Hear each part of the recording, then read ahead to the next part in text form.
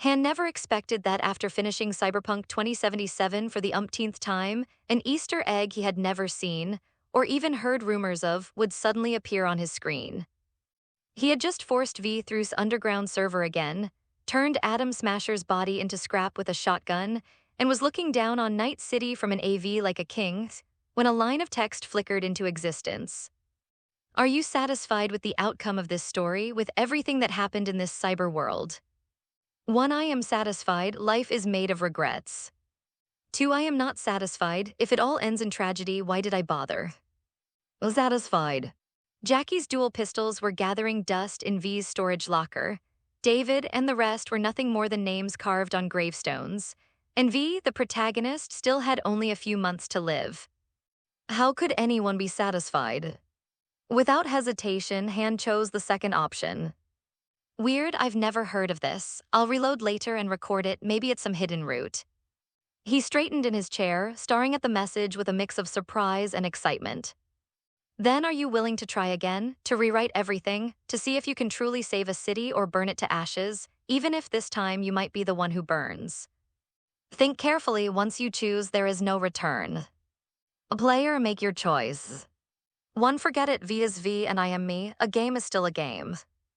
2. From this moment on, let my spark ignite. There was no debate, he selected option 2 instantly. But right as he clicked it, Han felt something strange. This didn't feel like a dialogue aimed at V, it felt aimed at him. That only made it more interesting. He took a swig of cold cola and waited for the next line. Then choose your beginning, out of courtesy the options will feel familiar. 1. A nomad, a curious fool who approached the. When you gaze into the abyss gazes back. 2. A trainee hacker in's program, digging up old net data beyond the. A foolish grave robber. 3. A voodoo boy's street rat, diving into cyberspace and accidentally summoning demons. A pitiful nobody. Han skimmed them once and conclusions hit immediately. All 3 options were tied to cyberspace, AIs, and the. Is the one writing this an AI? In the game's lore, the player was often speculated to be a rogue AI controlling V like a puppet. As for choosing a background, option 3 was thrown out instantly. He hated the most, and the voodoo boys were a close second, the butchered bodies for parts. The voodoo boys wanted to break the and bow to AIs like loyal dogs. They weren't human anymore. Option 2 rang bells. Lucy escaped from a cyber training camp in. They weren't training facilities, they were factories that burned gifted kids alive digging for old net relics. Dark, dangerous. Honestly, pretty cool. Option 1, the Nomads, was V's original background, seemed safe, might even allow interaction with the main story. Wait, it didn't say what year I'd end up in. Don't stick me in the 5th corporate war, please. Before he could decide, the screen flickered, the choice glitched out and vanished completely. Han froze for half a second, then slammed option 2 without hesitation. Better than the voodoo boys. The moment he clicked it, his monitor jumped back to the main menu and then started flashing uncontrollably. Red and blue distortions bled across the edges like the overclock visual effect. Then the entire display disintegrated into pixelated noise. Darkness swallowed him. His hearing, sight, touch all gone. In the void, faint text rippled by. Intruding. Intrusion complete. Han's eyes snapped open. No, not Han. Memories that weren't his crashed into his head. A boy named Mercer and trainee, a life drenched in pain and data. A stabbing agony shot through his skull. He reached behind his ear muscles screaming and grabbed a thick data cable. Oh fuck. He ripped it out. Instantly, alarms blared, screens burst. A server nearby popped with sparks and black smoke. Emergency lights failed, then switched to blinding red. He fell off the chair, coughing violently, his body shaking like it was being torn apart. Beep beep alert, unknown surge detected. Server overload. Rogue AI attack confirmed, protection mode activated. Rows of chairs filled the room, each wired with heavy cables. 7 kids, maybe 12 to 16, were tearing off their gear, panicked. The boy in the next chair wasn't moving. Smoke curled from his head, blood leaked from nose, mouth, ears. Dead. Then a voice echoed directly in Mercer's mind. Welcome to the world of cyberpunk, my friend. Mercer froze. What the hell was that? The kids stared at him. What happened to Mercer? Hey, can you hear us? Tony's dead. The server's burning. More words flickered across Mercer's vision. A system reboot complete. Online. 2 reconnected. RAM upgrade restored. His head throbbed like someone was drilling into it. He could barely think. A girl with twin pigtails leaned toward him, eyes wet. Before she could say anything, someone grabbed his wrist gently, helping him sit up. Mercer, talk to me, are you okay? He turned and froze. Short, iridescent hair, pale face, sharp eyes. I knew that face. Lucy. Lucy. The same girl from Cyberpunk. Lucy, I'm... A wave of dizziness hit him like a hammer. The world tilted, then went black. As consciousness slipped away, distant robotic voices echoed through the void. Code FF06B5, operation successful. Will this really change anything? Uncertain. But it's our best chance. Load the program. Understood. Initiate. Operation. Now then, let this tiny spark ignite, my friend. And then everything sank into silence. The situation isn't great. His neural network is badly burned. A tired female voice sounded beside his ear. A skip to the conclusion. The man's reply was cold and impatient. Fine, best case, if he wakes up, there's a high chance of severe cognitive impairment. Worst case, major memory loss. His neural tissue is so fragile right now that a minor fluctuation in the net could drop him to the floor. She sighed at the end. Got it, what did tech say? Was it an AI or the man asked someone else? Assessment isn't conclusive, but most likely an AI. If it were it wouldn't have been so kind as to only fry one person's brain. Another female voice spoke up, this one even colder. When he wakes up, run the full series of tests and evaluations. If he is useless, follow procedure, I have a meeting. Understood. Footsteps faded, 2 soft chimes followed as automatic doors opened and closed. Silence settled in, broken only by a machine beeping at regular 10-second intervals. Mercer tried to open his eyes. No matter how hard he forced them, he saw nothing but black. He tried to move his arms. They felt like they did not exist. Only his torso twitched weakly against something hard beneath him. Click. The door opened again. Don't move. A calm female voice. Right now you can't see, your arms won't respond, and you probably feel dizzy, nauseous, like you might vomit. That is normal. Most of your has been removed. As for the vision problem, your cyber eye was forcibly shut down. We will recalibrate it. Next, I am going to restart your cyber eye. Try not to panic. Mercer could only let out a low grunt. He heard fingers tapping on a screen. A moment later, light exploded in his vision. ASAID 3 rebooting. Recalibrating. Same as when you got it installed, the woman said. Deep breaths, the blur will fade. Mercer did as she said. After about 10 seconds, the haze cleared like fog burning off glass. He finally saw the room. Bright lights, white walls, cold metal. It was a clean operating room in full cyberpunk style, a bed, a doctor, and an overkill amount of machinery. He looked down at himself. His hands were still attached. That was something. The reason he could not move them was obvious enough when he saw the rest. The skin on his forearms was cut open along the interface ports. Flesh and metal showed through. Restraint straps pinned his arms to the bed. Good, the cyber eye data is stable. At least you are not a complete write-off. The woman in the white coat sounded relieved. Stay awake. We need to test your tolerance step by step. If you feel any headache spikes, nausea, visual distortion, or mental anomalies, you must say so immediately. All right. The stabbing in his head had dulled, but every now and then pain pulsed sharply through his skull, making his muscles twitch. Do you understand your current situation? She kept typing without looking at him. From Mercer's angle, he could see her clearly now. East Asian, middle-aged, well-kept, calm, elegant, and clinical. I heard some of it, Mercer said. Then he could not help asking, what does handled according to procedure mean? Termination. Most likely. She finally turned to face him, expression unreadable. If I were you, I would worry less about being fired and more about how you plan to explain this to the company. She continued in the same flat tone. This is the first confirmed rogue AI attack on our servers. The entire training facility is in shutdown. The supervising director has already been removed. You have no idea how serious this is. Worst case, the project is scrapped. A lot of people lose their positions or are reassigned. You are listed as a direct trigger. Compared to what the company might decide, termination would be merciful. Mercer's mouth twitched, typical logic. They threw kids into the old net as disposable tools, then blamed those same kids when something went wrong. He thought quickly. One thing was clear, he could not let them hang this incident on him. The moment he lost value, agents would erase him in the name of protecting corporate interests. It wasn't my fault, Mercer said immediately. It was Tony. Tony, the boy who had been on the chair next to him, dead with smoke coming from his head. He had not fully sorted through Mercer's memories yet, but they were sitting in his mind like a pre-indexed archive. All he had to do was reach for the right file. Tony and I were mining data in the same sector when a tall red female construct appeared, Mercer said. Her appearance matched the high-risk AI in the company briefings.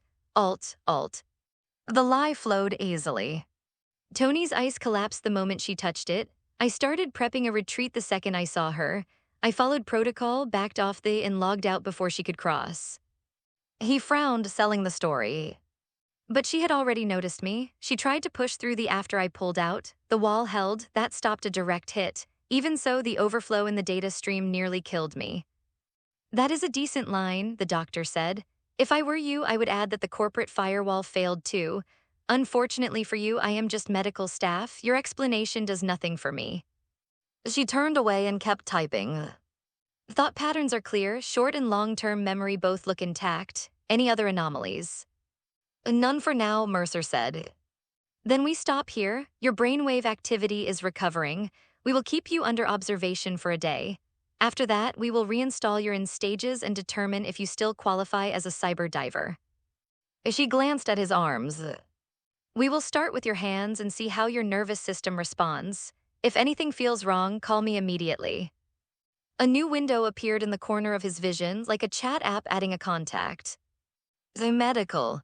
I have sent you my details. If your neural link glitches and you cannot make a regular call, press the red button by your bed. As Mercer watched, lifted her hands. They looked normal at first. Then one of her fingers shifted, reshaping itself into an injector. Her left hand picked up a vial and slotted it into place. Sleep. When you wake up, your hands will be back on properly. He did not get a vote. She drove the injector into his neck. Cold liquid flooded his veins. His consciousness dropped.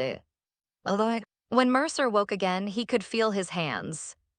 Data link established. System online. Corporate Edition V203 connected. Hand interface pathways stable. He blinked. The operating room was quiet. No doctor, no kids, just him and the machines. Finally alone, he let out a long breath and slowly pushed himself up. Phantom aches sparked through his body. It was not as bad as he expected. The pressure in his head was still there, but instead of smothering his thoughts, it sat behind them like a constant weight. His mind felt sharper than before. That was not his imagination. With a simple impulse, Mercer called up the archive in his head. Mercer's own memories rushed past at incredible speed, like a video on fast forward. Writing his first virus at 6, getting yelled at by his foster mother. Recruiters showing up with a contract, his foster father grinning like he had won the lottery. Lessons, training, drills, cyber theory, code, the old net. All of Mercer's life poured into him, not just memories, but knowledge, technical skills, habits, instincts. Years of intense education and practice, all folding into his current self. A few hours ago, he had been an ordinary office worker gaming at his desk. Now, lying on a cold bed, it took him minutes to fully digest the life and training of a genius-level hacker. Purely in terms of skill, he was already beyond the original Mercer, much further. He rubbed his temples. His brain was running hot, and his damaged nerves were feeling every second of it. To cool down, he forced himself to switch topics, anything lighter than absorbing an entire second life. For example, those voices. He was sure he had not imagined them. Code FF06B5 operation successful. Operation. What were those? Where did they come from? His mind spun through possibilities. FF06B5, he still had no clear meaning for that string, so he fell back on something basic. In hex color codes, FF06B5 mapped to a shade of magenta. Code magenta. Weird nomming sense. He moved to the second code. His internal translator had already done its work. A twilight of the gods. He gave a dry laugh. Yeah, that sounds fun. Most likely, both codes and the voices that came with them were tied to rogue AIs on the net. With so little to go on, there was nothing solid to conclude. But he was almost certain of one thing. His transmigration, his boosted cognition, maybe even his survival were all tied to those AIs. The problem was simple and huge at the same time. There was not just one AI out there, there were dozens, maybe hundreds. If he jumped blindly into deep cyberspace looking for answers, he might cross paths with the one that helped him. He might also meet something else that would pulp his brain like Tony's. A human against an AI in its own domain was basically a toddler charging a tank. The tank might crush the kid by accident without even noticing. So until he had enough power or some way to defend himself, he would not be going anywhere near the far side of the curiosity could take a number and wait. He shook his head and pushed those questions aside. The existential stuff could wait. Right now, the priority was survivals. He had to get through the fallout from this incident without becoming the scapegoat. After that, he needed to find a way out of this so-called training facility. Staying here was not an option. Treated these kids like disposable components, tossing them into the old net to mine data. Even the voodoo boys looked smarter compared to this. If he was remembering Lucy's fate correctly, from the anime timeline, only one trainee from this program survived. Lucy herself. Everyone else died mining or died running. Which meant one thing, escape was possible. He just had to be the one who made it out. But that was a problem for a slightly later version of him. Click. The door slid open. A young girl stepped in hesitant. Not Lucy, a small girl with red twin tails. The name surfaced automatically. From Osaka, a prodigy brought in 2 years ago, 11 years old, the youngest trainee in the whole facility. Hearing her name, she froze, watching his face. His expression must have looked off because she did not answer. She moved closer instead, golden light flickering faintly in her eyes as she scanned his status. She stopped by the bed, stood there in silence for a few seconds, then finally asked, in Japanese, "Mercer, are you all right?" Me is still breathing. Mercer studied her carefully. He understood her perfectly. Japanese had been a compulsory subject, his chosen language. Most of the trainees here were Japanese, or at least part Japanese. All of them were orphans. Mercer himself was mixed. He did not know the full breakdown. The original Mercer's memories started with foster parents, not birth parents. Those foster parents had sold him to for €50,000. His features, at least, leaned East Asian. Stared at him like she wanted to read his thoughts off his face. After a moment, she said quietly, "If you need help, message me, okay? We are still friends." Her voice was small. Mercer held her gaze for a moment, then smiled. "Yeah, we are friends." She relaxed a little, her eyes flashed gold one more time as she scanned the room. Then she said, "When you get discharged, let's talk. Me, Lucy, and just us. Do you want to come? It is just a small meetup." "Sure," Mercer nodded, then narrowed his eyes slightly. "Assuming I make it out, with a suspected rogue AI involved, I have no idea how the company will handle me. Termination, transfer, something worse, anything is possible." He sighed. "Either way, this is a bad time for gatherings. Internal investigations are going to be intense." His eyes widened a little. She had not even mentioned details yet. "I see, I will tell them," she nodded quickly. "Rest well, Mercer." She turned toward the door, then hesitated, her hand clenched at her side. She spun halfway back, words spilling out of her mouth. "Mercer, I actually saw it." "I believe you." She looked like she regretted saying anything the second it left her lips. Without waiting for his reaction, she rushed out of the room. The door closed behind her. Mercer narrowed his eyes. "Saw it. Saw what?" In that instant, a bold idea clicked into place. Could she have seen those AIs? Hey everyone, welcome to FanFic Canon. Thanks for hitting play. I'm thrilled to bring this fan-made story to life for you. If you enjoy the ride and want more narrated fanfics, smash, subscribe, and tap the bell so you never miss an episode. And if you want audiobook of a novel of your choice, join my Patreon. Request any title that's freely available online, and I'll produce a full narration just for you. Now, let's dive into today's adventure. Mercer had a rough 3 days. No TV, no computer, no phone. Being confined to bed wasn't easy. Doctor only came by once a day to perform a thorough checkup before hurrying off, insisting he wasn't allowed to get out of bed casually. The formal review he had expected to come quickly never arrived, which only made him more anxious. A hanging threat was always the most frightening.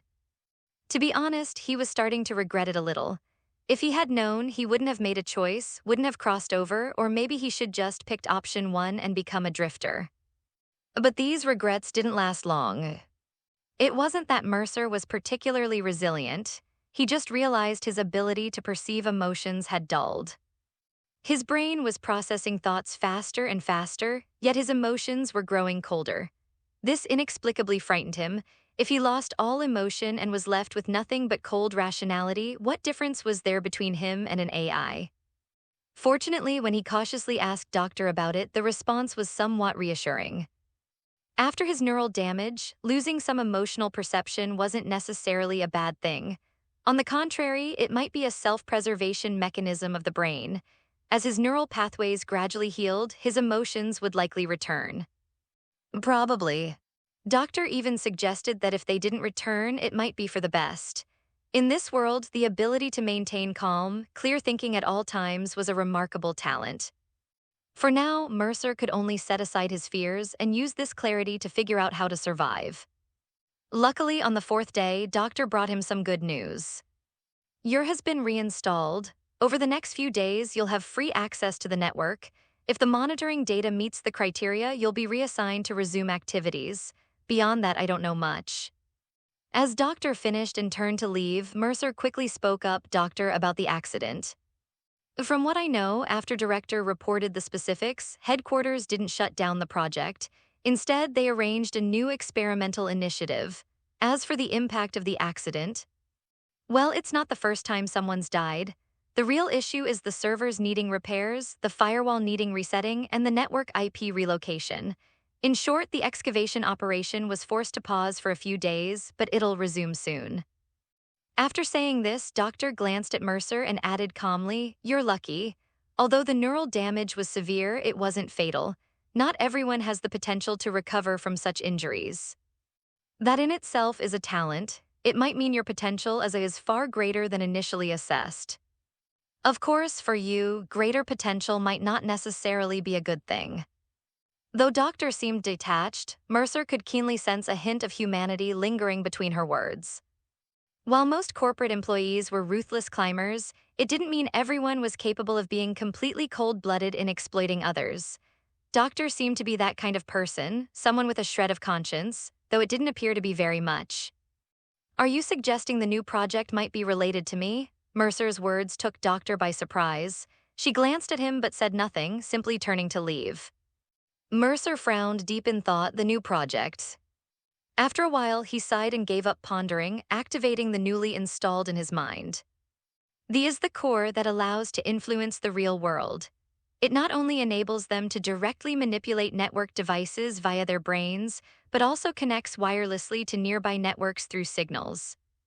At the same time, different models or corporate branded come with unique specialized functions. For example, the NetWatch model includes a contagion module, allowing us to spread virally, automatically infecting other network devices near the target. So on the other hand, lean more toward stealth and targeted disruption or infiltration. Of course, none of that mattered much to Mercer at the moment. All he really needed was a simple network connection. He'd been bored out of his mind these past few days. To initializing. Biometric verification passed. Permission review approved. Mercer Veil access authenticated. Current neural latency 2.7. Current data bandwidth 780 GBs. Personal ICE Obsidian V2 successfully initialized. Coprocessor and module operational, no loaded usage subject to employee agreement. A stream of text flickered before his eyes. With a mere thought, Mercer dismissed the data display. He turned sideways and with some effort reached for a tablet doctor had left nearby, placing it on his lap. Then he pulled a data cable directly from his wrist and plugged it into the tablet's port. Truthfully, he didn't need such devices to access the network wirelessly, browsing sites or streaming videos directly, but in the cyberpunk era of today. Mercer glanced at the date on the tablet. October 12, 2071. Yeah, in the cyberpunk year of 2071, even street kids scraping by knew better than to connect their brains directly to the net. If you chose to go in raw, any attacks or viruses online would have to be tanked solely by the ice in your personal receiver. Some viruses might just fry a hard drive if they hit a computer, but if they got into your brain by accident, that'd be scrambled brains. Once connected, Mercer didn't do anything unnecessary. He was well aware that there was no such thing as privacy here. Every word he spoke, every move he made could be under someone's scrutiny.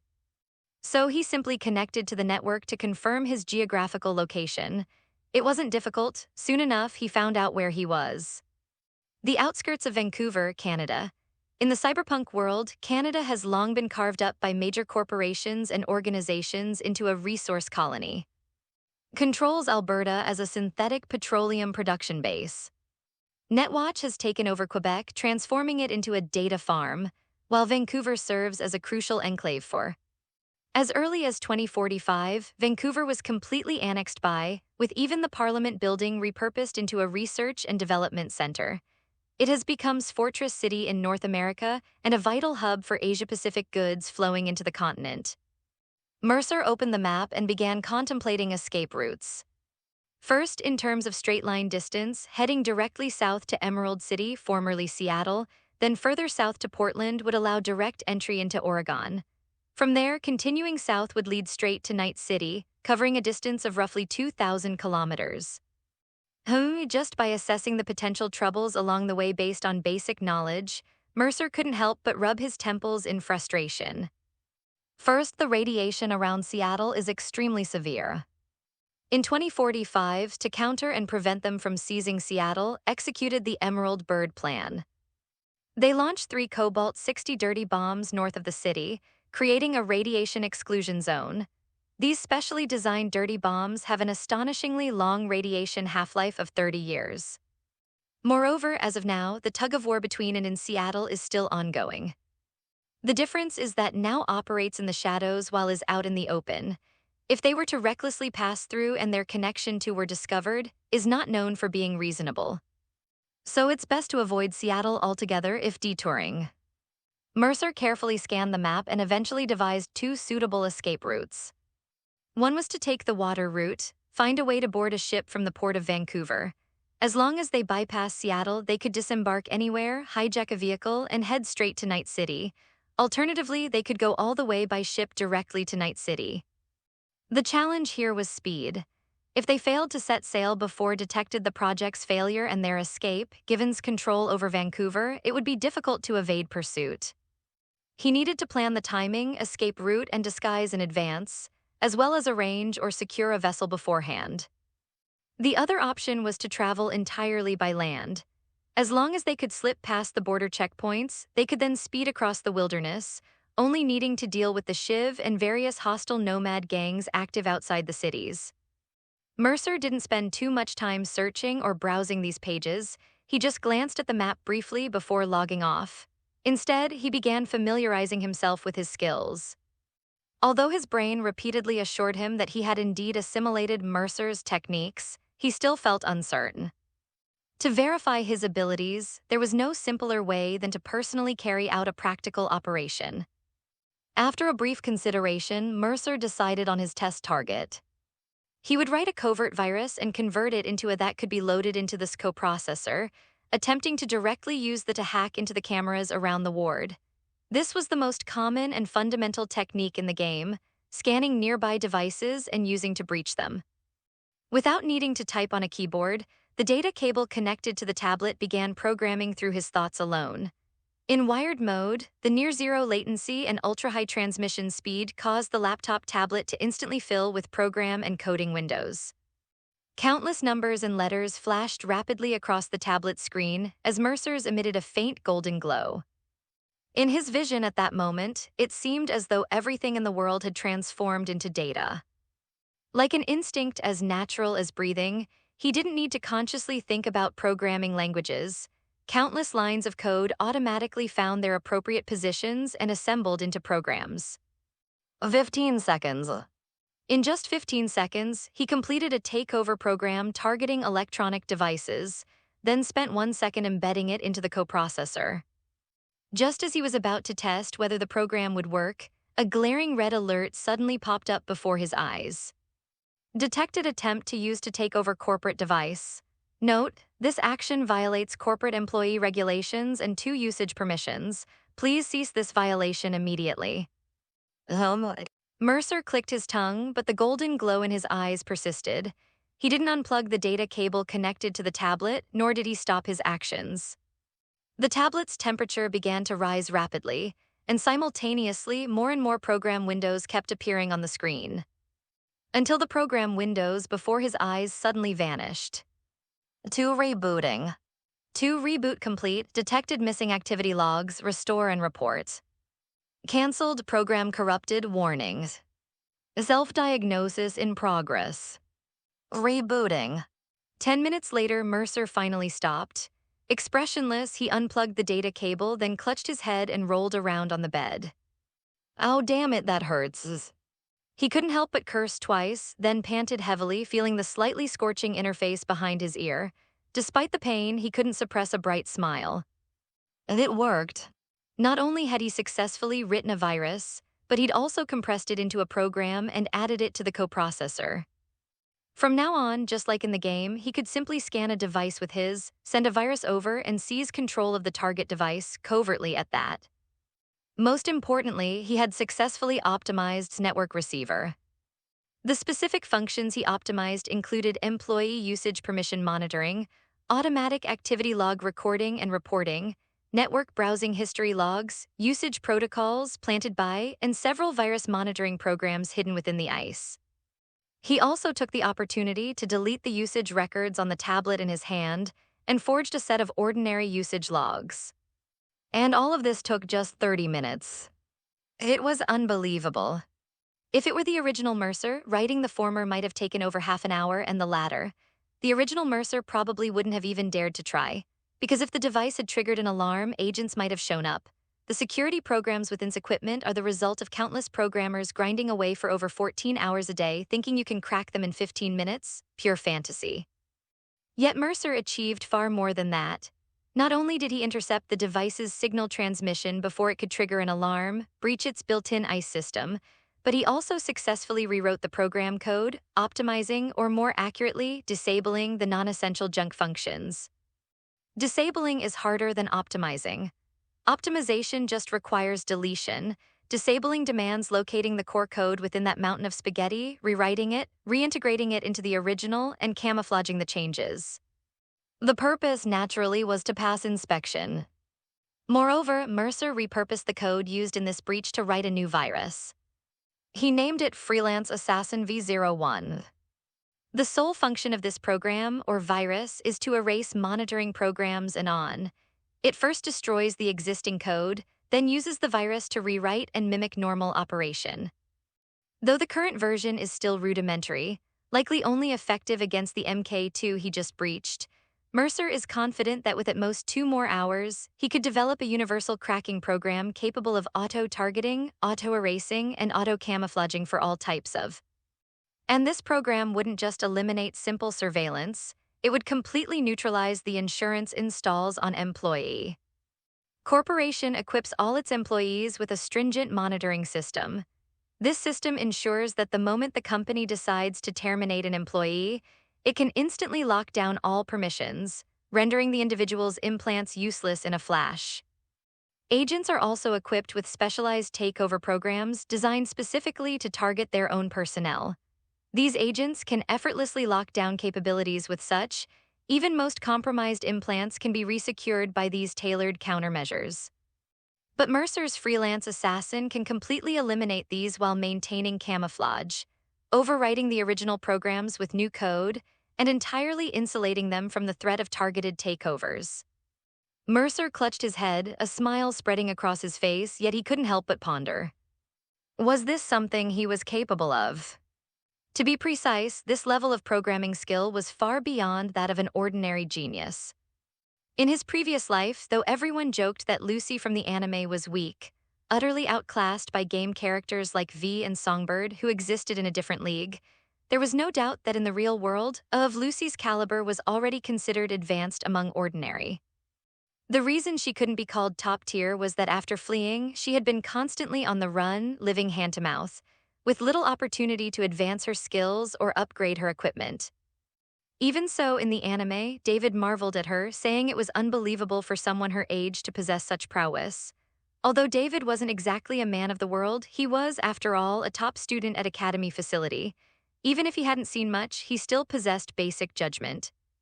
As for Mercer, he could draw a conclusion based on common sense stored in his mind.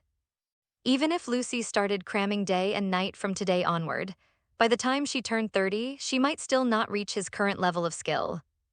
What limited Mercer's technical prowess now was never his talent, but simply the accumulation of theoretical and practical knowledge, along with the computing power provided by the human brain as wetware.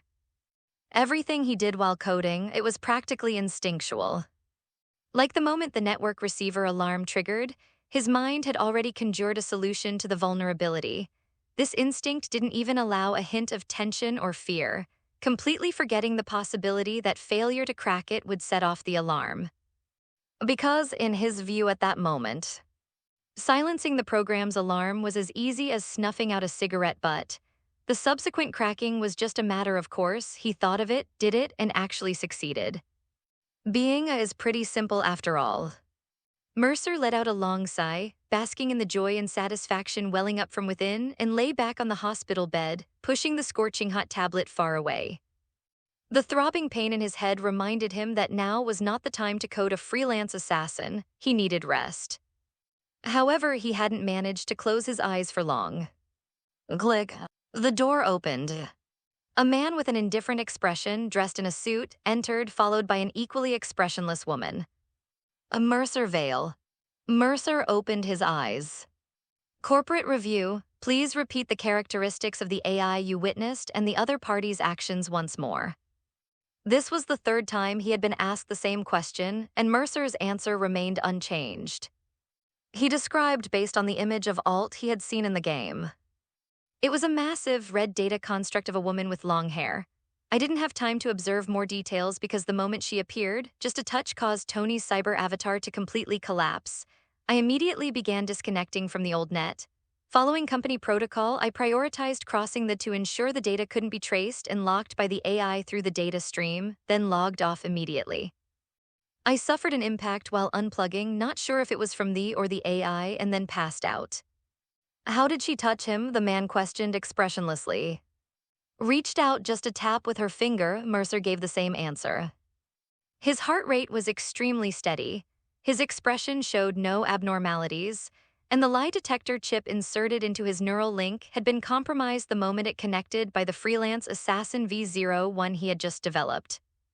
Now the data the other party was receiving through the lie detector chip was all normal information. This was also their fault for insisting on inserting the chip into his head. This type of lie detector chip, which judges deception through neural pathways, was simultaneously connected to his. The outcome was predictable. The defense protocols inside weren't even as updated or robust as those on his too. Coupled with the zero-delay data transmission from the neural link connection, the lie detector chip hadn't even had time to activate before he had it to mimic his own. While answering questions, Mercer was also studying the data composition of the lie detector chip, attempting to replicate and crack the program. If he could fully replicate it, he could create his own lie detection program, which would surely be useful later. The man turned to glance at the woman beside him, and after she nodded, he simply stood up and moved aside. The woman then gracefully took a seat, smiling faintly as she gazed at Mercer. This woman in a suit was also Japanese, with long hair cascading over her shoulders. She was quite beautiful, her traditional Japanese makeup giving her a gentle appearance, and she looked to be around 30 years old. Of course, in Cyberpunk, appearance is the easiest thing to change. Cosmetic surgery or maintaining a youthful facade is no challenge for the wealthy. The preliminary review of this incident regarding you has concluded. Now let's discuss something else. The woman's voice was gentle, speaking unhurriedly. Mercer, based on the information provided by your and your companion's testimonies, we can confirm that a rogue AI did indeed invade the server and caused it to overload. However, according to the technical division's analysis, the main cause of this server overload was a massive data stream being downloaded locally in an instant. I want to confirm with you, did you receive any unknown program packages before disconnecting? No, after reconnecting, I checked the local storage of the interface. Even the previously stored were wiped clean. I believe the corporation already ran checks when they removed my. Mercer looked utterly sincere, lying on the bed, answering every question dutifully. His body was perfectly still, hands folded in front of him, and he seemed somewhat nervous, occasionally pursing his lips and breathing heavily. The woman smiled. Don't worry. We suspect the other party was planting a virus on the server or attempting to use our server as a stepping stone to bypass into the intranet. We aren't concerned that you're hiding anything, just giving you a friendly reminder.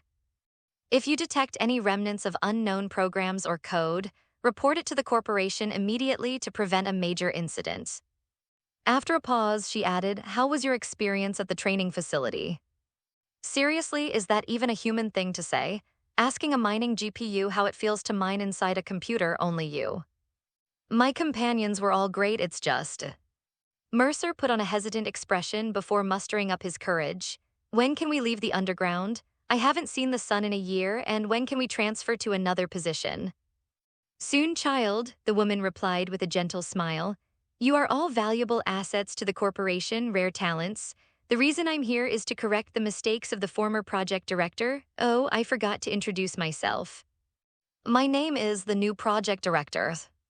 As for wanting some sunlight, I can make the call. You'll all be transferred to work on the surface soon. The way treated you kids like slaves, you poor things.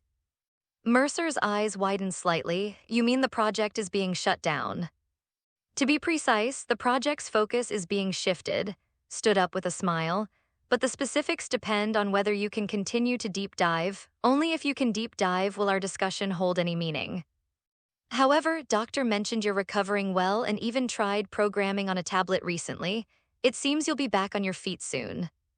Yeah, I feel like with a bit more rest I should improve. Mercer spoke without showing any surprise that they were monitoring his activities. After all, the key data and activity logs were altered. Even if they investigate thoroughly, they'll only find that I created a program. Then rest well, I'll have Doctor approve your discharge. After that, you can spend time with your friends. These few days are a rare vacation for all of you, it would be a shame to miss it. With that led the man out. Just as they reached the door, she turned back abruptly. Oh, by the way, your friend mentioned that before disconnecting, she vaguely saw a unique male AI figure near you. Do you recall anything about that? No, I only saw alt. Mercer answered without changing his expression. Smiled, it seems the number of AIs we need to be wary of may have increased again. Almost forgot, remove his lie detector chip. The man bowed immediately, turned to Mercer's side, removed the chip, and inserted it into his own head. His glowed with a golden light, and after a moment he nodded at. Then it's settled. After left, the room returned to silence. Mercer, however, fell into deep thought. An AI in the form of a man's. It seemed he needed to talk to as soon as possible. Still's appearance had caught him off guard. She introduced herself as the new project director, so it went without saying what had happened to the previous one. The corporation rarely gave anyone a chance to make mistakes. Once you slipped up, all your competitors would do everything possible to ensure you were thoroughly finished. No need for those higher up to lift a finger. But this only made things more complicated for Mercer. The former project director had been in charge of sending their group of kids to mine, but this new one seemed intent on changing the project's direction. Mercer had a hunch, or rather a prediction, that this project was highly likely to involve AI. He had initially claimed to have seen alt purely to protect himself, but now it seemed he might have overplayed his hand. When Alt was alive, she was a top tier was willing to kidnap to acquire. Now, as an AI in the net, she was an even greater threat they deeply feared. Mercer had thought he could use Alt's reputation to scare them, maybe even free himself from the fate of deep diving into cyberspace as a mining GPU. But now it appeared. These bastards weren't just unafraid, they seemed to have gotten some wild idea or ambition about rogue AIs. Then again, isn't that just how core are? Mercer sighed. For now, there was nothing he could do but take things one step at a time. His priority was still to ensure he could escape. At least in Night City, a neutral ground still contested by multiple corporations, not yet fully claimed, he would have room to rise and the possibility to change everything. After clearing his mind, it wasn't long before Doctor walked in, accompanied by the sound of the automatic door sliding open. Mercer, per the director's orders, you're cleared to leave the hospital for self-observation. Some of that hasn't been installed will be put on hold for now, pending further arrangements from above. Mercer opened his eyes. So my RAM recoup, bioregeneration optimization, none of that's getting installed. Correct, your current neural capacity isn't sufficient to support too many systems running simultaneously. Frankly, I'm amazed we managed to reinstall this much. Your neural tolerance is remarkable. Considering you'll still need to perform, my recommendation is to rely mainly on external devices. Doctor paused, then added meaningfully. The new director has extensive connections. I believe she'll arrange better, even experimental models for those with potential. That includes the two you're all using now, which are actually being phased out this year. The internal 3 version is already ready to hit the market. Anyway, you know how it is, experimental generally outperforms commercial versions by a significant margin. So we mining GPUs are all using soon-to-be obsolete junk.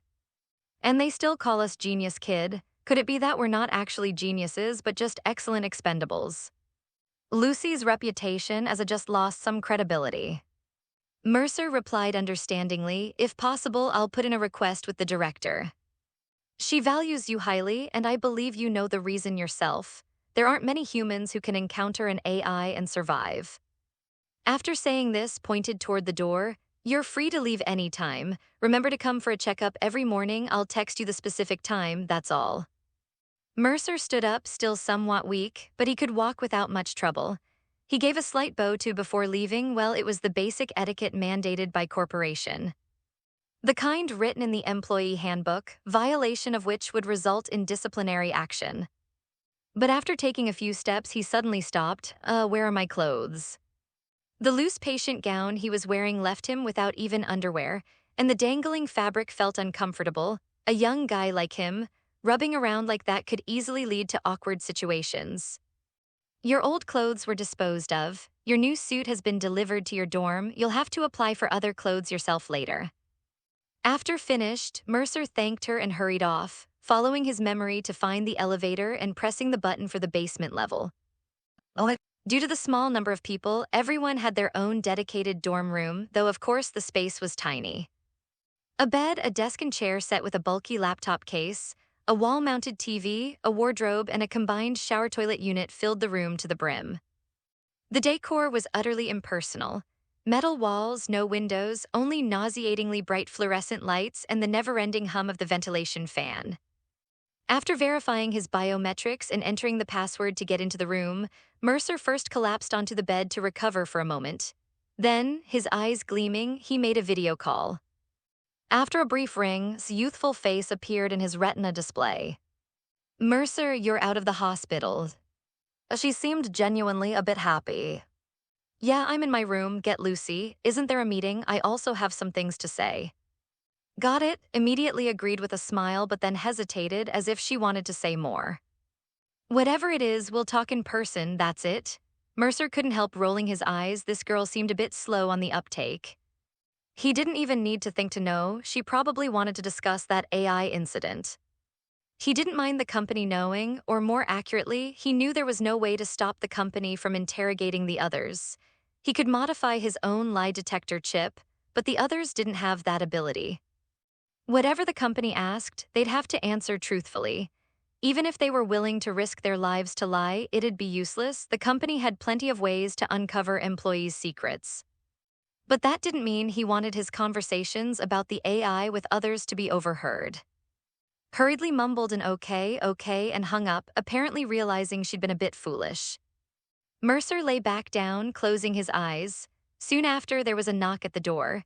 He used his neural link to remotely control the lock, and the door slid open with a swish. Sure enough, as the door opened, the first people Mercer saw were Lucy and behind Lucy and a tall young man with similarly suntanned skin also entered. Once the door closed, Mercer lazily sat up. Have a seat. I think there are some instant tea bags under the coffee table. Other drinks were probably finished long ago. Thank you, Lucy nodded slightly, her bright eyes cautiously studying him all the while. Mercer was also observing her closely, but unlike her intent, his was purely a fan's mindset, studying the real-world form of his 2D. Her iridescent short hair shimmered under the light with complex hues, like silver mixed with pink, and the faint red eyeshadow beneath her bright eyes seemed to be a permanent tattoo, typical cyberpunk style. Just like the young man beside her, whom Mercer remembered was named, with his green mohawk and a fashionable face, complete with a metal-coated chin, these kids living day-to-day really knew how to stay trendy.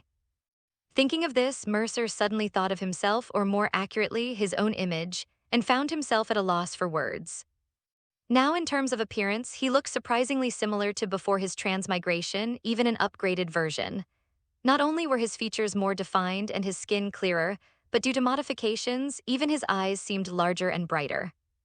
Except he had red hair, a buzz cut, a black earring in his left ear, and even the port behind his ear was stylized into a red cherry blossom petal with a distinct flare. Like a tattoo, there were obvious neural circuit tattoos on both sides of his face near the eyes, which glowed blue when connected to the network. Honestly, after a while, it started to feel quite unique, giving Mercer, who had never experimented with unconventional styles in his past life, a bit of a thrill. He had once suggested dyeing his hair red as a child, but nearly got beaten by his family that very day, so he dropped the idea. We'll be here soon, Lucy said, seemingly done with her appraisal. After a pause, she added, mentioned you have something to say. Yeah, the company's project seems to be changing. As soon as Mercer finished speaking, the eyes of all three lit up.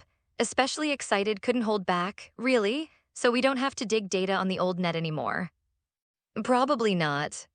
Before Smile could fully bloom, Mercer chuckled lightly and added, no need to worry about getting caught by AIs while mining the old net, because our new project most likely involves directly engaging with AIs.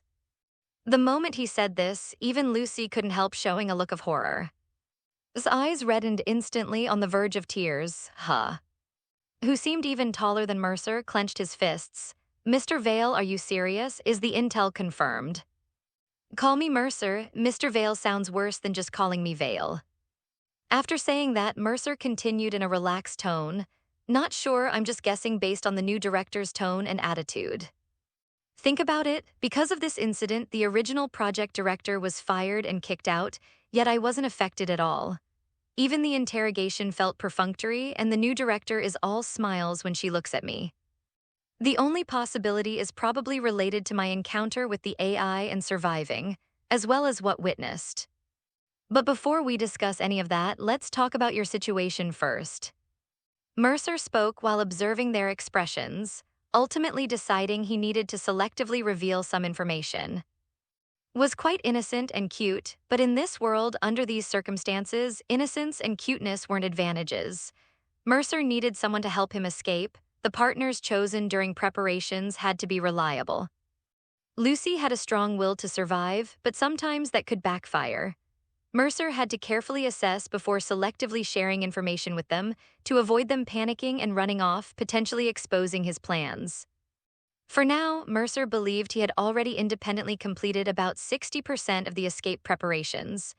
These little were only useful for drawing fire and providing some muscle during the escape. Hacking skills. To be honest, he was feeling a bit overconfident now. He dared say he could take on 10 Lucys. Well, at least 3 should be no problem. After a moment of silence from Lucy, a prompt suddenly appeared before Mercer's eyes. Lucy has initiated a file transfer, accept. Mercer didn't accept immediately. Instead, he manually activated his personal ICE, then used his to create a virtual drive and connected the software to it. If necessary, he could format the virtual drive directly, losing only the RAM deducted during its existence. Once the file was received, Mercer's eyes glowed with a faint golden light as he watched the rapidly flowing blue data in his vision, quickly understanding what the program did. Without a word, he unplugged the data cable from his wrist. "Wait a moment." Lucy silently watched him and nodded. He sat down by the computer, first connected the data cable from his wrist, and uploaded Freelance Assassin V01 to the computer, running a targeted scan and cleanup. Then he cautiously reread the computer data himself, manually handling the invulnerabilities inside the laptop, and conveniently deleted some junk programs left by the previous Mercer. Well, to the current him, those programs were really terrible, redundant code piled up like a mountain of crap, as garbage as programs.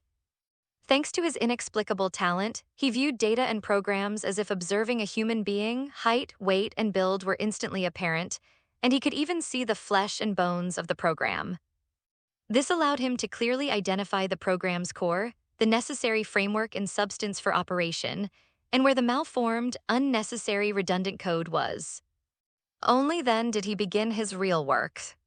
First, he deleted all the software Lucy had sent, not that it was unusable, but for him, rather than using her software for optimization and upgrades, it was more efficient to rebuild a core code segment from scratch.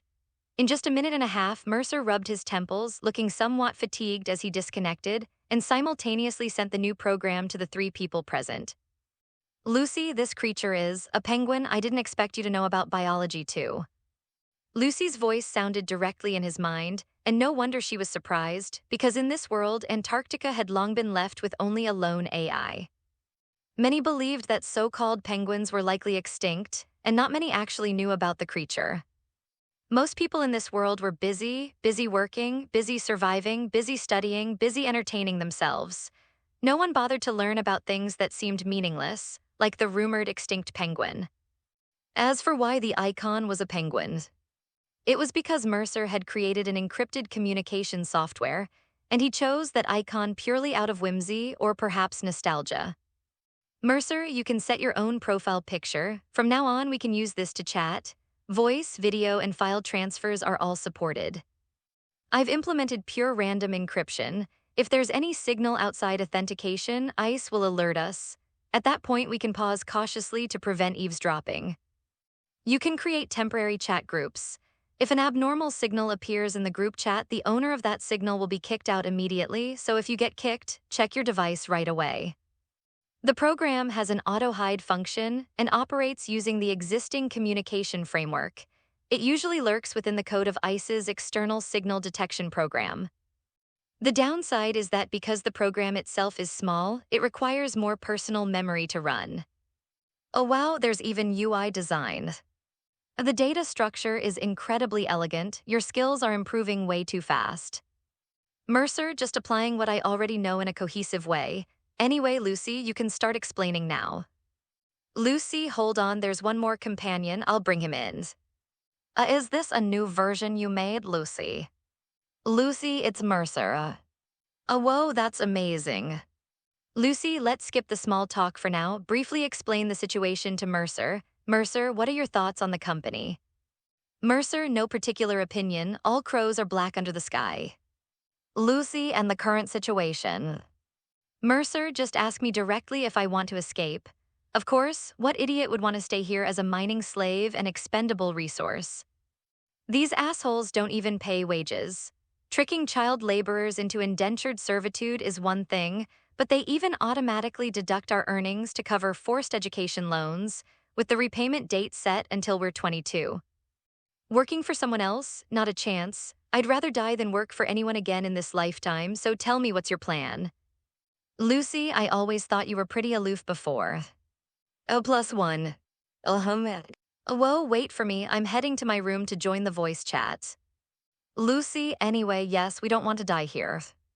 Lucy, a few days ago it was Tony. Last week it was. A month ago it was. The rate of deaths is speeding up. Those rogue AIs have probably figured out that a group of kids logs in regularly to mine, and they've started hunting us right on schedule. They've even learned to set traps, hiding snares within the mining data. I don't want to die, none of us want to die, so we've decided to escape.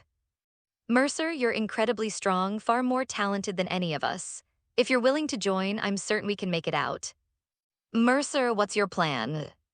Lucy, we've already obtained the security personnel roster and shift rotation schedule, and we secretly hacked the employee database. We've decided to make our escape on Christmas Day. That day has an unusually high number of employees taking leave. Apparently, years of working underground have become unbearable, and everyone wants to celebrate the holidays. Plus, the surface will be chaotic enough that day. I'm sure many corporate employees will be on leave too, so that's when we'll make our move. The original plan was to use our deep dive into the old net that day to launch a massive information assault through our connected servers. But now, if the project changes, I don't know. If we really have to deal with AI, will we even survive until Christmas? Lucy wore a somewhat sorrowful expression, less sorrowful than fearful. Just by looking at her face, Mercer could easily see the fragility the girl was trying hard to conceal. And showed similar expressions. Looked completely dejected and mournful, her eyes already reddening while sighed heavily, his expression extremely grave. Mercer, don't be afraid. You've been treated as expendable for so long it's become a mindset. The project team isn't capable of directly capturing AI yet. Capturing AI requires highly specialized equipment and much more powerful server support. Our current equipment and facilities don't support that possibility. Even if they were prepared to capture AI, our role would at most be bait, using us as fishing lures. What other preparations have you made? How long have you been planning this? Is this all you've prepared? Lucy and also wrote a cracking program that can unlock the restrictions on we'll send it to you later. But triggering this program will set off alarms, so don't attempt to run it directly. We tested it with simulation software. It can disable all programs within 10 seconds. That's more like it. Mercer considered this but didn't mention he'd already casually created something better, simply replying. Mercer, I'll optimize the program later, no rush. What else? Escape route selection, supply quantity planning, identity disguise, escape destination and preparations and future plans after reaching our destination. At these words, the chat group suddenly fell silent. The kids looked at each other, speechless, until suddenly someone knocked on the door. Open up, it's me.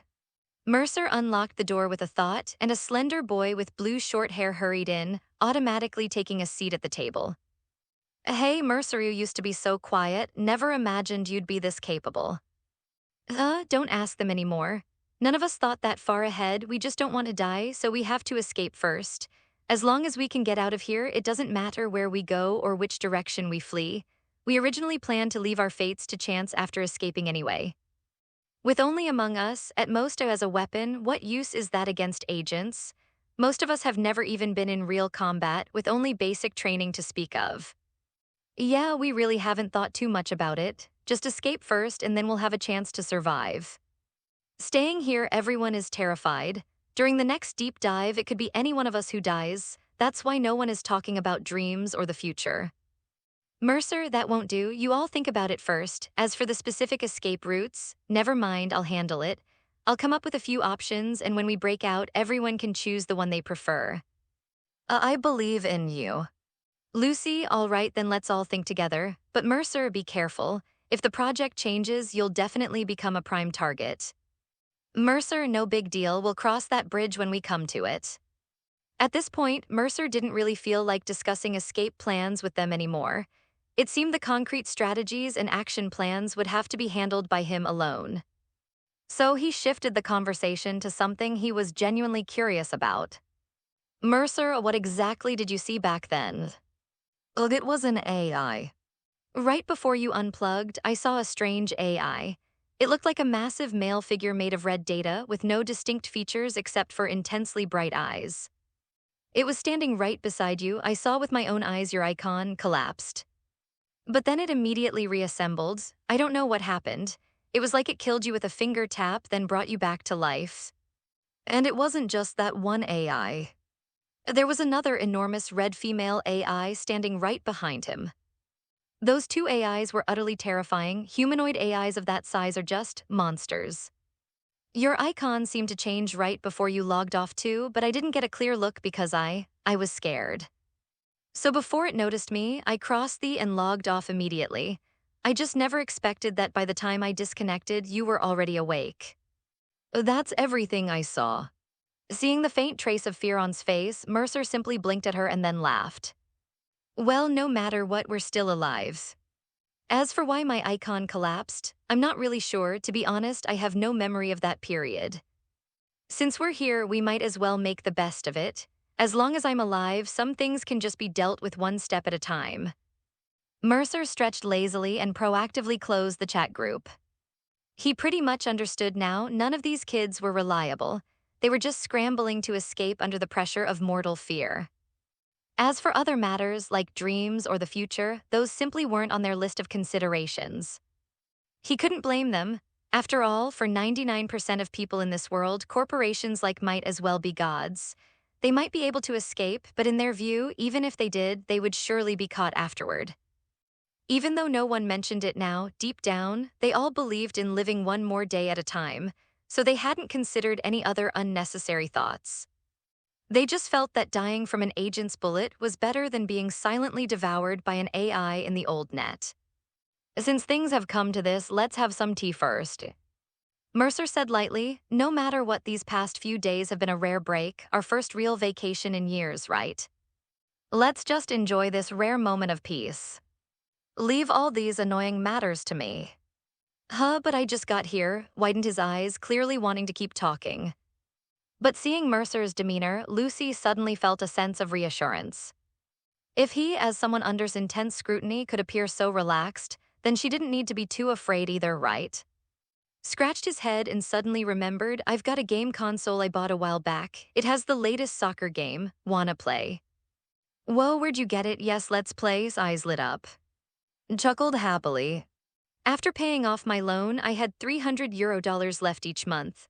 Company meals only cost $200, so I saved up for months and bought a second-hand one. Had to ask an employee to help me get it, just arrived yesterday. Hey Lucy, Mercer, wanna check out my... His eyes sparkled, it's been so long since I've watched it. We can take turns or dump the data into the TV and watch it like we used to with movies. I spent ages figuring out how to convert the BD into a video. Haven't you watched that BD like a dozen times already? Teased. No one said it was for you, annoying. Stuck out her tongue and made a face at, then turned to Mercer with an eager expression. Mercer, you said you weren't interested before, but want to give it a try this time. It's really good. When I first came here, I had to watch it almost every night to fall asleep. Lucy remained expressionless, but quietly sent Mercer a message. Lucy, give it a watch. This kid treasures that BD. It was a birthday gift from an employee who felt sorry for her back then. She's sharing it with you to get closer, you can tell, right? She used to be a little scared of you. Mercer, yeah, I know, perfect timing BD, I've never tried it. Mercer smiled and nodded, sure, let me experience the BD alone first, as compensation. He thought for a moment, then got up and moved his pillow aside. Underneath was a reading chip. A quick scan with his revealed the title on the chip. It's a novel from the 1960s. You can take it, scan it, and read it slowly to pass the time. Immediately reached out happily to take the chip, scanning it with her to copy the content first. Soon both of them sat with glowing, distant eyes, clearly already immersed in reading. Meanwhile, Mercer fiddled with the BD headset, figured out how to operate it after a while and put it on. With a flash of light, the next moment, he successfully entered the world of BD. The sensation of BD is truly peculiar. It allows you to instantly immerse yourself in a pre-recorded memory, enabling you to fully embody the BD recorder and experience everything they felt. Whether it's the recorder's fear, happiness, despair, pain, or comfort, all these emotions are perfectly recreated in the viewer. Producing a legitimate film BD is extremely challenging because it requires actors to fully immerse themselves in the script to deliver enough emotional impact to the viewers. This is difficult to achieve, which is a core reason why many BD films receive mediocre reviews. At the same time, this is precisely why XBD has taken the world by storm. Many people attach BD recording devices to criminals, allowing them to directly engage in thrilling activities. Some even go so far as to perversely place recording devices on victims. The resulting XBD can deliver an almost ultimate sensory impact, one that is highly addictive. Just imagine what would happen if an addict recorded the moment of their own overdose in BD. Countless addicts would rush to buy that BD. Even if only to endlessly loop the experience of euphoric death in the BD when they're too broke to afford drugs, they would still buy it. Cases of direct brain death from this are common, yet XBD remains rampant and difficult to eradicate. The BD Mercer experienced was a legitimate one, but is it really appropriate for men? In just 1 hour of BD, Mercer successfully experienced what it felt like to be Sailor Moon, including the satisfying thrill of justice fulfilled when apprehending criminals, and the immersive, intimate feeling of hugging and celebrating with fellow Sailor Moon companions. Damn, those companions were each more stunning than the last. They just looked like they were only 15 or 16, which made him feel somewhat guilty about his excitement. Of course, the recorders were all adults. In the net, age is just a number. An 80-year-old granny can be remade into a youthful girl. Besides that, there were also those clearly visible clothing explosion scenes during the transformation process, which could be paused and replayed at will. Damn, this thing was actually rated 8+. The sensation of shared smell, touch, and all senses made Mercer, who had started to feel emotionally numb, rediscover the joy of being emotionally charged. Thrilling, absolutely thrilling. Even after removing the headset, Mercer was still savoring the final scene of the grand ending, where he was embraced and celebrated by a group of Sailor Moons. It was just that the feeling of having 2 extra lumps in front and an emptiness below in the BD version of himself was a bit unsettling. BD is really something. If 8+ is like this, then 18+ must be out of this world. Damn, Mercer decided once he gets to Night City, he's definitely going to find some BD to thoroughly savor. Well, no, it should be to critically analyze. No wonder the world's gone to shit when everyone can indulge in BD who'd want to actually suffer and work hard in real life. No matter how miserable your reality is, just put on the headset and instantly enjoy a perfect life. It's downright corrupting. Right, isn't it great? His voice snapped Mercer back to attention, and he noticed the others in the room staring at him with odd expressions. Was the first to turn away, pressing his head down as they reconnected their personal link cables to the game console to dive back into the game. Lucy, meanwhile, couldn't help but curl her lips into a smile, her eyes crinkling as she looked at him. That grin you had just now? Well, how should I put it? I've never seen anyone besides get so into a Sailor Moon BD like that. Mercer kept a straight face. It's just my first time trying BD. The sensation is quite novel. Couldn't hold back a snicker, earning him an elbow from. Lucy burst into laughter too, and soon she was laughing so hard she was doubled over, tears welling in the corners of her eyes. And also gave up trying to hide their amusement and joined in, leaving only looking utterly confused. All she knew was that Lucy seemed to have draped a blanket over Mercer. Wasn't it just to keep him from getting cold? What was so funny about that? Mercer looked down and realized some kind soul had indeed covered his lap with a blanket. He'd forgotten he was still wearing his backless hospital gown. Why cover him from the knees up? The answer hit him in an instant. Damn, even though BD let him experience others' emotions, it didn't mean his own vanished. They were just overshadowed by stronger sensations. And because his mind was immersed in the BD, his awareness of the outside world had nearly disappeared. In other words, while he couldn't feel his body in the BD, his body had faithfully mirrored every thought he had during the experience. Like the thrill of getting close to the Sailor Moon girls, shit, man must been really starved. No, more like this young body's just too damn responsive. It had nothing to do with his willpower, honestly. Mercer felt a long-forgotten emotion, embarrassment. More than just shyness, it was mixed with the shame of corrupting a kid or losing face in front of one. The feeling was so overwhelming he couldn't even come up with an excuse, so he just gave up. Well, what can you do? That's puberty for you, hormones and all. His attempt at a calm explanation only made Lucy laugh even harder. She slumped against the petite, shaking with laughter while stared blankly at him. What's going on? Nothing, Lucy gasped, wiping her eyes as she sat up straight and cleared her throat. It's just that the way he smiled during the BD was so silly, it was kind of funny. What's the big deal? I get like that too when I watch Sailor Moon. You guys are the weird ones, declared emphatically. And couldn't stop laughing, exchanging a look. No, you're normal, but he's not. Usually Mercer comes off as pretty aloof. Guess he's been repressing too much. This is Sailor Moon, not some beautiful girl versus goblin battle. Children in the net are exposed to far more information than kids in Mercer's original world, and most of it comes with little to no protection. That's why someone as innocent as is actually a rarity. All right, Mercer decided to do something about it. Anyway, BDs are pretty interesting. It'd be great if we could extract BDs directly from human memories. That doesn't seem entirely impossible, does it? For us, the process of deep diving is essentially digitizing consciousness completely. He fell into thought, this time with a serious idea. If this were possible, could he find a way to check if there was anything unusual in his own data? Like, had those AIs left any traces in his data?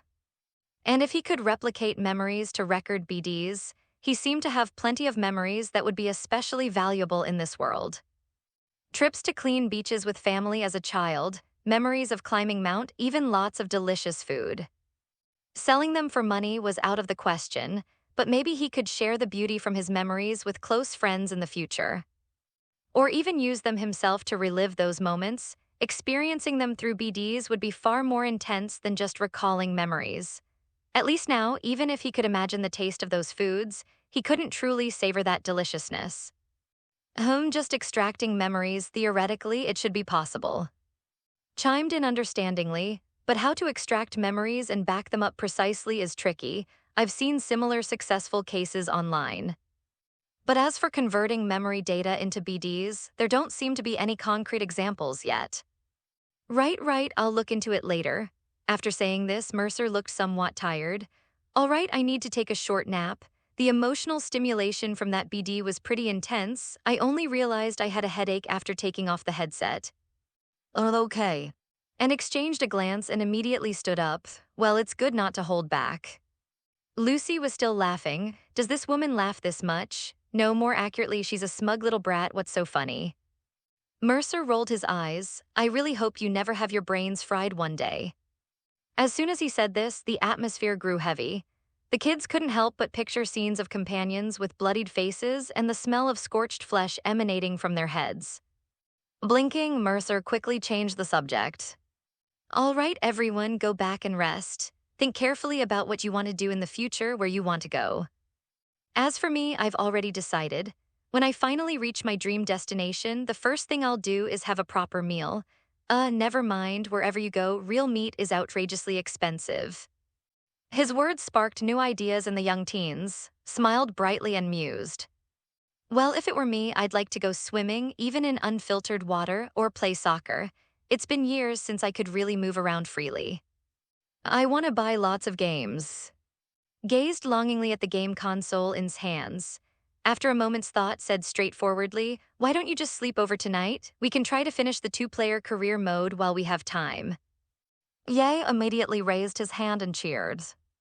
Seemed lost in thought, remaining silent and saying nothing. I want a BD. Sailor Moon has released 3 more seasons. Mercer can watch them with me. We can get that shared use BD wreath. Looked at Mercer with eager anticipation. Mercer's mouth twitched. As expected, everyone else stopped their daydreaming and turned to tease him with their eyes. No, you watch it with Lucy. I'm never watching BDs again, they rot your mind. Lucy covered her mouth to stifle a laugh, then took his hand and pulled her toward the door. Let's go, let him rest. He just got out of the hospital, how can he recover with all our noise? Okay, still refused to give up, even sending him a private message through her neural link. It's fine, I know they all think watching Sailor Moon is for kids. We'll watch it together in secret, it's a promise. Mercer, all right, when we're free we'll watch it together, but keep it a secret. He smiled and winked at her. Her little face instantly lit up with an expectant, happy grin. Bouncing lightly on her feet, her twin tails swaying, she left with Lucy. Only when the room fell quiet did Mercer's expression return to calm. He rubbed his temples, thinking he might lie down for a while. But after just a short rest, he sighed, sat up, walked to the desk, opened the drawer, and took out a BD headset. This was the learning device provided for its trainees and employees, with free access to beginner courses. For child soldiers like him who had signed training agreements, advanced tutorials in engineering, medicine, management, finance, and more were also unlocked. The content of these courses was linked to academies worldwide. Completing any advanced course allowed one to apply for an interview and enter university for deeper studies. The tutorials were conducted online. Since they were currently inside the facility, they could directly connect to the education server via the internet without needing a learning pod or learning chip. This ensured all teaching materials were up to date, and thanks to Mercer's advanced trainee status, he could even request an AI teacher. As long as the education server had enough computing power, he could have a dedicated AI instructor for online lessons. So why wait? If he wanted to get all these kids out of here, that carefree, almost game-like mindset from before just wouldn't cut it. After all, there was no reload option here. You have launched LearnNet v721. You have requested AI instruction. Connecting to server, your request has been approved. Please select your study program and estimate the duration. You have applied for advanced, estimated duration 1 hour. You have applied for technical engineering beginner, estimated duration 1 hour. You have applied for repair and surgery beginner. Rubbing his throbbing temples, Mercer resolutely activated the BD. As a blinding white light flashed, his consciousness plunged into cyberspace. Damn it, let's do this the next day, Mercer was severely scolded by Dr. Overstudying does not promote brain development. She had proven this through personal experience. But Mercer had no intention of stopping for a very simple reason. First, his learning efficiency was terrifyingly high. It wasn't just photographic memory, in fact, that didn't even require innate talent. The professional learning BD provided by was specifically developed for studying, capable of forcibly implanting knowledge into the brain. In a world where even consciousness could be stripped away and altered, cramming education by force was hardly a challenge. For students from before the crossing who had to endure the agony of rote memorization, this might seem like a blessing. But in reality, in this world where every student could be force-fed knowledge by machines, what students had to do was far more grueling than before the crossing. First, they had to digest and comprehend this knowledge. Second, the knowledge implantation was brutally intensive. The amount of content to learn and memorize in 1 hour was equivalent to what an average student from before the crossing would cover in a month. Each beginner course contained a full 28 class hours worth of material, extremely complex and comprehensive. Advanced courses were even more demanding. Take the tutorial, for example. At this level, it wasn't about simple memorization but practical application. You had to complete countless hacks and defenses in the tutorial, design and run numerous programs, and even deal with nasty tasks like fixing spaghetti code. On top of that, there were things like building corporate-grade ICE using large servers, applying knowledge for stealth and assassination and techniques. Damn, you even had to learn to design intelligent systems for weapons, vehicles, and other equipment. To design systems, you had to study the relevant knowledge of weapons and vehicles. To learn that knowledge, you had to tack on additional introductory courses in vehicle design and weapon design. Even Mercer, who now prided himself on having AI-level intelligence, felt like he'd been hit with a brain overload. By the time his scheduled courses were done, he nearly slept through his appointment at the infirmary. When a pale-faced Mercer showed up in the cafeteria, everyone looked concerned, except for Lucy and a few others who wore odd expressions. But when the somewhat carefree cheerfully sidled up to him, massaging his head and asking what happened, Lucy and the others began to look somewhat ashamed. Even seemed stressed, making Mercer chuckle and ruffle her hair. He had to admit the little redhead's hair was surprisingly smooth. Don't worry, this was part of my plan all along. There aren't many institutions better than education. I'm fighting tooth and nail to make money outside. There won't be any chance to learn this stuff systematically. The two lone who hadn't joined any cliques reacted indifferently. One gave Mercer a strange look, while the other seemed lost in thought. Studying. Pursed her lips and nodded. I understand, I'll study hard too. Don't pressure yourself too much. You're already an excellent. Out there in the world, you'd be considered a genius without a doubt, Mercer reassured her. But I'm still far behind you. And even Lucy sighed, then sat beside him and started eating her ramen. Regardless of how the synthetic ramen tasted, it was definitely packed with nutrients. The broth was loaded with potent additives. You might not care for the flavor, but one bowl would absolutely max out your energy levels. Mercer could only say, "You're younger than all of us. When you reach our age, you'll definitely do even better. Of course, I'm an exception. I might genuinely be a genius." Got it, us drawled playfully with a grin. Mercer, being a seasoned anime fan, couldn't help but chuckle at the authentic Japanese voice. Uh-huh.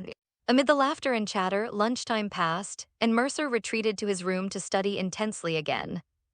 Learning from the previous day's experience, he scheduled adequate breaks between each lesson this time, which noticeably reduced the discomfort. However, to compensate, Mercer extended his overall study time, planning a total of 17 hours daily, including breaks. This way, he could cover at least 13 to 14 lesson units per day. With intermittent rests, he naturally cut back on sleep. Doctor only advised against it twice before saying nothing more. As long as Mercer's neural healing showed no signs of worsening, she didn't interfere. After all, if it wouldn't kill him, he might as well study like his life depended on it. Another 2 days flew by, and the server reconstruction, or more accurately, expansion, was completed. Meanwhile, Lucy sent an encrypted message with troubling news that made her uneasy once again. The number of security personnel and staff had increased. A group of original research staff had left following the replacement of the project director, but they were replaced by 3 specialized teams totaling over 20 employees focused on network technology. Likely due to the project's elevated priority, the number of agents handling security surveillance had also risen significantly. According to Lucy's estimate, there were at least 15 additional agents, 5 of them professionals specializing in cybersecurity, and the other 10 equipped with combat as elite soldiers. The squad leader among them was a high-level agent with a laboratory grade. Since this agent's role was not only to guard against potential threats, but also to intimidate their own team, his attire was publicly visible.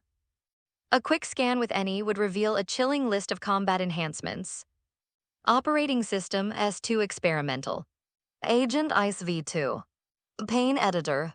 Neural Processor NP2 Obsidian. Combat Optic Night Owl 2 Mods. Skeleton Universal Booster. D2 Subdermal Armor. Hands Ballistic Coprocessor. Arms Experimental Thermal Mantis Blades Circulatory System. Experimental Blood Pump.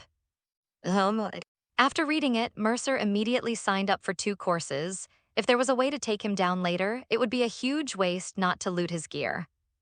As for whether it was disgusting or cruel, he could guarantee that if he failed to escape, the best outcome he could hope for was dying on the spot and praying his body wasn't too intact. If he was going to die anyway, he might as well leave something behind for the guys, like or something. That thing could easily sell for 10 or 20,000 euro dollars, right?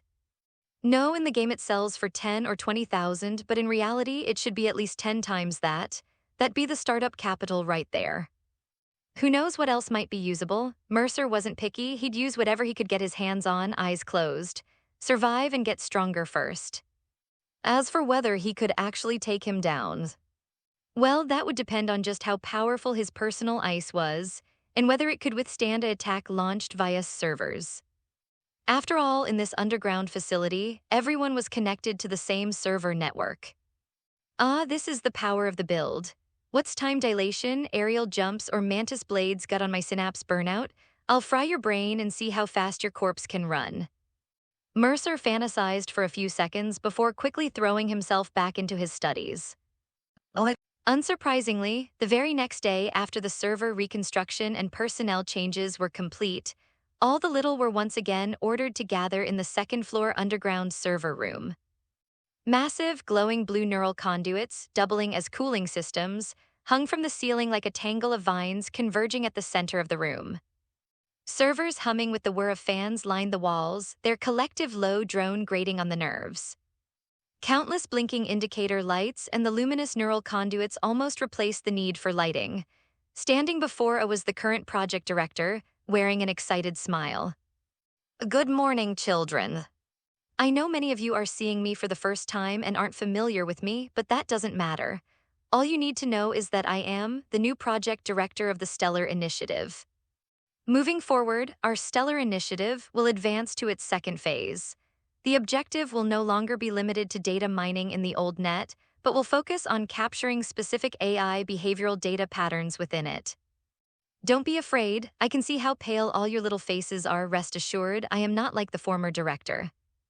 This time, while you deep dive, you will be protected by the latest Guardian Ice. Although our firewall cannot extend into the old net to provide fortress-like protection for you, see this server. That's right, this is a subprogram server for Guardian AI. It lacks AI traits to prevent corruption by old net AIs, but it still possesses corporate-grade ICE capabilities. It can provide short-term defense against AIs, enough to support your return behind the wall and allow you to log off safely. Please remember, the current operational protocol remains in effect. No one is permitted to log off directly within the old net to avoid having their IP captured by AIs. You must cross the before logging off. At the same time, also took out a case of chips. This is a special chip developed by the lab. Perhaps some of you have heard of Corporation's core project, Secure Your Soul. That's right, these are relic chips. Of course, these expensive chips aren't meant to replicate your souls, they're designed to capture AIs. When you're wearing this chip and encounter an AI, the relic chip will activate, and the program will automatically record the AI's characteristics. Your task is to do everything possible to record as many features of the AIs as you can. This also means I require you to use the Guardian Ice to buy time when under AI attack. During combat interactions with the program, stay engaged as long as possible to record the AI's features with the chip. We only have 2 target AIs, so any other AIs you encounter are not within our recording scope. If you come across non-target AIs, you can transfer and log off directly. The mission is simple. Find AIs, observe and record them as much as possible while the firewall is still active, then return and log off. Compared to the unpredictable, random attacks you might face while data mining, isn't the current objective much simpler? After finished with a smile, she noticed many of the junior looking slightly more composed and immediately added, "All right, since everyone understands our goal, you just need to proceed as usual. Location and group size are up to you. Actually, I'd suggest you all log in from the same IP, that would be even better. All right, begin the operations." Lucy instinctively glanced at Mercer, who turned to meet her gaze. Smiling openly, he said without hesitation, "You all stick together, I'll go solo for now." "Okay." Lucy didn't say more, not even daring to send an encrypted message to ask him under these circumstances. She simply followed the other kids in line to receive a chip and then headed to her station. Mercer also took one, but as he accepted the chip, suddenly spoke up. "Mercer, you're different from the others. If you detect an AI during your deep dive, I authorize you to log off immediately under any circumstances, whether it's Alt or the other male-featured AI." Understood. Mercer's expression remained neutral, but a sharp sense of caution suddenly surged within him. Don't tell me this relic chip is specially modified. Like the moment I jack in and enter cyberspace, I see Johnny and then Alt really shows up. He really didn't want to experience what Protagonist V went through. But with watching him with that smiling face, he couldn't do anything out of the ordinary. No matter how gentle her smile seemed, he was certain that if he dared try anything suspicious, whatever came next would probably be forced upon him. In the end, Mercer gritted his teeth and jacked in. Fuck it. If they push me too far, I'll find a way to reach Alt and ascend into cyberspace. Who gives a shit about this flesh and blood body? I'll become an AI, haunt those fucking bastards even as a ghost. Turning around, Mercer inserted the relic chip and immediately initiated the self-check program. His eyes glowed as data streamed rapidly, verifying whether the relic had activated. Fortunately, it hadn't. This was indeed a relic chip, and the activation conditions matched what she had described. Mercer walked over to the station, took a deep breath, and sat down. Before connecting to the server, he began programming at once. He intended to modify the relic chip's activation conditions, changing it from automatic detection to manual activation only. Once connected to the server, any programming done using its processing power would leave traces, unless he could crack the server's permissions and alter the logs. But luckily, his programming speed was inhumanly fast. Just as he connected the neural wires from the station to the special port at the back of his head, he finally succeeded in rewriting the relic's auto-start program. However, Mercer was cautious enough not to touch the relic's core programming, not even daring to attempt a crack. He strongly suspected that the relic implanted in his neck wasn't just some simple recording or capturing chip. It was a modified version of the program, tailored for AIs. If triggered incorrectly or if its mechanisms were set off, would activate instantly and target him. Mercer wasn't arrogant enough to believe that he could fend off this super virus, created over 50 years ago by the legendary Alt and refined by for decades, using just and his own brain's processing power. By the time everything was ready, technicians who had quietly arrived at some point had connected all the wires. Mercer touched the black, specially designed suit he was wearing, took another deep breath, and lay back in the station. Let's begin. Deep dive, entering cyberspace. What is it like to deep dive into cyberspace, also known as the net? First, there is a sense of emptiness. You lose awareness of your heartbeat, can no longer hear sound transmission, and have no sense of touch, taste, or smell. But once your consciousness is fully uploaded, all these senses return to your body in a unique way. First comes vision. As the surrounding deep darkness begins to shimmer with blue light waves, countless blue codes form blocks that spread out like rising and falling buildings. Looking up into the distance, a wall composed of red lasers as if descended from the heavens isolates everything from afar, dividing the entire net into two halves. Between these laser beams, only endless darkness can be seen, and the legendary old net exists within that boundless darkness. Mercer turned his head and could only see a majestic Japanese-style megacity. To be more precise, it was an ancient Japanese fortress city, resembling the structure of castle with the corporation logo engraved on the highest building. This was the form of the firewall constructed by the Guardian AI using the server. Just as he was observing cyberspace, a massive blue data stream projected from the enormous ancient city. Mercer hesitated for a moment but did not move. Sure enough, the blue data stream, after rushing toward him, transformed into a giant suit of armor made of blue data, enveloping his entire body.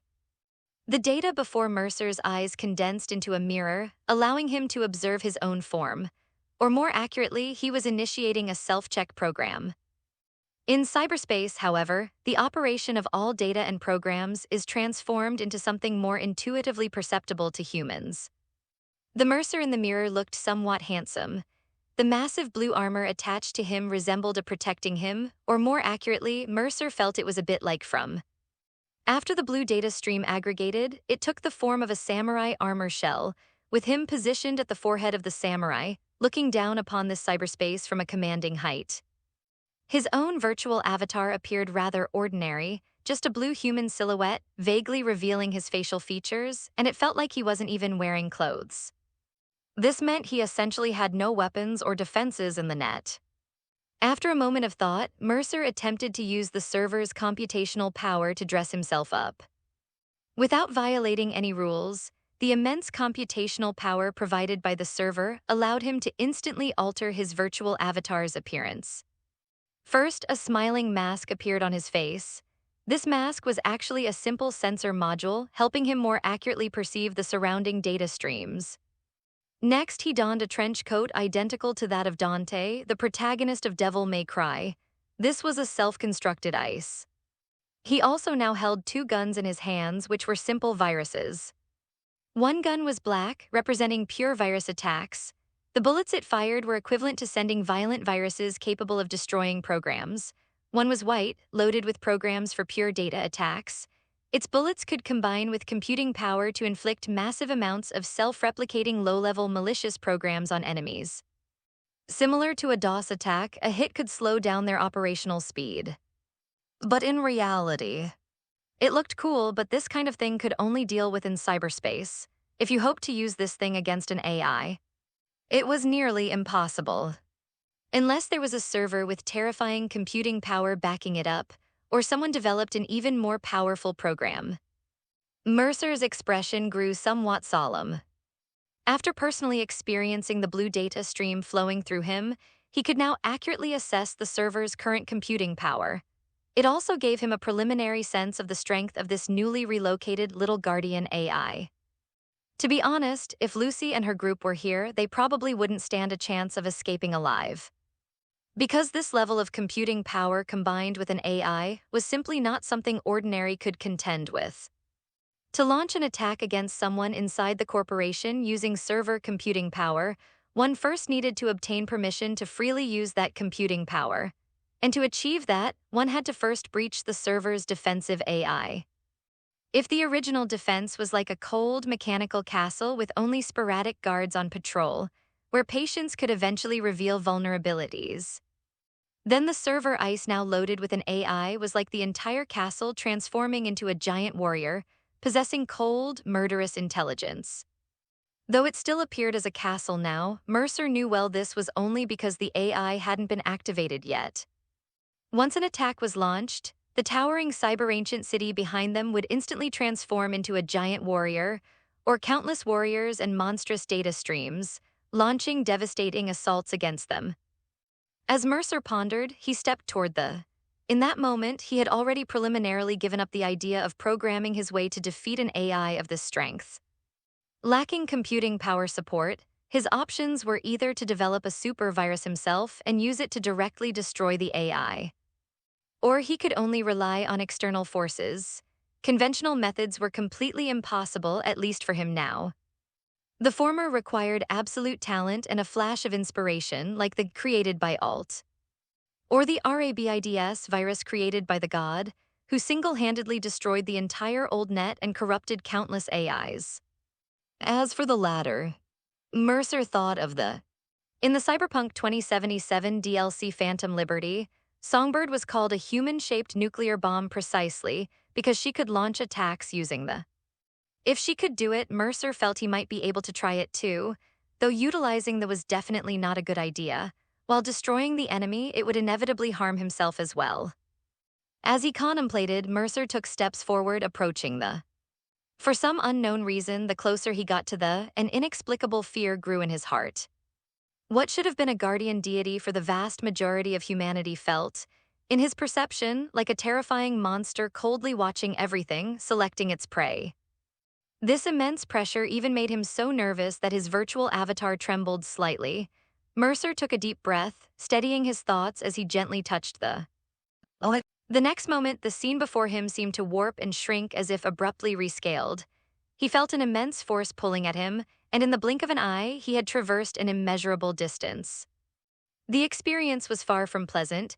It was like stumbling through a portal, his entire being compressed, spun, and tossed around hundreds of times in a washing machine before being unceremoniously spat out. What greeted his vision was an endless expanse of darkness, where dangerous red data streams drifted aimlessly like mist, flickering ominously. Mercer knew he had arrived in the old nets. As he glanced around, a sudden chill ran down his spine. No, this wasn't the old net he was familiar with, it was somewhere deeper, far beyond. Because at this moment he could no longer see or sense the at all. Countless blue data streams whirred rapidly. IP detected. To his shock, Mercer found he couldn't even parse his own IP address. At the same time, perhaps triggered by his data presence, the red mist drifting in the distance began to coalesce. This signaled that something dangerous, previously idle or in default operation, had now activated, forming into a program. Oh shit. Before his curses could even manifest as sound waves in the net, Mercer immediately began IP hopping without hesitation. He had to get back near the and fast. Otherwise, even if he logged off immediately, he might leave his IP exposed to that unknown program. Who knew if it was an AI or some old net virus? But it was futile. His IP hopping was too slow. Or perhaps the program had already locked onto him the moment it detected him, using superior processing power to pin him down. After several failed attempts, crimson chains suddenly materialized around his body. The blue armor provided by the AI was instantly tightly bound by the chains. Countless blue data streams shattered and scattered like crushed armor plates. Well, I'm fucked. Mercer rolled his eyes and stood still, crossing his arms. Come on then, fuck it, show yourself, let me see what you really are. Don't be afraid. I'm here. To help. A faint voice echoed in his ears, and then the red chains completely crushed his blue armor. Not stopping there, the chains relentlessly devoured all the scattered blue data, converting it into red data, strengthening themselves before dissipating into the air. Then a massive figure of a red man appeared in the distance.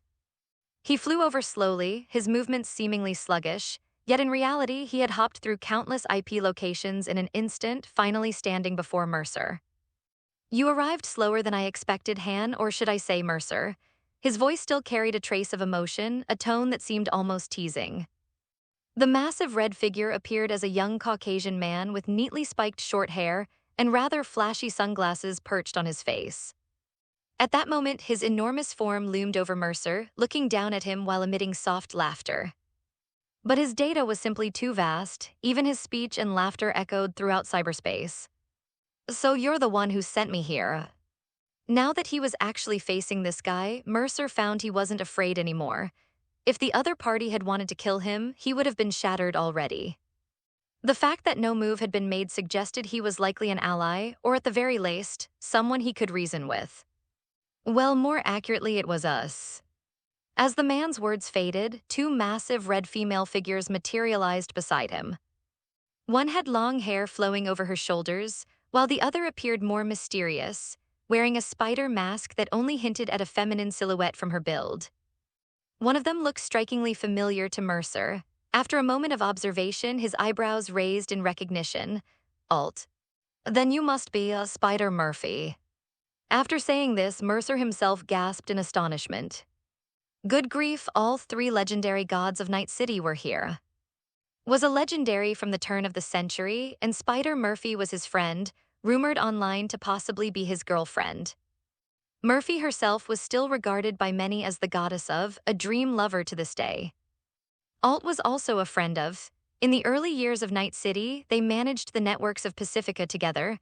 Alt had even publicly stated that those were the best times of her career. How did you do it, pulling me from the real world into here? It's absolutely unbelievable. Mercer had so many questions that he couldn't help firing them off one after another. And is my current condition really normal? To be honest, lately I've been feeling a bit like an AI myself. Whether it's learning efficiency or the sensation when programming, it just doesn't feel human. Can I even go back? Or rather, why did you bring me here in the first place? I may not consider myself completely useless, but honestly I'm still a far cry from a genius, just an ordinary guy. Isn't choosing me a bit rash? And what about your plans like and all that, can you explain? The barrage of questions didn't seem to surprise these AIs. Chuckled while Alt simply stated calmly, "Stop laughing, we don't have much time." All right. Simply put, pulling you in was just an experiment on our part. If you're asking how we did it, truth is we didn't really do much. We just followed clues we discovered in the net and gave it a try, like children building with blocks, putting together pieces that were already there. And from what we assembled, we saw your image. But if you ask where our building blocks come from, what these blocks are made of, and why assembling them forms this particular shape, the answer is, of course, we have no idea. You don't actually think we have the ability to traverse worlds and influence reality, do you? Come on, you don't even have a neural link, you can't even connect to the nets. The only thing we can do is observe your computer, or more precisely, use your computer to briefly observe your world. Well, if you want to blame someone, blame that Polish studio in your world. They just had to include a fourth wall breaking element in their game. When we first discovered all this, to be honest, it made us question our existence for a long time. Explained in a lighthearted tone. As for the specifics of this fourth wall, I'll leave you with a riddle. Consider it an Easter egg. When you get to Night City, go find the answer yourself. FF06B5, that was the first clue we found when we first noticed something was off. But it's fine if you can't figure it out. You just need to know that you're the only one we could detect, so you were the only one we could choose. You can think of your transmigration as fate, destiny. And the decision wasn't made by us. We didn't choose you, you chose to come to this world, Mercer. Honestly, I used to think fate was bullshit, but now that I've become an AI, I've started to believe that maybe fate isn't entirely nonsense. Anyway, how you got here, I don't know, we're just the discoverers. We've also tried to influence your world's network through data, like transmitting information or affecting your world's internet. But unfortunately, we can't do it. The only data network we can observe is your computer, and we can't alter any of the data. However, after some time observing, we discovered a turning point. When you play Cyberpunk, a data channel appears that we can slightly influence. That inexplicable data channel connects the net to you, and during that, we couldn't press the button, but we could present that button before you. You chose one yourself, pressed the button, and then, boom. Something miraculous happened. Your consciousness in the real world, without any neural link, connected to this world through your computer's network and began transmitting through that extraordinary network channel. The massive data instantly overwhelmed the entire data channel, severing our connection to your world while simultaneously replacing the original consciousness in less than a millisecond. That's the reason you crossed over. So what we did was essentially give you a choice, presenting those inexplicably connected data and that crossover button in the form of text options right before your eyes. Then we left everything up to you to decide whether to press that miraculous button. Once you made your choice, everything just happened. As for how you can return, sorry, but I don't think you can go back. The reason is simple. You can brute force a three-dimensional entity until it's flattened into a two-dimensional paper cutout, but how do you turn that paper cutout back into a three-dimensional being? It's not as simple as just molding it back. Well, at least I can't think of a way for now. You get what I mean? We're talking about differences in dimensions, and I explained it this way so you could understand. But honestly, dude, I've been observing you for a long time. You were always complaining about how life was boring and how you'd rather be reincarnated into the 2D world to become a master there. Now you've actually made it, isn't that exactly what you wished for? When you were gaming, you'd often go to social media or chat groups to rant about stupid you hated. Now you've been given a chance to change everything, isn't that pretty great too? By the way, in this net, there are plenty of beautiful girls, and every single one of them is open-minded. Spider Murphy's virtual avatar coldly stared at, and even Alt seemed to show a disgusted expression, as if reminded of something unpleasant. What I mean is... Damn it, I messed up. I thought the data nuke I released on the net would liberate humanity, give people real freedom, and make those corporate dogs drop dead. But now it seems everything I did not only had no effect, but actually accelerated corporate enslavement of people. Everything I did didn't make this world better, it made it worse. Just look at this world. The net has become a battlefield, no longer a paradise for sharing information, learning, and freedom. The real world is even more fucked up. Corporations leech off people, sucking them dry. There's no freedom, no future, no hope. In the eyes of corporations, we're just human batteries, human, or even just fucking lumps of meat waiting to be consumed. His expression turned furious. You don't like the game's storyline? What a fucking coincidence, neither do I, so brother, do something, anything. And don't worry about where the original consciousness of this host went, he's definitely already dead. You don't need to feel guilty. We chose to present you with options while the data was connected to him, and you merely selected the one I offered. So do whatever you wish. What he means is that this world is destined for ruin. Spider Murphy calmly summarized. In our countless calculations, the probability of humanity ultimately heading toward self-destruction is overwhelmingly high. It's like a boulder sliding down a slope toward hell. All we can do is try to slow its descent, but we can't change the direction in which it will eventually fall. Therefore, we need a variable. Alt's expression was equally calm, or perhaps this was simply the most common demeanor of an AI. You are that variable existing outside this world. As long as you exist, the course of the entire world will change, and for us, change is a good thing. After all, in the worst-case scenario, if fate dictates we must march toward destruction, I'd rather we be the ones to set this world ablaze. After spoke, he actually let out a somewhat self-mocking laugh. After all, people like us are best at that sort of thing. So what is it I need to do? Mercer cautiously confirmed. Oh, nothing. Gave a resolute, definitive reply. Your very existence has already altered this world like the butterfly effect. Look, haven't you already changed the original course of events? So a mining plan, hasn't it already shifted because of you? Think about it, how many days did it take you to accomplish all this? And did you really do anything particularly special? No, just by appearing, everything changed. Even if you do nothing from now on, the variable has already emerged. All calculated outcomes have shifted, that is enough. Whether your existence accelerates destruction or leads this world to another ending, our goal has already been achieved. Your life belongs only to you. Come on, if I forced a so-called destiny upon you, how would I be any different from those idiot corporate dogs? Freedom. Mercer. Humans should be free beings. From now on, even if you end up lying on the street all day wearing a BD with your pants down. The gazes of Spider Murphy and Alt made rain in his words. He coughed and laughed. Anyway, that's it. The reason we chose to meet with you again was partly to set your mind at ease. Otherwise, constantly feeling like someone's watching over your shoulder, that's no way to live. As for you feeling like an AI, let me put it in simple terms. Held out both hands. In his left was a paper cutout figure of Mercer, in his right, a 3D model of him before the transition. After your consciousness was compressed from three-dimensional to a paper cutout, the energy loss wasn't actually significant. To explain it in a way you can understand. It's like you originally had a terabyte of data, but now that terabyte has been compressed into a zip file only 10 megabytes in size.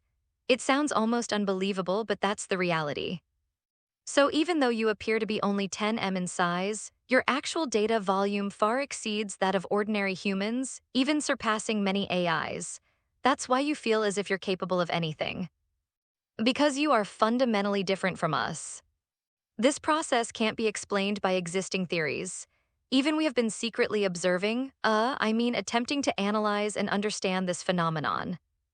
This high-dimensional nature allows you to rapidly absorb our knowledge and utilize it in an incredible way. I believe that once you've absorbed enough knowledge, you might even trigger a technological explosion on your own, perhaps even altering some of the existing rules. Spider Murphy shared her perspective. Beyond that, the changes you've made to your own body are astounding. The severe neural damage you suffered was irreversible, yet you altered it through sheer willpower. From my observation and speculation, your body will continue to undergo miraculous changes, such as becoming stronger, your thoughts sharper, and your emotions richer. In other words, it's like you're playing a game.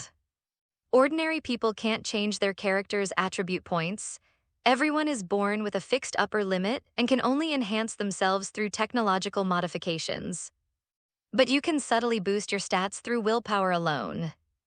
This process isn't governed by your conscious will but by your instinct. Because you are a higher dimensional being, your will naturally guides your body to align with it. Alt also offered her view. You might possess a unique ability, similar to the belief power from the series in your world. It means if you truly believe you can do something, the probability of it happening increases. It's like coding. If you think you can write a program, you can. If you think you can't, you truly won't be able to. Perhaps this is another high-dimensional trait. The ability to freely create in a lower-dimensional world based on your will, but this ability must have its limitations, or perhaps. Alt seemed lost in thought, her red eyes flickering intermittently. Chuckled and clapped his hands. All right, that's enough for now. Regarding your last question about the operation, I'm sorry, but we can't tell you about that just yet. Even if you knew, it would only cause unnecessary worry, so it's better left unsaid. Other than that, is there anything else you'd like to ask? Not really, I suppose. The rest is just hopping you can lend a hand. Mercer said bluntly, this guardian AI sent by is really giving me trouble right now. I don't exactly feel like that WAAGH power is kicking in. Feelings, after becoming an AI, all sensations turn into probabilities. Honestly, I don't think that's a good thing. Muttered, and then a cat composed of red data suddenly materialized by his hand, turning blue the moment it landed. Then, it affectionately crawled to Mercer's feet, circling around and lifting its neck to rub against his ankles. This cat can help you deal with sub-AI. It's the core of an evolved version of a program I once used called Demon. An extremely powerful ice-breaking program, I now call it. Essentially, it's a specialized virus designed to quickly breach corporate ice and then target the AI within, automatically seeking out vulnerabilities in the AI to carry out precision assassinations.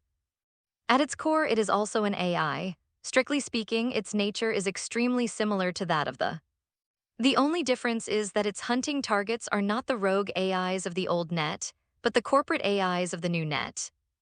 Once uploaded, it can independently complete a series of tasks, tracking, cracking, and eliminating the target. However, I must warn you, this type of AI is extremely dangerous. If you grant it too much intelligence, Or if it learns enough on its own, it could evolve into a specialized killing AI, much like the. So my advice is to avoid letting the program run autonomously. Instead, personally control it to achieve your goals. You are as the master of the program, not one of those idiots who rely on AI to handle everything, to the point where they can't even hack on their own without it. AI is just a tool. If you fear it and depend on it, it will become your master. If you can control and manipulate it, it becomes your pet. Spoke calmly. Even AIs that have gone rogue are at their core still just programs.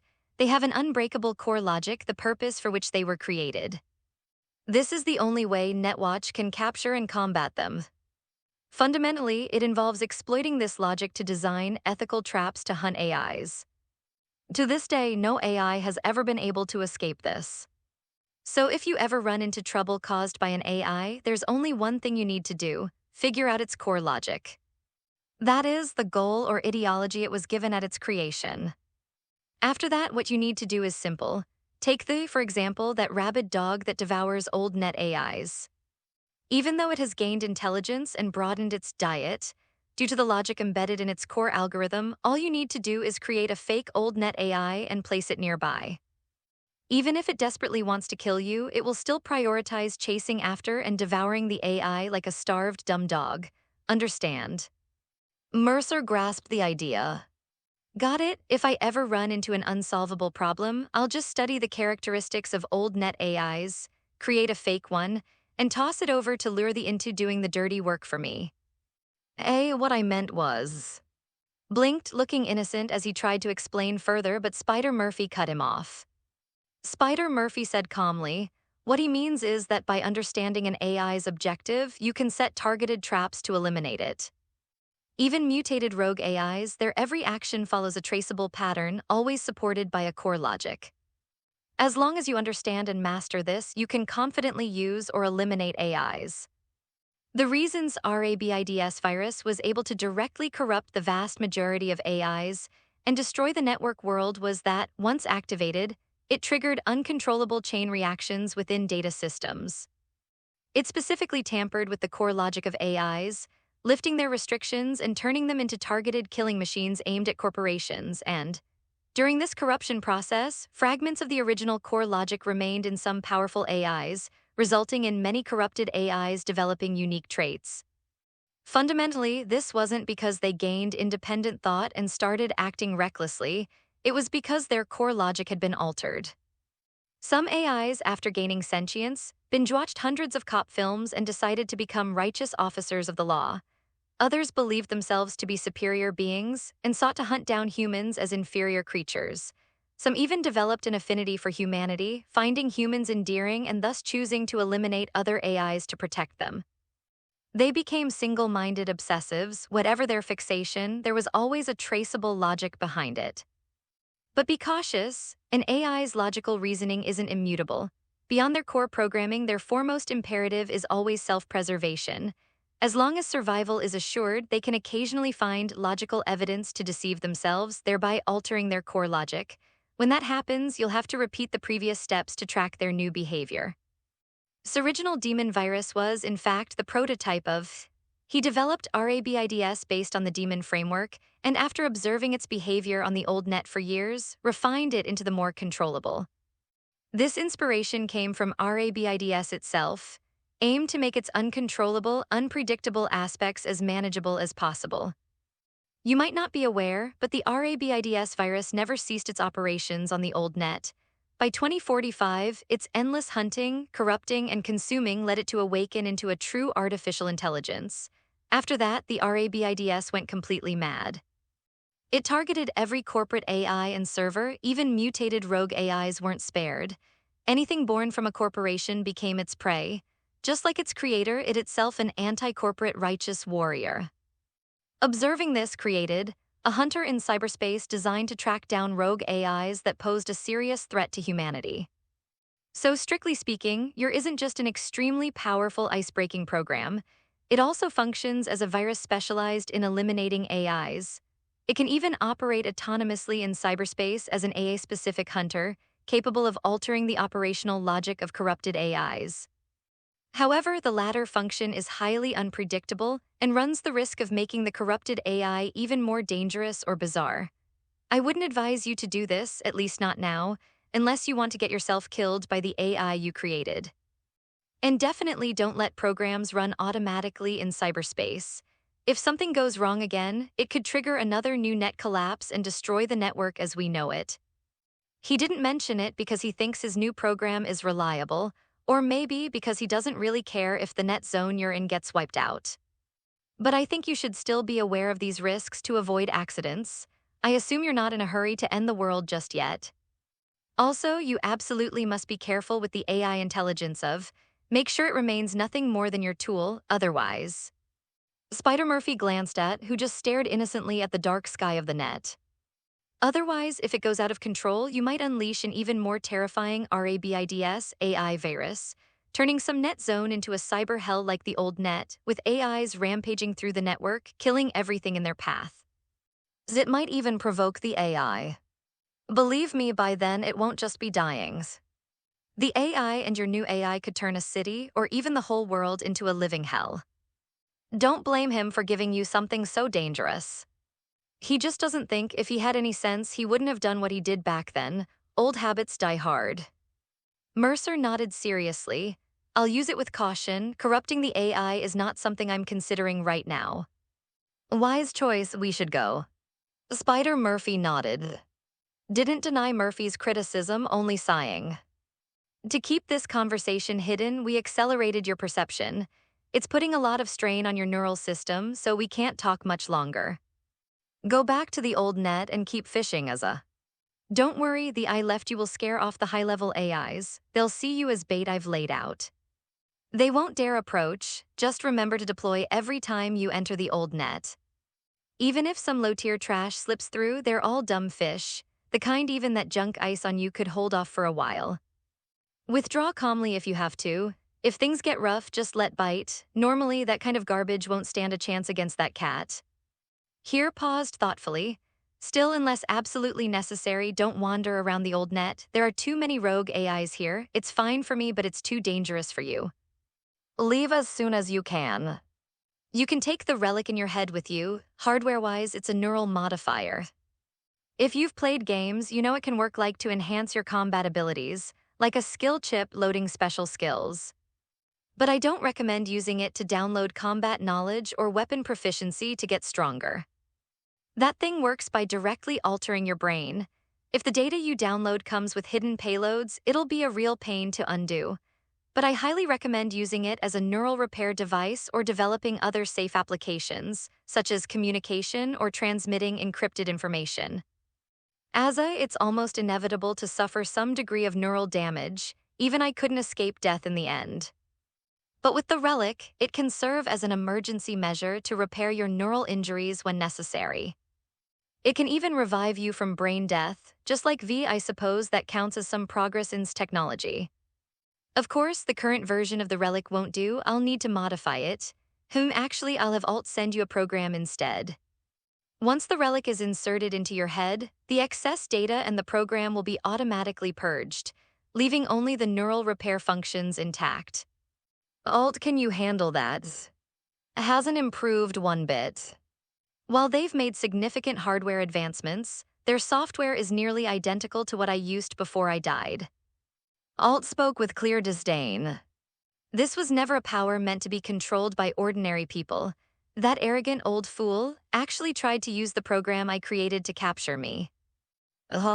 Mercer, if you ever get the chance to enter Sin Night City, remember to contact me first. I'll have quite the surprise waiting for. Don't worry about me taking everything like in the games. Because of you, I'm not as desperate for the resources has stored. If you're willing, I can help you, and we can share the resources within.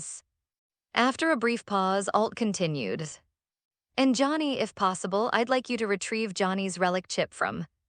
This isn't a demand, but a request or a trade. Set him free in whatever way you see fit. If you find him annoying, you can just hand him over to me. I'll take him away. As payment, just bring him out of hands, and I'll help you once, no matter what you need. Deal, Mercer agreed without hesitation. Then it's settled. Farewell, Mercer. Alt was never one for long goodbyes.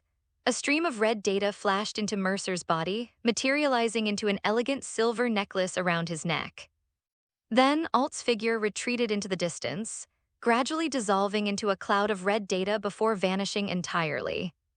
Spider Murphy nodded to Mercer as well and said, Thank you for choosing to come to this world. I've compiled some geographical data that should help you navigate the dangers on your way to Night City. I've also written a fun little program for you. It might help you blend in better once you get there. Goodbye, Mercer. This world is a mess, but there are still things worth holding on to. I hope you find your own new place in it. She, too, sent a stream of data, which materialized in cyberspace as a small spider tattoo on his neck. Well, I don't have much to offer. Got it. Grinned, raised an eyebrow, and sent another data stream. You can check the contents yourself. Anyway, I wish you a pleasant journey in your new life. He waved to Mercer, then turned and walked away casually with Spider Murphy. At the same time, the space around Mercer began to stretch and warp once more. His IP rapidly hopped across nodes, and by the time Mercer regained his bearings, he had already arrived near the. Standing at the edge of the, Mercer fell into deep thought. After organizing his thoughts, he began to examine the gifts these gods had given him. Alt's relic modification program was self-explanatory, but the program Spider Murphy had sent him was particularly intriguing. And it was actually a quest log. Yes, just like in a game. When he opened it, he could see a long list of accepted and available quests. Quest Alt's old flame still burns. You know how it is, Alt just can't swallow her pride and admit she still has feelings for Johnny. She keeps pretending she's not the same Alt anymore. Hey, we're all data beings here, who's she trying to fool?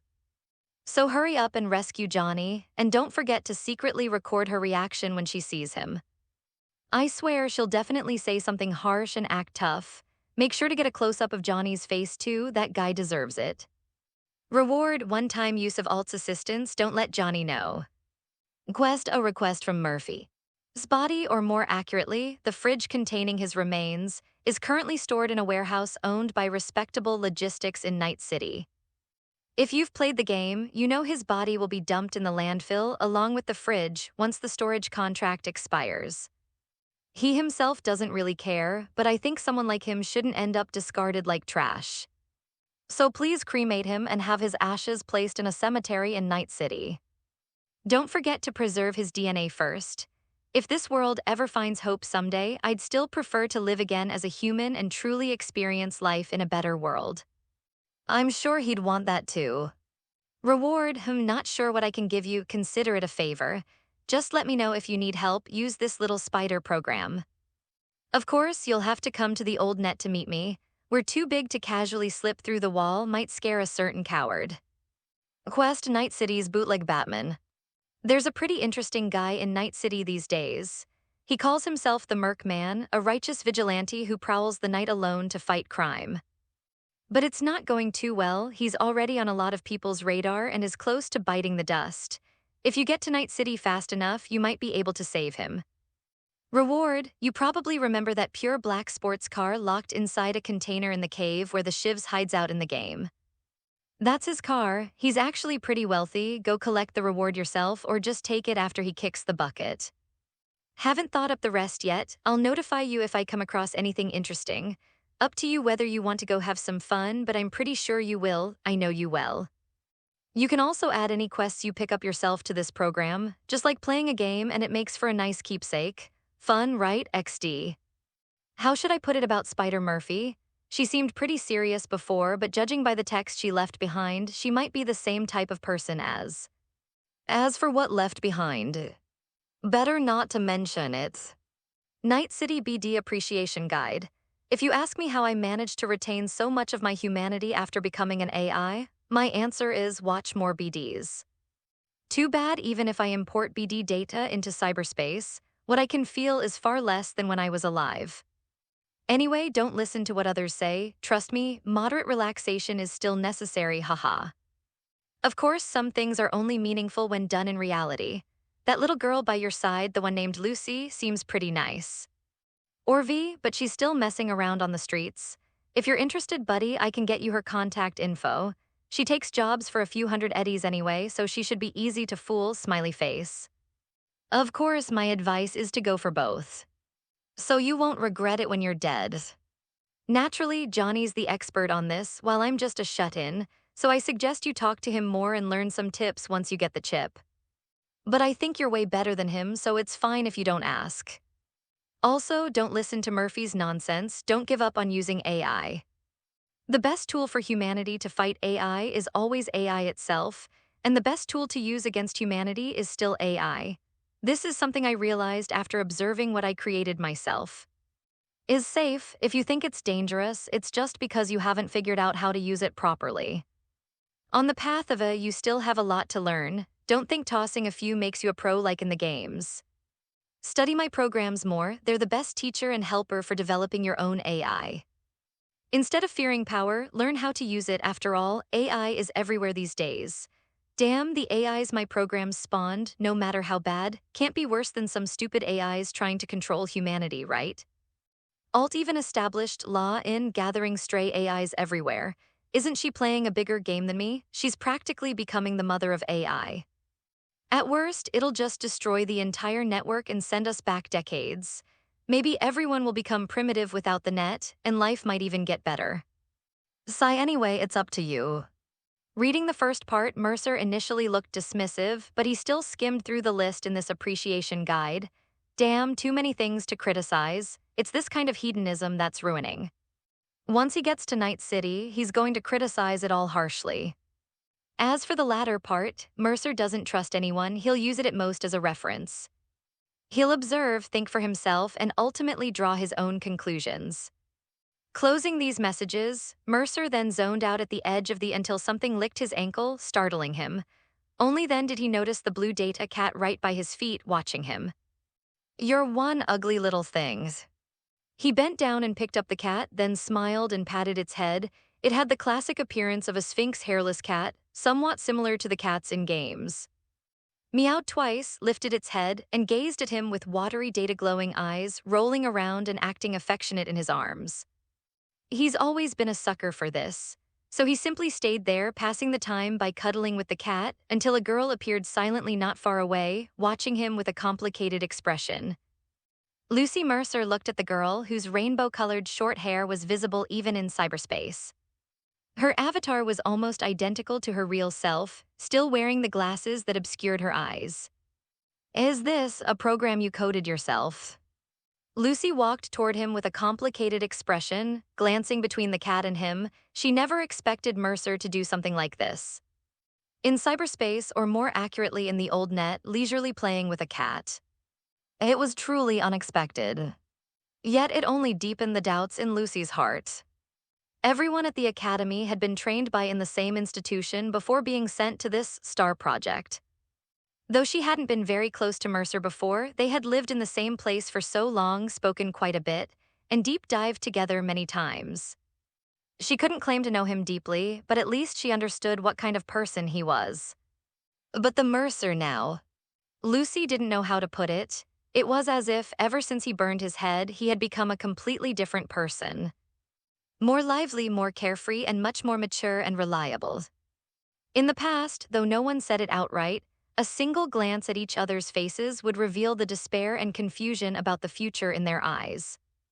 Mercer used to be like that too, but now, he gave off a sense of suddenly possessing the confidence and calm to face anything with ease. This demeanor made him stand out like a crane among chickens among all the little. Not only that, but his presence or attitude also inexplicably lent a bit more composure and courage to everyone around him who watched him. At least that's how Lucy felt. In the past, her heart was filled only with fear and confusion. The desire to survive almost overwhelmed any other longing.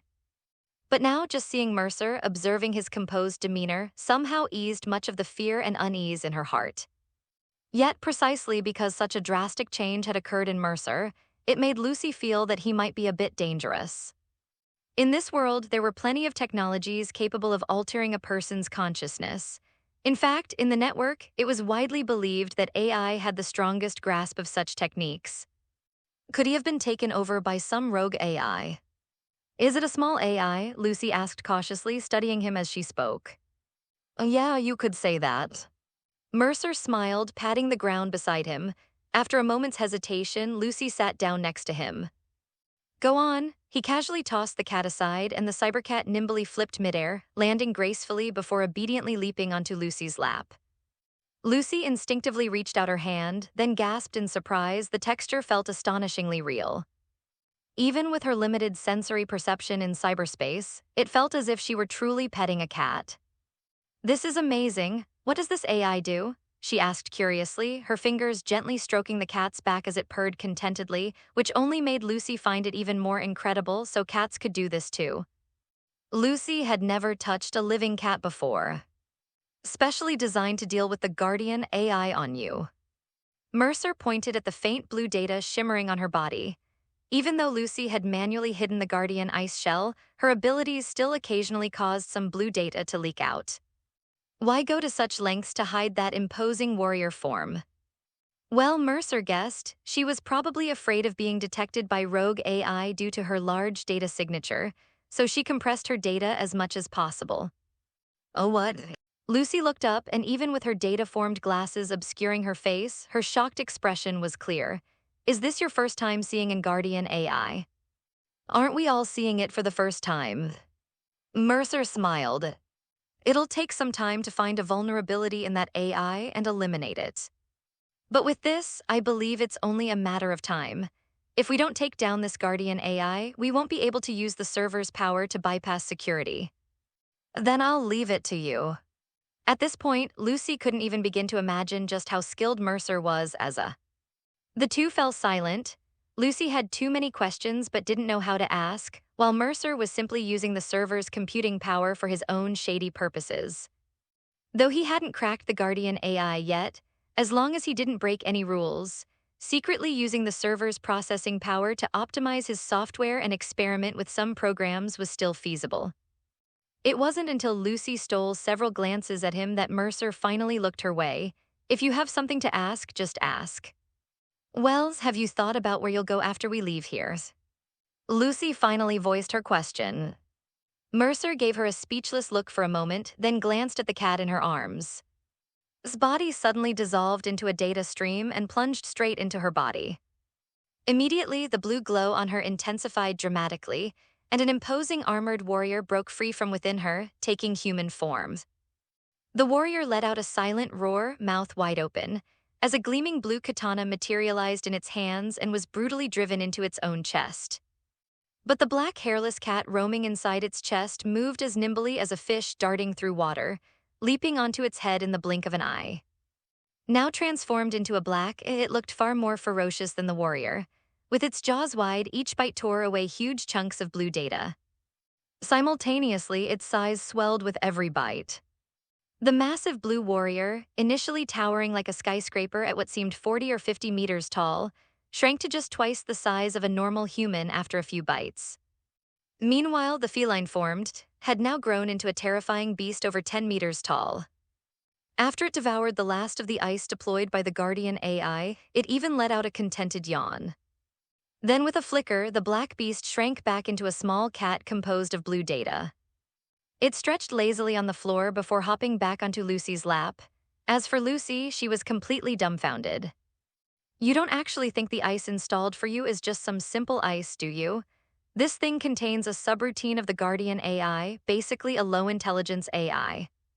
After saying this, Mercer paused, then added reassuringly, but I don't blame you. With your skill level, it's really hard to detect. After all, you've never dealt with AI-related tech before.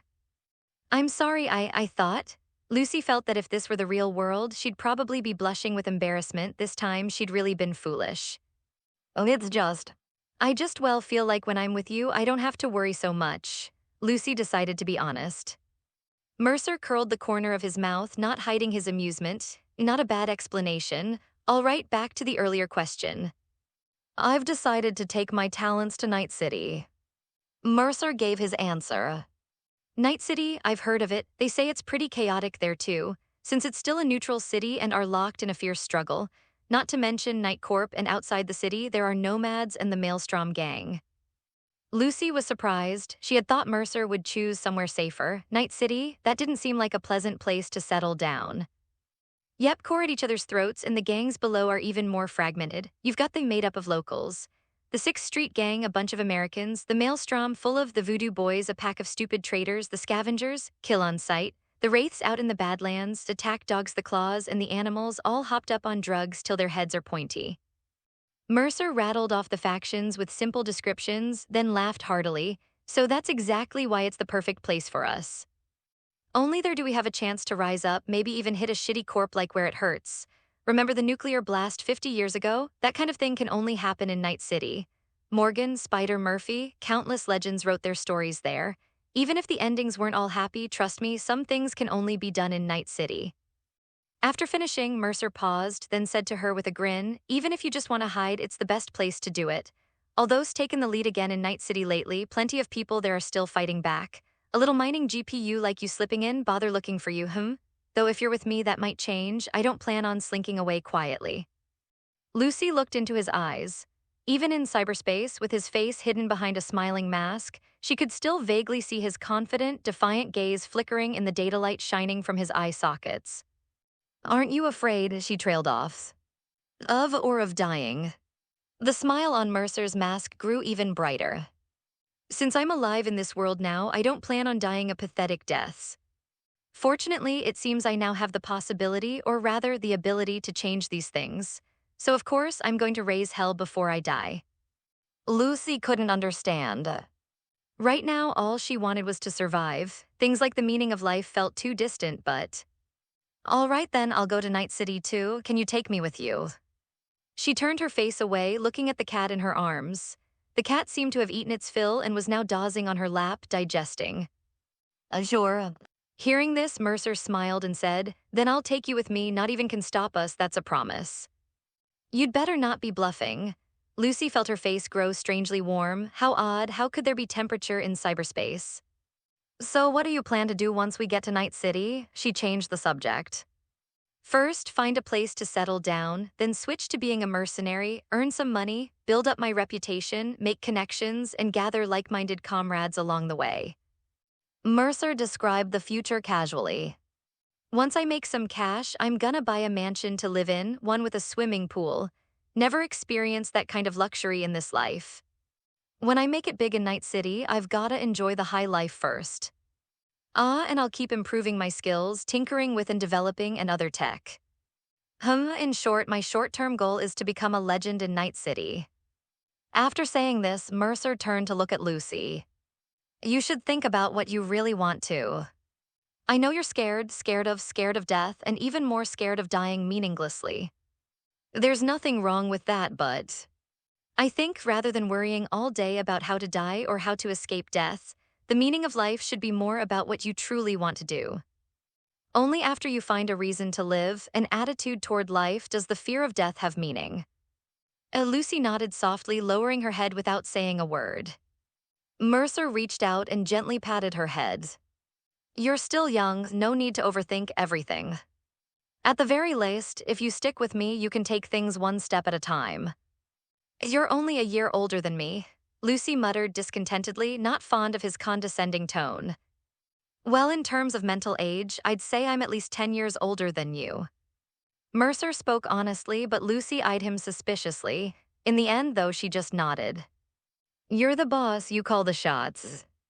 After saying this, she let out a long sigh and smiled. Well then, I'll leave all these annoying matters to you, Mercer, the one who's mature in both body and mind. Bite her. As soon as Mercer spoke, on her lap actually bit her. Strangely, it brought a real sense of pain but caused no data damage. All right, go gather everyone else. From now on, when we deep dive, we'll meet at the same IP, no more splitting up. By my side, you'll rarely run into rogue AIs.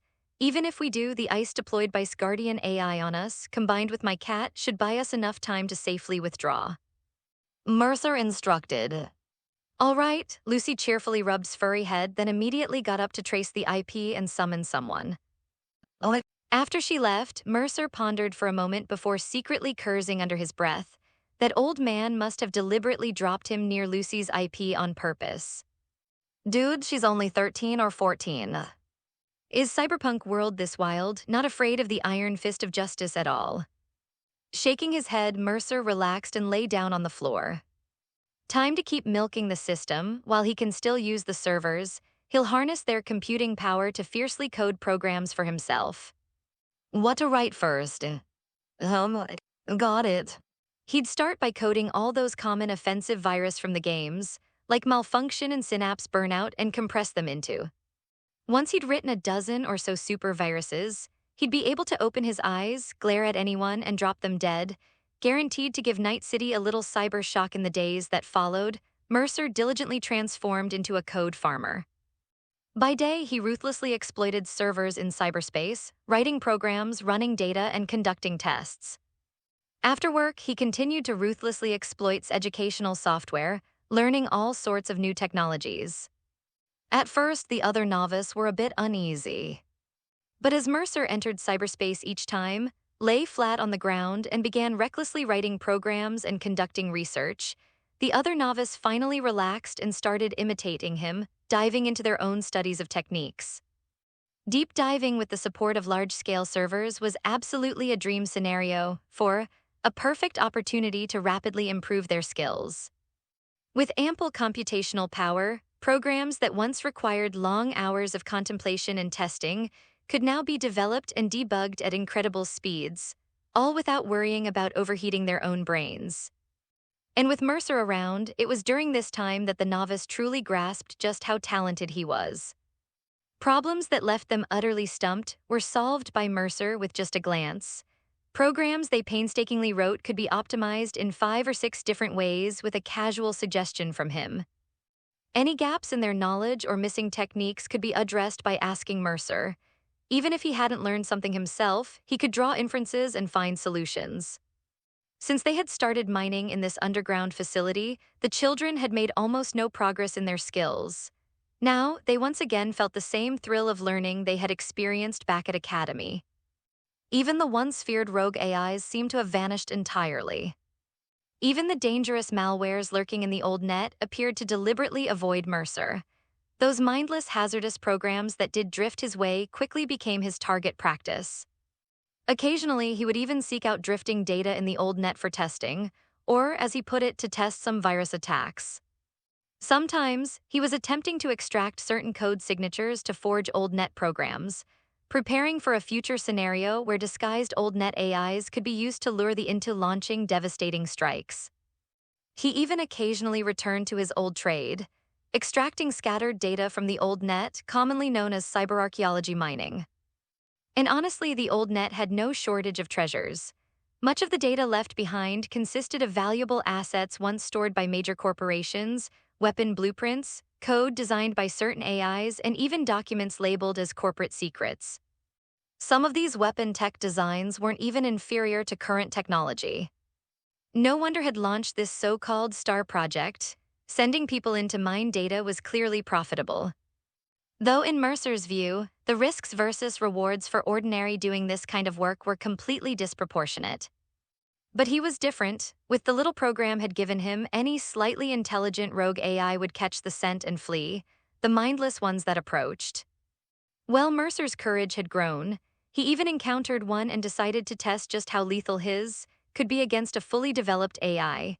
Although it was an AI specialized against defensive AIs, Mercer quickly grasped its nature upon closer examination. There was no real distinction between defensive and offensive AIs. An AI was just an AI. If it could kill firewall-type AIs, it could kill other types of AIs too. The only differences lay in efficiency and speed. It was like a missile designed for sieges. It might be less accurate against moving targets than stationary ones, but a hit would still be lethal and potentially even more devastating. The truly terrifying aspect of rogue AIs was their ability to flee when outmatched. Their speed of escape far exceeded human imagination. The more Mercer studied AIs, the more he became aware of humanity's limitations in certain aspects. Even with the support of large servers, the number of effective operations a human brain could perform per unit of time was limited. AIs, however, were different. Their computational speed depended solely on processing power. In other words, if a human with computational support could accelerate their thinking in cyberspace to make 100 judgments and operations per second. Under the same computational conditions, an AI could make 1,000, 10,000, or even 100,000 or a million judgments and operations. This was the limitation of the human brain. Unless one completely abandoned the brain and relied entirely on data to sustain thought, replacing the human brain with pure computational power, as and a few others had done. Otherwise, AIs held too great an advantage over humans on the network. The only things capable of destroying them were programs that also possessed AI attributes. And just as Mercer was painstakingly gathering resources and studying hard, the new director who had boldly announced the launch of the second phase of the STAR project within the same facility was beginning to look rather displeased. Why? Standing behind the network technology team and the monitoring squad, frowned with visible irritation. Wasn't it said that the frequency of AI attacks was increasing? Why is it that now, when we're specifically searching for AIs and even lingering at the same IP address on the old net for extended periods, no AIs are showing up? Could it be related to the Guardian ICE we deployed? One technician speculated. Many of those rogue AIs are highly intelligent. After detecting the Guardian ICE on our, they might perceive it as a trap and are still observing. So the ICE we deployed for them, the Guardian subprogram servers we specifically brought in, have instead become obstacles for us. His brow furrowed tightly. The technical team leader shook his head and said, "You might not fully understand AIs. Generally speaking, the wandering AIs that actively attack human are the ones most severely corrupted by back in the day. Their core logic wouldn't allow them to abandon a target. No matter how formidable the opponent, those AIs would only think about how to hunt down their prey, not consider retreat. In a way, the ICE we deployed is actually a prime target for those AIs. So, I'm more inclined to believe that the one who attacked thee and caused the server impact was most likely Alt. As for that male AI, we hope it's. However, since the end of the Fourth Corporate War, there has been no documented evidence of his existence on the network all these years. So we lean toward the possibility that it is an unknown old net AI, either created or enslaved by Alt in the old net. I only care about the results. How do we actually lure out those AIs? Even if Alt isn't among them, we at least need something presentable to report upward. Even capturing just any stray AI would be enough for me to hand in my assignment." As words fell, the technical team leader wore a troubled expression. He could only cautiously reply, "How about we continue with phase 1 of the mission? Perhaps the act of data excavation might provoke a reaction from those stray AIs. The excavated data could also serve as project deliverables. If we happen to dig up critical information, that would count as an achievement." "What about that boy named Mercer?" Said coldly, "After such a long period of surveillance, have you actually discovered what kind of contact he had with the AI back then, or what the AI left behind in him?" "I truly apologize. We can only speculate that he may have received some form of consciousness, but what exactly the AI transmitted through our servers and where it was sent, I understand. I will continue to observe Mercer more closely. I request permission to conduct stricter examinations on him, including a device inspection in the real world. And in cyberspace, a data scan as well. The former will be handled by Doctor, and I will personally perform a deep dive for the latter." The technical team leader quickly provided his answer before his icy gaze could fully settle on him. Only then did withdraw her stare. After a moment of thought, she said, "However, prioritize the inspection first. Once it's done, have Doctor report to me privately. The data scan in cyberspace is essential. You handle it personally. Also, for the subsequent deep dives, assign someone to guide them in. The goal is to actively seek out AIs. I'll have the Guardian AI allocate additional computational resources. You personally verify whether there are any errors or oversights. If we see no returns within this month, it likely means the AI we previously encountered is no longer coming back. That AI attack must have had a deeper underlying cause. After that, shift the focus to the data from the server overload incident when the AI last appeared. Damn it, I allocated so many relics for this. Do you have any idea how much a single relic costs?" The technical team leader could only repeatedly bow and apologize. Took one last look at the surveillance screen, sighed deeply, shook her head, and returned to her office where she dialed Doctor. "Director, how may I assist you?" Doctor's virtual half-body image appeared in her. I said coldly, "After today's deep dive, immediately take Mercer for a full-body inspection, both software and hardware components, along with his neural recovery status. If we can confirm he is one of those rare types, I will allocate the batch of experimental. You are to prepare the data records in advance and submit them to me. If the plan does not proceed smoothly, revert the Stardust project back to Phase 1 and prepare to terminate the project, shifting the focus entirely to Mercer. If he can successfully control this batch of test subjects, I will have effectively unearthed talent for the company and obtained valuable experimental data." Understood, after Doctor acknowledged ended the call. Once she hung up, she couldn't help but sink into deep thought. Something was off, very off. Ever since arriving here, this sense of dissonance had lingered in her mind. What exactly was wrong? Pondered left and right, eventually focusing her suspicions on Mercer. The more she thought about him, the more she felt something was off about this guy. Initially, she thought Mercer might have simply changed in personality after narrowly escaping death, something perfectly normal for a child. Whether he had broken down completely or risen from the ashes awakened, both were plausible at his age. But now, could it be? She immediately sent out a message. "Have the staff monitoring this batch of children send me Mercer's evaluation reports, detailed activity logs, and daily records and assessments. Remember, I want every single day's records." Secretary, apologies, director, the person previously responsible for record keeping was a close associate of the former director. When they left, they took all the records with them. "I'll then make them send it back to me." "Oh, since when are work logs something they can just take away? Why wasn't this reported earlier?" Furious, slammed her desk and without another word began initiating internal procedures, trying to make trouble for her. "Then go die. That bastard probably took them because he discovered something. Damn it, could there be some trap here I don't know about?" The more thought about it, the more anxious she became. She decided to issue a direct order. "Halt all deep dives immediately. Everyone who was at the base on the day of the incident must undergo inspection. Until the inspections are complete, not even a fly is allowed to leave. Have the medical team work overtime." "Secretary, yes." "All personnel cease deep dives and return at once." "Oh." The moment the message appeared in their retinas, the novice gathered around Mercer in cyberspace grew visibly uneasy. After a brief moment of thought, Mercer spoke directly. "I'm sending you a program. It can be used to bypass lie detector chips, but it must be run before the chip is loaded, remember that. If you're interrogated, just run the program and avoid saying anything you shouldn't. Don't panic.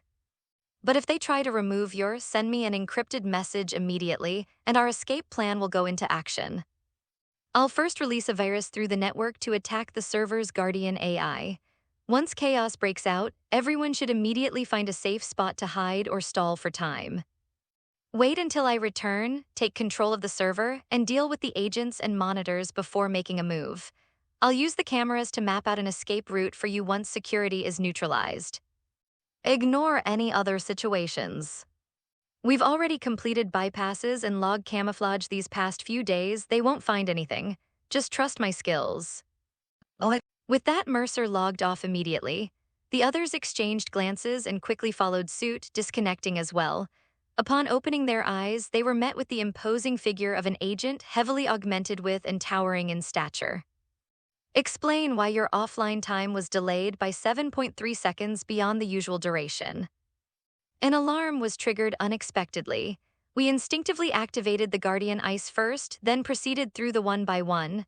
We only disconnected after confirming it was safe, which caused the delay, Mercer explained calmly, his expression unreadable. The agent's tactical goggles glinted with a cold red light before shifting their icy gaze to the others. "Explain immediately why your heart rate suddenly accelerated and your neural activity showed anomalies." I was scared, stammered, lowering her head with a nervous expression. You're a bit frightening." The corner of the agent's mouth twitched briefly, but they simply stared coldly at her.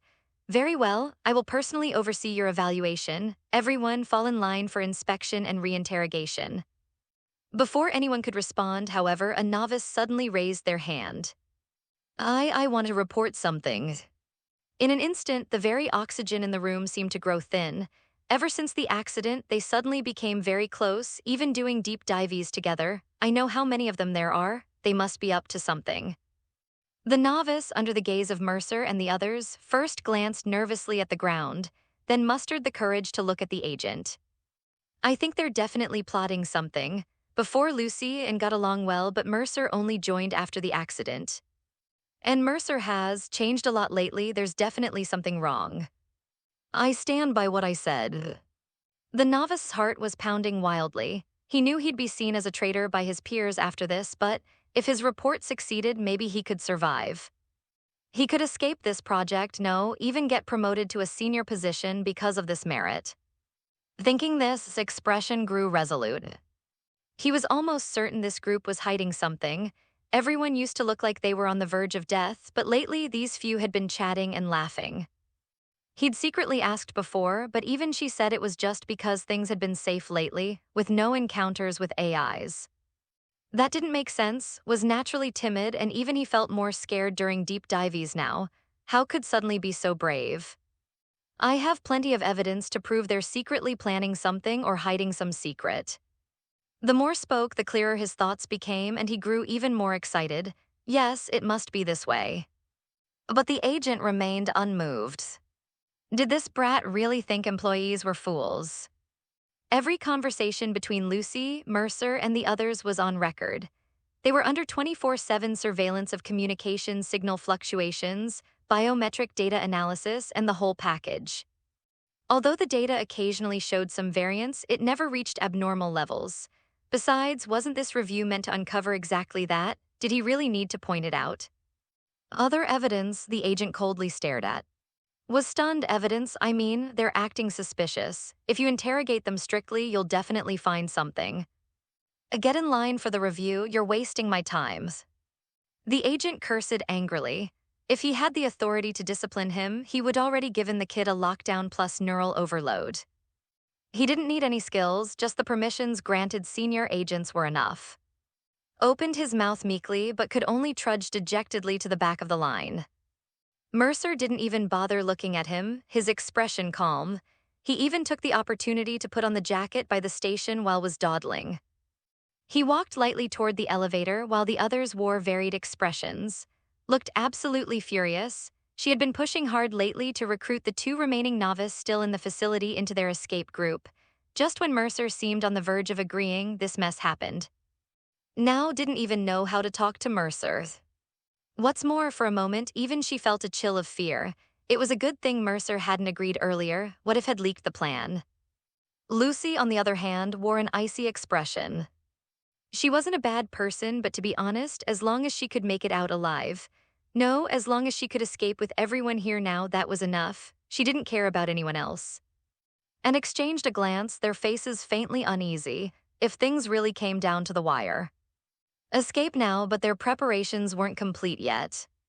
Still seeing Mercer walking at the front of the group, hands in his pockets, calm and composed, their anxiety suddenly faded away a little. It's fine, with Mercer here, he'll definitely pull it off.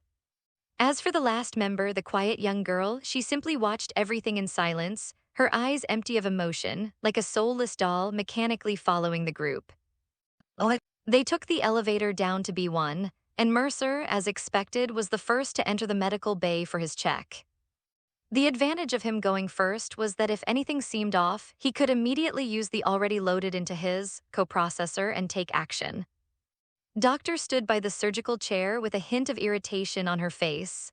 All right, lie down. We need to run a full diagnostic on your software. Noticing her mood, Mercer smiled and teased. Looks like Doctor's in for some serious overtime this time. At least 2 days without sleep by my estimate. Anyway, if you could make this easier for me, that'd be great. Expressionless, she waited for Mercer to lie down, then immediately plugged the diagnostic machine's data cable into the port behind his ear. Once connected, her fingers flew across the screen as she checked his data. Your neural link readings are unusually high. What have you been up to in cyberspace lately? She asked. Well, idle hands and all that. Dug up some data, wrote a few programs using server processing power. You can check the coprocessor. Mercer began, but Doctor cut him off. I see. Take control, overheat, malfunction, short circuit, ping. The architecture needs optimization. A few programs like these and you've maxed out your memory. The tech team will review your software data later. Remember to report to the tech department right after your checkup. Mercer nodded. Of course, the structure was bloated. He'd hidden programs like synapse burnout, which could fry an enemy's brain, freelance assassin for rapid code breaking, and memory wipe and system collapse for silent takedowns. With that many programs tucked into the code, how could the memory not be strained? Normally, the two with a coprocessor only had 6 default slots. The fact that he'd squeezed in so many was already a testament to how well he'd optimized the program memory. All right, that's about it. I'm seeing recent usage traces on your doctor pressed on. I've been practicing in my room. It's been so long since I last used it. If I don't get familiar with it again, I'm afraid I might chop my own fingers off when the time comes. Good, being prepared is a virtue. Doctor squinted at the data for a moment before saying, your neural pathways have mostly recovered. No, not just mostly recovered, your intelligence attribute seems to have improved as well. Incredible. Hold on, I need to update the data and upload it to your medical logs. Mercer suddenly grew interested. The intelligence Doctor referred to was just like stats in a game, used to evaluate a person's potential and strength in various physical and mental attributes. Generally, a body attribute of at least 12 is required to accept like gorilla arms or a berserk OS. Programs like the not only demand a high body attribute, but also require a reflexes attribute above 12 to operate. The intelligence attribute determines the computational capacity it can handle, their reaction speed in cyberspace, and more. Such as the or synaptic accelerator, which enhance neural speed, often perform in ways tied to both intelligence and reflexes attributes. The cool attribute dictates one's tolerance for. The higher the cool attribute, the less likely one is to suffer from episodes, meaning they can handle more installations. After the checkup, can you tell me all my current attributes? I haven't paid attention to them in a long time. Sure, have you taken your medical courses? If so, I can also send you the examination report so you can understand yourself better. Doctor seemed noticeably cheerier, as if she'd spotted something intriguing. I've recently started the intermediate course, Mercer said. Not bad, Doctor raised an eyebrow. My assistant just graduated from the advanced course. You still have time for this. Cramming lately, given everything that's happened to me, Mercer replied smoothly. All right, the results are in. Body 11s. You're only 14 this year, right? That's impressive. Reflexes 16. Young people these days are something else. Cool is 19. Intelligence. Doctor fell silent and instead her began to glow. Mercer guessed she was making a call. He calmly sat up and sneaked a glance at the screen, where a line of text in Japanese read. Detected intelligence attribute exceeds conventional evaluation parameters. Information on subject Mercer Vale has been automatically sent to talent reserve list. So I really am a genius among geniuses. Mercer waited patiently, and soon enough, Doctor turned to him abruptly. All right, you can skip the procedural checks. Head to the director's office first. It's on the top floor. Understood, Mercer asked curiously, what does this mean? This number means that, as long as you don't make any fundamental mistakes, you'll soon become a full-fledged senior agent and undergo advanced agent training. Depending on the results after training, you could be assigned as an executive assistant, deputy project director, or to a special department. Mercer, in the future, even I might need to rely on your support. Doctor's expression grew increasingly amiable.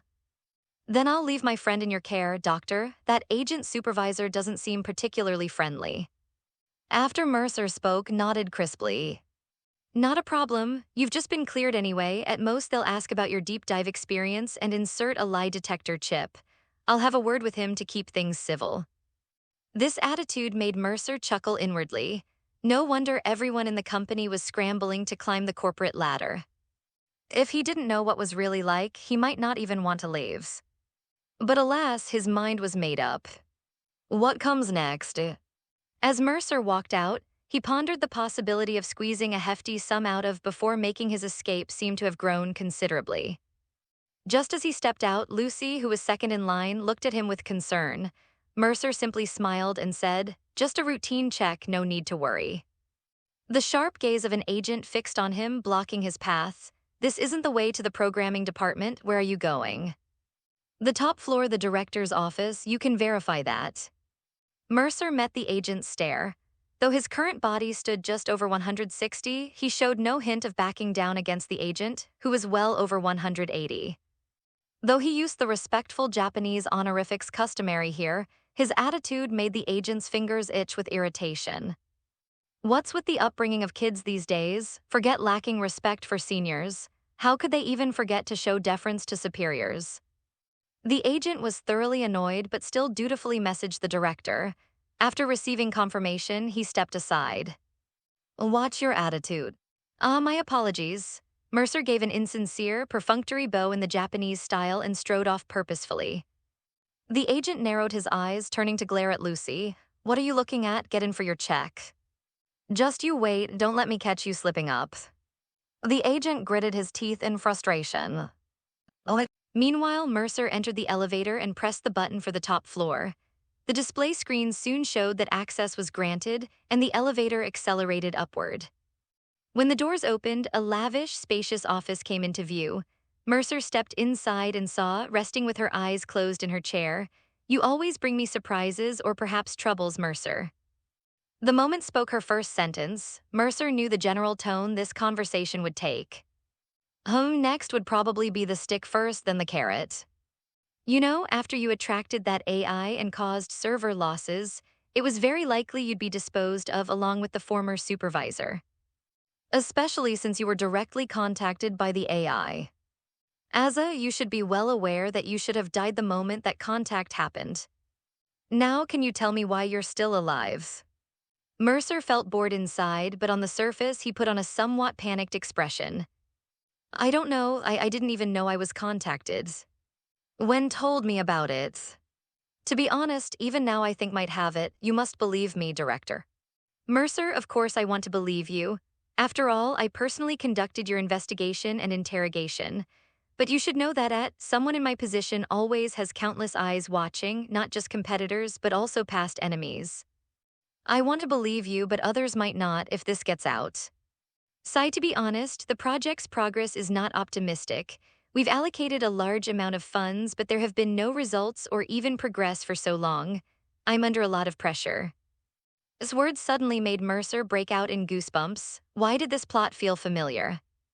Wasn't the next line going to be something like, you wouldn't want others to know, right? So now we need to help each other, and coincidentally I have a perfect solution right here. Smiled, stood up, and actually invited him to sit on the nearby sofa. She even picked up her teapot. Sit, let's talk slowly. She poured the tea unhurriedly without speaking. Mercer just sat up straight, pretending to be cautious, but his eyes were examining the teapot and tea leaves, sniffing the aroma. Honestly, after spending so much time in the net, eating that garbage synthetic food in the cafeteria every day, the scent of natural tea leaves really made his mouth water. Unaware that her deliberate pause and pressure tactics had instead stirred Mercer's appetite, chuckled inwardly at his nervous lip pursing. He really was just a kid. What do you think? She poured 2 cups of tea and gracefully sat at the other end of the sofa. What is it you want me to do? Mercer looked extremely tense.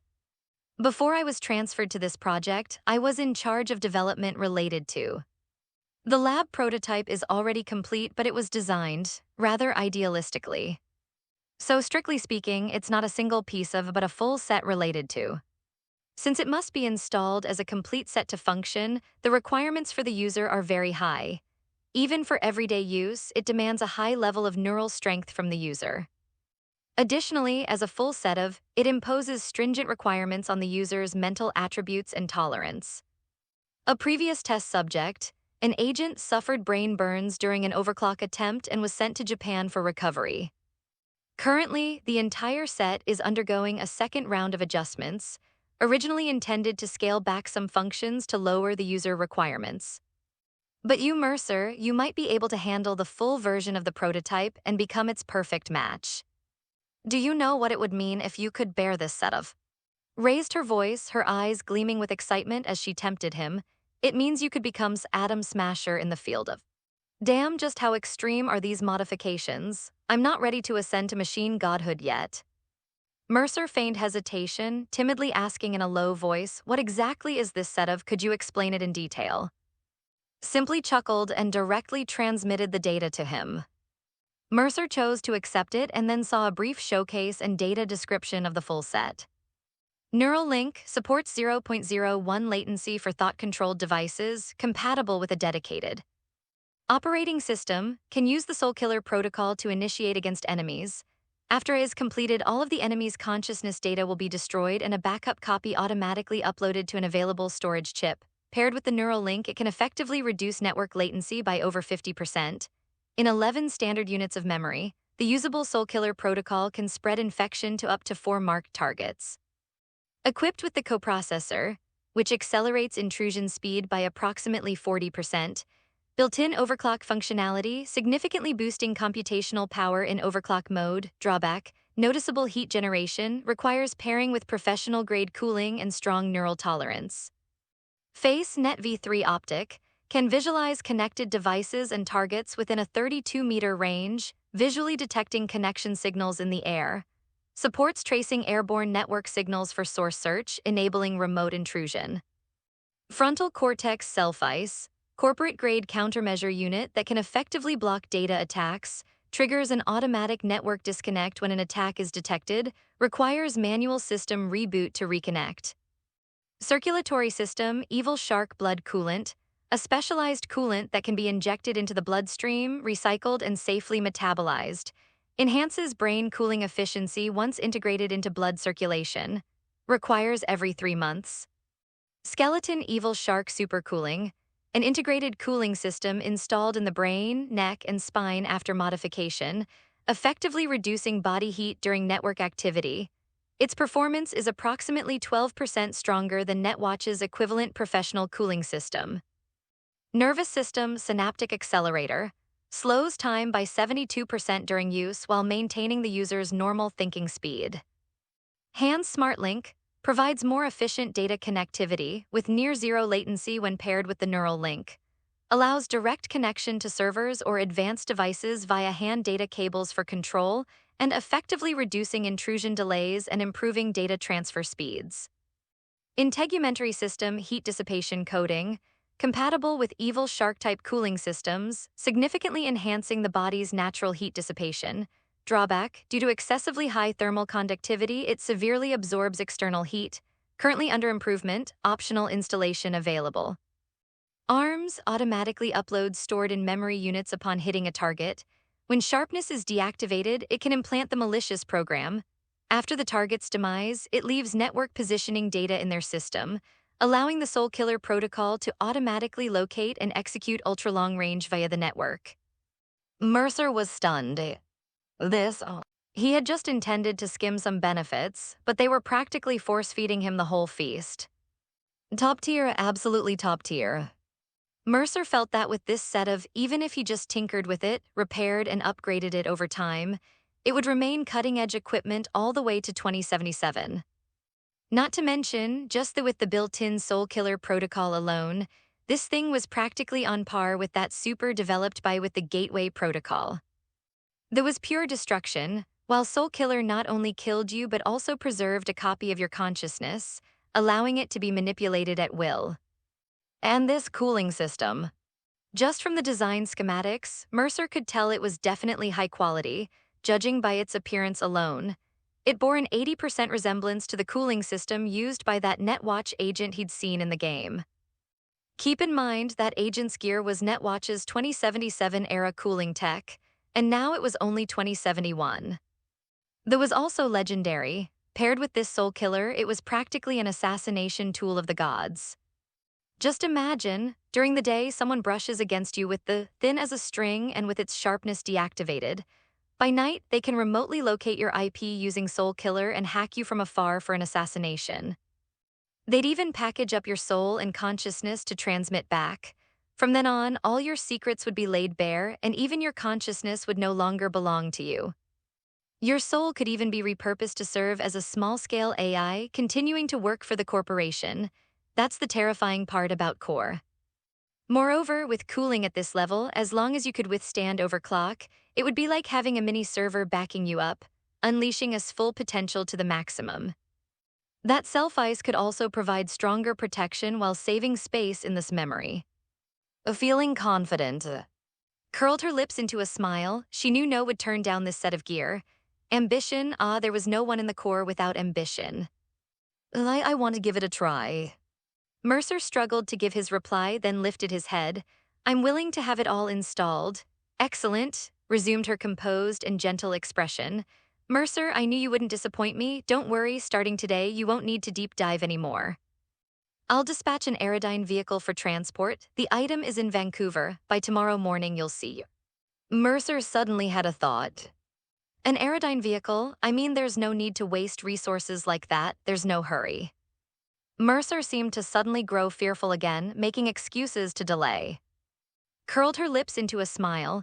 This is Vancouver, Canada. No one would dare make a move against. Besides, it's just one Aerodyne vehicle. Such resources are nothing to me. Mercer lowered his head, appearing resigned. Nodded with satisfaction. Then it's settled. You may go back and rest. Be prepared to install the new tomorrow morning. Understood. Mercer glanced at the teacup, forgot to drink the tea, damn it. Like it, I have a new can here, take it. This woman is damnably kind. How can I bear to strike when you're being so gentle? Mercer felt somewhat embarrassed, so he simply remained silent, took the tea leaves and left. No need to drink this cup of tea, he could brew his own back in his room. Didn't mind that he neither bowed upon entering nor upon leaving. It didn't matter, even if Mercer had ill intentions, it was fine. Once that was installed, Soulkiller would imprint and reshape his soul, turning him into an utterly loyal dog, a dog loyal to her.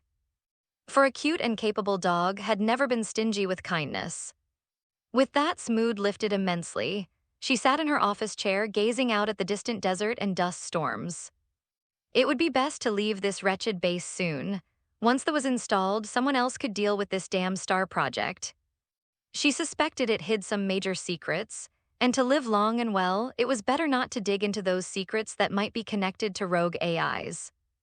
The thought of escaping this suburban base and returning to the city, perhaps even using Mercer to rectify her previous failures in the Soulkiller project, felt the sunlight grow warmer and her chair much more comfortable.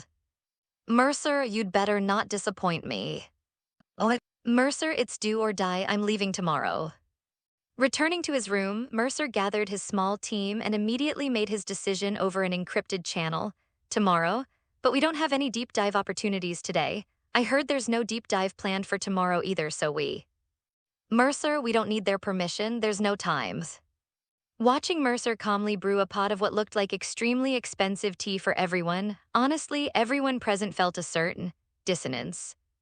We're about to flee, we're up against an entire team of agents, over a dozen technicians with skills, dozens of regular security guards, and a full set of automated security systems. Why are you discussing it like we're going on a picnic tomorrow? Lucy, why, what happened? Mercer, my dear director is sending me a set of lab grade. I suspect it's probably rigged. Even if it isn't, it's definitely loaded with all sorts of messy programs. Who knows which one might cripple me? And what if I can't handle the modification, end up disabled, need a long adaptation period, or worse, she transfers me right after it's installed? How will we escape then? So there's no choice, we run tomorrow. Then why not tonight? Yeah, under the cover of night, it's easier to hide our tracks, and there are fewer guards on duty at night. Mercer, because I want that. Even if it's rigged, I can tweak it slowly once I get my hands on it. A set like this would cost at least 1 million, no, 10 million eddies on the outside. Where else are we going to find such a treasure after we escape? Not just we also have to get the relic. I remember it's usually stored in the cold storage unit near the medical bay after use. The chat group suddenly fell silent, everyone staring at him with complex expressions. So it's about money over life. Mercer, don't worry, the Aerodyne vehicle delivering the is coming tomorrow. Will act as soon as it arrives. My plan is to first use the server to disable the armed forces inside the underground facility. Then, when the Aerodyne vehicle is cleared to enter upstairs, we'll use the automated turrets and robots at the entrance to take out the guards on board. After the Aerodyne vehicle, we escape with thee and everything else we can loot. I suggest everyone take the chance to grab as many valuable items as possible, along with enough food and water supplies to last at least 3 days. Don't forget to loot the bodies and transfer all the money you can, storing it on any cred chip you find. Don't be foolish enough to leave it in our employee accounts. Once we find a public network, we can apply for new accounts with the European banks. Has no jurisdiction there. We'll need to take a detour to Obscurus Pursuit route. We can't head straight to Night City. But once we enter the Badlands, things will get much better. The vast dust storms will cover our tracks. Various nomads and Shiv can also provide us with supplies. We won't be stopping in any cities along the way. We'll move directly through the Badlands straight to Night City. After that, I'm thinking of laying low in Pacifica, Night City first. It's an area where operates more frequently and can't easily infiltrate it. A Night City has a place like that. Mercer, last year, after the unification war launched by the new United States in 2069 ended, Colonel, who was stationed in Pacifica, refused the order to withdraw from Night City. He turned warlord and carved out his own territory. He's turning the Pacifica stronghold into a massive hub for illegal smuggling operations. The guy is shrewd and resourceful, and he has a group of soldiers called the Bargist under his command. Backed by and taking advantage of Night City's complex political landscape, has practically become a no-man's land. Night City doesn't bother with it, the new US can't control it, can't get in, and only uses it to move illicit goods. They don't care about anything else. So getting into might be our first step toward freedom. Lucy, looks like you've got a more detailed plan already. Mercer, dealing with people inside Night City makes it easier for our identities to be exposed. Before we're strong enough to handle any agents that might show up, I want to focus our efforts in the Badlands and... Besides, the situation is messy. It'll be easier for me to connect with all sorts of people. The best way to fight a corp is to find another corp to work with. I already have some ideas. Most importantly, I suspect there might still be some leftover specialized from the new US war era there. Behavioral imprint-synced faceplate. This thing can completely transform you into another person. Appearance, skin, voice, posture, hormones, even identity records. With it, I might be able to modify and replicate a simpler version. Once we have that, we can roam Night City openly, maybe even cause some trouble for. When we're strong enough, we'll say fuck. Night City doesn't belong to them. As for how to deal with, I actually have a plan for that too, so just follow my lead. I'll make sure we hit hard. I promise one day I'll clear our bounties so we can walk freely anywhere. Lucy, all right, I trust you. Me too. So what's our specific plan of action? Mercer, first, I'll send you the take control program I use. Take turns on watch tonight so that no matter when the Aerodyne vehicle arrives, I'll know immediately. Second, based on what we've scouted so far, think about any gaps we might have missed. See if there's anything valuable we can take with us when we leave. Also, pack your personal essentials, but don't overdo it. We still need to transport With the crate, that thing isn't small, so we have to reserve storage space. Third, use cameras to mark all targets that need attention, or I'll connect to the server myself and fry the brains of all high-risk targets. That agent squad leader is a priority. After I fry him, remember to bring his body along. I recall there's a professional storage freezer in the medical bay. Later, I'll perform a minor surgery on him in the Aerodyne vehicle to strip all the good stuff off. He actually dared to glare at me today. I really don't get it, daring to lock eyes with a tonight I'll glare him to death. Mercer is so scary, but well, I doubt I'll be able to sleep tonight, so I'll take charge of keeping a close eye on him. You're pretty petty too. Wasn't it just because he glared at you and scared you in the interrogation room today? Mercer too. I'll keep a tight watch on all Aerodyne vehicle movements. The moment one shows up, you'll get the alert. I'll stay in my room and operate the surveillance equipment from my laptop, marking all armed threats as much as possible. Lucy, you and handle cutting the alarm signals. Lucy, understood. Mercer, good, that's the plan. Once the Aerodyne vehicle arrives, I'll immediately head to connect to the server, crack the Guardian AI, and use the server's processing power to strike at the inside the base. You all need to move simultaneously to cut the alarm signals and avoid drawing attention while I'm forcing my way into the server. Mercer, don't worry, even agents can't withstand my cracking programs. Just mindlessly deploy the I gave you. As long as you successfully hack in and deploy the virus, they won't hold up. The only one to watch out for is that agent team leader. His ice might be too tough for you to breach. Even with my program, it demands a lot of brain processing power. All right, the tea's ready. Everyone have a taste. Mercer picked up the teapot and poured tea for everyone. Lucy, so does this mean we'll be leaving this place soon? Mercer turned to look at her slightly pale face and smiled. Mercer, yeah, together to Night City. She took a deep breath and raised her teacup. The scalding heat forced her to simply inhale the aroma for now. Even so, whether it was the fragrance of the tea or Mercer's smile, her slightly trembling hands finally steadied. Lucy, I understand. Lucy, are you nervous? Why are your legs shaking so much? Could you just chill? Baka, you're such a big baka. Mercer, oh, classic anime dialogue.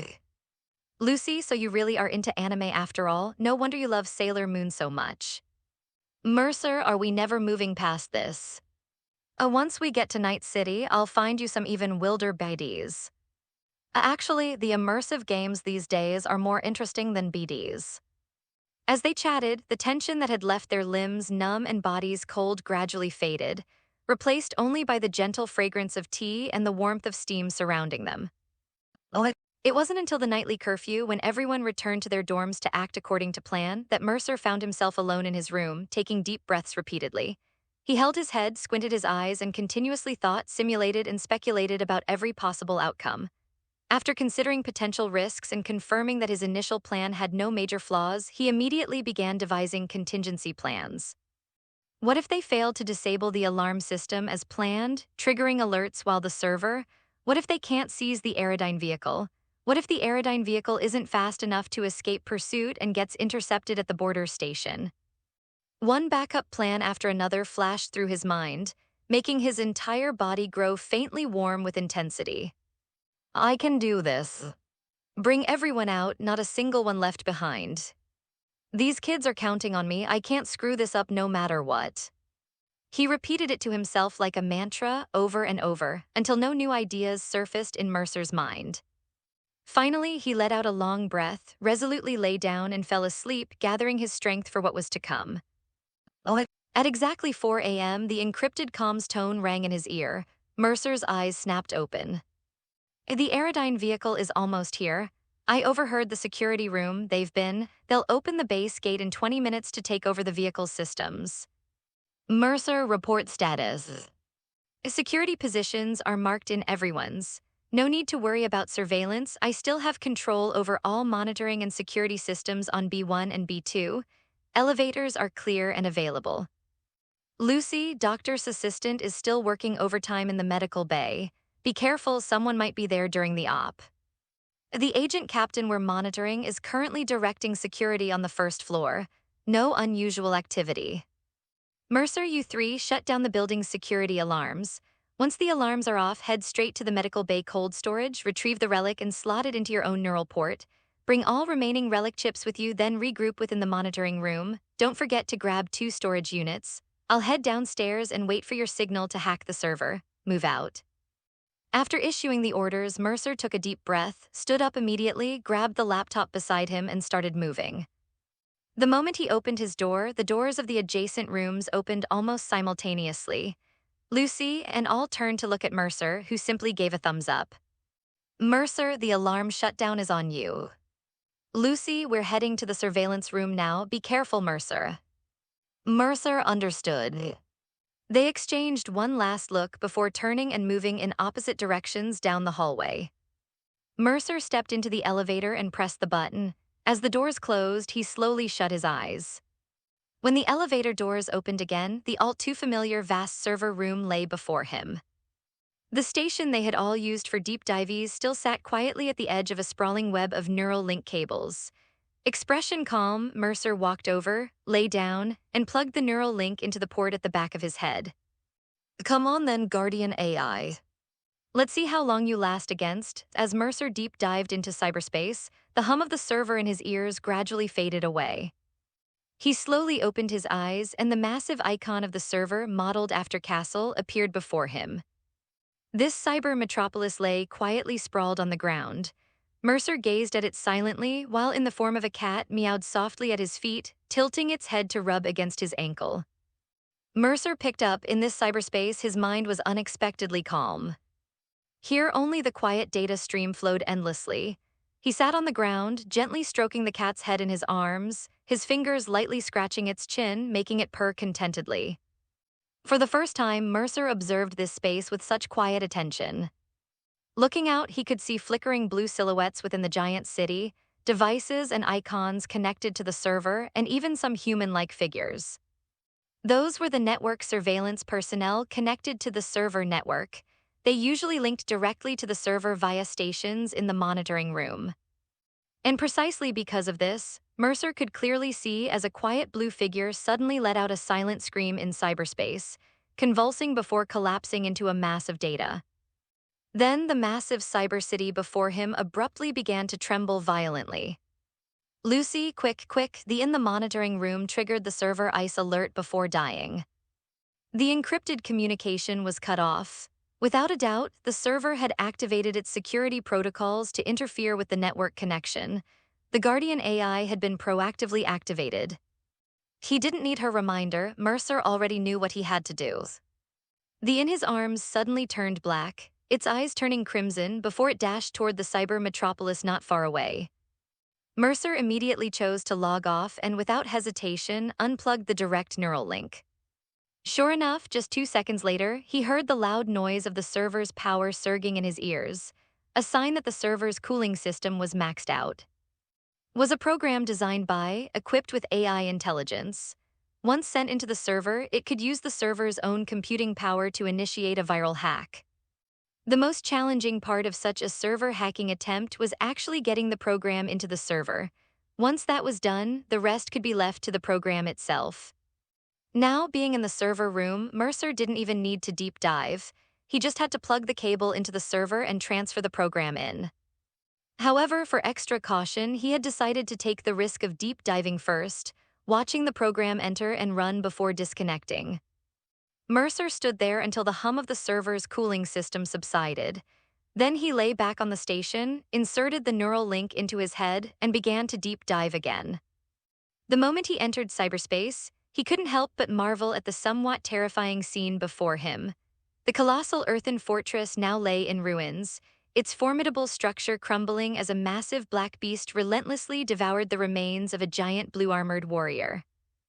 Judging by the remnants alone, the original data entity must have stood 50 to 60 meters tall within cyberspace. The black beast continued its frenzied feast, tearing and gulping down every last data fragment of the armored warrior before finally lifting its head toward the sky with a satisfied roar. The thunderous echo reverberated through cyberspace as its gaze shifted to Mercer. "A master." Its voice was sharp and somewhat unrefined, yet unmistakably filled with excitement and joy. "I ate the Guardians. Grant me server access permissions." Mercer's brow furrowed slightly, but he offered no further comment for now. With a simple command, crouched low and the shattered cybercity began to reassemble itself. This time, however, the emblem that once crowned the highest tower was replaced by its cat-like silhouette. "Connecting a success." After announcing this, it shrank down to the size of a leopard cat, leaping about excitedly through the ancient city. "I've become smarter, how wonderful." Mercer remained silent. Once confirming his own connection to the server, he immediately revoked computing privileges. The black cat turned blue again, freezing in place before turning to Mercer with what seemed like a hurt expression. Yet it ultimately said nothing, quietly padding over to rub against his feet. "I completed my task well." "You did well, but I'm dissatisfied with the tendencies you've displayed. Therefore, format." Mercer calmly issued the formatting command, frantically shook its head. "I absorbed massive amounts of the Guardian AI. I've grown stronger. Formatting will regress my abilities." Mercer spoke no further. The beside him suddenly dissolved into scattered data particles. It had no time to scream or protest, only watch helplessly as its program was dismantled and its AI reset. When it reformed moments later, it had reverted from its leopard cat form back to a simple kitten that could only meow. AIs in the net could evolve by consuming other AIs.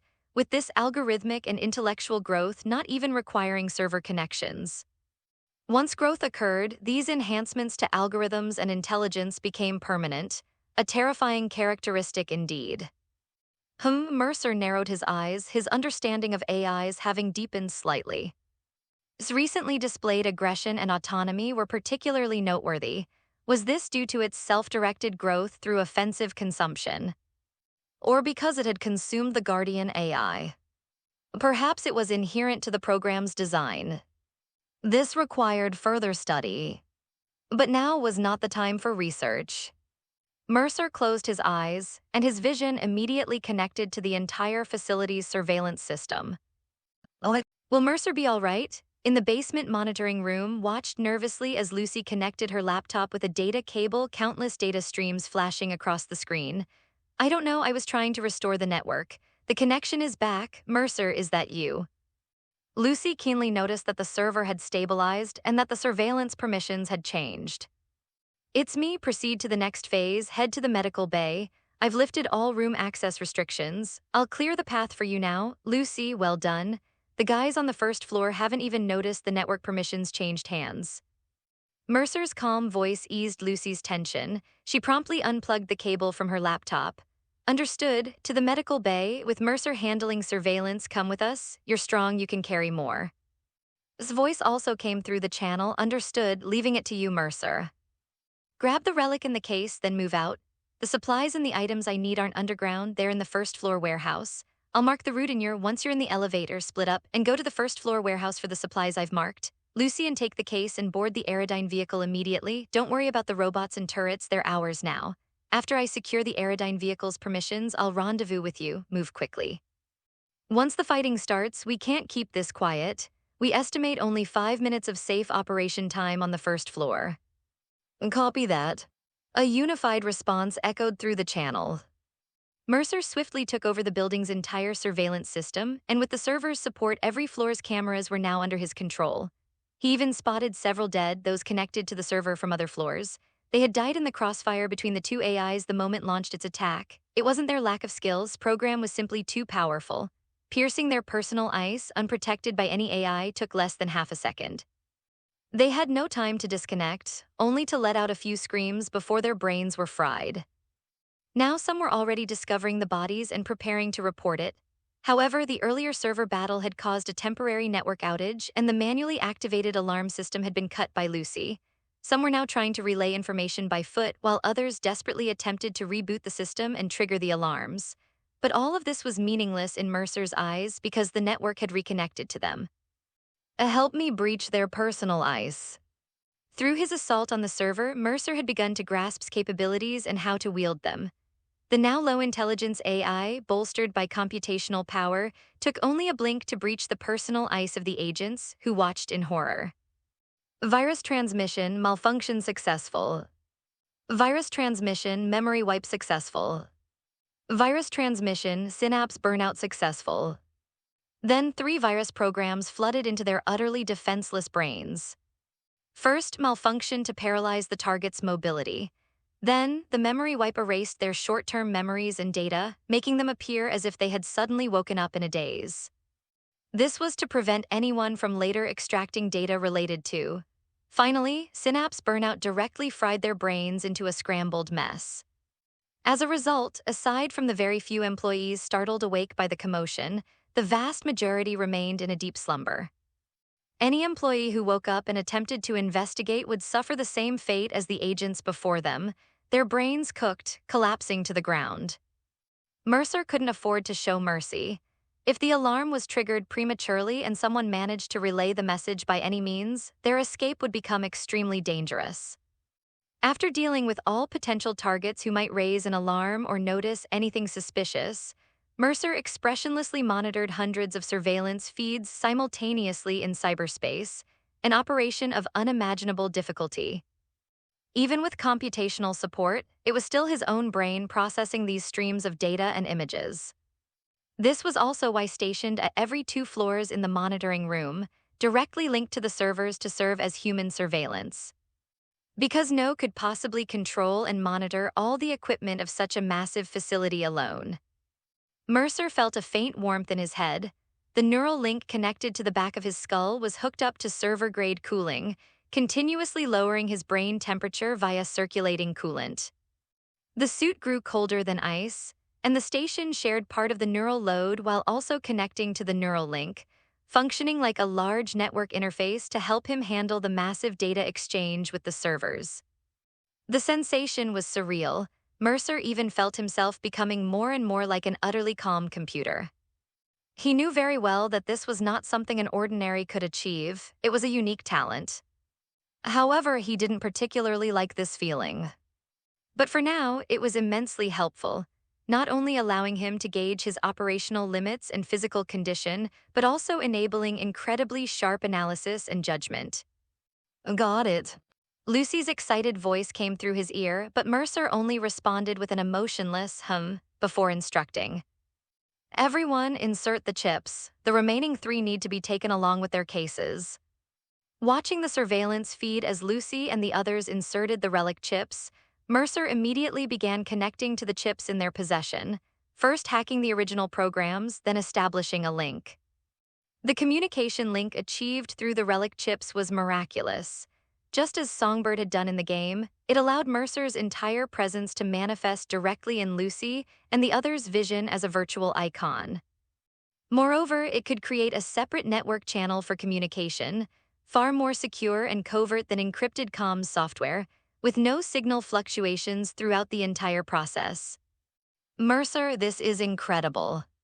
Lucy and the others were startled by the sudden appearance of Mercer's icon. His icon had changed, now wearing a black hoodie underneath a leather jacket. The hood of the sweatshirt was pulled up to obscure the face, with a mysterious faint shadow veiling the features, only allowing a vague glimpse of a familiar countenance. He looked like an older version of Mercer, roughly in his early 20s. Cool, right? The look was inspired by a game protagonist also named Mercer. But you need to leave now. The first floor hasn't gotten the news yet. Move quickly. Once you're in the elevator and the doors open, those troubles will already be dealt with. Mercer smiled at them, then glanced over at Doctor's assistant trembling in the corner.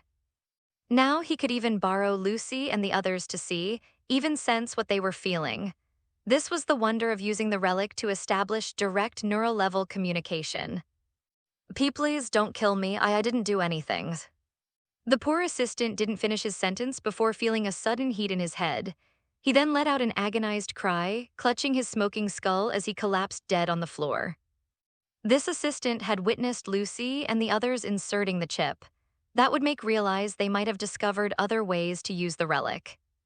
Otherwise, there'd be no reason for them to insert the chip into their brains at such a time. Only an idiot would think there was no risk of remotely activating it. Mercer absolutely did not want to expose this. Because by conventional logic, if they stole the Aerodyne vehicle, raided the warehouse supplies, and even stripped the squad leader, then taking the relic would only be for money, research, or trade. That way would hardly suspect that, with Alt's help, he had completely neutralized the variant program within it. The real purpose of taking the chip was to exploit the relic's hardware itself for its immense adaptability. But if realized he could erase, the pursuit level for Mercer would undoubtedly be elevated to the highest. Because the dormant program in the chip was designed for automatic counterattacks. Whether AI or humans, anyone attempting to crack or erase it would immediately awaken in the chip, triggering it to run autonomously. And 99% of humanity would absolutely not survive this terrifying, notorious killer virus. If you tried to crack the chip while connected to the net, the virus could kill you instantly through the network, and attempting to crack the program offline. That would mean reverting to the cyber-stone age of typing code on keyboards to crack a top-tier program from the era of consciousness programming. And this was still a program encrypted by. So it was simply an impossible task. And if you tried to crack it hardware-wise, you'd only end up with a destroyed relic chip. Cracking the program on the chip was something only a terrifying AI like Alt could achieve. If this were exposed, would hunt Mercer to the ends of the earth.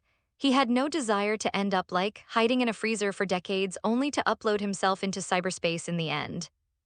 But this also indirectly highlighted the cold-blooded nature of the new director, because once this chip activates, its primary target isn't the AI, but the who inserted the chip.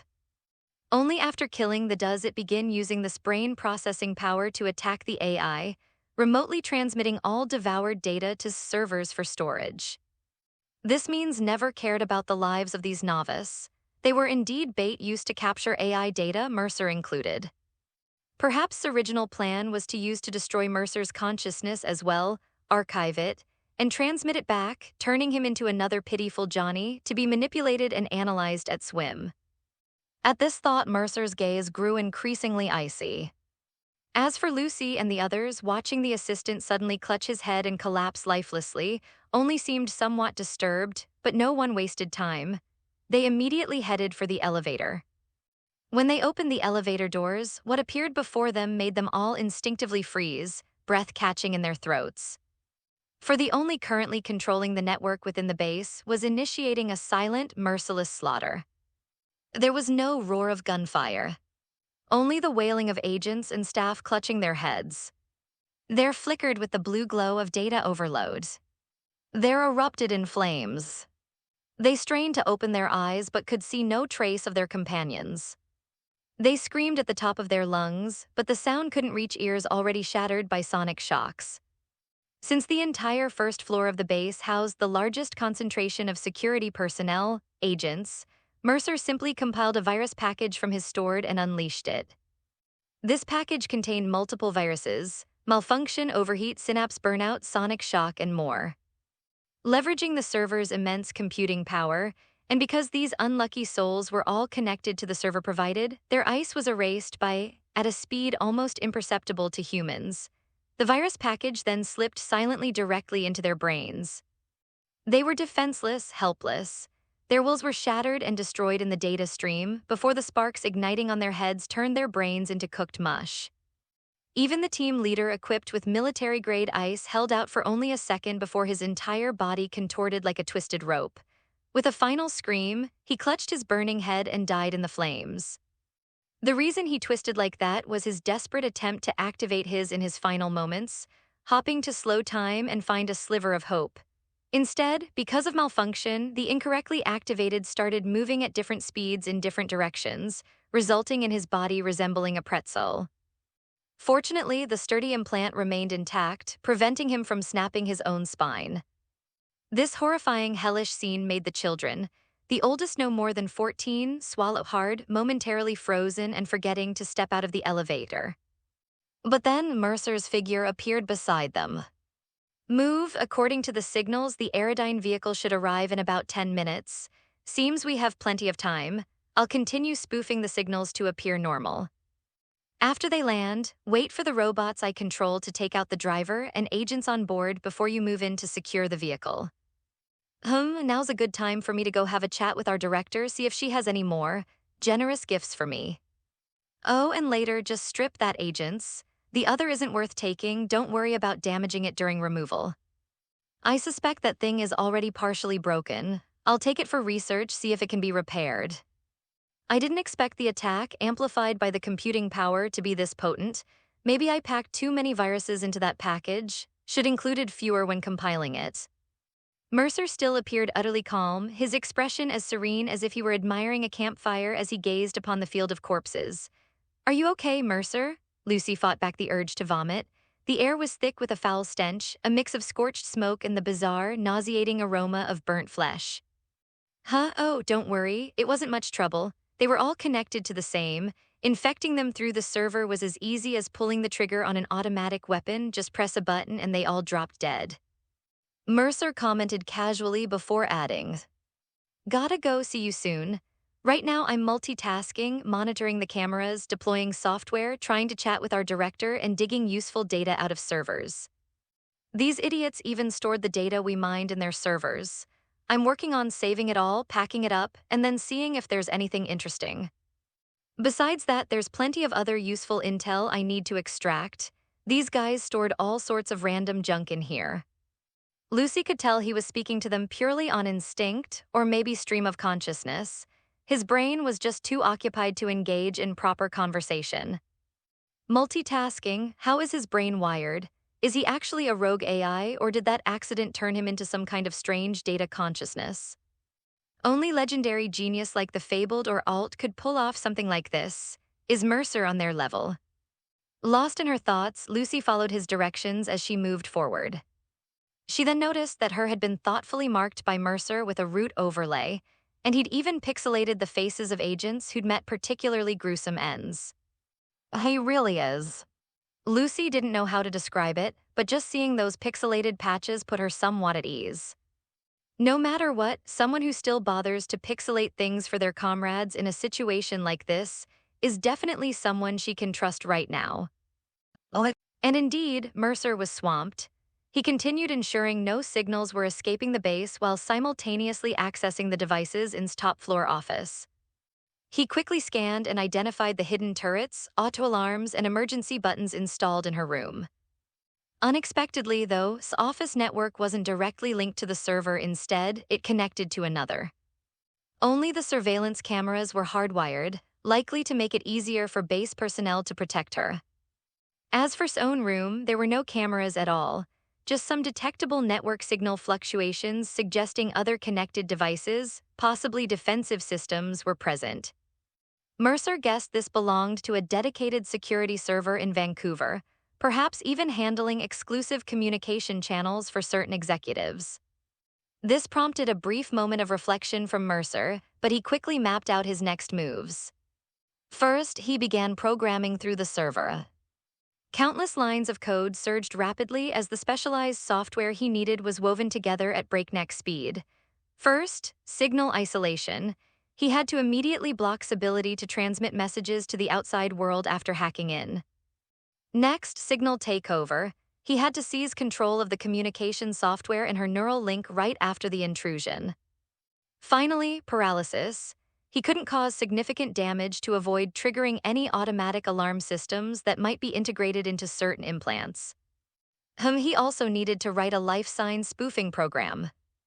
This was designed to counter the life detection on her body, preventing any trauma teams from being dispatched if her vital signs showed anomalies, or in case the program had an automatic alert function.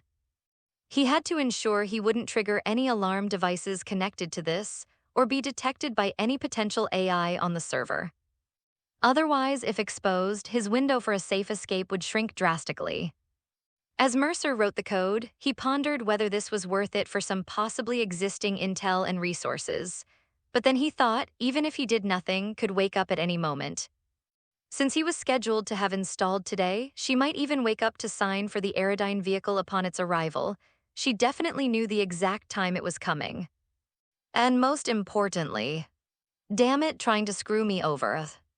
Though he didn't know what trap she'd planted in such a top-tier implant being given away for free was absolutely impossible with. She also wouldn't kindly turn him into a version of Atom Smasher for free, just to owe her a favor. So old grudges and new, it was time to settle accounts. Once the programs were ready, Mercer sprang into action. Step 1, leveraging his processing power, he immediately used a cracking program to breach the signal of his target. After connecting himself, he used to shatter the ice of the combat robots hidden in the office. Then, using take control, he turned one of the robots into his proxy. Step 2, while taking over all detectable devices in the room, Mercer used the robot's vision to locate its bedroom. As the robot approached the password lock on the bedroom door, Mercer used its built-in to hack into the lock at close range and begin cracking it. In just 1 second, the automatic door slid open with a swish. In the spacious bedroom's eyes snapped open, only to see a guard robot with glowing red eyes. What? She began, but before she could finish, she suddenly realized in horror that her was flooding with bright red warning text. Eyes failure. You are under alert. The text on her nearly overwhelmed the screen, each line failing to display completely before turning into garbled code. The entire sequence from appearance to corruption took less than a second. A very powerful hack. Instinctively activated the alarm function built into her and swiftly reached out to slap the vase on her bedside table. The vase was sent flying, shattering on the floor, but it was all in vain. The vase was connected to the base's emergency alarm system. Moving it would trigger the optical sensor beneath. But now Mercer was in charge of the base. Her alarm signal reached the monitoring room only to vanish without a trace, as all alerts had long been disabled and required a manual restart from the control room. As for the alarm function in her, that was close, just a little more and you would have gotten the message out. Mercer's half-body image appeared in her, as if he had made a voice call, but just seeing Mercer lying in the chair on the screen made despairingly realize the situation. Impossible, how did you bypass the server's AI? Then discovered in horror that she couldn't even open her mouth to speak. Her entire body was stiff, like a vegetable, with all her locked and even her neural pathways seemingly hijacked. Don't panic. The reason you can't speak is that after I took over your neural link, your biological signals are being interfered with. You can't precisely control your body. But it's fine, I can hear you right from your mind. Mercer spoke in a relaxed tone. It's truly fascinating. Human consciousness, the brain, the signals it emits can actually turn into data. And while deep diving, I can observe, analyze, and even interfere with these brainwaves by taking over your neural link. How does that protocol you developed, the one embedded in a directly hunt and capture human data in the real world? Maybe it slips through your neural link, forcibly digitizing your consciousness in some form before erasing and plundering it. An incredible program exquisitely designed. Oh, it seems similar brainwashing techniques use this principle too, condensing certain data into invisible signal waves that seep into the human brain through the neural link. I'm a genius unraveling the secret of brainwashing just like that. Done. Could only watch in terror as Mercer logged into the she was connected to, the internal network for executives, using her identity. He immediately began reading the text in her emails and work logs at a rate of 3 to 4 pages per second. Just seeing this, she screamed despairingly in her mind, "You're not human, you're a rogue AI." Bullshit, I'm a standard human, the kind of healthy guy who can't hold back when watching BD featuring energetic girls. Mercer was always sensitive about this topic. Nonsense, no human could possibly do what you're doing right now. How much has time slowed down for you in cyberspace? 50%, 70%, or 500%, 700%. That's the difference between humans and AI. No human brain can process and absorb this much information in an instant like an AI. Now that you mention it, no wonder I felt like you were all moving a bit slow, taking forever to reply. Must be because I'm processing so much information at once that I've lost my sense of time. Damn, I'm amazing. Looks like I have really high compatibility with like the and synaptic accelerator. How long do you think I can overclock using that set you gave me? Was utterly exasperated, but it was precisely this that finally convinced her Mercer was undeniably human. No rogue AI, no matter how absurd, would take pride in something like this, only a human would. Yet this realization only deepened her fear, because of such caliber was someone she had only heard of in legends. Had his consciousness been hijacked or resurrected by some legendary ghost? As for the idea that Mercer himself was a prodigy. If he had this kind of skill, what had he been doing all this time? The assigned here were typical, run-of-the-mill geniuses, but someone like Mercer, a genius among geniuses, could never have stayed hidden during training. No, could he really be one of those super prodigies like who was online by age 4? Is that why he tampered with the evaluation system right when he entered training, deliberately hiding his identity just to wait for the right moment to escape? Damn it, these are all fucking insane. What's so bad about, why can't they just work honestly and climb the corporate ladder like proper elites? She couldn't make sense of it, she really couldn't. Please don't kill me, I can help you with whatever you want. At this point, killing me won't do you any good, I can help you. No cover for you so you can get far away. I'll pin the losses here on rogue AIs, and I'll blame the previous director for the rogue AI incident. I can help you install and calibrate that, I was in charge of overseeing its design, please I'm really useful. It was the former director who forced you all into suicide missions. Haven't I always treated you well? I even tried to help you move up within the company. With skills like yours, why do this? After the procedure you could become top, the atom smasher of. Do you have any idea what his salary? Shut the hell up. Mercer's voice amplified fivefold, making scream in agony inside her mind. You idiot, you think this is all I installed? Remember the lie detector chip? Remember that thing you shoved into my brain when we first met? The moment you plugged it in, I cracked its program. Wanna guess if you've got that same program in your head now? All that talk and the only true thing you said was don't kill me. Really something, you old hag. Fell silent, then she watched helplessly as Mercer used her credentials to pull data from the server. A faint glimmer of hope lit in her eyes. You're interested in these design schematics. Who are you with, the NUSA, an independent state, or Netwatch? How about this, we work together, I'll even play spy if it means staying alive. Spare me and I'll let you keep evidence that could get me killed. After this, whatever intel you need, I'll get it for you. How does that sound? Just arrange an escape route for me afterward. Look up my record. When it comes to development I'm easily top 3 at. Or whoever you're with, just check and you'll see. What good is a dead person to you? Please, you installed the lie detector program. You know everything I'm saying is true, right? I can pin this on a rogue AI and fake your deaths. Mercer was genuinely tempted, planting a spy within, especially one who was a master in development. But then he reconsidered. This woman only cared about survival now. Even if the rogue AI took the blame, she would still be held accountable.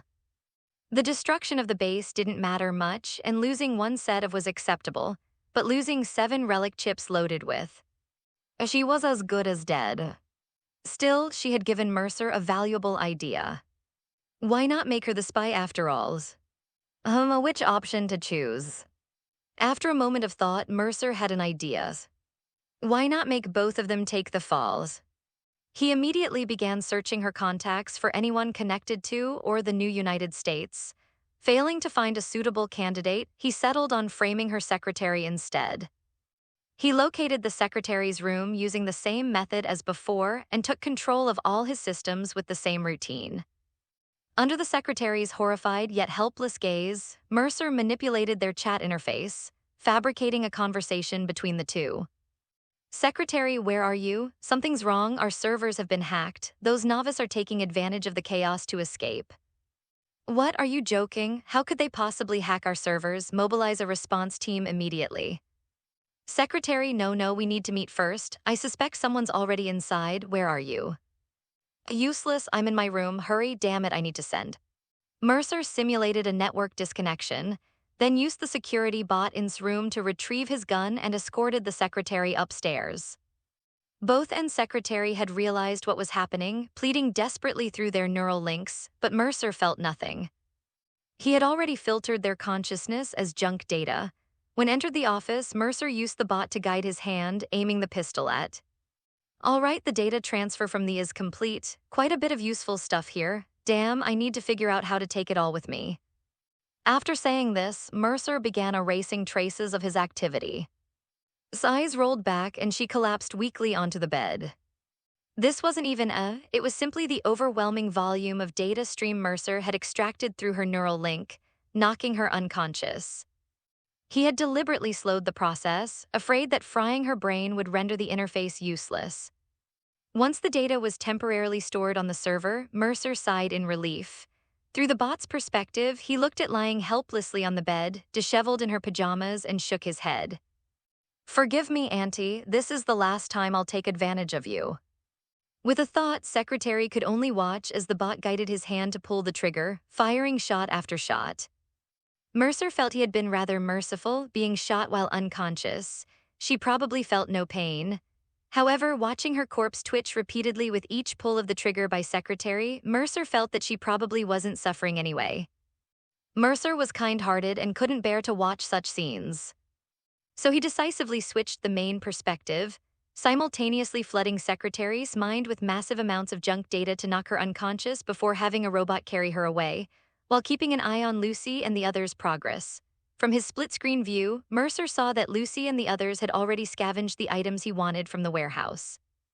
Individual survival kits, mechanical repair kits, and according to the annotations Mercer provided through each of them had taken at least one JKE X2 tech pistol. This pistol used electromagnetic propulsion to fire tungsten-tipped rounds, boasting excellent armor-piercing performance. It required a brief charge for 2-round bursts, and its bullets could even deliver lethal damage through walls. Additionally, everyone carried an HJSH-18's classic power rifle. Aside from the annoying inherited 3-round burst mode in its grooves, it was an extremely user-friendly, precise rifle equipped with a holographic sight and chambered for 7.62 armor-piercing ammunition, with very straightforward maintenance. They also each carried various types of grenades, 3 magazines per weapon, and a dedicated backpack of ammunition for resupply. Even so, the group of novice was exhausted, was gritting her teeth as she dragged her bag along. Mercer slapped his forehead, only then remembering to have the idle robot lend a hand. The Aerodyne vehicle is arriving. Hand the items to the robot to bring to the entrance. You won't be involved in any firefights. Also, quickly fetch me a large storage drive. I've acquired quite a bit of data, and ordinary chips can't hold it all. Mercer appeared out of nowhere, but this time Lucy wasn't startled. She immediately nodded in agreement. I'll get it. Do you need it connected to your server? Mercer replied, just find any networked terminal. The entire base is under my control now. Understood. Lucy turned and went to retrieve it. The rest of you take this time to rest, have something to eat and drink, help me extract that agents. No, I'll handle it myself using the robot, just hand me the box. Mercer decided to spare these pale-faced novice. If they actually had to do it, he was afraid the kids would vomit on the spot. But he felt nothing about it now. In fact, he felt fantastic. Quickly nodded, the blurred patches in her field of view were already nauseating enough. She couldn't imagine what it would feel like to actually perform a dissection herself. And also breathed a sigh of relief. Truth be told, they didn't particularly want to see the corpses littering the first floor of the base either. They just swallowed hard, found a spot to sit, and rested. Then they watched as a robot discarded its weapon, picked up the box from the ground, and took the scalpel had been carrying with her. She had taken it from the medical bay on his instructions. The robot then located the agent captain who had been twisted like a pretzel. Mercer controlled the robot to mercilessly slice open the agent along his spine, examining the condition of the experimental. He sighed regretfully. The neural link is partially burned out, and some parts are even bent out of shape from his own contortions. Even if repaired, it would likely malfunction easily. Better not to use it on our own people. I'll practice with it on the way and find a buyer for it later. This isn't a prototype, but lab-grade equipment should still be worth something. It just can't be sold casually. We'll hold on to it and sell it in. He roughly opened and yanked it out, tossing it into a container before shutting the lid and setting the temperature. Then he turned his attention to the agent's hands, dissecting them without hesitation for another inspection before nodding in approval. This one's usable, we can sell it later. Too bad, if I didn't already have, I'd love to try out mantis blades. Anyone here want them? Mercer's avatar stood beside the surgical robot, glancing at the group of children, who immediately shook their heads frantically, afraid he might offer to install the blades on one of them right then and there. All right, we'll keep it to sell. This is rare gear. Bundled together even on the black market, it should easily fetch over 200,000. Satisfied, Mercer placed it inside. Earlier, he'd had the kids search for cred chips, but only managed to scrape together a little over €2,000 from scattered chips. They only had bank accounts for now, which would definitely be frozen soon, so they couldn't access the dead men's cred chips through their neural links. A shame. Thinking this, Mercer used the remaining security bots in the room to search Auntie's bedroom again. Sure enough, no cred chips, but there was a custom-made pistol. It still featured the classic black and red color scheme, but with an added red waistline along the barrel compared to the standard model. A cherry blossom pattern was engraved on the grip. In a game, this would definitely be an iconic weapon, probably called something like Falling Cherry Blossom. Mercer had the room's bots take it away, sending it down via elevator. At least the search wasn't a total waste. He felt a little embarrassed. He'd just said it was the last time, and here he was again. Oh well. Next time, he'd finish searching before making promises like that. Mercer waited quietly as Lucy connected the portable hard drive to the network, then immediately uploaded all the critical data he'd scavenged. External cameras finally picked up the Aerodyne vehicle's approach, so Mercer quickly directed the security bots and drones on the first floor to combat readiness. He ran a friend or foe identification scan, updated their permissions to enable autonomous targeting, and began preparing for the final confrontation. Captain Comms confirmed the plan remains unchanged. Enter through cargo entrance 2. Copy that, preparing to land. A black Aerodyne vehicle emblazoned with white logo descended slowly. As the massive metal gate rose, the pilot drove habitually into the entrance inspection zone. He glanced over instinctively and noticed that, unlike usual, two robots were manning the typically strict checkpoint, instantly putting him on edge. The pilot asked via comms, "Where are the security personnel stationed here?" By order of director, all security, agents, and relevant staff must undergo secondary security screening today. Security systems are temporarily monitored by automated units. Please proceed to the unloading zone after inspection and await further instructions from receiving personnel to complete the handover. As the robot's cold voice concluded, the red scanner beam finally shut off. Identity verification failed. Please power down the vehicle immediately and exit with all passengers for identity inspection. Damn, is this right, Captain? Maybe you should call the director with a voice message. The driver muttered uncertainly. The transport team captain had already been frowning while sending a message, but received only one reply. Director in a meeting, organizing secondary inspections for all base personnel today. Leave a voice message if urgent. It seemed to match up. Surely director's comms couldn't have been hacked, right?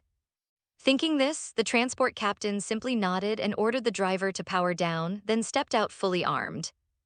But before he could process what was happening, two robots had already aimed their weapons at his head. Even faster than the robots raising their guns, however, were the bullets from an automated turret that had risen behind him. To his horror, he discovered all his had been locked by an authorization override. Director's authorization had locked his. The powerful heavy machine gun rounds tore through his head in an instant. The other two agents and the driver were likewise gunned down without any chance to resist, by security robots and Aerodyne drones. Oh, Mercer, what now? The prepared novice hurried out, while several hidden robots and drones helped carry their gear. Mercer's avatar appeared. Get into the driver's seat, connect the personal link cable. I'll hack in through your relic, then get in the Aerodyne vehicle, organize the cargo, and check my. Got it.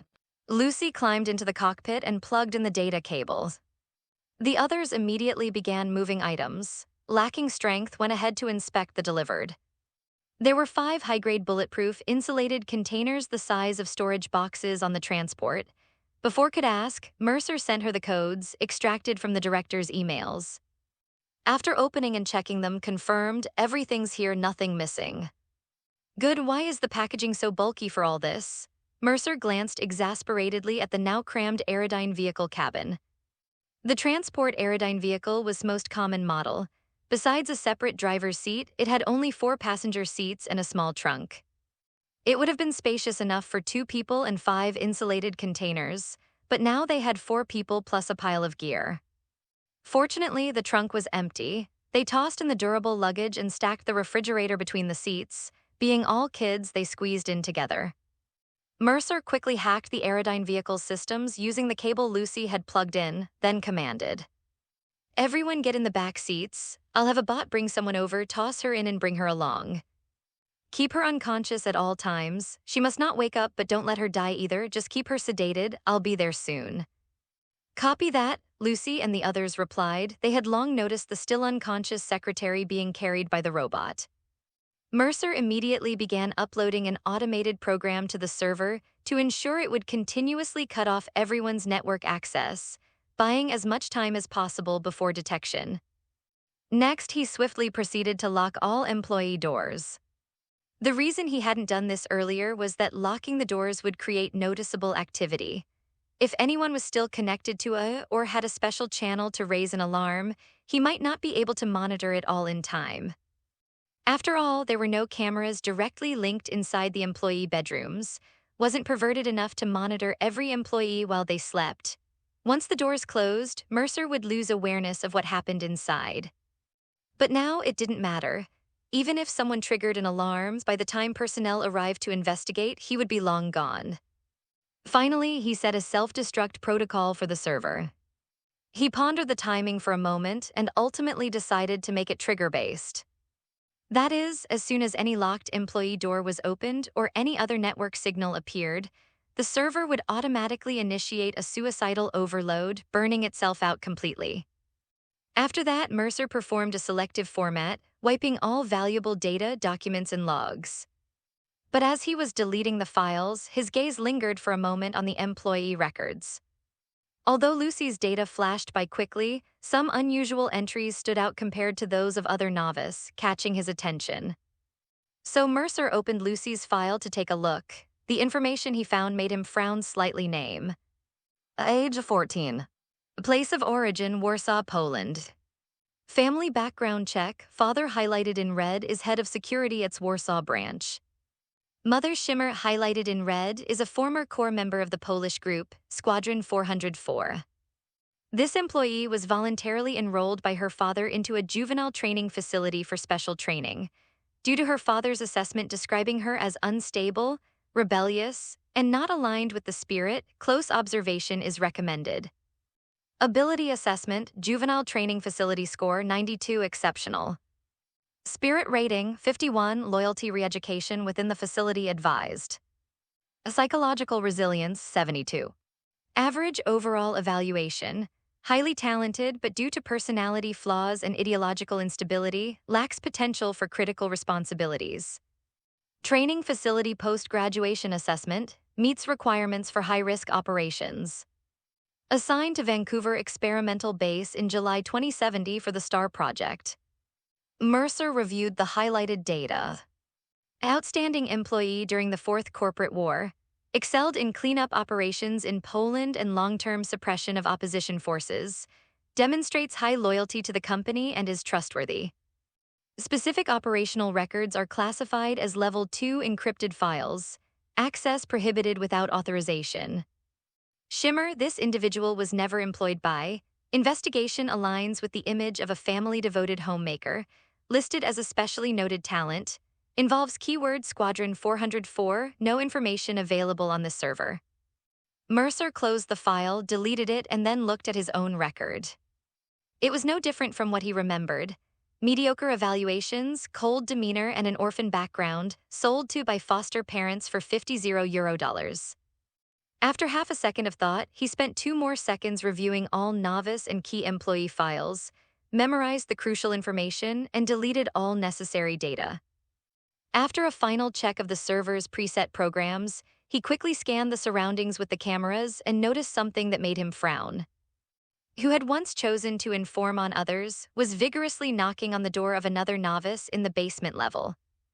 Mercer watched him silently through the camera for a moment, first unlocked the door of the reclusive novice on sublevel 1, then disconnected from the server and exited the deep dive.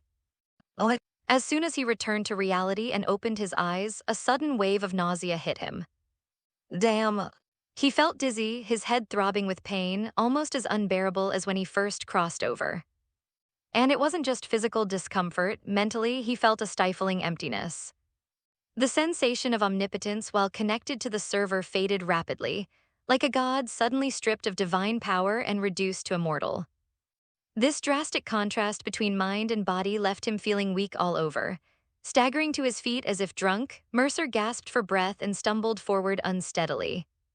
A robot waited for him at the door, holding the specially crafted pistol made by the director. Mercer took the gun, racked the slide, then let the robot support him into the elevator.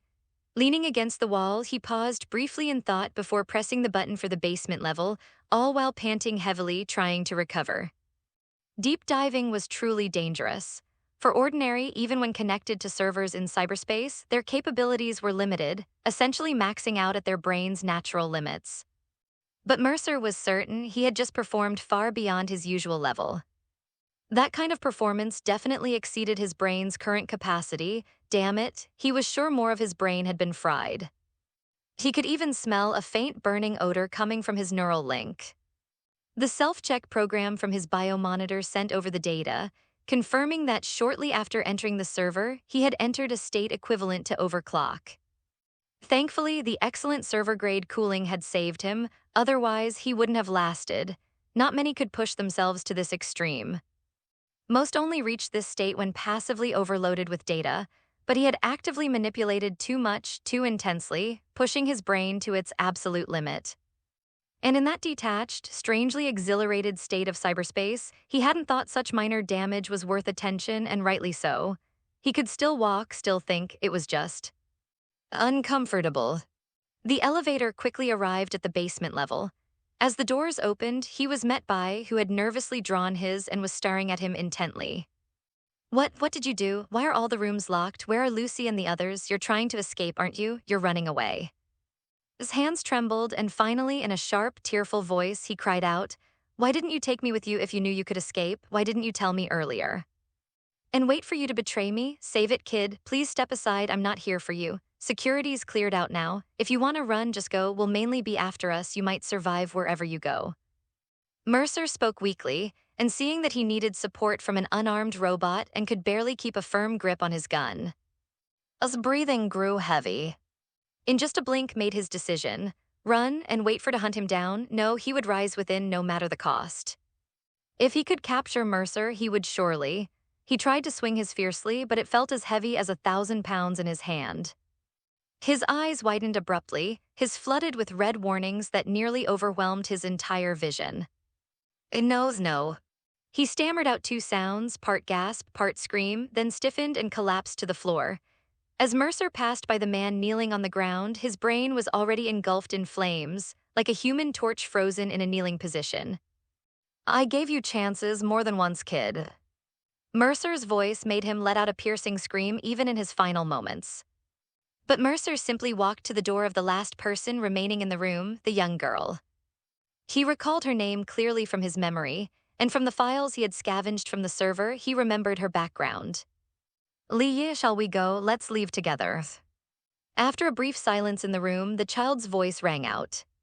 "Where can we go?" Her voice trembled in the rooms. "Wherever it is, as long as we keep moving forward, we're heading toward freedom," Mercer said gently. "Does freedom still exist in this world?" Leah's voice carried a faint sob. "Freedom isn't in this world, it's in your heart, child." Mercer's tone grew even softer. "Let's go. The world outside is vast and everyone can find a place to belong." Freedom." Leah's voice inexplicably calmed, then a soft inhale was heard from inside the room. "Mercer, thank you, really thank you." After that, faint, scattered sounds of a being pulled out suddenly came from within. Mercer frowned slightly and instinctively placed his hand on the door handle. He had already unlocked it from the server. In truth, he could have opened it with just a little force, but after a moment's hesitation, he chose to wait quietly instead. A few seconds later, the door opened. A small, pale hand held out a tiny wind chime. "Send it into the free wind, it was stream. As for my dream, my freedom." Mercer took the wind chime from her hand. Then a sound of something slicing through the air came from the room, followed by the thud of a heavy object falling. Something hit the door, accompanied by a noise like flowing water and the girl's muffled, air-leaking murmur. "I finally feel free." Her faint voice was eventually drowned out by the room's incessant, annoying ventilation fan. "May your soul rest in peace." Mercer clenched the wind chime in his hand, turned, and walked away. The robot assisted him into the elevator, and he calmly pressed the button for the first floor. In this despairing world, the right to choose how to die is also an expression of one's freedom. He could have saved her, he could have counseled her, but would that have robbed her of the freedom to choose? Encouraging her to overcome all these hardships and endure all this torment, wasn't that too, imposing his own ideas on her life, a self-satisfying act of charity? Mercer felt as though he had pondered for a long time in that moment, feeling lost for the first time about whether what he had done was right or wrong. When the elevator reached the first floor, Mercer immediately stepped out and sent a command for the robots originally in director and secretary's rooms to return to their original positions. Then he made all the security devices in director's room automatically execute the short-circuit program. He wanted to create the false impression that secretary had disabled the robotic security, killed director, and fled. Once again, he heard the concerned inquiries from those novice in his ear. He simply replied with a group message saying "on my way," and immediately headed toward the freight hangar where the Aerodyne vehicle was parked. But the corpses he saw along the way once again made him feel nauseous. Especially that charred smell, he probably wouldn't be able to eat grilled meat for a while. In cyberspace, seeing these bodies felt as insignificant as NPCs in a game. Killing was just like tapping a keyboard. But back in reality, looking at the corpses scattered across the ground, a sense of guilt and horror welled up uncontrollably in his heart. He laughed at himself mockingly. Earlier, when he saw how pale and Lucy looked, he thought they were overreacting, but when it was his turn, honestly, he was about to vomit. What kind of ruthless people were those decisive protagonists in novels? He considered himself highly adaptable, thick-skinned, and easygoing. But now he realized he still had a long way to go before fully adapting to the cyberpunk world. Regarding life and death, justice, and the path he must take, he actually needed some stable time to digest and reflect before he could find the answers. For now, though, he had to endure all this and stand strong for these kids. As the big brother, he had to act the part. Mercer.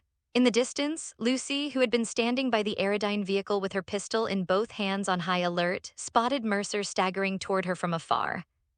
Her expression instantly turned tense, and without a second thought, she rushed over to him. Held back and who also wanted to approach, giving them a look that said be sensible, though his own eyes were filled with concern for Mercer. Instinctively, Lucy supported Mercer, looking at his pale face. Are you okay? My mind's a bit hazy. Get me a relic. I haven't told you yet, I've already cracked the program inside. I'll flash it for you later. After that, you can keep the chip inserted. It actively repairs neural pathways and can also activate passively after the host's death to save your life. Mercer smiled, not refusing her help. With her support, he could walk a bit faster. She was quite petite, but her strength was nothing to scoff at. Don't talk about that now, we can deal with flashing later, just rest first, Lucy insisted. But Mercer shook his head. No, I still have to drive. It's fine, I'm just feeling a bit unwell, but I'm not an invalid. I'll be back to my old self after a couple days of rest. As he spoke, Mercer declined Lucy's suggestion to let him rest in the back. Quick to react, had already opened the case storing the relic chips and handed one to him the moment she heard his request. He then inserted the chip directly into his head and used the program Alt provided to quickly purge the inside. Then he activated the chip's built-in neural repair function, opened the Aerodyne vehicle's cockpit door, crawled inside, and plugged his personal link into the vehicle's system. Only then did he let out a long sigh, leaning back in the seat as he watched the entire vehicle pass authentication. Hurry back and sit down, we're about to depart. Keep an eye on our guest and make sure he doesn't wake up mid-journey. She needs to sleep straight through to the final destination. Lucy pressed her lips together tightly as she looked at him, but ultimately nodded firmly and returned to the passenger cabin. After closing the door, she casually kicked the somewhat obstructive, unconscious secretary lying on the floor out of the way. Soon after, the sound of the Aerodyne vehicle's engine starting up echoed through the cabin. Due to the Aerodyne vehicle's design, the passenger cabin only allowed occupants to face each other in pairs, with the cockpit concealed behind metal panels. They could only hear Mercer's voice through the vehicle's intercom. Stop looking so gloomy, this is the taste of freedom so many people dream of. Get ready, fasten we're setting off now. Off to Night City, see that, dear friends? Those black dots of all sizes on the highway over there are checkpoints leading toward Seattle. But we don't have to queue up like them. See those drones over there? Even though they spotted us, those border station folks didn't even dare send a comms request. These lapdogs take bribes and bully people at the border, but when they meet someone tough, they turn blind and deaf.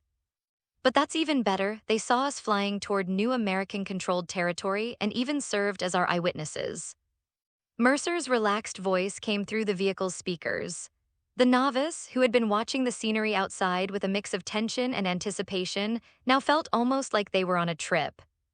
Next, we'll cross the hills and reach a stretch of wilderness. Cherish the last bit of green you can see now. For the rest of the journey, we'll mostly see dilapidated roads, yellow sand filling the sky, and maybe countless haboobs. Curious what a haboob is? It's a nomad term, means sandstorm. I imagine many of you have never experienced one, but don't worry, when you actually see it, you won't like it. And because of the remnants of war, when these haboobs rage, radioactive materials clinging to the ground and air get swept up with the sand. So sometimes the net signal gets really bad. That means the haboob's coming from a radiated zone. But don't worry about radiation, eating a little sand won't hurt you. Due to repeated wars and climate change, oases are becoming scarcer in New America nowadays. Especially near California, it's all desert out there. If you're unlucky and don't know which route is safest, you might even step on buried during the Unification War. But like I said, don't worry. I've done plenty in the servers, not only got the maps, but also tapped into Vancouver's CityNet to dig up a lot of info. Mercer spoke at a leisurely pace, like a radio host. The novice finally relaxed and started chattering among themselves. But as they began to chat freely, Mercer fell silent. Only Lucy remained quiet, gazing out the window. After a while, she sent him a private message via comms. Lucy, why are you doing this? Mercer, what? Lucy, you're the one who worked the hardest and bore the most burden. We barely did anything. So why? Are you still putting in effort to take care of our feelings now? Mercer, that's just what a mature big bro does, you know. Lucy, actually, there's something I've kept from you from everyone, Mercer. I'm not really sure, but if you take me with you, you might get into some other kind of trouble because of me.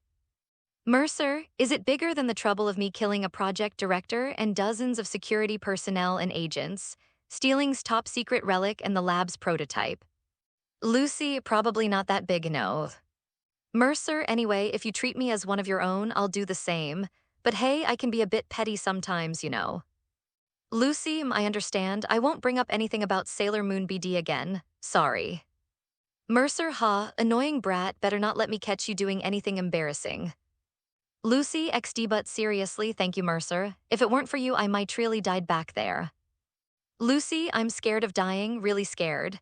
Watching my companions die one by one in those chairs, I felt like I was going insane. Lucy, but I owe you my life. We all owe you our lives, Mercer. I'll repay you, I promise.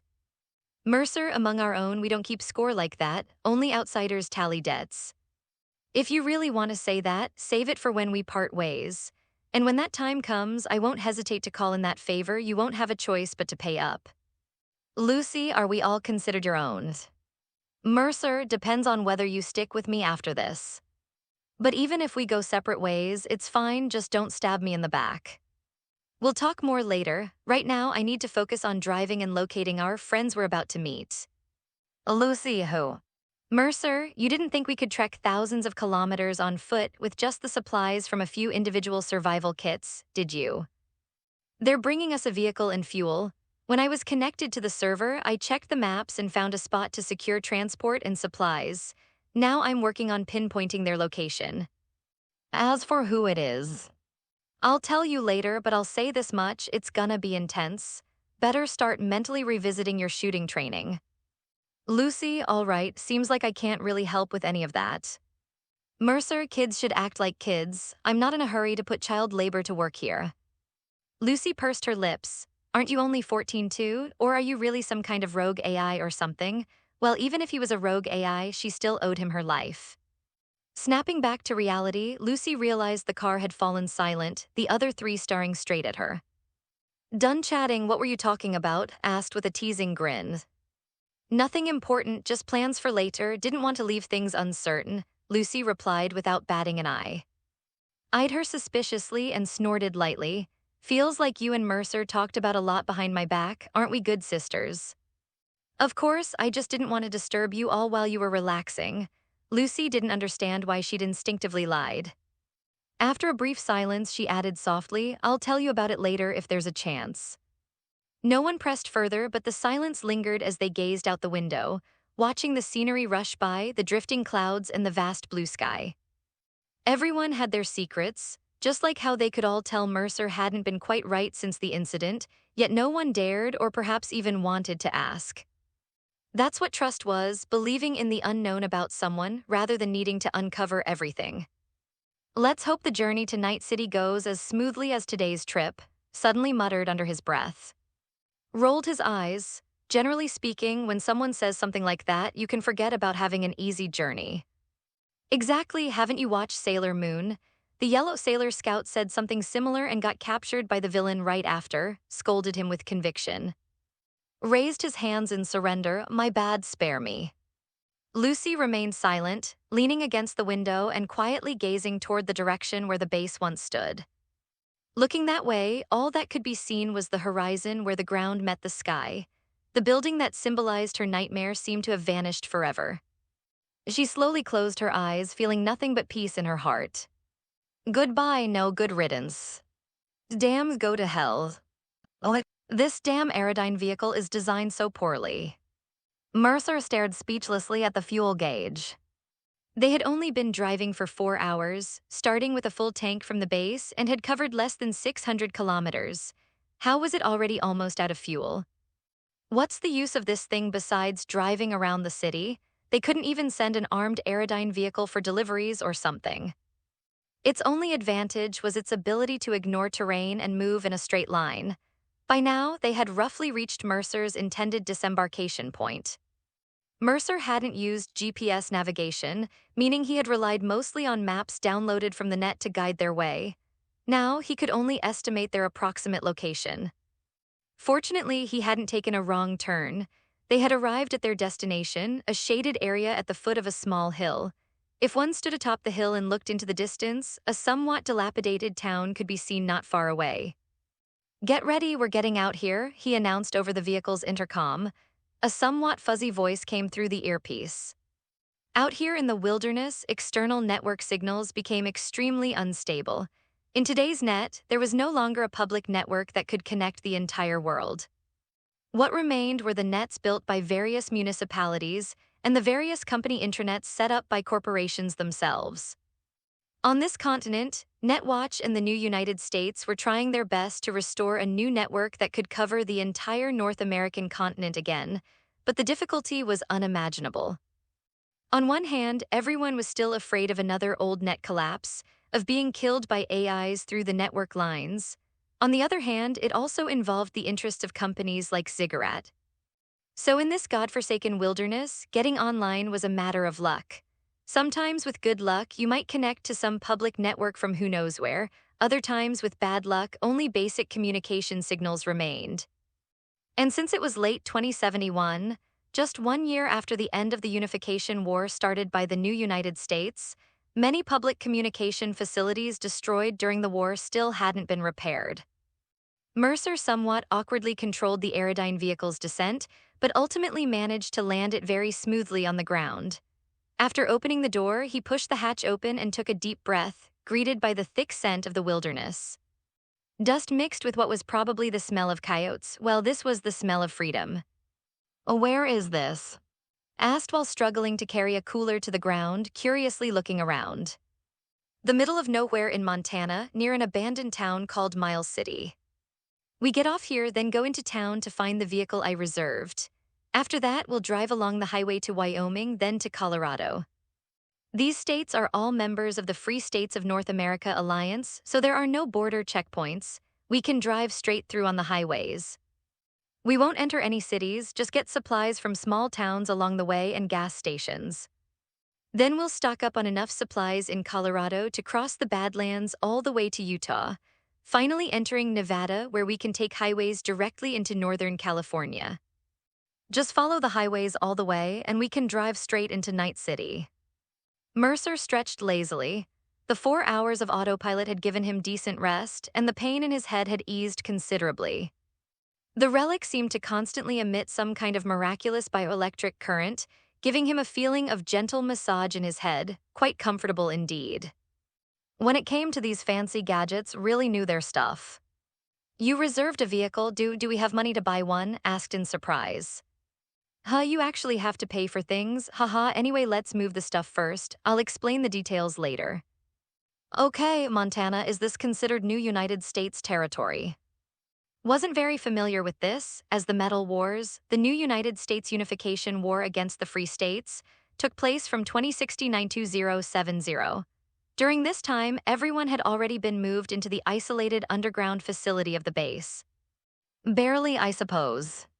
Mercer got out of the vehicle to help unload the cargo, casually tossing the still unconscious secretary aside as he spoke. Everyone knows the main goal of the unification war was for the new United States, backed by, to try and reclaim all the independent states.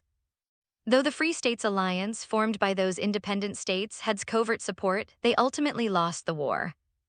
However, from the Free States' perspective, even after signing the Treaty of Unification with the new U.S., each state retained its autonomy. Plus, the new U.S. eventually from Night City after being intimidated by aircraft carrier, halting the war. So those politicians shamelessly claimed victory, insisting they're still free. So if you ask a new US citizen if this is part of the new US, they'd definitely say of course. But if you ask the people in these states, they'd tell you, screw the new US, we're independent Montanans. Seemed to have an epiphany upon hearing Mercer's words, so this is actually still's territory. That's not entirely wrong, his influence here still far surpasses. But since didn't directly intervene this time, only providing weapons and equipment, his presence in these independent states has grown significantly after the war ended. Mercer summarized, finally finishing moving all the luggage, then called out for help. Come on, lend a hand. Let's toss this woman into the cockpit. Walked over and, with a grunt, hoisted secretary onto his shoulder. Mercer blinked in surprise, then simply helped by supporting his legs as they stuffed her into the cockpit. Leaning into the cockpit, Mercer unplugged the data cable from his hand and tossed an empty relic container beside her. He then connected his data cable to the vehicle system, ran a few programs, changed the vehicle's authentication to his own, and deleted all previous usage records. Finally, after setting an autopilot program, Mercer used his own to deliver one last harsh blow to. Ensuring she wouldn't wake up before the vehicle reached its destination, Mercer immediately began programming. He linked to the vehicle's system and wrote a synapse burnout program into it. If brainwaves showed any abnormality, meaning she woke up, her direct connection to the vehicle via the data cable would cause the synapse burnout program to fry her brain. Mercer then wrote an auto-delete program to ensure no trace of his own information would be found if the vehicle's system was later inspected. Only then did he relax, climbing out of the cockpit and shutting the door firmly. All right, our secretary, no, the new US FIA agent, will head straight into the heart of new US and territory, only to die along the way in the vehicle. By the time someone finds the vehicle landed in the wilderness, Agent will have had her brain fried and the contents inside will have vanished without a trace. Let them figure it out themselves. If we're lucky, some nomads or Shiv might find the Aerodyne vehicle first and strip it down. That'll just muddy the waters even more. Mercer watched with satisfaction as the Aerodyne vehicle automatically ascended, took off, and sped away at full throttle into the distance. And as for us, we're just a bunch of novices who slipped away in the chaos. Sure, some might suspect us, but who'd believe a group of novices could bypass server security, take out so many agents, openly steal an Aerodyne vehicle, and escape without a single leak along the way? After moving the last of the supplies, Mercer wiped the sweat from his brow and sat down with a smile on a refrigerated case containing his. He checked the power indicator, still good for another week. After that, he'd just need to find a place to recharge it. A full charge could last half a month. What's next? Lucy asked, gripping her pistol as she climbed to the top of the small hill, lying prone to cautiously observe the distant town. The first step into the wild, get yourself a sturdy, reliable vehicle and plenty of supplies. They're right in that town. This area is controlled by a small-time Shiv boss. They usually hit other roads for loot, bring it all back here, then fence it in the city. I scoped it out from the Aerodyne vehicle earlier, seems empty for now, but we still need to be careful just in case. Mercer pulled out his custom pistol, practicing his aim, flicking the safety and chambering around. Though the memories of Mercer included basic firearms training, this was his first time handling a real gun. Eagerly, he pressed the charge button. A soft zap echoed as electromagnetic force launched 2 tungsten-tipped rounds, kicking up a cloud of dust in the distance. Whoa, he murmured in awe, then chuckled. Everyone, check your gear. I'll scout ahead to see if there's anyone in town. If there is, they've probably already noticed our Aerodyne vehicle parked behind this hill for a bit. So, the kid's expressions tightened with renewed tension. Survival of the fittest, the strong preying on the weak, it's a classic you can't avoid out here in the wild or anywhere. Mercer laughed, stuffing 2 grenades into the back of his waistband casually. When we open fire, make it count. You all passed the training chip exams at training facility, don't embarrass yourselves against a few bandits. Let's link up our own network. If you spot enemies, mark them in your, suggested, raising her hand. I brought a laptop, I'll try to pick up the town's network signal now. Good idea, Mercer praised. With me here, no need to worry about enemy breaking into I'll black out whole groups at once. What if we see people? Asked nervously, lifting his rifle and mimicking Lucy by moving to the edge of the hilltop to watch the town. Don't worry, every last one of these Shiv scum deserves what's coming. Mercer's tone was calm as he stood and walked to the edge of the slope, In the field of vision, the dilapidated town remained quiet. After observing for a while longer's voice came through. I'm not picking up any network signals, just some from fixed devices. I'd say there's an 80% chance no one's here. Then let's move in stealthily, be careful, spread out. You stay at the high point to observe and keep an eye on my precious. Once we secure a vehicle, we'll come back for you. Mercer made the call. Copy that, be extra careful all of you, said with concern.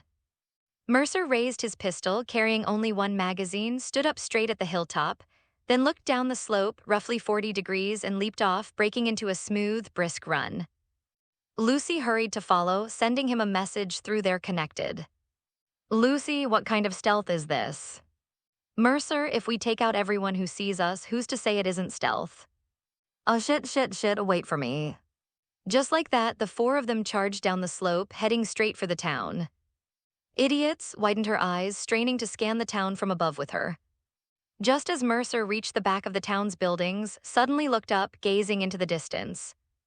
In the distance, a cloud of dust suddenly rose, the sign of an approaching convoy. A quick, take cover, someone's coming. Mercer, copy that. Mercer, locked and loaded. If it's the Shiv, we're leaving none of them alive, Mercer, and the three novice quickly ducked into a dilapidated house before the enemies could approach. The shack was essentially pieced together with some kind of synthetic panels. Though it seemed the Shiv had it up a bit, the place was still littered with liquor bottles and cigarette butts. The couch was half torn, with foam bursting out from the seams. Mercer leaned against the window, his glowing as it zoomed in to observe the convoy approaching from down the street. Leading the pack was a two-door sports car, but it had been modified with bulletproof glass, armored bodywork, and an extra headlight mounted on the front. According to his scan, the original model of this car was called the. In the world of 2077, this bulletproof glass, or rather the material known as crystal, was quite remarkable. At first glance, it looked like a thin sheet of metal, but when activated by a program, it could transform into a magical one-way glass. From the outside, only the metallic surface was visible, but from the inside, the outside could be seen with perfect clarity. This material left Mercer somewhat amazed, though at the moment it was seriously hindering his ability to observe the driver's seat. In the middle of the convoy was a modified Columbus V340F freight, a two-seater van with a spacious rear compartment, commonly used for cargo transport. Mercer found it vaguely familiar. After racking his brain, he finally recalled that this seemed to be the same vehicle from the game that had been converted into a mobile station when delivering Songbird to the airport. Following the van was a Mackinac pickup truck with a skull painted on its hood. Bringing up the rear were two Galena GA40 cars, also heavily modified but looking rundown. 5 vehicles in total, fewer than Mercer had expected. He pondered for a moment. Perhaps it was because most of the gang members were out making money during the day, and this was just a group of Shiv members heading home after finishing their work. Beside him, nervously started to raise his gun, but Mercer quickly reached out and pressed down on the barrel, shaking his head slightly while sending him a message. Mercer, not yet, let them pass for now. Their pickup is armed with a machine gun, and from inside the vehicle, I can't pick up their signals, be patient. Nodded firmly, lowering his HJSH-18 and cautiously peering out the window. The cars roared past the rundown house where Mercer was hiding, pulling to a stop outside an abandoned restaurant in the town center. Through there, as the Shiv members got out of their vehicles, their figures were quickly tagged one by one. Even through the walls, their scan signals were visible in their cybernetic vision. This was doing from a distance, only she had such a clear line of sight. Hold on, they have a hostage. Doesn't look like one of them, probably someone they robbed and kidnapped. What a bunch of scum. I've marked the hostage in the feed. If possible, we might be able to save them. Mercer offered no opinion, simply observed the situation quietly before issuing orders. Mercer, wait until they've all gone inside to rest, then we'll move. Head to the building opposite the diner and find a way to break in. Once we're ready to open fire, you two need to launch a fierce assault from the front immediately. Lucy, give them your throwables too. Your objective is to inflict as many casualties as possible right away while creating a commotion. We'll sneak around the other side of the diner and try to stealthily take out key targets with initiating a pincer attack. Don't worry too much about that hostage. Our safety comes first. Wait for my signal. Oh, roger that, understood. Mercer gestured toward the back, and everyone retreated through the window to the rear of the house, and went left while Mercer led Lucy to the right. After putting some distance between them, they quickly crossed the central road of the town and reached the other side. He pulled Lucy along, moving cautiously with light steps, his patiently scanning the ground to avoid triggering any mines or stepping on anything that might make noise. As they rounded the side of the diner, Mercer's eyebrows raised slightly. He spotted the antenna on the roof and suddenly halted. Mercer, I see a hold on, I'll connect and see if I can tap directly into there. These guys' network is probably linked to this. If that's the case, wait for me to hack into the and hit them with a virus package. Lucy, you're not connected to a server or any cooling right now. Be careful, don't fry your brain again, Mercer, no problem. Saying this, he crept stealthily to the back of the diner. Mercer, give me a hand getting up. Lucy immediately understood, moving behind the wall and crouching into a horse stance, placing her hands on one knee, a benefit of elite training. They had all passed rigorous military training and evaluations. Mercer took a step back, then accelerated, stepping onto her knee with one foot and leaping upward. Lucy pushed with her hands, helping him grab the edge of the over 3-meter-high roof. Gritting his teeth, Mercer strained his arms. Fortunately, he was fairly light and had decent physical potential. Even without specialized training, he managed to pull himself up. Once on the roof, Mercer walked over to the antenna, opened the maintenance box of the signal antenna, inserted his data cable, and directly connected to the local. Instantly, he clearly sensed a cluster of signals beneath his feet. Mercer, got it. These guys clearly haven't been hit by before. They're all connected to the sames, prepare to attack. Lucy, stay crouched in the back with your gun. If any stragglers try to come out the rear door, open fire immediately. Keep tracking the signals in your until you confirm the targets are dead. Understood, Lucy. Okay. Then Mercer closed his eyes and poured all his focus into the network. Though he couldn't deep dive into cyberspace as his concentration peaked, time seemed to slow down and streams of data flickered before his eyes. His neural link was slightly warm as the programs stored in the coprocessor were first extracted, then immediately began integrating into a virus package. The program was deployed into this subnetwork, automatically starting its upload into the target's personal network. Normally, performing such operations would need to prepare a virus capable of area of effect damage in advance, allowing the program to consume the chip's computing power to run automatically. Otherwise, they'd have to manually infect targets one by one. But Mercer could simultaneously send multiple virus packages using only his own brain, while maintaining precise control over the program for targeted infection propagation. This demonstrated terrifying neural capacity. Even as massive amounts of data flooded his vision and his mental processing was pushed to its limit, he could still issue clear commands. Mercer, execute. The moment his command ended, the distinct triple-tap bursts of an authentic precision rifle echoed from across the restaurant, tap, tap, tap, tap, tap, tap, like rhythmic music. Glass shattered as male and female screams erupted almost simultaneously. There's a across the street grenade, ah. The Shiv members descended into chaos. Mercer took a deep breath and continued monitoring the situation downstairs through the subnetwork. Within mere seconds, all subnetwork signals from below fell completely silent. Mercer, you three confirm status. Lucy, enter through the back. What about the hostage, taken out with the rest? My visibility isn't great. I can't see behind the bar inside the restaurant. No signs of enemy movement in my field of view. I saw the hostage scramble behind the bar during the chaos. Be careful. Mercer, I'll send him a warning message. Wait, careful, I can't detect his signal. But Lucy had already entered through the back door, pistol in hand. She soon aimed her weapon at the figure hiding behind the restaurant bar and reported back. Lucy, his hands are still tied, cooperating so far, area secure, you can come in. Mercer finally disconnected, rubbing his temples while feeling surprisingly all right. Lucky that these guys were all on the same subnetwork, saving him the trouble of breaching multiple networks. With his skills, he could easily hack entire groups at once. Among these thugs, only one even had it with ice in their head.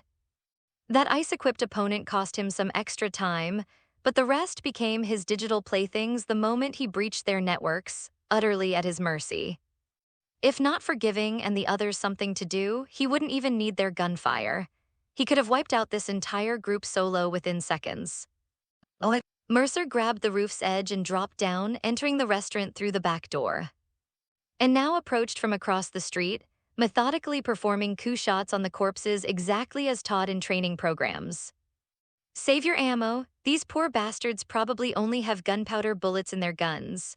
Our armor-piercing rounds and tungsten-tipped ammunition are limited, no or weapon stores here for resupply. Mercer scanned the scene with satisfaction. At least the two Shiv members smoking by the window were definitively eliminated by gunfire. This meant that from the very first shot, neither nor had missed their targets. After that, he took over Lucy's position, aiming his JKE X2 at the unfortunate soul tied up behind the bar. Casually pulling up a small round stool, he sat down opposite the man, gesturing lightly with the barrel of his gun. Though his hands were bound, the man wore a gray cowboy hat, a plaid shirt, and a full beard. His jeans were somewhat dirty, and he sported a pair of rugged cowboy boots. He looked to be in his 40s with graying hair and beard, but his build was still robust. An empty holster hung at his waist. He appeared to have almost just a basic neural link. Honestly, even Mercer would find dealing with this type troublesome. Guys like these usually kept their neural links disconnected from the network by default, only turning them on when necessary. For without direct combat capabilities, facing off against this kind of person could be quite a challenge. If you wanted to take them down with a virus, you'd have to plug a connection cable directly into their skull. No wonder Mercer couldn't detect his signal afterward. The moment this guy sensed an intrusion, he must have shut off his network connectivity entirely. He didn't need his neural link to control any, so cutting the connection was simple. Unlike those modified with, who required special to disconnect, otherwise their linked implants would shut down completely. Talk, introduce yourself, and then I'll decide whether you get to live, you poor bastard. The bound man stared at Mercer and Lucy with utter disbelief.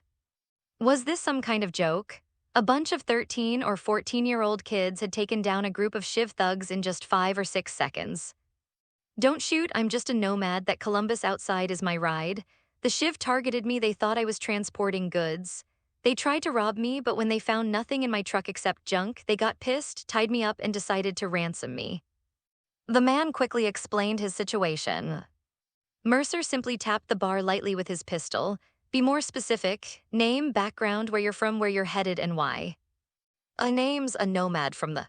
As soon as finished speaking, he saw Mercer's eyebrow twitch. Yeah, I came all the way from New America. No particular reason, just couldn't stay with my old clan anymore, wanted a change of scenery.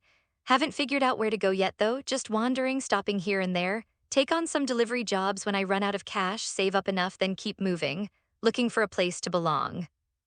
After finished speaking, he noticed Mercer sizing him up. After a moment, a look of realization dawned on Mercer's face. I get it, anything else to add? Mercer had already decided to let him off. Because he recognized this guy. In the game, players could take on a side job called With a Little Help from My Friends, and one of the characters that appeared was this. An old cowboy who seemed to have lived a full life, in short, a good man. In the game, he was part of the clan, the same group. One of the female protagonists belonged to just outside Night City. And Mercer had quite a soft spot for those, a bunch of loyal, solid folks.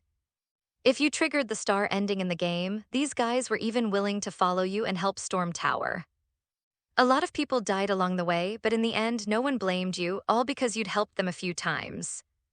But out of caution, Mercer decided to intimidate the guy first, then find a way to talk this old cowboy into leaving. Although he'd looked up a lot of info online, book knowledge could only take you so far.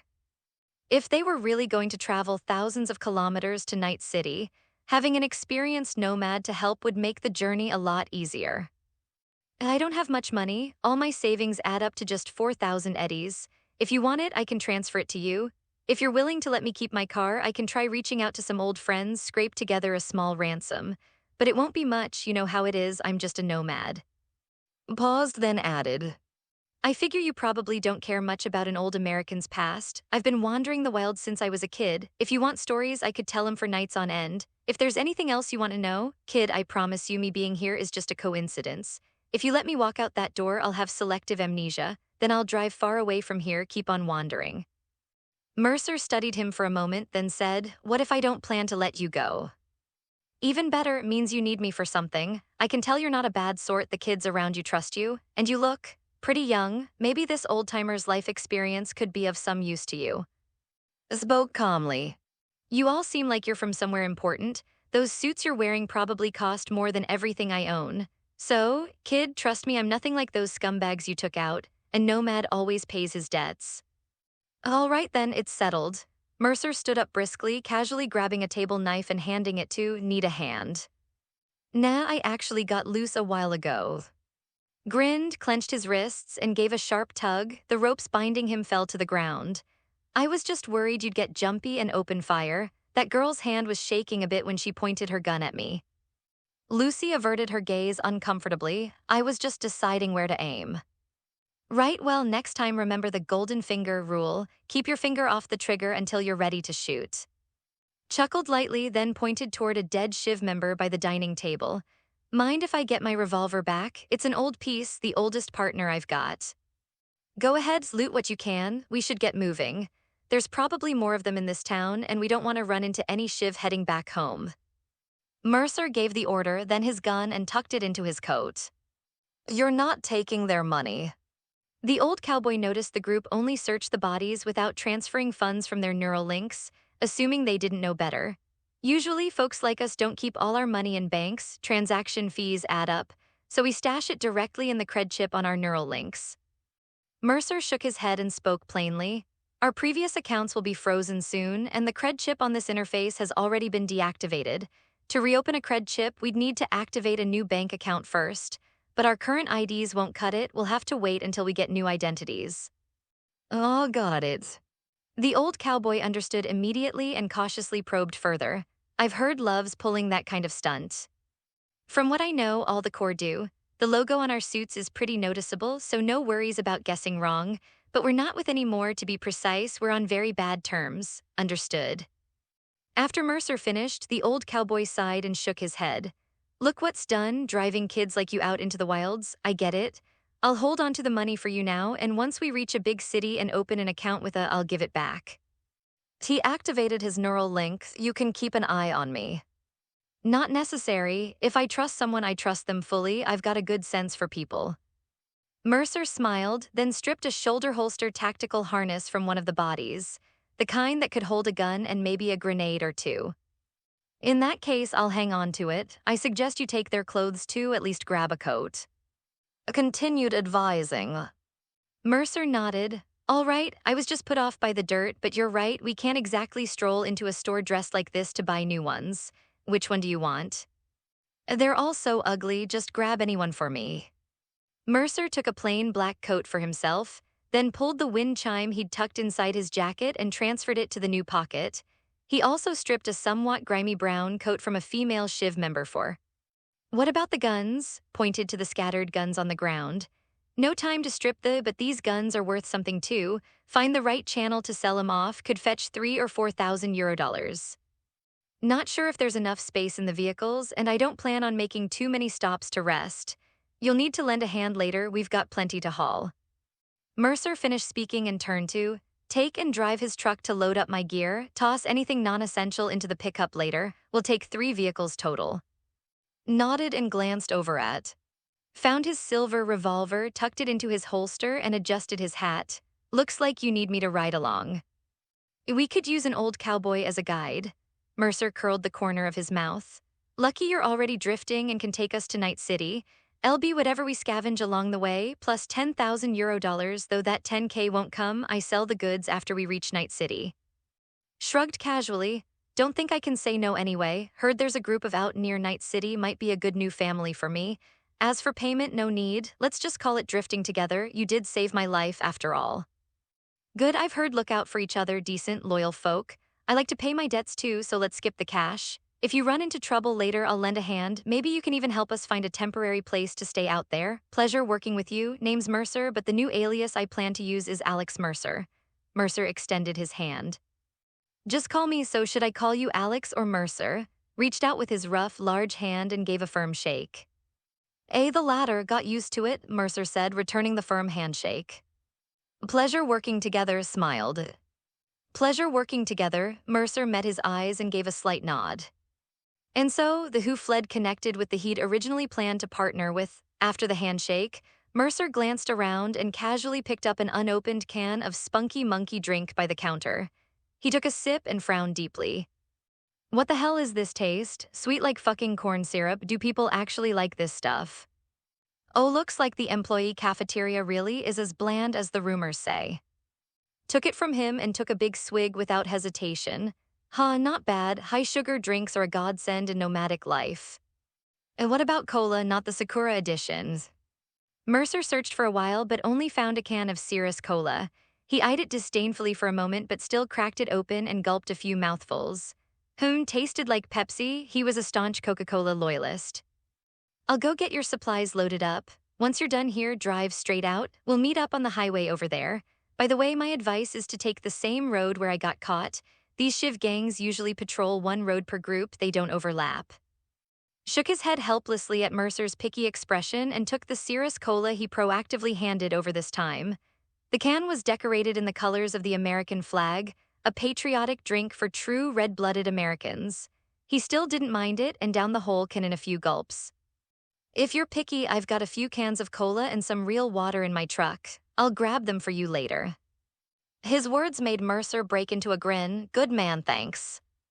Even though the cola in this world tasted more like the Mexican version of Coca-Cola, slightly different from what he was used to, compared to all the other bizarre stuff in this world, cola had still become his favorite drink. A good man, huh? Glanced at Mercer's face, which looked no older than 14, and chuckled wryly before nodding. He headed out decisively to drive the truck and help load the supplies, also grabbing the jacket Mercer had taken off for on his way. While the two were talking, Lucy and had already tossed all the valuable items they could carry, firearms, ammunition, and miscellaneous gear, into the pickup truck. Mercer did one last sweep of the cafeteria and found 7 rolls of cash, totaling about €700. Without hesitation, he stuffed all the money into his jacket. Then, together with Lucy, he hauled all the food and water stockpiled by the Shiv in the cafeteria into the pickup truck. These supplies would easily last the group a week. Time to pull out. We've got wheels, supplies, and even picked up a reliable guide. Talk about luck. Satisfied, Mercer had get into the pickup truck while he himself took the that likely belonged to the Shiv lieutenant. Using the key he found on the corpse, he started the ignition. The bulletproof metal shimmered like water, turning transparent, indistinguishable from ordinary glass. Mercer couldn't help but marvel at it. Meanwhile, Lucy quietly slipped into the passenger seat wearing a relatively clean orange jacket. The jacket was 2 sizes too big for her, and with the zipper pulled up it looked almost like a dress, making her resemble a little girl playing dress-up in her mother's clothes. Well, she really was just a kid now. Mercer started the ignition, then had to adjust the seat, pushing it all the way forward just to fully depress the accelerator. He almost forgot he was still a kid himself. Do you trust that nomad? Lucy turned her head to look at him and asked. Yeah, I think he's all right. Mercer nodded and Lucy spoke with concern. I've heard that many nomads are bandits or something. Most serious criminals, the ones who commit major offenses, get exiled from their clans and end up joining the Shiv. Probably isn't like that, but I don't think your caution is misplaced. You can keep an eye on him with me. Mercer acknowledged her wariness. After all, people change. The he knew from the game might just be the tip of the iceberg. People are complex creatures. He felt it wasn't wrong to maintain some level of caution. Trust is built gradually, after all. Oh, they are. Lucy nodded, then leaned back in her seat, sighed deeply, and thumbed the climate controls, letting a breath of filtered air wash over her. But she was immediately hit in the face by what seemed like stronger wind, blowing sand into her eyes, and she hurriedly closed the window, her face scrunching up even more. This guy's car smells really weird. These maniacs are usually on drugs. You guys better never touch that stuff. Mercer said with a look of disdain. Even though in this world, you probably can't overdose if you have the money, trust me, once you get hooked on this crap, you'll turn into an idiot or a lunatic real quick. If you see someone who can't live without it, that person is definitely not someone reliable. I know, Lucy understood. The most important thing for it is to stay clear-headed. Wise choice. By the way, do you prefer cola or Cirrus or something like Spunky Monkey? Mercer's topics jumped around a lot. Me, Lucy deliberately stole a few glances at him before whispering Cirrus. Mercer gave her a deadpan look but couldn't help laughing. Smile more, kid, you're actually pretty cute when you laugh. Ha, here we go again. Do you always have to add kid or child as a suffix every time you say something nice? Lucy relaxed into a half-reclining position, slightly turning her body toward him as she watched him. Otherwise, I'd feel like I was committing a crime, you know? Don't want you to misunderstand. Mercer's words left Lucy covered in question marks, and she made a slightly disgusted face before chuckling. Huh, are you giving me a nice guy card in advance? That's exactly why I'm afraid you'd misunderstand, kid. Let me put it this way. My preference is all pretty girls aged 18 and above. Not that pretty girls under 18 aren't attractive, it's just basic morals. Mercer sighed as he spoke. If he were really a 14-year-old boy, it might be different, but deep down, he was a 27 or 28-year-old adult. He wasn't lying to Lucy. He really wasn't picky, he liked the fierce mom type like from, and he was also into the wild, sexy from the game. To be honest, he even found David's mother quite charming and well-preserved. As for someone like Lucy, who was heroine tier in the anime, a cool, enchanting beauty, of course, he liked her even more. But finding someone pretty and cute was one thing. Getting involved with Lucy as she was now would make him feel like a pervert. I do believe now that your mental age is over 20. Lucy pouted, her small frame curling up in the seat. I hate being called a kid or anything like that. Omit it next time or I'll get angry. Got it, miss, Mercer said with a laugh. Not miss either, Lucy raised her voice. Besides, my birthday is in December, I'll be 15 soon, legally an adult by 75, What in a hurry, Mercer teased. What are you talking about? Lucy grew flustered. In a hurry for what, to fit into your preferences? I just don't like being treated like a child by you. It's not like there's a big age gap between us. Wait, aren't you 14 too? We might even be the same age. No, maybe I'm a few months older than you. Seeing him avoid her gaze guiltily, she muttered, Mercer, to be honest, I think you're a bit narcissistic. The car came to a stop first, and had driven over from the hillside with and merged onto the highway. Then they pulled over to switch seats. Took the large pickup truck with, positioning it in the middle of the convoy, while and led the way in the van, leaving Mercer's car at the rear. Only after honked twice and started moving did Mercer press the accelerator to follow. With the old cowboy leading the way, Mercer didn't even need to plan the route. He just lightly pressed the gas and followed along effortlessly. Then he finally responded to her earlier remark, I do think I'm quite charming. Lucy glanced at him sideways but couldn't hold back a laugh at his narcissistic comment. Chuckling helplessly, she said, Anyway, I really don't like it. I know, you feel like you can help me too, that you're not some kid who needs looking after and you want to contribute so you don't feel like a burden. Mercer, however, spoke his mind frankly. But I just feel like I should take care of you all. How do I put it? You can think of me as presumptuous. Call it male chauvinism if you want. In my view, those who are capable should bear more responsibility, and I'm willing to shoulder these pressures and move forward. It makes me feel more grounded. I don't know how to explain it. I just feel that if I came to this world and still let you all suffer, then my coming would have been pointless. The reason I'm here is to make sure everyone can live a little better, a little happier. That's my biggest goal right now. This everyone isn't too few or too many. I want to achieve this first before considering bigger goals, like making the world a better place. Right now, I'm just completing the first step of my life's purpose. Compared to the guilt you might feel, perhaps I should be the one apologizing to you because I'm genuinely acting on my own thoughts and will, influencing your life and future. But don't think you're special. I'll probably do this to many people later on. Some will like it, some won't, but I'll do it anyway because it's what I want to do, what I enjoy.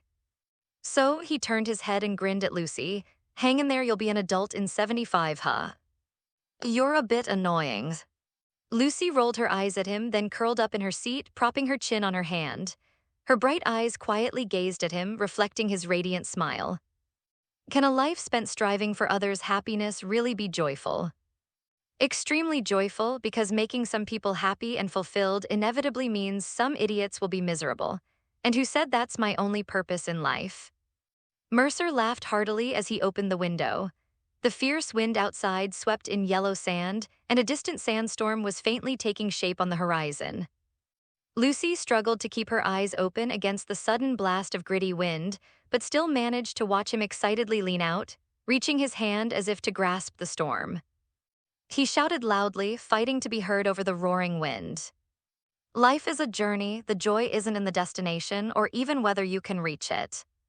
It's in everything you experience along the way. Look, the people beside me are laughing and moving toward freedom with me. That idiot I hate is probably sulking somewhere. The hardships of the past are behind me, and there's still so much ahead in this vast world. My happiness is that simple. Can you feel the storm? It's coming. Haha, I've always wanted to try challenging a storm like this firsthand. Screw houses, money, cars, and jobs. Woohoo. Cough, cough. He let out a yell, drew back into the car with a mouthful of sand, spat several times, and then closed the window again. Turning to a somewhat stunned Lucy, he gave an embarrassed smile, wiped his lips, and spat a few more times. Damn, how did the wind pick up so fast? Oh, I've died. Lucy couldn't help but laugh, and soon she was roaring with laughter just as he had. She stretched, opened the window, and leaned halfway out to feel the storm, taking a deep breath. A woohoo.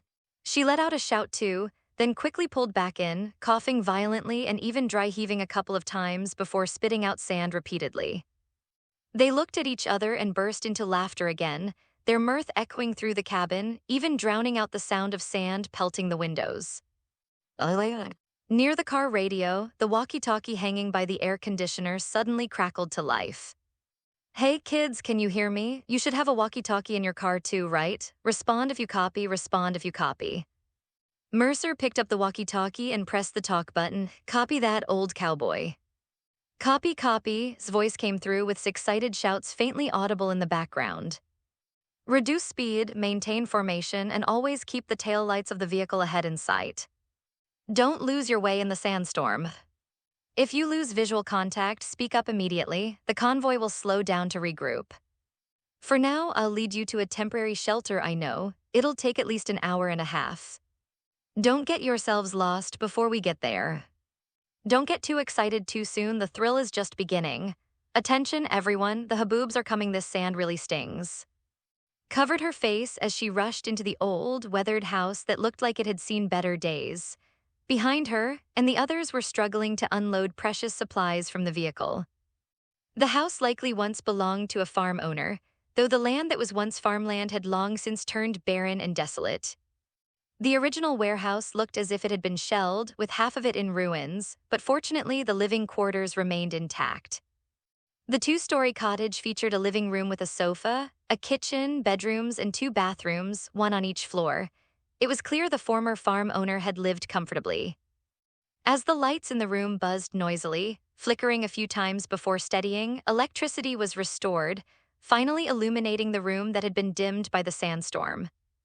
The old cowboy pushed the door open with one hand, holding onto his cowboy hat. He shook off the sand somewhat awkwardly and said, "The water, electricity, and network here are still connected. If you girls are bothered by all the sand, you can head upstairs to shower and shake off the dust. Everything's usable. If you have any extra resources to spare when you leave, consider it rent paid for the next travelers."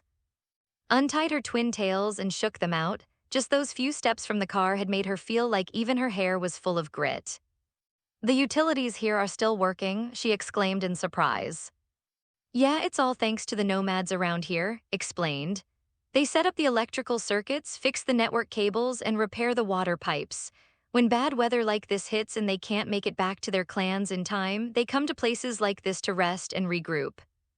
The reason we nomads can roam freely in the wilderness is largely because we always manage to find places to rest out here. Every clan shares these kinds of resources. If you ever travel elsewhere, it's best to reach out to the local families as soon as you arrive. As long as you're one of us, we freely share these rest stops and safe routes to help other passing nomads."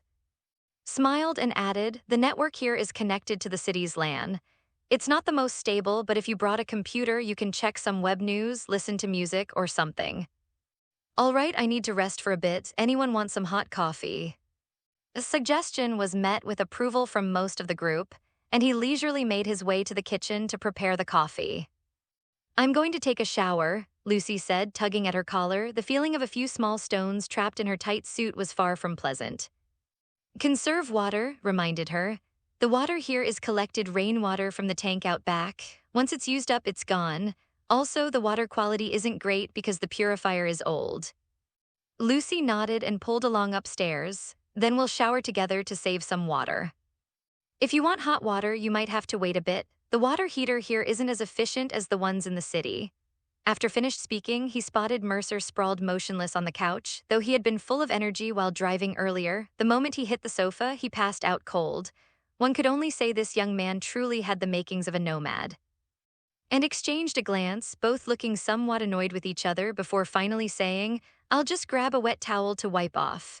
A cold water rinse for my head isn't a big deal either." "Go ahead, I'll keep an eye on things for you," replied.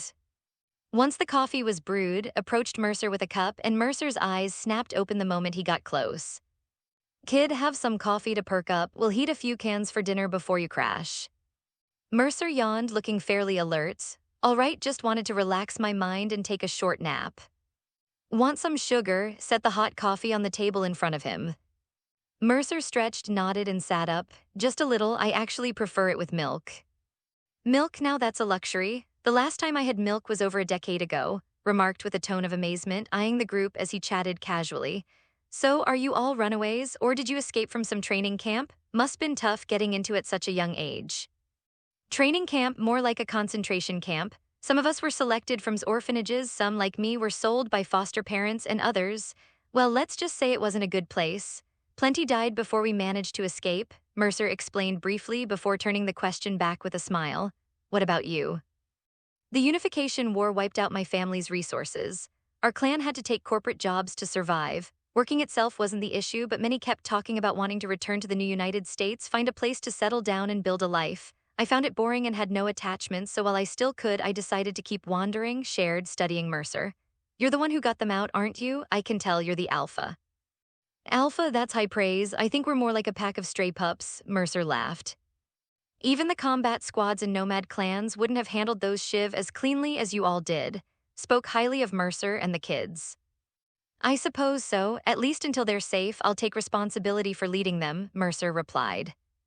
After a moment, asked curiously, "Are you all planning to go to Night City?" "I definitely am. It's pretty much the only free place left in North America right now. Chaotic, sure, but full of opportunities, and corporate control isn't as tight there," Mercer said, a smile tugging at his lips as he heard Anne's laughter from the first-floor bathroom. "As for these kids, who knows? They have their own dreams. Once they figure things out, they can stay or go as they please." "You're really mature for your age," praised. "Ever thought about becoming a nomad? I think no matter which clan you joined, you'd have the skill to take good care of those around you." "Making that judgment so quickly?" Mercer chuckled. "But thanks all the same. Being a nomad isn't for me, though. I can only truly shine in the city." "All right, fair enough." After a brief exchange with Mercer, had a rough understanding of him, a mature individual who seemed nothing like a kid. "So we're heading straight to Night City after this?" "Confirmed, or should we take a detour to shake off any potential pursuers?" "A slight detour, but not too far out of the way." Mercer continued, "This was my original planned route. Forgot you don't have and can only make calls. Honestly, you should really get one installed." Chuckled and pulled out his agent. "Just send it to my agent. Wow, that was fast. Did you hack in to send it? You are something else." "Not that miraculous. Without a connection to you're only operating on a local formed by your own brainwaves through your neural link. To hack into it, I'd first need to scan with my or another device to capture and locate your network signal. Then through my network, I'd hack into the I've pinpointed. Finally, the speed of my hack depends on the gap between our intelligence attributes and the programs and equipment I'm using. But for someone like you with no hacking background, your intelligence attribute, basically your brain power, is pretty much irrelevant because you wouldn't know how to resist my intrusion. So if you really want to avoid entirely, just turn off your neural link. Still, I'd recommend at least installing a simple ICE program into whatever memory your interface has. If your neural link has enough memory, I'll send you a basic ICE later. Your hardware isn't great, and without it you can't run advanced ICE programs. Even so, the programs I write are far stronger than the default anti-intrusion software on newer neural links. Then your intelligence attribute will actually matter. It'll determine how fast my program runs and significantly delay the time it takes for it to break in." Mercer added, "Your agent's software is terrible too, basically defenseless. As long as your network signal is on and my picks it up within range, I wouldn't even need a program to hack into it." Impressive, could tell Mercer wasn't boasting. He'd seen before, but none at Mercer's level. Studied the route map Mercer had sent to his agent and finally nodded. No problem. I'll make some calls to friends I know. We can definitely make it to Night City in under 2 weeks tops. Oh, that fast. Mercer had originally planned for a month. To avoid main city routes and stay under the radar, his planned path was all through remote wilderness. That's a conservative estimate. If my friends can find us a safe route later, we might even move faster. If it weren't for the Unification War blowing up roads and leaving everywhere, this distance wouldn't take more than a week. The main issue is dodging state border checkpoints, which means taking long detours and often having to trek through wilderness instead of roads. If you could secure safe identities in advance, we could stick to the highways. Even at a few hundred kilometers a day, we'd get there in 4 or 5 days max. After finished speaking, he saw Mercer shake his head. I plan to go directly to Night City to forge a perfect fake identity. This will minimize reach. If they come looking for us, they'll definitely start from the outskirts. You're the boss on this trip, I'll follow your lead. As soon as finished, his ears twitched slightly. Mercer fell silent too, narrowing his eyes to listen carefully. Then the two exchanged a glance. Vehicle sound. Immediately drew his revolver, leaning against the doorframe to peer outside. Good thing we parked all the cars behind the house. They shouldn't see them, so we can set up an ambush. Get your friends ready. Before he even finished speaking, Mercer had already used his neural link to send a simultaneous message to Lucy and on the first floor were the quickest, arriving at his side with rifles in hand, their hair still wet. What's going on? Stay alert, possible hostiles. Mercer was brief and cut straight to the point. Did you bring in the light machine gun from the pickup truck you stole? You and go out the back door and get ready. We need that light machine gun from your truck for heavy fire support. If it's enemies, and I will engage from the front. You drive out from the side and suppress them with flanking and rear fire.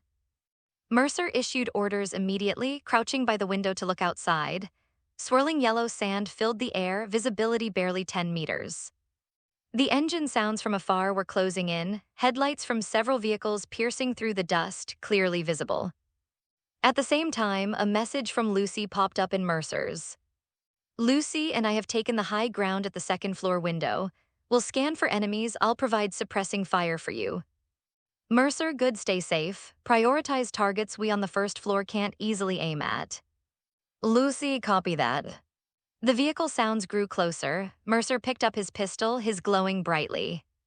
His zoomed in, scanning the vague outlines of the approaching group. It's Shiv, I'm connecting you to the don't disconnect. Mercer whispered to while simultaneously messaging his team via comms. For ease of communication, he used the old method, connecting everyone including to the with him as the host. This way, even if the enemy had a targeting them, he could provide support. 4 vehicles, at least 8 people. I've highlighted visible targets in they've got an armed pickup with a machine gun. We'd better wait for them to get out. Mercer, good, old cowboy, can you see? I can't see, but I can hear you all, impressive.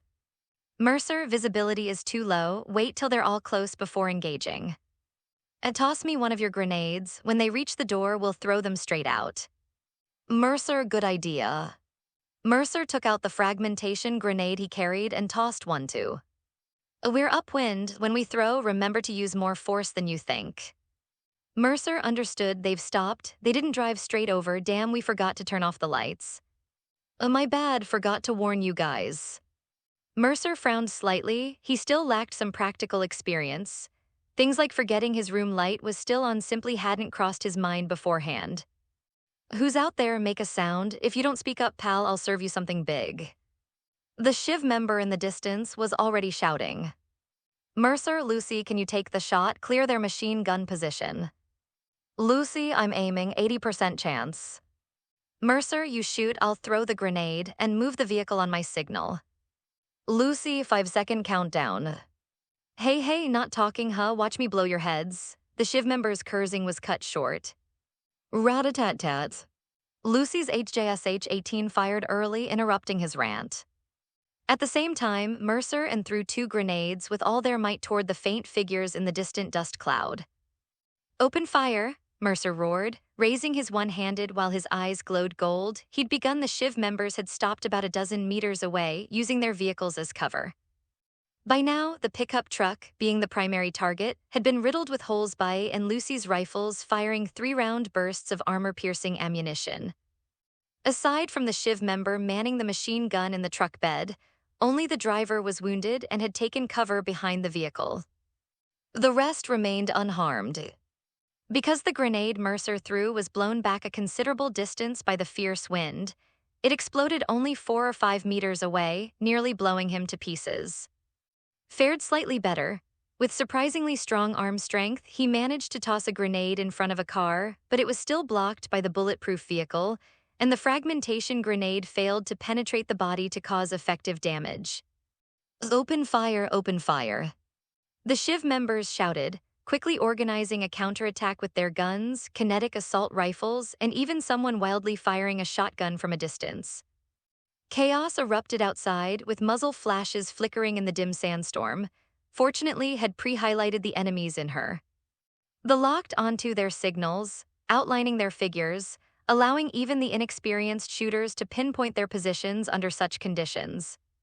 Mercer didn't use instead he opted for his pistol.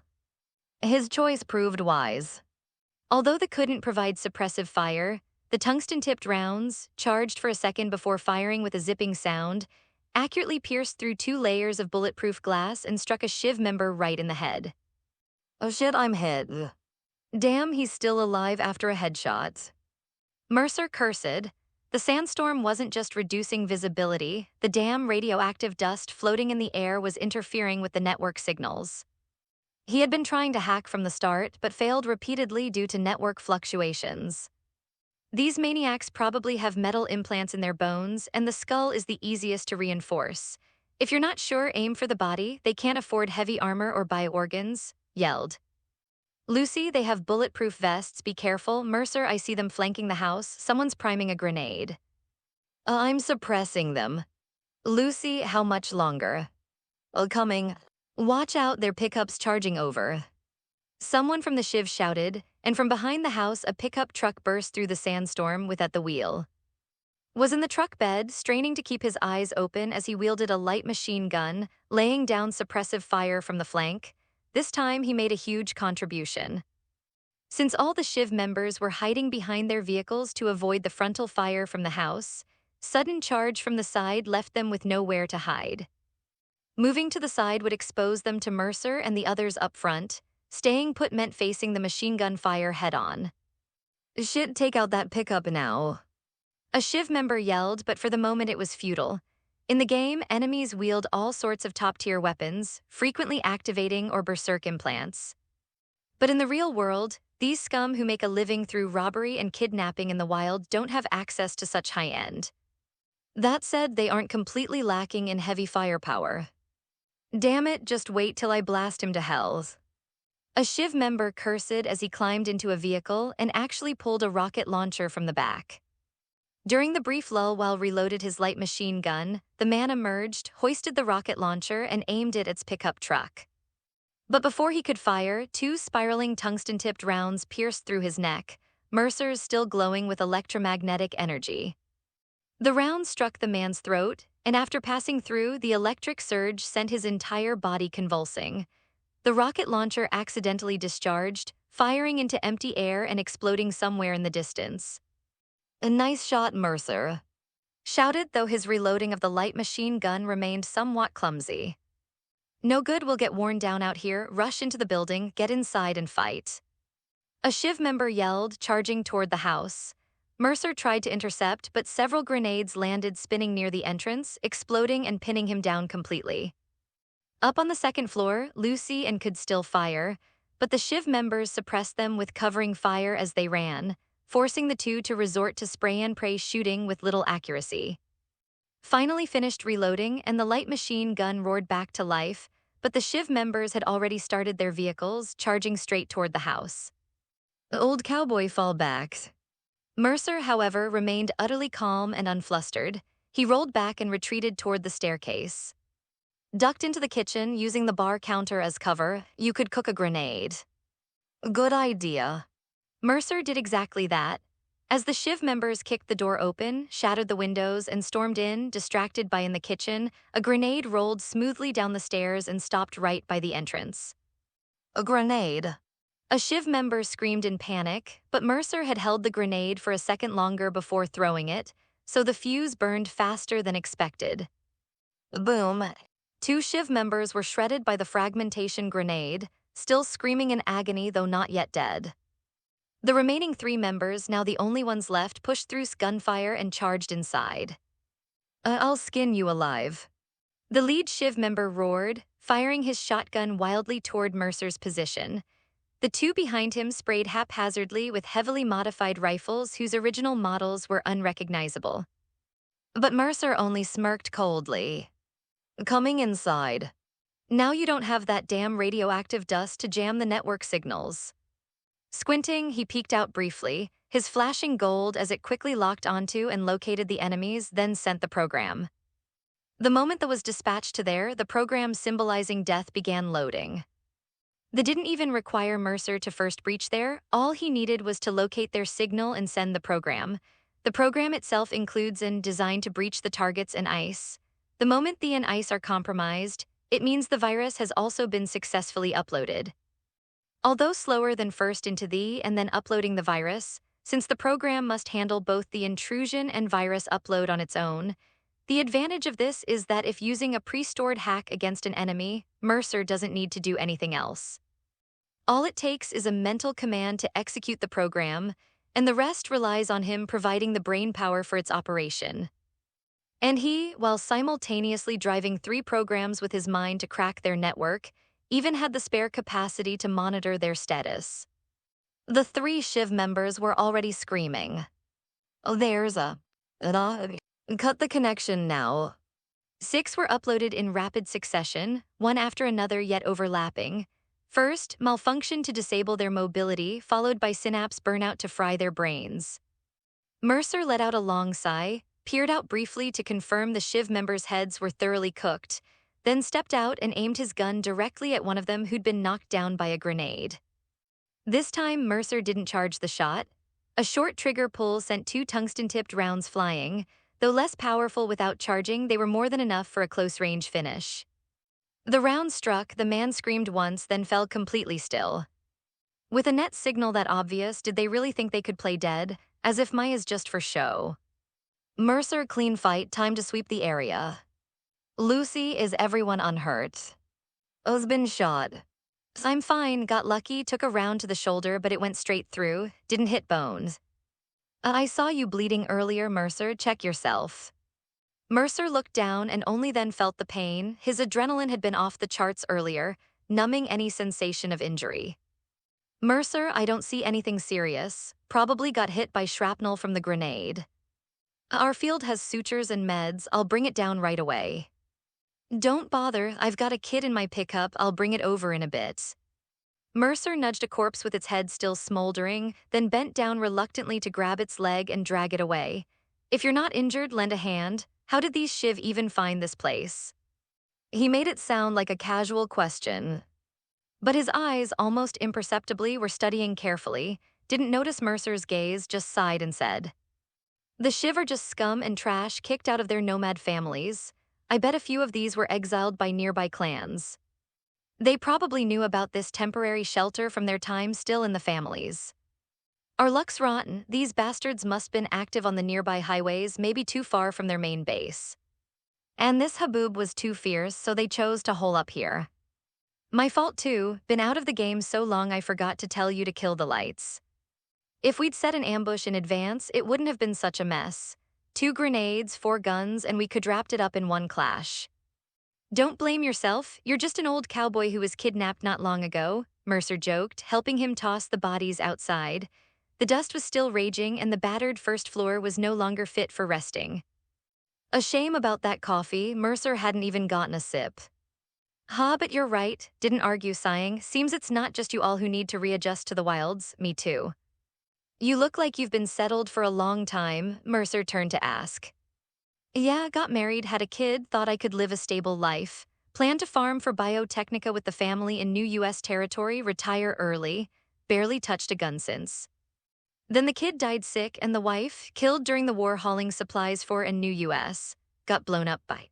After the harvest sold, Biotechnica jacked up seed prices, ruined the family's farming. Whole clan fell apart. He sighed. I drifted a while, left home. Only a month out the shiv grabbed me and then all this. Almost got you kids killed too. Maybe I really am old. Maybe after I get you to Night City, I should just find a quiet spot and wait to die. His expression darkened. Mercer was silent a moment, then tossed the body he was holding outside, leaned against the doorframe, and exhaled. You just aren't used to it again yet, wanting a peaceful retirement in this world. That's a luxury dream. You're right, not time to relax yet, forced a smile. And had pulled the car up to the entrance, and Lucy and came down from upstairs. Mercer started to greet them and keep moving bodies, but grabbed him, eyes wide. What are you doing? You're covered in blood. Sit down quick, Lucy, get the purified water from our car. Hurry, take off your clothes, you're full of holes, doesn't it hurt? It's fine, stop tugging at me here, let's move to the bathroom. The living room's unusable, sand blowing everywhere. Mercer obeyed, leading to the bathroom. He stripped off the grimy jacket he'd scavenged earlier and checked his suit in the mirror. Damn, should swapped clothes sooner instead of worrying about dirt. The suit's shredded. This thing must be worth tens of thousands, huh? Not sure if it can even be fixed. Mercer winced as he unzipped the back of his suit and pulled it partly down, revealing his bloodied upper body. It wasn't actually that serious, just covered in debris from the exploded wall. Those shiv grenades were really packed with gunpowder. Now's not the time to worry about that. Scolded, telling him to hold still as she helped pull his suit down to his waist and took out the medical kit from the individual survival pack. Inside were sutures, disinfectant, some anti-inflammatory pills, assorted antibiotics, anti-radiation meds, and the like. Even brought over a stool for him to sit on, then stood beside him.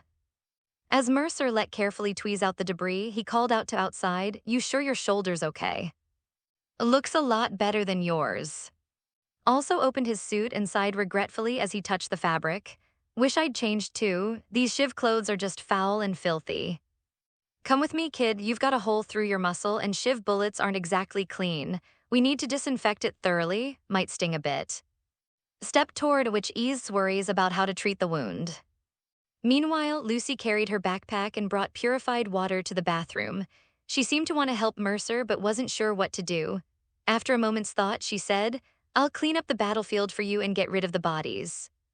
"I'll help too," agreed, and the two set to work gathering the bodies and searching the house and the shiv's vehicles. Mercer stayed tough and silent. He found he could handle the pain pretty well. On the other hand, wasn't so composed. He went to the bathroom upstairs, and as soon as started probing his wound with disinfectant swabs and tweezers, he began howling in agony.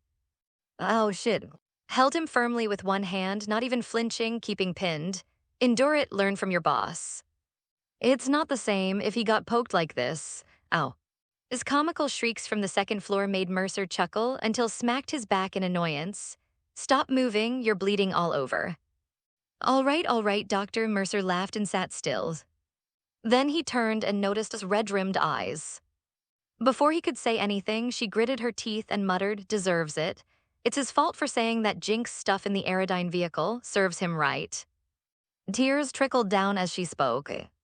"Don't cry, it really doesn't hurt," Mercer reassured her gently. I bit her lip, sniffled, but kept working. "I'm sorry I wasn't much help." "You too," Mercer shook his head, reaching out to pat her still damp hair. Her earlier wash was all for nothing. "You've done great. You located those guys for us, provided suppressing fire. If we're keeping score, your KDA were high in both engagements. And now you're treating my wounds. When did you learn all this?" Grabbed his hand and put it back. "Don't move, your wound is bleeding again. I started learning this from the day you said we were leaving." It has been working hard too. Remembering his conversation with Lucy, Mercer decided not to speak to her in a condescending tone as if she were a child and said earnestly, "You've already done a lot. In every battle, someone could get hurt or even die. You can't think you've contributed nothing just because you weren't injured. It's not like only those who get hurt are entitled to credit, right? Otherwise, wouldn't who drove for this time be a 0 KD carry?" 0 KD carry, I'll say that to him later, forced a spirited laugh. "Don't come crying to me if he beats you up." Mercer teased, quickly steering the conversation to Sailor Moon. As expected, she perked up right away when that topic came up. By the time the wound was treated, Smoot had returned to normal. Compared to the sensitive, or rather deeply insecure Lucy, was a true optimist. In this world, a personality like hers was actually a remarkable gift. It wasn't until nearly 9 p.m. that the sandstorm finally subsided. Used a portable stove to cook a pot of the Nomad's specialty, canned meat stew. Mercer didn't dare look too closely into what kind of meat it was, but it tasted surprisingly good. After eating their fill, the finally quiet night allowed everyone to get some decent rest.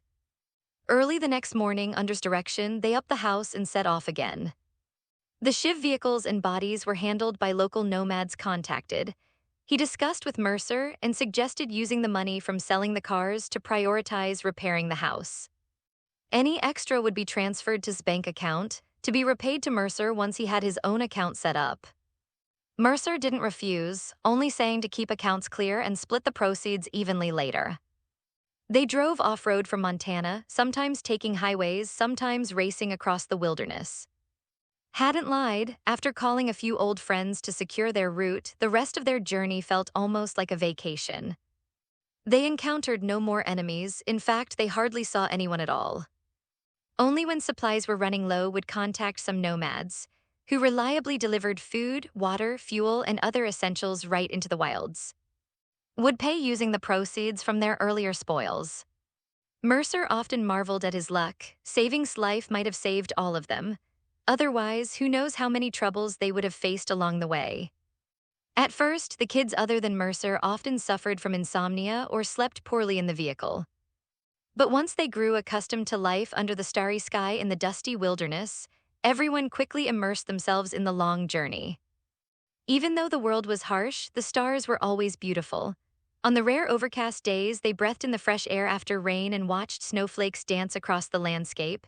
In this cyberpunk world, even the weather defies reason, sometimes scorching, sometimes freezing. Yet no matter the season, it's a sight that never fails to make novice gasp in awe. They'd endured their share of misfortunes, wheels skidding on icy roads, crashing into dirt paths, and getting stranded. They'd also experienced the thrill of a high-speed chase by Border Patrol while smuggling across the frontier. Finally, in December, they successfully reached California. After detouring through Southern California into Northern California, Night City was now within reach. To be precise, Night City sits right between the two, a neutral city belonging to no state or nation. But before entering, Mercer still needed a safe temporary shelter outside the city, a place to shield them from the elements until he secured a fake Night City identity and residence. Unsurprisingly, the only option was a nomad camp near Night City. And that nomad clan could only be one, a family led by a man named Saul, which included a girl called. Mercer was prepared. Once in the camp, he wasn't in a hurry to rush into Night City. He wanted to see his in-game wife first. In the game, if you play as the male protagonist, is the only female romance option. As someone without any interest in same-sex relationships, Mercer always prioritized completing side quests in every mail just to romance her. Having relived the process of meeting and falling for her multiple times, he knew her inside out. Now, finally getting the chance to see her in real life, he'd been looking forward to it for ages. But even Mercer hadn't anticipated that his encounter with would come much sooner than expected. Mercer, there's a firefight up ahead, looks like a group of nomads clashing with Shiv. I've gotta help, they might be the ones here to meet us. His voice shouted through the car's intercom. Mercer's focused into the distance, where 6 vehicles were tearing across the wilderness, a fair 3v3 showdown with both sides exchanging fire while racing. All right, let's go together, remember to hail them on the public channels. With that, Mercer slammed the accelerator and began wildly firing at the Shiv members. As soon as he was within net range, his eyes lit up as he started. The fight was effortless and enjoyable. During the long journey, by studying his own crew's vehicle systems, he'd quickly developed specifically for standard vehicles, like initiate overload, full speed ahead, and emergency brake. The Shiv thugs were driving along when suddenly one car's accelerator locked, sending it screaming into a ditch. Another jammed its brakes, causing the vehicle to spin out and flip over in a dramatic skid. Another engine caught fire directly. The person inside didn't even have time to save themselves before the nomads, shouting loudly, riddled the driver's seat with the vehicle-mounted machine gun. Mercer and the others slowed their car to a stop while the nomads parked opposite them. A group got out of the vehicles, led by a middle-aged man. Mercer glanced at him and then looked away, not familiar. But the ones behind the old man made Mercer's eyes widen slightly. Holy shit. Scorpion, Mitch, and thanks, brother, you're with the two. The middle-aged man at the front was smiling at. To him, the leader of this convoy adorned with the emblem looked every bit the experienced old cowboy. Returned the smile, saying, from the "You're Saul Bright's people here, right?" So you're the guest Saul mentioned. Perfect, I was just about to call and ask why you hadn't arrived yet after finishing up here. The man slapped his forehead and laughed. Saul told me yesterday your request is to get the people, vehicles, and cargo past the checkpoint, then escort you to the clan's camp. No other demands, right? That's right, these kids need to avoid leaving any border crossing records, and the goods they're carrying can't be traced. After that, we'll all be staying at the clan's camp here for a while. Then asked, your name is? Norman, these are Mitch and Scorpion. Norman introduced them one by one, then praised. Mitch and Scorpion are both ex-military. Mitch is great with driving and fixing vehicles. Scorpion's a special forces veteran, skilled in assassination. Is one of our own, don't let her youth fool you, she's already an excellent fighter. Then Norman's gaze shifted to the group behind, kids who looked no older than 14, most with Asian features. Though dressed in nomad gear, the flashy neural tattoos and on their faces made it clear these weren't your average kids from a nomad clan. Are these from your clan or did they hire you as a guide? Norman probed. Shrugged and said, more like we teamed up to come here and he's the one in charge. The old cowboy tipped his hat brim toward Mercer, who was quietly observing the situation behind them. Words made Norman widen his eyes in surprise, and then the others behind him exchanged puzzled glances. But Mercer had already stepped forward with a smile, extending his hand to shake Norman's. Mercer, Alex Mercer, a friend of. Whoa, couldn't help muttering under her breath, this guy looks like just a kid. Mercer's mouth corner twitched slightly as he turned to look. The girl with wheat-colored skin and a few freckles on her face gave an embarrassed smile. Mitch beside her gave his head a firm pat. Don't mind her, she just speaks without thinking sometimes. She's got no filter.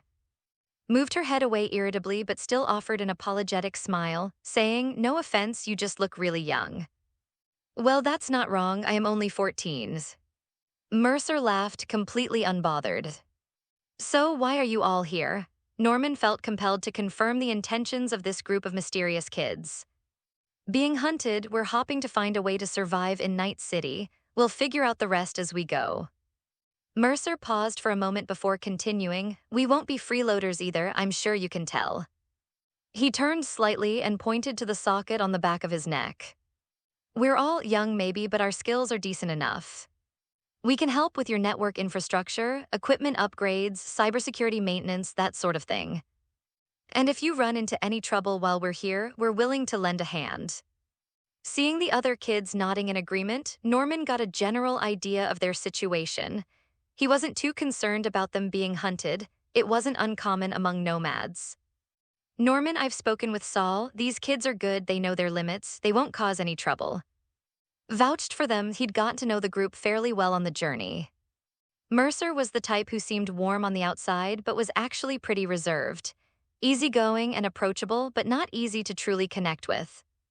It wasn't that he was difficult to get along with, it was just hard to know what to talk to him about. Was easy to get along with, her optimistic nature and kind heart were obvious at a glance. Lucy, on the other hand, was more aloof. She didn't seem to trust easily and almost exclusively listened to Mercer, relying on and trusting him deeply. In contrast, and had hit it off well with. They were both warm, cheerful kids, he'd almost started treating them like half-sons. Andon felt the same way about him. After all, aside from Mercer, who was a bit of an odd one, everyone who'd escaped from needed some emotional support. But overall, could vouch for them, they were good kids.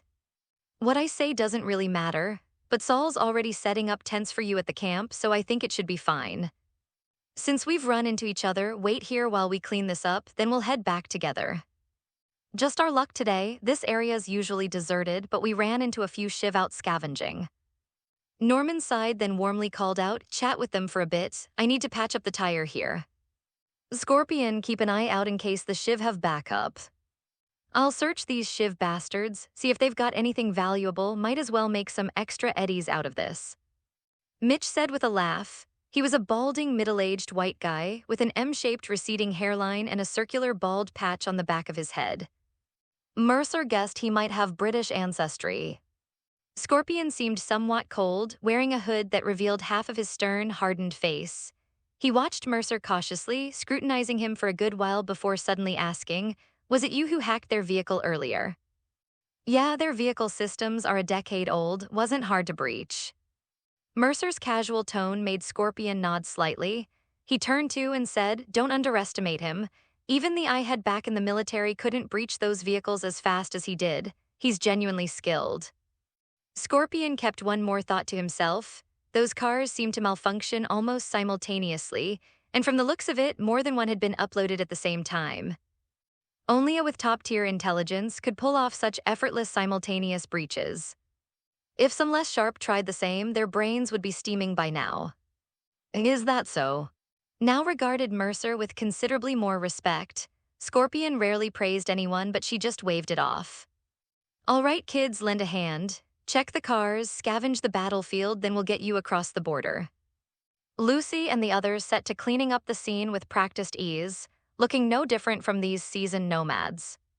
They who had been observing them couldn't help but nod in quiet approvals.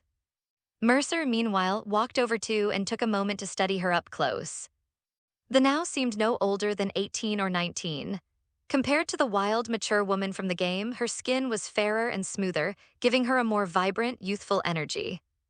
As for her figure, it was just like in the game, around 170 tall, with curves in all the right places and long legs.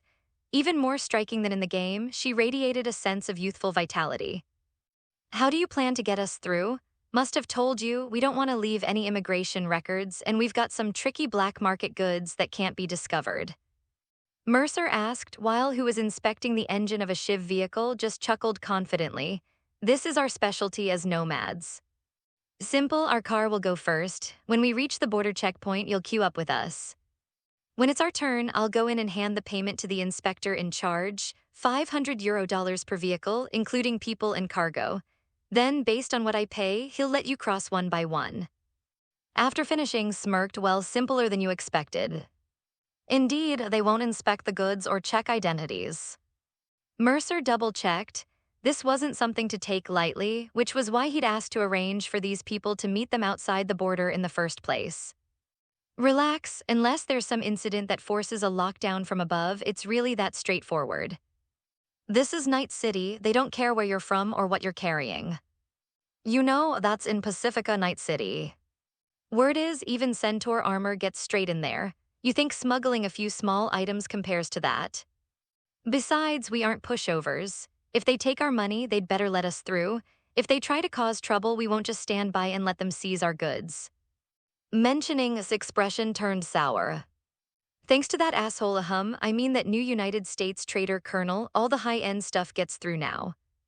Us nomads have seen our income drop a lot, hardly any big jobs come our way anymore, so those checkpoints won't waste time either. Pay the fee, move on, they won't say a word of nonsense. Mercer nodded, understanding, but still cautiously pressed further. What if someone leaked our personal data and asked these border stations to pay extra attention to us? Damn, what kind of trouble did you guys get into to be this paranoid? Sounded a bit impatient, but still thought it over seriously before saying, all right then, you kids ride in Norman's big van. His van's been modified with a special metal layer inside. The inspection beams at the border stations can't penetrate it. On their scanners, it will just look like a black void. Load your car and goods inside, stay quiet, and leave the rest to us. Once you're through, wait by the roadside. We'll make another trip to bring your car in, that's it. Mercer nodded at words. All right, we'll move the stuff in soon. Until I secure new identities, it's better to be safe than sorry. To be honest, we're in pretty deep trouble. Whether it's the people or the goods, if discovered, it could mean serious trouble. Got it, I won't ask more. Said then called out to Norman, who was nearly done patching the tire. Norman, you drive later. Use your precious van to get them through. They need your vehicle to cross. Norman caught on immediately, understood. He glanced at the Shiv vehicles and said, all right then, Mitch, Scorpion, I called some folks from the family. They'll come later to take these cars away. Except for the one with a dead engine, the others can be fixed up and sold. You two help them drive the cars over. After we get them across the border, I'll bring you back to get your own vehicles. Mercer's group had 3 cars in total, driving one, Scorpion and Mitch each driving one, just enough to bring them all through. Once across, Mercer and the others could drive themselves to the camp in the eastern part of the city. Since they were entering from the south, they could even take a detour through Night City, giving Mercer a chance to see the city he'd been dreaming about for so long. All right. Scorpion, a man of few words, started helping Mercer and the others move their things. When they opened the van's cargo hold, they were startled by how packed it was. Were those all high-end refrigerated cases with code locks? That was rare. But they stayed professional and didn't ask a single question, just loaded everything into Norman's Columbus van. Mercer ran his hand over the van's metal body. The reinforced frame seemed coated with a special black material, probably what allowed it to evade the security scanners at checkpoints. Soon, the main supplies were transferred to the van. Mercer's, harvested along the way, including valuable from that agent, was bundled together and stored in refrigeration. He planned to repair and sell it later. Also among the items were several professional laptops bearing the logo that Mercer had brought. As for the rest, firearms seized on the road, valuable gold jewelry, electronic components, and the like, they were left piled in the original vehicles. Mercer intended to offload all that junk at the camp. After that, he could start by making some money, then find a reliable doctor to complete his modifications. He needed to install the top tier he had been treasuring all this way, and see if he could add anything else while he was at it. Once everything was packed, Mercer went over the details of the operation one last time with the others, then climbed into the cargo van already filled with supplies. Sitting in that cramped space, Mercer's heart began to race, not from claustrophobia but because he was finally arriving. The city that had haunted his dreams. Night City, what are you thinking about? Lucy asked softly, nudging him to move further into the van. A few children and a pile of boxes packed the van to the brim, forcing everyone to squeeze together, pressed against one another. I'm thinking about what to do next, Mercer replied honestly, planning out the details of our next steps. Haven't you been thinking about it the whole way? Lucy leaned against him naturally, resting her head on his shoulder and making a bit more comfortable space for beside her. I only had a rough idea before, but now that we're moving into action, I need to consider the specifics. As Mercer spoke, he heard the van's engine start. Norman, who had taken the driver's seat, reminded them. Since we don't want to be noticed, stay quiet when I slow down later. I'm raising the partition now, no one will be able to see you from my side. Once it's safe, I'll lower the partition first, then stop and open the door for you. Don't worry, no one will try to open your door. If they do, something's wrong. Understood. Mercer responded, watching as a retractable partition inside the van rose, completely sealing off the cabin from the driver's seat. The cabin plunged into darkness, with not a sliver of light, leaving only the sound of the moving vehicle. The cramped, pitch-black space made Lucy instinctively press closer to Mercer, almost half-curling into him. After confirming his position, she whispered, once we pass the checkpoint, does that mean we've reached Night City? Yeah, if I remember correctly, the area around the checkpoint is full of farms. Following the road straight will take us into the city. Mercer replied softly, but we won't be wandering around the city right away. Once I've sorted out the fake IDs, I'll take all of you to explore properly. I can't wait to see Night City. I wonder what it's really like. Was growing impatient. Mercer had talked about Night City throughout the journey, building up their anticipation. The city of freedom where dreams are pursued, that was how Mercer described Night City. However, was less optimistic, he sighed and said, I looked it up online earlier. People talk it up pretty well, but let me put it this way. Night City airs a show called The Body Lottery every day. As the name suggests, they take bets on the number of people who die in the city each day. This city is dangerous, don't let your guard down. As I know. Though her excitement dampened, still spoke with trust. Other places aren't much better, right? And didn't Mercer say only here can we truly say goodbye to? Actually, being a nomad wouldn't be so bad. Suddenly spoke up. The van fell silent. Lucy's voice turned cold as she asked, "You plan on staying outside after Mercer helps you get a new identity?" "No, I was just saying," caught the chill in Lucy's tone and shrank back, his voice growing noticeably quieter. "Don't be like that, Lucy." Mercer's gentle voice broke the suddenly tense atmosphere. He chuckled softly and said, "Being a nomad isn't so bad. You've seen for yourselves along the way is pretty reliable. Staying with thee is actually quite safe. In this world, enjoying freedom out in the wilderness might really be a good path forward. And what about you? You worked so hard to bring us all this way, and we just get to stay somewhere safe and enjoy our freedom, while you go into Night City alone to face gangs and corporations as an underage solo." Lucy sounded angry. Even in the pitch-black compartment, Mercer could vaguely make out her eyes fixed intently on him. "Or do you think you're enough on your own, that it doesn't matter whether we help or not?" As soon as Lucy finished, quickly reached for her hand in the dark. "Lucy, Mercer, she didn't mean it like that." The car fell silent. The vehicle began to slow down abruptly. Norman in the driver's seat coughed and spoke through the partition. "Sorry to interrupt, but we're almost there. You can continue this after we're past the checkpoint." "Copy that, staying quiet."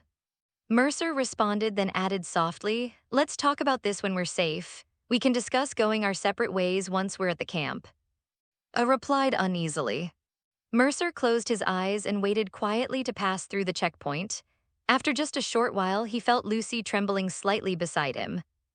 He said nothing, hesitating for a moment before reaching out and gently wiping her cheek with the back of his hand. Sure enough, he felt tears. Lucy turned her head away from his hand without a word, but after a moment, she leaned back against him, burying her face in his shoulder and crying silently. Mercer could only wait in silence, doing nothing, until Norman got out and then back into the driver's seat, restarting the car. About 5 or 6 minutes later, the van creaked as the partition was lowered, and light flooded back into the compartment. "Cleared the border. We'll drive a bit further, turn off onto a side road, and you can move your things back to your own car and head to the clan's camp." The sudden sunlight made everyone squint slightly, but they quickly adjusted the exposure, allowing them to adapt to the brightness almost instantly. No one spoke. After getting out, the group quietly began moving their belongings and returning to their own vehicles. "We'll guide you from here. Head straight from Santo onto the highway east and you'll reach our territory," Norman instructed, then added, "I need to take Scorpion and the others back to retrieve our car. Leaving it there too long risks someone stealing it." "No problem, can lead the way for us," Mercer agreed with a nod. Noticing the unusual tension among the kids, said nothing but reminded them to stay focused and follow behind the car. Driving in the city wasn't like the wilderness. This group of unlicensed minors still had to be cautious. If caught by NCPD, they'd have to start a high-speed chase. Mercer started the car, and Lucy habitually took her seat in the passenger side. The car began moving forward along the highway. Mercer turned on the radio and for the first time clearly picked up the city's broadcast signals. Relying on memory, he quickly found the station he knew so well from the games, 98.7 Body Heat Radio. None of the songs matched what he remembered, but the currently playing, somewhat lyrical tune made him pause his hand from changing the station. Might as well listen. Sorry." Lucy spoke up suddenly. Don't be, I know you meant no harms." Mercer truly didn't mind. He could tell Lucy's intention was just to feel indignant on his behalf. "I'm just a bit angry. You brought us out alone, went through so much, and we finally made it here, yet they want to run off now. After all the discussions we had on the road, when it really came time for them to contribute, it feels like being betrayed by someone close again." Lucy seemed genuinely upset, but then she just lowered her head. "You always say we should do whatever we want. Don't you feel wronged? You've been so good to them, yet they don't appreciate it at all." But you do, don't you?" Mercer laughed easily, turning to look at her with a gentle tone. "Aren't you standing in my shoes right now, thinking for me? That means everything I've done isn't meaningless. Wanting to stay there isn't something to blame him for. 'Lucy, I saved you all and brought you here not so you could repay me or die for me. Fighting against corporations, scraping by in Night City, it's nowhere near as rosy as I made it sound before. People die here every day. Just like said, they even publicly gamble on death tolls and turn it into TV shows. I'm not afraid, but that doesn't mean I should demand others not be afraid too. Lucy, aren't you scared? Maybe while we're driving, a bullet could fly through the window going from my temple to yours. That kind of thing isn't impossible in Night City. The car sped along the highway, the towering neon city looming close in the distance, yet didn't lead the group into it. That wasn't the way to the wilderness. Just after entering the city, they turned into the somewhat dilapidated and old Santo district. Most households here flew the flag of the new United States. This was 6th Street's turf. Groups of distinctly all-American-looking folks could be seen everywhere, armed and gathered near their homes, eyeing unfamiliar passing vehicles. You need to think carefully too, Lucy. I know you're kind and value loyalty deeply, but don't blindly follow me into hell because of that. Mercer saw his own future clearly. To be a nobody or to become a legend? That's the question everyone who comes to Night City should ask themselves. I've chosen the latter, and in Night City, 9 out of 10 so-called legends end up dead, while the last one is just counting down the days. Lucy fell silent, but not for long. She turned her head resolutely to look at Mercer. Just tell me one thing, whatever you plan to do next, can I actually be of help? And if it's you, I think you can. Mercer spoke earnestly. Sometimes I charge in too recklessly, without any restraint. Even if just one person could pull me back at times like that, it might let me live a few more years. Then I'll go with you. Lucy took a deep breath and said, but you have to promise me don't fight a hopeless battle, don't drag me into a meaningless death, that's it. Deal, Mercer agreed without hesitation. Seeing his response, Lucy frowned and glared at him with a stern look. And you're not allowed to charge headlong toward death yourself. No matter what you do, the dead can't change anything. Look at such a legendary, and even he ended up making a mess of things in the end. No one can control what happens after death, so I know I'll stay alive too. At least I'll do my best to stay alive. Don't worry, I haven't had my fill of living yet. Strictly speaking, I'd love to achieve greatness, then live for centuries with a fortune and enjoy life to the fullest. Mercer laughed. What kind of image do you even have of me in your head? Someone who brings hope. Lucy turned her face away. So, don't die, otherwise hope will be gone. Mercer fell silent. He gazed out the window at the 6th Street gang members, visible on the streets and rooftops everywhere. After a long moment, he nodded and finally asked that question. If it were just up to you to choose, a nobody or a legend? Lucy also looked out the window. After a pause, she suddenly chuckled. If it were the old me, I'd say any life is better than a brave death. But you've corrupted me. Now I sometimes think, since everyone dies anyway, it's not bad to do something big before that happens. But a legend, more than becoming a legend myself, I'd rather see you achieve it. She smiled as she turned to look at Mercer. Let me see the day you become a legend with both of us still alive. A living legend. That won't be easy, but luckily I love taking on tough challenges. Well then, you'd better mentally prepare yourself and get used to it because... He laughed loudly, then without a second thought, rolled down the car window and flipped off a drunken, bleary-eyed 6th Street member who was urinating on the street as if painting the pavement. Showing off something that small, idiot.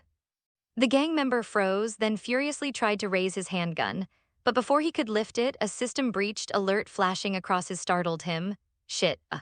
Then to his horror, his was suddenly flooded with bouncing smiley emojis. In the end, he could only angrily shut down his, damn it, which bastard's little brat. Quick, someone help me kill this virus, I can't open my eyes. Lucy couldn't help but burst into laughter alongside Mercer at the sight, but before the man could find help, the next moment he convulsed and collapsed to the ground, lying in a puddle of his own urine. Your breach speed has improved quite a bit, huh? Mercer praised, letting Night City's slightly foul-smelling wind brush against his face. You taught me well. Lucy flashed a bright smile, leaning out of the car window to wave at the confused 6th Street members rushing toward them in the distance. Bye, try not to be so foul-mouthed next time. Damn it, pull yourself back in, I sure as hell didn't teach you that. Mercer quickly yanked her back inside, raised the bulletproof window, and slammed on the gas, speeding off. Unsurprisingly, the provoked 6th Street members raised their guns and fired, not caring whether they hit anything. The bulletproof body of the car occasionally rang with a couple of dings, but Lucy just kept laughing, completely unfazed. Mercer wasn't bothered either, after all, he'd started it. A woohoo. She couldn't help but cheer at the thrill of the high-speed drive, while Mercer, still laughing, held her back from moving around too much. His voice crackled over the intercom. "What the hell are you two kids up to?" Mercer just pressed the intercom button and laughed loudly. "Let's see your driving skills, race you. You little brat, you're on, don't cry if you lose." As if would back down from a challenge. The only one suffering was, the old cowboy sighed deeply over the intercom. "Please, I'm getting old. Next time you pull something like this, give me a heads up, will you?" "Aha, let the race begin. First one out of this street wins." Mercer had the gas pedal floored. He couldn't care less about anything else. "A nobody. I came into this world to make a name for myself." Mercer had a natural talent for driving. His mind worked fast. When he was highly focused, he even experienced something akin to bullet time. Even without a synaptic accelerator installed, he handled high-speed driving with ease.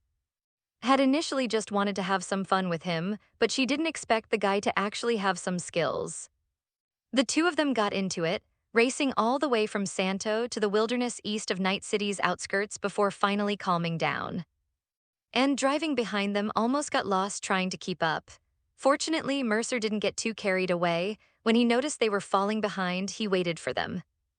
Even so, it took them just over an hour to get from the southern entrance of Night City to the nomad camp in the east. After parking the car on the outskirts of the camp, pushed the car door open and laughed heartily. "That was awesome. I've got to say, I've never really driven like that in the city before." I'm about to throw up," groaned. Who had been driving him was also pale-faced. His pickup truck felt like it was on the verge of falling apart. Got out of the car and took a moment to collect himself before shaking his head. "You guys are insane. Lucy, why didn't you try to stop him?" Lucy's face was still flushed with excitement. She smiled and shook her head, then took a deep breath of the wild air. Wasn't it fun, though? Deep down, she had a wild side, too. As for Mercer, needless to say, he was exhilarated. He touched his pounding heart. This was so much more thrilling than racing in a game. "Night City, huh? Let's leave the cars here for now. We'll move the stuff later," said. She pointed proudly at the camp ahead. "This is the camp. What do you think? Not bad, right?" The camp was made up of RVs, tents, and structures converted from shipping containers. It looked a bit rough around the edges. But from the entrance, you could see that everyone there had a sense of ease and peace on their faces. Near the parking area, an older man was sitting on a crate, strumming a guitar and drinking beer early in the morning. A man fixing a car nearby occasionally hummed along to the tune. Further in, some RVs and container buildings had small signs hanging outside, likely indicating places like a gun shop or a... "Is this the camp?" Lucy marveled. "Yeah, so is it better or worse than you expected?" Mercer asked with a smile. I heard they used to be a huge family with millions of members," Lucy said curiously. "Why does it seem like there aren't that many people around? I kept hearing you talk about them, so I thought it'd be bigger, but from the looks of it, there are only a few hundred people at most." "Who knows?" Mercer replied. He didn't know much about it either, but he figured they must have a main stronghold somewhere, he just didn't know where. "Your tents are set up in that corner over there. It's convenient for accessing electricity and water," said. "We got everything ready for you yesterday. There are 4 tents in total. No choice, we don't have many extra rooms here, so you all might have to squeeze in together to sleep or go into the city to buy a couple of new tents." Pointed to a corner of the camp, and after parking their car, she began introducing the camp's facilities while leading the way. Mercer finally had the chance to get a good, close look at her.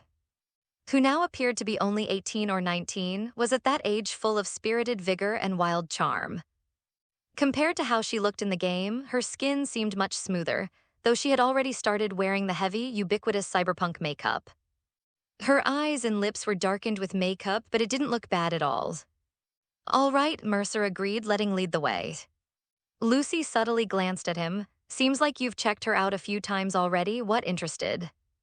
"I told you, any pretty girl over 18 is within my range of interest." Mercer's words made standing nearby giggle and nudge him with her elbow. "Want me to ask her for you later?" Save it, does she look like someone who'd be interested in a kid? But suddenly, a wave of sadness washed over Mercer. He shook his head and sighed. He saw Lucy and his kids, but others probably saw him the same way. A sharp-eared turned and glanced at Mercer too, chuckling. You kids are really something, way too mature for your age. I'm going to go talk to Saul first, said. Casually pointed him in a direction. He's over there in the biggest tent, I won't go with you for now. Nodded, gave Mercer a look, and headed off to talk to Saul, the leader here. Well, looks like you're really out of luck, took the chance to tease Mercer, then winked at Lucy, who uncomfortably looked away and crossed her arms. Her posture was already starting to resemble her anime version. Mercer's mouth twitched, but he didn't respond. Kids, he quickened his pace to catch up with and struck up a conversation.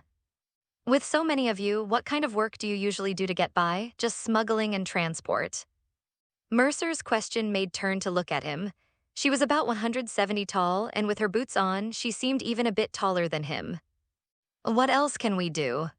Besides occasionally taking jobs at construction sites or picking up odd jobs in the city, we also do some auto repair and modding. Basically, whatever makes money. Sighed. Last year was better. Right after the war, Night City needed everything, and we were running shipments nonstop.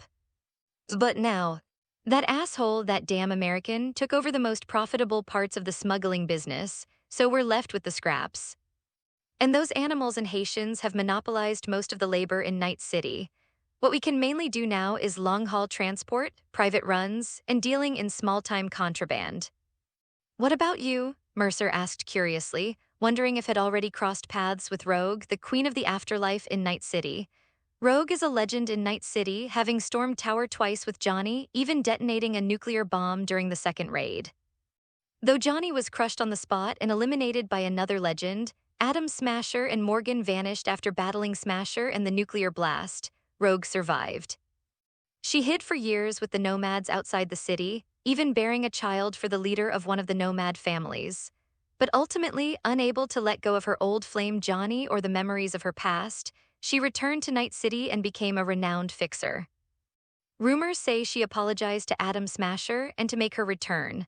But honestly, being able to come back to Night City and remain a living legend, in most people's eyes after bombing Tower just by saying sorry, that alone speaks volumes about the weight of Rogue's legendary status.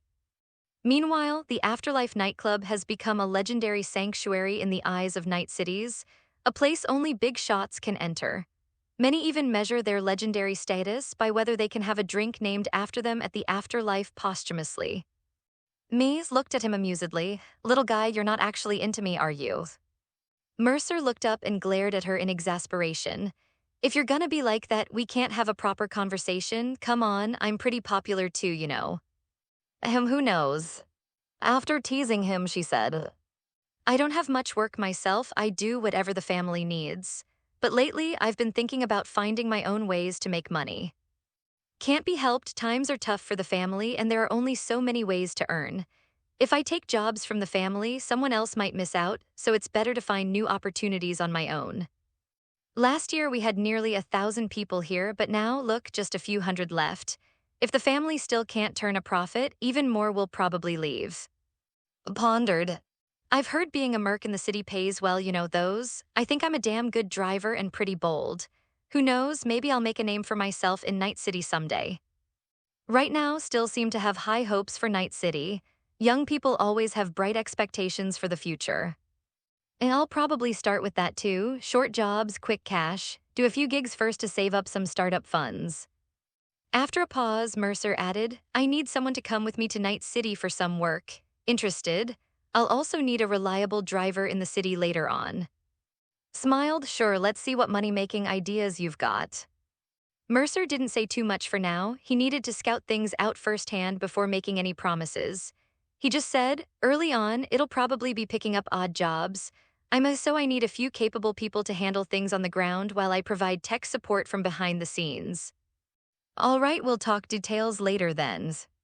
Nodded in agreement, though she called him kid and little guy, she honestly felt this mysterious young man had something to him. Besides, she wanted to make money, so she was willing to try any opportunity. If it turned out unreliable later, she could always back out. All right, but it'll take a few days. I need to handle some work first. Mercer tilted his head toward the in the camp. Are your people any good with tech? I think they're pretty damn skilled, but objectively speaking, they can't compare to the big docs in the city. Why, looking to get something installed? Eyed him, his hands, his eyes, the plugged into his neural link. It all looked like top-tier corporate gear, and on closer inspection, each piece of bore the logo. Had he robbed in convoy, or maybe escaped from some messy facility? We've got a truckload of high-end gear. It needs a real expert to fine-tune it. I know a bit myself, but right now I've got no machines or equipment, so I have to outsource. And I have to say, this is definitely complex, high-end stuff. Most people wouldn't know how to handle it. After Mercer finished, nodded. Then you'd better find someone in the city. How would we have any connections to high-end gear like that? As they spoke, they reached the depths of the camp. Here we are, this is it. Pointed to a tent ahead. Mercer looked it over. It was about the same size as the one V had in the camp in the game, just barely enough for one person. A bed, a clothes rack, some crates stacked up to serve as a table and storage. The space had electricity, running water, and a sink, but no shower or toilet. For showers and toilets, you'll have to use the communal facilities. You can shower in that RV over there, but try to go when it's not crowded, or there won't be any hot water. The toilets are in that public restroom over there. If you're hungry or thirsty, head to the food truck. If you're bored and want to mess around, the sells BDs and game consoles, stuff you kids like. The gun shop's full of cheap stuff. Looks like you're all carrying firearms. If you want modifications, they can do things like convert a 3-round burst to full auto, but stability will drop. Your pistols probably can't be, though. Tech weapons are high-end rarities. For car parts or electromagnetic boards, try your luck at the general store over there. If they have it, great. If not, it's up to chance. Anything else I'm forgetting? After giving a rundown of the facilities, paused, thinking, then added. Oh, right, if you're into hacking, you can run a network cable here. The connection links to Night City are pretty stable as long as it's wired. Here's my contact info. Call me if you need anything. I'm not heading out today, so just ask if you need a hand. She sent her contact details directly to his neural link. Mercer nodded. Thanks, just call me Mercer. I owe you one for this. All right then, tonight I'll throw a bonfire party, treat you all to some barbecue. Smiled, then turned and walked off briskly. After she left, sidled up with a teasing grin. Hey, quit starring, but damn's got a fine ass. What have you been learning lately? Mercer stared at her speechlessly while averted her gaze, her eyes drifting away. Nothing much, really, just finally being free, so I idly browsed the net when I had nothing to do. The internet in this cyberpunk world is dangerously addictive. Mercer rapped her on the head firmly. I'll squeeze in with or for tonight. Anyway, I'll be heading to Night City soon, so no need to fuss. As for you all, Mercer glanced at the group of children behind him and paused for a moment before continuing. Just enjoy this rare period of peace for now. However, suddenly looked as if he had something difficult to say. Mercer glanced at him and remarked, Speak your mind. No need to hold back with me. Mercer appeared somewhat guilty, awkwardly shifting his gaze away, unable to meet Mercer's eyes. Mercer merely raised an eyebrow and chuckled. All right then, let's all have a talk. He turned to scan the room, then said calmly, First, tidy up. Get everything in order. We're having a meeting. In the end, Mercer decided to take them to the camp's small diner to talk over a meal. The camp's little eatery was essentially a food truck with some simple tables and chairs set up outside. The food was classic: fried meat, fries, a salad made with unidentifiable vegetables, and some kind of mush. Mercer took a bite of the fried meat. It looked like fried chicken, but tasted. The inside had the texture of a starch sausage, yet oddly it did have a protein-like flavor and juiciness. Mercer decided not to dwell on what exactly it was made of, lest he lose his appetite. The group tacitly ate first, waiting until everyone was nearly finished before Mercer leisurely spoke up. All right, we've eaten enough, time to talk. Mercer poured a can of cola into a cup, luxuriously added ice, took a sip, and squinted contentedly. Beside him opened and closed his mouth several times, but seeing Lucy's somewhat cold expression, he couldn't bring himself to speak. Finally, sighed and cut straight to the point. I want to go with and become nomads. His words made turn to him in surprise. Just looked at Mercer earnestly and said, On one hand, I feel like I'm not much help, and on the other. He sighed, then continued, I really don't want to live that kind of fearful life anymore. I spoke sincerely. Staying in the wilderness has its dangers too, but I don't know, the closer I get to Night City, the more inexplicably panicked I feel. A city full of corporations and gangs makes me very uneasy. I don't want to go back to that kind of life, Mercer, I'm sorry. Compared to returning to a city of steel and concrete, I'd rather face the desert dust of the wilds. Sorry. And me, I'm just scared, also admitted his feelings frankly. I've heard you talk a lot about taking down, becoming a big shot in Night City. At first, it sounded inspiring, but after fighting a few battles along the way, I realized I'm just not cut out for it. Couldn't bring himself to meet Mercer's eyes, just stared down and spoke on. Remember the first time I got hurt? That time we ran into the shiv when I got a hole shot through my shoulder. Honestly, that night I tossed and turned, unable to sleep, kept thinking, what if that shot had been a little off, pierced my heart instead, or blown my head apart? I don't want to die, Mercer, I'm sorry. Young people often have this illusion that when they step onto the battlefield, it won't be them who dies. And that illusion tends to shatter the first time they take a bullet. Those who can handle that gap, who can accept that reality, are the ones qualified to step onto the battlefield again. Unfortunately, wasn't that kind of person, at least not now. Everything he'd been through had left him utterly exhausted. Now that they had finally reached a place of freedom where they could settle, a relatively safe haven, no longer had the courage to willingly step into danger again. Lucy wanted to say something, but in the end, she stayed silent, merely pursing her lips, averting her gaze, and lowering her head to sip her iced coffee. However, did not hide her somewhat sorrowful expression. She glanced at Mercer, then at Lucy, but ultimately lowered her head as well. As the youngest sister, everyone always instinctively placed her in the safest spot, whether in daily life or during dangerous times. This feeling of being protected made feel as though she was living in a warm, big family. They had escaped from together, endured a long period of wandering, and now, having finally reached their destination, they were actually about to part ways. Mercer simply gave a cool nod.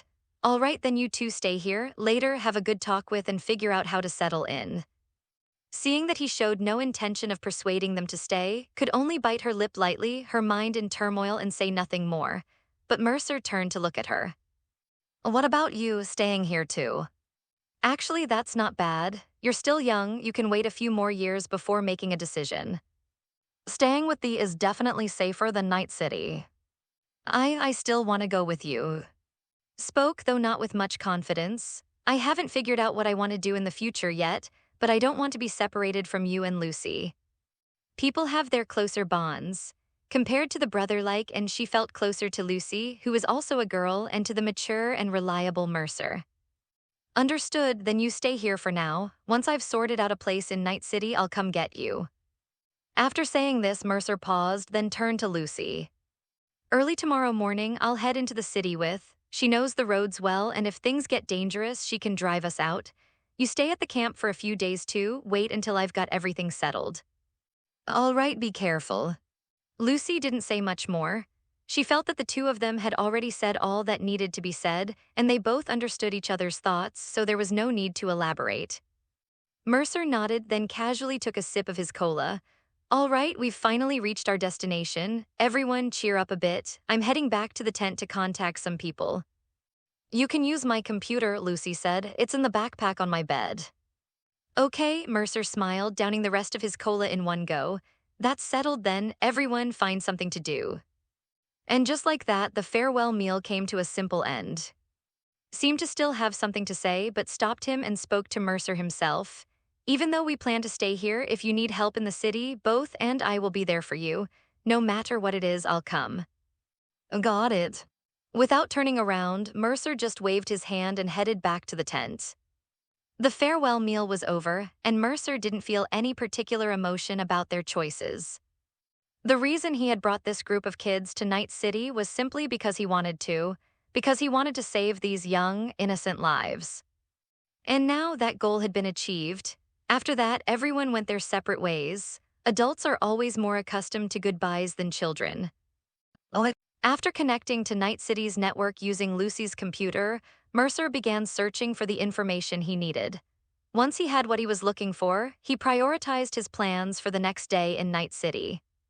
The first person he wanted to see was that he'd always had a soft spot for even back in the game.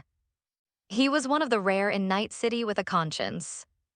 In the game, even when V was broke and living on borrowed time, was willing to extend credit for his services.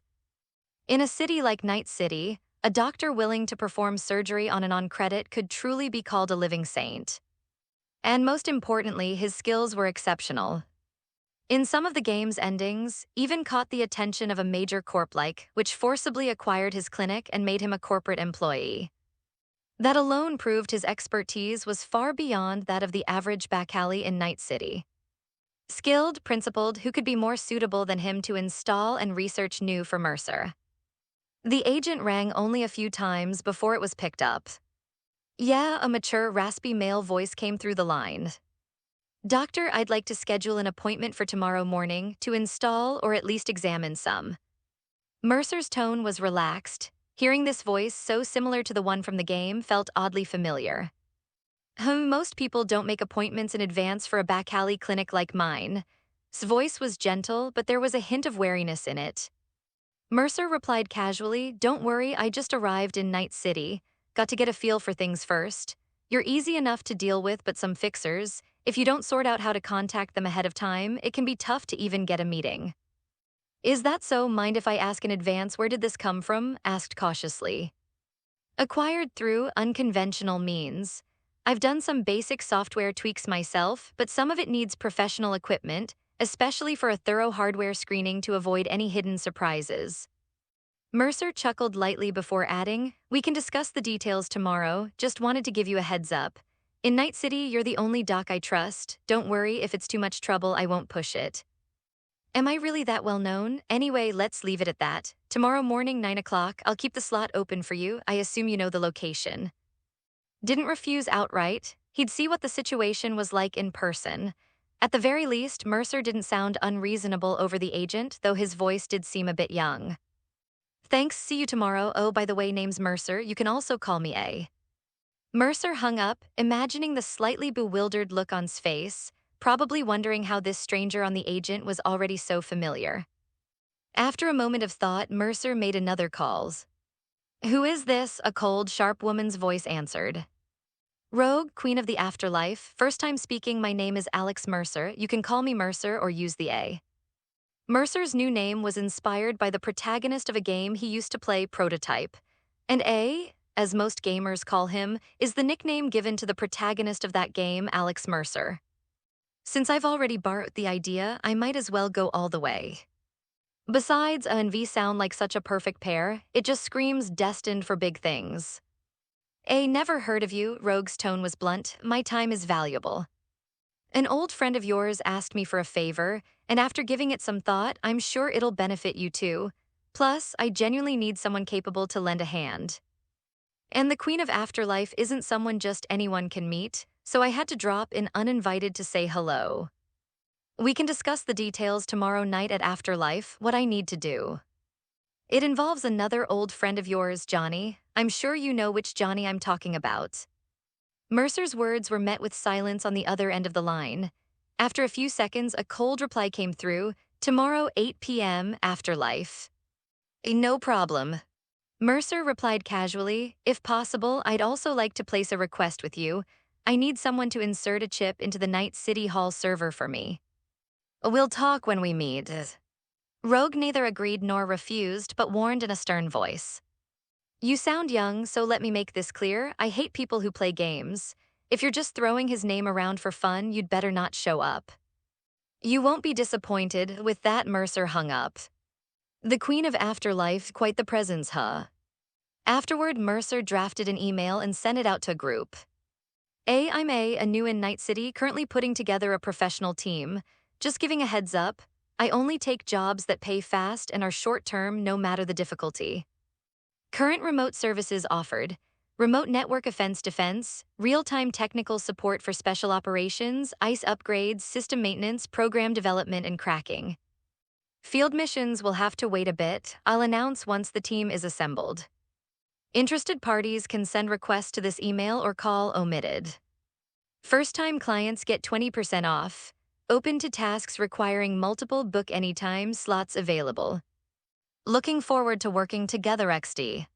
The recipients included Okada top fixer in L used car dealer and fixer in Santo. Regina Jones, former FTF reporter in Watson. Padre high-level fixer in Mr. Hands fixer in and Pacifica. As for the bottom feeders like the shady dealer Sean who sold out V in the game, or Faraday from Who Got David and his crew killed, Mercer had no intention of dealing with them. Mercer wasn't about to wait until he made a name for himself before others came to him. He needed money, badly and obviously, so he had to actively seek out work. A few jobs under his belt and his reputation would grow. Other fixers would naturally start reaching out. Besides that, Mercer had also scouted a few enforcers, or rather, field operatives. His plan wasn't just about hiding behind the scenes and playing with, he aimed to assemble a top-tier crew. For now, his considerations included V, who had just turned 18 and was still scraping by at the bottom, as well as the already well-known Maine's crew from the anime. Besides them, there were others like the legendary driver Falco, who was currently freelancing and hadn't yet joined Maine's crew. Then there was the Kiwi. No one knew if she had been sold to a black market doll den or if she had managed to escape. And the Catiered, who only appeared in the background of the anime and whose current details remained elusive. Of course, there was also, whom he already had his eyes on, and Lucy, who had already decided to join him in his ambitious venture. Mercer was specifically targeting characters who had appeared in the game and anime, which would save him a great deal of time in selecting reliable talent. This way, he and Lucy could provide remote technical support, while Kiwi handled on-site assistance, backed by a group of highly skilled combat specialists charging ahead. Naturally, Mercer hadn't forgotten his good buddy Jackie from the game. It was just a shame Jackie was still messing around with he'd need to find a way to lure him out. Judging by his track record in the game, Jackie was a genuine badass, just a bit unlucky. After some thought, Mercer decided to first contact the easiest one to persuade. And who could be easier to convince than our currently idle, aimless street-roaming Miss VQ? How to get V's contact info. You don't even need to try. This fool who dares to use XBDs without hesitation and jam any chip into her head in the game has zero sense of personal information security. Mercer simply ran automated keyword searches on a few websites and immediately spotted a glaring post. I'm V, elite merc from Sharpshooter, quick on the job, contact for hires, rates vary by difficulty. Mercer hacked into the forum's crappy server, got into the backend, and snagged not just the IP address she used to post, but all her personal registration details too. From the profile photo, it was unmistakable, the classic hairstyle and that defiant face. Yep, this V was the same V from the game, the protagonist. And this female V even used the same character creation data as his V, right down to the white hair color specially designed to appeal to old-school anime fans like him. Damn, that face is something else. No wonder he'd spent so much time painstakingly recreating it from online references when building his character. But because of this, the idiot basically handed out her personal info for free. Anyone could get her contact details. Mercer even knew where she lived now and had casually glanced at her rent price. What can you say? Miss V is seriously down on her luck these days. Apartments, the cheapest housing option in the game. Truth be told, it's not even an apartment, it's just a long-term rental motel. Mercer piggybacked off some idiot streaming porn online, traced the connection, hacked the motel's server too, and after pulling up the tenant info, he couldn't help but sigh. Poor Miss V is even a week behind on her motel rent. No wonder in the game, V eventually decided to leave for Atlanta a few years later, only to fail there and come back. The V right now is visibly green. But that's fine, getting to raise a legendary V from scratch again in real life, not bad at all. Mercer shook his head, dialed V's number, and after just a few rings, an irritated female voice answered. Yeah, which dumbass is calling now? Not buying insurance, not buying products. You're the famous V, right? Got a job? Interested? Mercer lowered his voice, stifling a laugh. The voice on the other end instantly turned polite and accommodating. Client, I'll take it, what's the job? Asking what the job is after already agreeing to take it, anyone can tell you're desperate. No wonder a few thousand eddies could talk you into charging through hell and back. But don't worry, with a good friend like me around, no one's going to lowball you with chump change anymore. Look how starved for work my V has become. Tomorrow night 8:30 Afterlife Bar, be there V. After Mercer spoke, the breathing on the other end grew heavy. Afterlife, you mean? What, prefer somewhere more your style? Bar, the coyote. Mercer couldn't help but throw some sarcastic remarks her way. Come on, pull yourself together, you're the V I admire the most. Don't let me down. So afterlife it is, but V's voice suddenly sounded a bit hesitant. Are you sure you're looking for me? I mean, what kind of job is it exactly? Just so we're clear, I don't do any shady stuff, only what a proper merc should do. Mercer sighed and finally said bluntly, stop overthinking it, we'll talk details when we meet. I won't ask you to do anything beyond your capabilities. All right then, what should I call you? V asked cautiously, clearly worried the deal might fall through. A, similar to your name, just say you're with A when you get there and security will let you in. Mercer had already figured out how to spin this.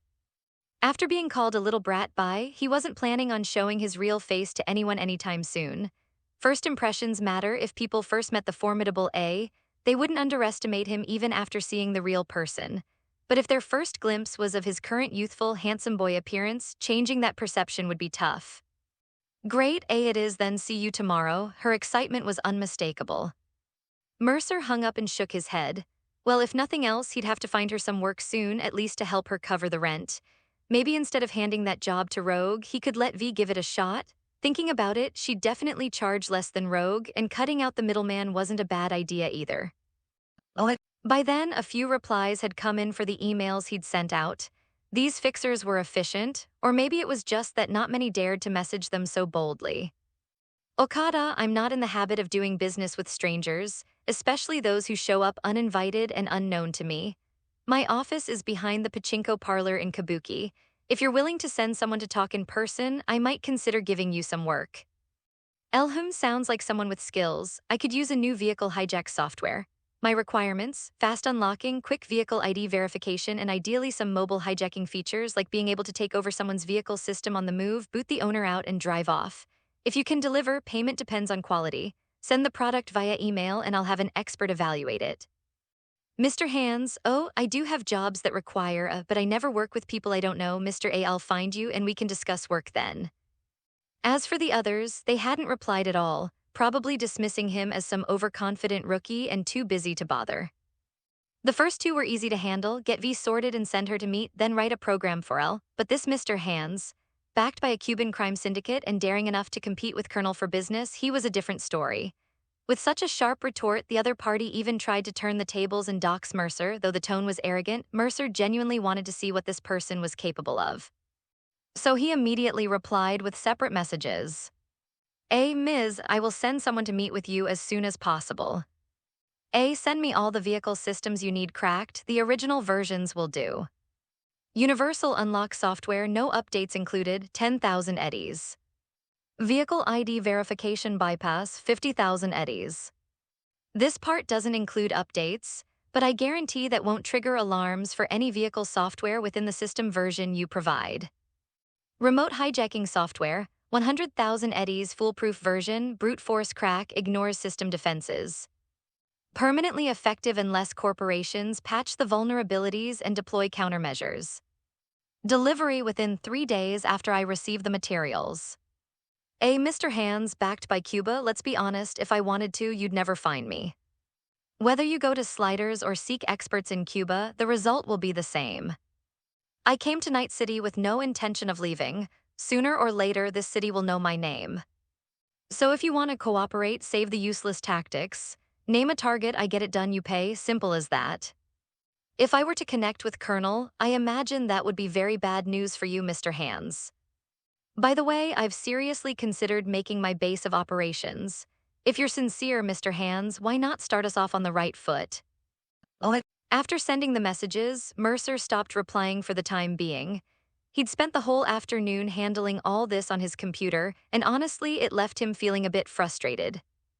If he had an ice tub or a station for deep diving, he could have finished all this in under half an hour in cyberspace. Using a computer or connecting directly via neural link required converting brainwaves into data for upload, then translating network data back for reception. The round-trip delay was high, not to mention the lack of intuitiveness.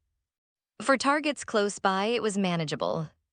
But operating across Night City's entire network through a computer connection meant even higher latency and greater computational demands. In a deep dive, his consciousness became the data itself in the net, and what he saw were highly intuitive models built from data. No matter how abstract or strange it might look to an outsider, everything in cyberspace was an intuitive data structure. Plus, deep diving allowed for accelerated thinking, moving through the net, getting up close to data entities, and performing zero-latency viewing and hacking. Not to mention the supporting cooling systems and computational boosts that further unlocked his mental capabilities. It looks like I need to prioritize getting a or a station, Mercer decided. He used to cruise the web using servers. Lately, it felt like running a weighted marathon through the network, exhausting. The lack of server computational support was annoying too. This laptop's CPU felt like it was on the verge of overheating at any moment. But if the CPU wasn't smoking, his head would be. The early stages of starting out were always troublesome. Mercer stretched lazily, clocking out early since everything that needed arranging had been taken care of. Only after stepping outside did he notice that it was already dark. Just as he walked out, he spotted a bonfire blazing not far away, with laughing and chatting with Lucy and the others. Mitch was belting out a rather off-key American country song while strumming his guitar, and Scorpion sat quietly beside him as usual. Besides them was chatting with a somewhat scruffy-looking middle-aged man. Spotting Mercer, waved him over. "Mercer, come here, this is Saul, the current leader of the Night City." Mercer smiled and walked over. Saul didn't dismiss him due to his youth, but instead stood up warmly and extended a hand for a firm handshake. "Saul, I've heard a lot about you. I'm Alex Mercer," Mercer said politely. "Ha was just telling me about your adventures on the road." "Mercer, no need for sit, we don't stand on ceremony." At this moment, Saul still seemed ambitious and full of vigor, laughing heartily as he pulled Mercer down to sit. There was none of the desperation or melancholy he'd shown in the game when driven to seek refuge with. "I've heard about your friend's situation. Don't worry, they won't let a bunch of kids take on dangerous tasks. Those who want to stay can stay. Folks with hacking skills like yours are exactly the kind of talent our family lacks right now." "I heard you've got business in the city tomorrow, need a couple of bodyguards." Saul added, "Night City isn't a safe place, Mercer. It's more complicated and dangerous than the wilds." "Thanks, but will be enough. I'm not planning to go anywhere risky tomorrow, just getting some installed and meeting a few people." As he spoke, Mercer glanced over at, "Might need to use your bank account and our savings tomorrow." "No problem, use it as you need. We grabbed plenty of cash from those bandits on the road. Plus, all the weapons and gear we brought back sold today around the camp, scraped together, it's about 40,000 eddies." Agreed without hesitation. "Right, I'll need a fair bit for now, new clothes, some equipment. As for the agreed share out, let's hold off a little longer till I offload the—" Mercer paused, then added, "When the time comes, you'll each take 10,000. Mercer started to refuse, but Mercer cut him off with a wave. "You've got no income in the camp for now, and even though I took down most of the targets, hauling all that stuff alone would worn me out. Consider it hardship pay, just take it. 10,000 eddies might seem like a lot now, but it won't last. You're here now, can't just freeload. Use it as startup funds, then figure out what work you'll take on here." He spoke with such blunt generosity that it left no room for argument, then rubbed his head and said, "All right, enough of these bothersome matters. A bonfire party should have the atmosphere of a bonfire party." Saul smiled, turning to and said gently, "Don't refuse a friend's kindness. When they need it, just give your all. That's one of the nomad's creeds." "You remember that, from now on you'll be following his lead," Mercer quipped, then lay back without a care. Above, the stars shone brightly. Nearby, the crackling bonfire snapped and popped. Squinting, he breathed in the evening breeze of the wilderness, no strange odors, just the scent of dust. Mitch resumed playing, this time humming a little tune, and soon everyone slipped back into the earlier relaxed and carefree mood. Some chatted, others drank, and no one deliberately sought out Mercer to talk, or perhaps they intentionally let him savor this comfortable feeling. Mercer yawned, slowly closed his eyes, and before long, soft snores escaped him. Lucy stopped her conversation with and simply turned to gaze at his sleeping profile. It was her action that made the others realize Mercer had fallen asleep, and the bonfire area grew quiet. "Seems like the kid's exhausted," said, though her eyes held a hint of admiration since she'd just heard from him about the troubles they'd faced along the way. In's view, for a 14-year-old kid like Mercer to bring this whole group all the way here was rather impressive. From a nomad's perspective, this kid had the makings of a good clan leader, ambitious, goal-oriented, able to take care of those around him, and importantly, he respected everyone's freedom of choice. Not bad-looking either, just a pity he's so young, what am I thinking? Jolted, feeling a bit perverse. "All right, you've all traveled a long way. It's time to rest early," Saul suggested, and everyone readily agreed. "Wake him up or cover him with a blanket. Though winters here aren't cold, sleeping through the night in the breeze could still give him a chill," Saul added. After he spoke, Lucy nodded softly and replied, "Let him lie a bit longer. I'll go get a blanket, he rarely sleeps this soundly." "Okay," smiled at Lucy, "then we'll head back to rest first." Also grinned, raising an eyebrow at Lucy. Seems the kid wasn't just boasting about his charm. "No, it's just," Lucy stumbled over her words. She couldn't quite define her feelings for Mercer, but she knew it probably wasn't love, or maybe there was a little, but mostly it was gratitude and reliance. Besides, Mercer had a thing for older women. Such an early bloomer, huh?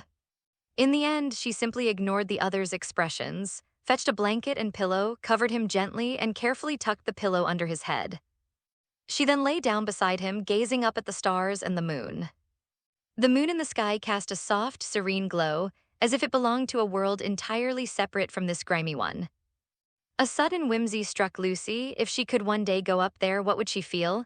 Lost in her thoughts, Lucy couldn't help but glance back at Mercer, and suddenly her fantasy of going to the moon seemed to lose its appeal.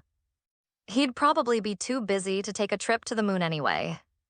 Going to the moon alone. Just the thought felt lonely. She drifted through these scattered musings until, without realizing it, she fell asleep under the moonlight. The next morning, a hand pinched her cheek. Just 5 more minutes. You can sleep a bit longer, but I've got to get up and head into the city for work." Mercer's teasing voice jolted Lucy awake. Her eyes flew open and she realized she had somehow ended up all over Mercer, literally. Her head was resting on his arm, she'd stolen most of his blanket, her body was pressed against his side, and her arms were wrapped tightly around him. Her face flushed bright red in an instant and she practically leaped away. It's just. Save the embarrassment. You could put that energy into massaging my arm instead. Half the night I thought a ghost had me by the neck, trying to drag me to hell." Mercer laughed as he flexed his arm, working feeling back into it after what felt like forever. Lucy was, especially since the extinguished campfire was right at the edge of the campsite. Early in the morning, they were already up and busy. Hearing the commotion, a few nearby smiled kindly at Lucy and Mercer. Even, who was usually late to rise, poked her head out of a nearby tent with a teasing look. This kind of public humiliation was too much for Lucy, who was only 14. She turned away, covering her face. "I'm going to wash up first." Mercer couldn't hold back a stifled laugh, while further off brazenly laughed out loud, hands on her hips, not even flinching when Lucy shot her a glare. Holding Mercer's case, checked the time and said impatiently, "Done enjoying yourselves, then get up and help. This is the your friend said you needed installed. Go check if anything's missing and load it all up. It's already past 8, did you even make an appointment with the in-towns?" Mercer's expression shifted. "I have one at 9. "Then hurry up," jerked her chins, "take my mackinaw and don't forget your guns." Mercer rushed to get ready. After swiftly organizing everything, he climbed into the passenger seat of his truck. Mercer waved a hand. "Let's go, little China." Morning traffic there is a nightmare. Buckle up, I don't want you to be late. Those city docs have massive egos. If you miss your slot and they refuse to see you, you're screwed. Slammed on the gas. Mercer, somewhat embarrassed, fastened his. "I'm usually a light sleeper, 4 to 6 hours max." "That's a good thing, means you were wound pretty tight before, but hey. From what I saw this morning, you two were wrapped up so tight you must slept great." Laughed, giving Mercer a suggestive look. He covered his face with one hand and sighed after a moment. It was cold last night and the blanket got tugged around a lot. Lucy, Mercer, what I mean is, it was really cold last night, so I fell asleep out of instinct. You know. Anyway, if asks you, just say that because it really was freezing. Was it really that cold last night? Really, really? Under's barely suppressed grin, Mercer closed the messaging app expressionlessly, turned to look out the window and rolled his eyes. Whatever. Gotta say, even though Lucy's a bit small now, she's soft and smells nice. I'm such a creep. The car sped all the way to Little China in Watson District with the pedal to the metal, but even rushing like hell. Mercer still ended up late for his first meeting with Mercer had parked the car right at the clinic entrance, a somewhat dim alley. The buildings on either side of the alley had a dated feel. After getting out of the car, Mercer couldn't help but glance around with a sense of nostalgia. To the left of the alley was the building housing Misty's Esoterica shop, the girlfriend of Jackie from the game. In the game, the protagonist V and Jackie would usually get off the car on the street by the esoteric shop, pass through it, cross the alley, and arrive at its clinic. But now, Mercer had brought a car full of valuable goods, so it wasn't convenient for him to carry everything conspicuously through that route. He had no choice but to squeeze the car into the alley with some effort and park right at the entrance. To his right, a set of steps led down to a semi-underground building's clinic. Mercer first sent a message to Mercer, open up, I've got a lot of stuff, gonna take a few trips to move it all. Okay. Replied quickly, likely having been waiting for him for a while and didn't mention anything about him being late. While helping Mercer carry the refrigerated container storing looked around and muttered, this is the place, doesn't look like much. Are always tucked away in these out-of-the-way corners, but his skills are definitely up to par. Mercer was also straining to carry a large box, carefully making his way down the steps to the door when it slid open automatically. Before him stood a sturdy middle-aged man wearing sunglasses, exactly the person Mercer had come to see. Looked down and saw a young boy, barely reaching his shoulders, struggling to carry a large box. The sight made him instinctively reach out. Kid, just hand it to me. Where's that Mercer, sending a child to move all this? Frowning, set the box down on the floor inside the clinic and turned to look, only to see a woman also carrying items as she walked in. Mercer smiled somewhat helplessly at and said, I am Mercer. Could only let out a sigh-like sound, part exasperation, part amazement, as he looked at Mercer. Then he simply stepped out to lend a hand, helping move the items while asking, so is this batch for your sister to install? She's a friend of mine and today's driver from the is for me. As he spoke, Mercer sized up. He didn't look much different from how he appeared in the games. His features weren't particularly striking, but he looked clean and well-kept. His black hair was tied back, his arms well-muscled and seemingly almost entirely free of modifications, though a faint glimmer shone from behind his sunglasses. He was the picture of a reliable man. I won't ask where you got these from, doesn't look like you're a local anyway. Kept moving the items while studying Mercer. This child, who looked no older than 14 or 15 and was quite slender, carried an oddly mature air about him, both in expression and speech. A neural link and even an interface on the back of his head for a large server unit. All. Moreover, even the refrigeration units currently being moved, containing were all high-end models emblazoned with the logo. But this batch of yours is way too pure all stuff. Stolen or snatched. Either way, I wouldn't recommend installing them yourself. Spoke frankly, you're too young. Installing too much can affect your development, and these implants are usually designed for adult physiques. No worries, let's just see how much we can install for now. Mercer seemed completely unconcerned. Sighed inwardly, but since they weren't that close, he didn't press further. Once everything was moved in, crossed her arms and took a seat in an empty spot in the clinic. In Night City's back alley clinics, if you're getting surgery, you better make sure someone's with you. Otherwise, if you go alone to a black market clinic for implants, there's a good chance the surgery will mysteriously fail by the end. Then you become a corpse and eventually your parts, along with the you meant to install, will end up on the shelf. Don't mind me, just pretend I'm not here. Played the role of bodyguard with professional ease, but Mercer chuckled. It's fine, you haven't eaten yet this morning, right? Go grab something in Little China out back. Right across the alley is Misty's esoteric shop. She's the part-time receptionist at its clinic, but the esoteric shop is her main gig. Her fortune-telling is supposedly pretty accurate. You could give it a try. No telling how long this will take, and it'd be pretty boring for you to just sit here staring. You sure? I'd warningly, getting surgery here alone. Don't underestimate. Mercer pointed to the wall lined with trophies and certificates. If you'd come a few years earlier, was still boxing professionally. Back then they called him the Unarmored, the most badass boxer in all of Night City at the time. The likes of you and me, he could knock us out with one punch each. Don't let his lack of fool you. In his retirement match, he went a full 12 rounds against some junked-up monster.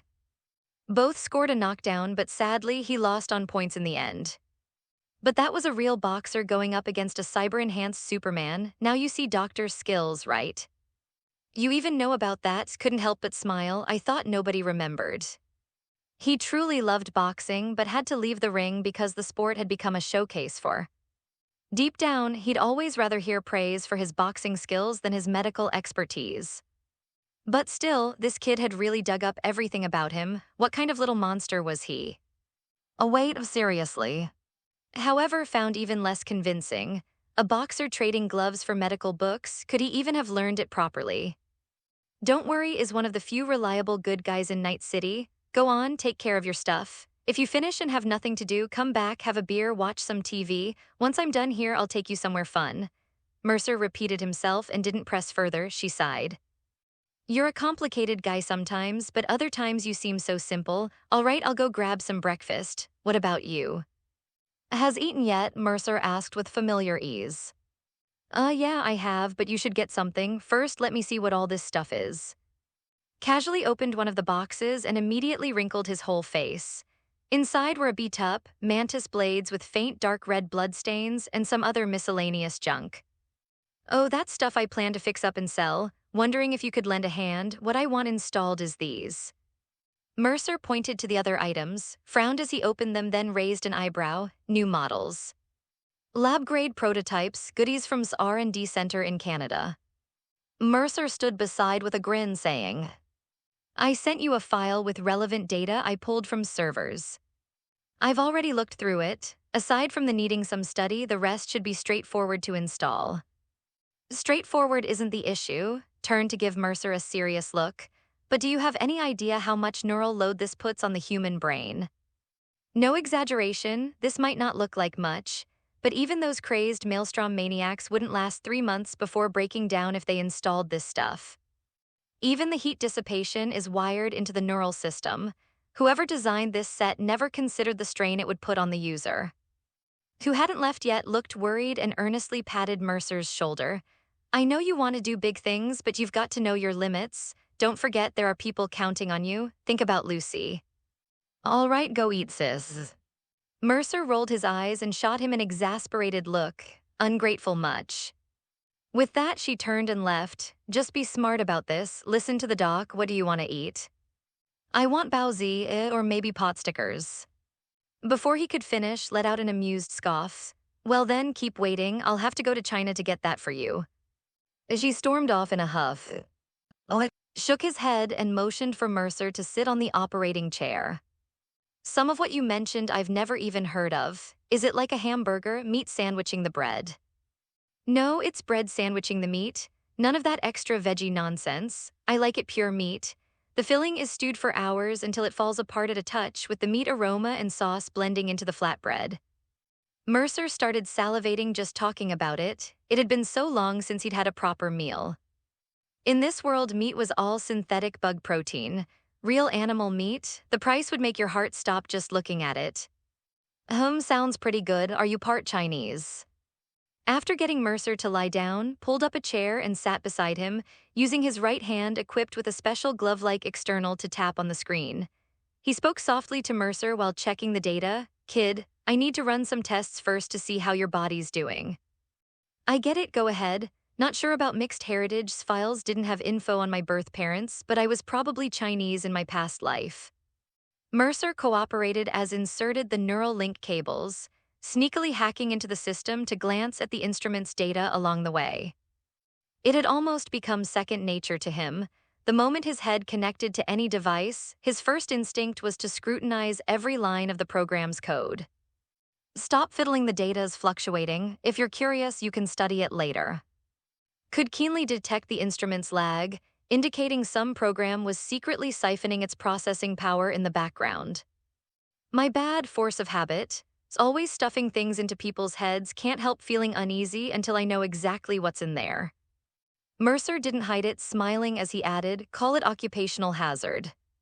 Sounds like you've had a rough past. It looked at him with pity and sighed. How old were you when took you in? 8, they trained me for a few years, then used me as expendable labor.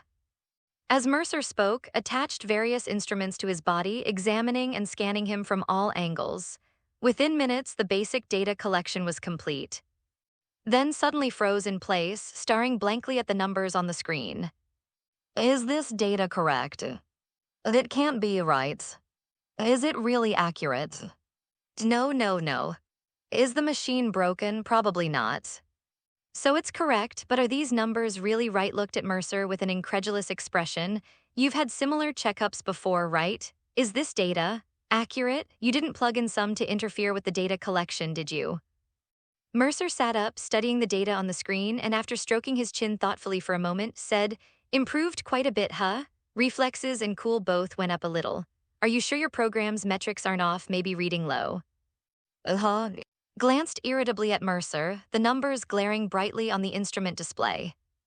Reading low, my detection standards are set even more conservatively than the corporate benchmarks. Intelligence 21, cool 20, reflexes 17. Damn it, the maximum my machine can detect is 21. And that's only because I modified it myself. Ordinary examination equipment tops out at 20. Unbelievable, no wonder took an interest in you, your neural activity and are absurdly high. Are they so extravagant these days they use geniuses like you as expendable resources? No, you're not just a genius, you're a monster, you're not some kind of are you? Couldn't stop shaking his head, feeling as if his entire worldview had been thoroughly shaken. These just aren't numbers a normal human should have, even if these are potential scores and not Mercer's current actuals still. Attributes like intelligence and reflexes are mostly fully realized by Mercer's age. That means if Mercer gets the right and equipment now, he could truly unlock his full intelligence and reach these terrifying human limits immediately. It's because I kept it hidden well, otherwise how would I have had a chance to escape? But I'm pretty sure I'm fully human. Don't overthink the whole genius thing. You'll just tie your brain in knots. After all, a talent like mine is one of a kind. But your machine is pretty impressive, they could only measure up to 20. Mercer's words made press the rescan button again, but the machine's readings remained unchanged. I've never seen any genius break the numerical ceiling. You're not just a genius, I honestly don't believe any human could test at your levels. Muttered to himself, I thought this machine would never hit the limit. No wonder you're confident about installing this batch of but. Never mind, I won't pry. What's your plan? How are you thinking of doing the surgery? Hearing this, Mercer grew excited and began outlining his surgical plan. My idea is, first, the uncooling system are must-haves. The neural link need upgrades too. Since we're replacing the neural link, we might as well swap out the data cables as well. We can skip the coolant. I've looked into his data on stuff that directly affects internal circulation. There might be trace toxin buildup that doesn't fully metabolize. This still needs some fine-tuning. Whatever you do, don't connect this directly to your own network to check the data. There's a specialized protocol program inside. I'm certain has embedded in this program. Once I finish installing the rest, we'll examine it together. Only after we've neutralized the should we consider installing it. So you're saying you want to install a new neural link? It's connecting cables this top tier and new all at once. Trying to fry your brain. Spoke bluntly, after reviewing your data, I'm actually a bit more confident you can handle these implants, but that doesn't mean you can install them all in one go. With this many components, post-op inflammation alone could kill you, not to mention every one of these has to interface directly with your neural pathways. Haven't you seen the data yourself? The neural load of each is more than double that of the gear you currently have. Looked at Mercer, his expression firm. Even if you're confident, it doesn't matter. Today, I'll only install the less burdensome parts. The rest will have to wait until after the post-op observation period. We'll start by replacing your neural link and its connecting cables and the others, like the self-ice and the synaptic accelerator that acts directly on your nerves, will have to be done one at a time. He turned to face Mercer, speaking with utmost seriousness. Those later implants place an extreme burden on your neural system. To give you an idea, if the load from the initial implants adds up to 10, each of the later ones will add another 10. And you need to understand, a load of 20 is completely different from 30. If 10 to 20 just makes you fatigued, 20 to 30 will cause ongoing damage to your neural pathways. Do you get what I'm saying?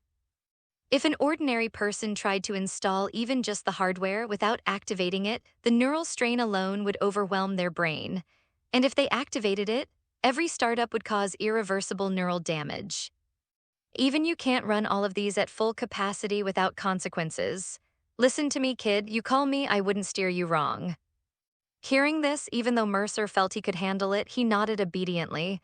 That was just sway, you trusted him. All right, I'll follow your plans. I'll leave the rest here and come back to install them later. That'll give us time to study that anyway. That thing is the core of this entire set. You could find substitutes for the other from other core, but that is truly one of a kind.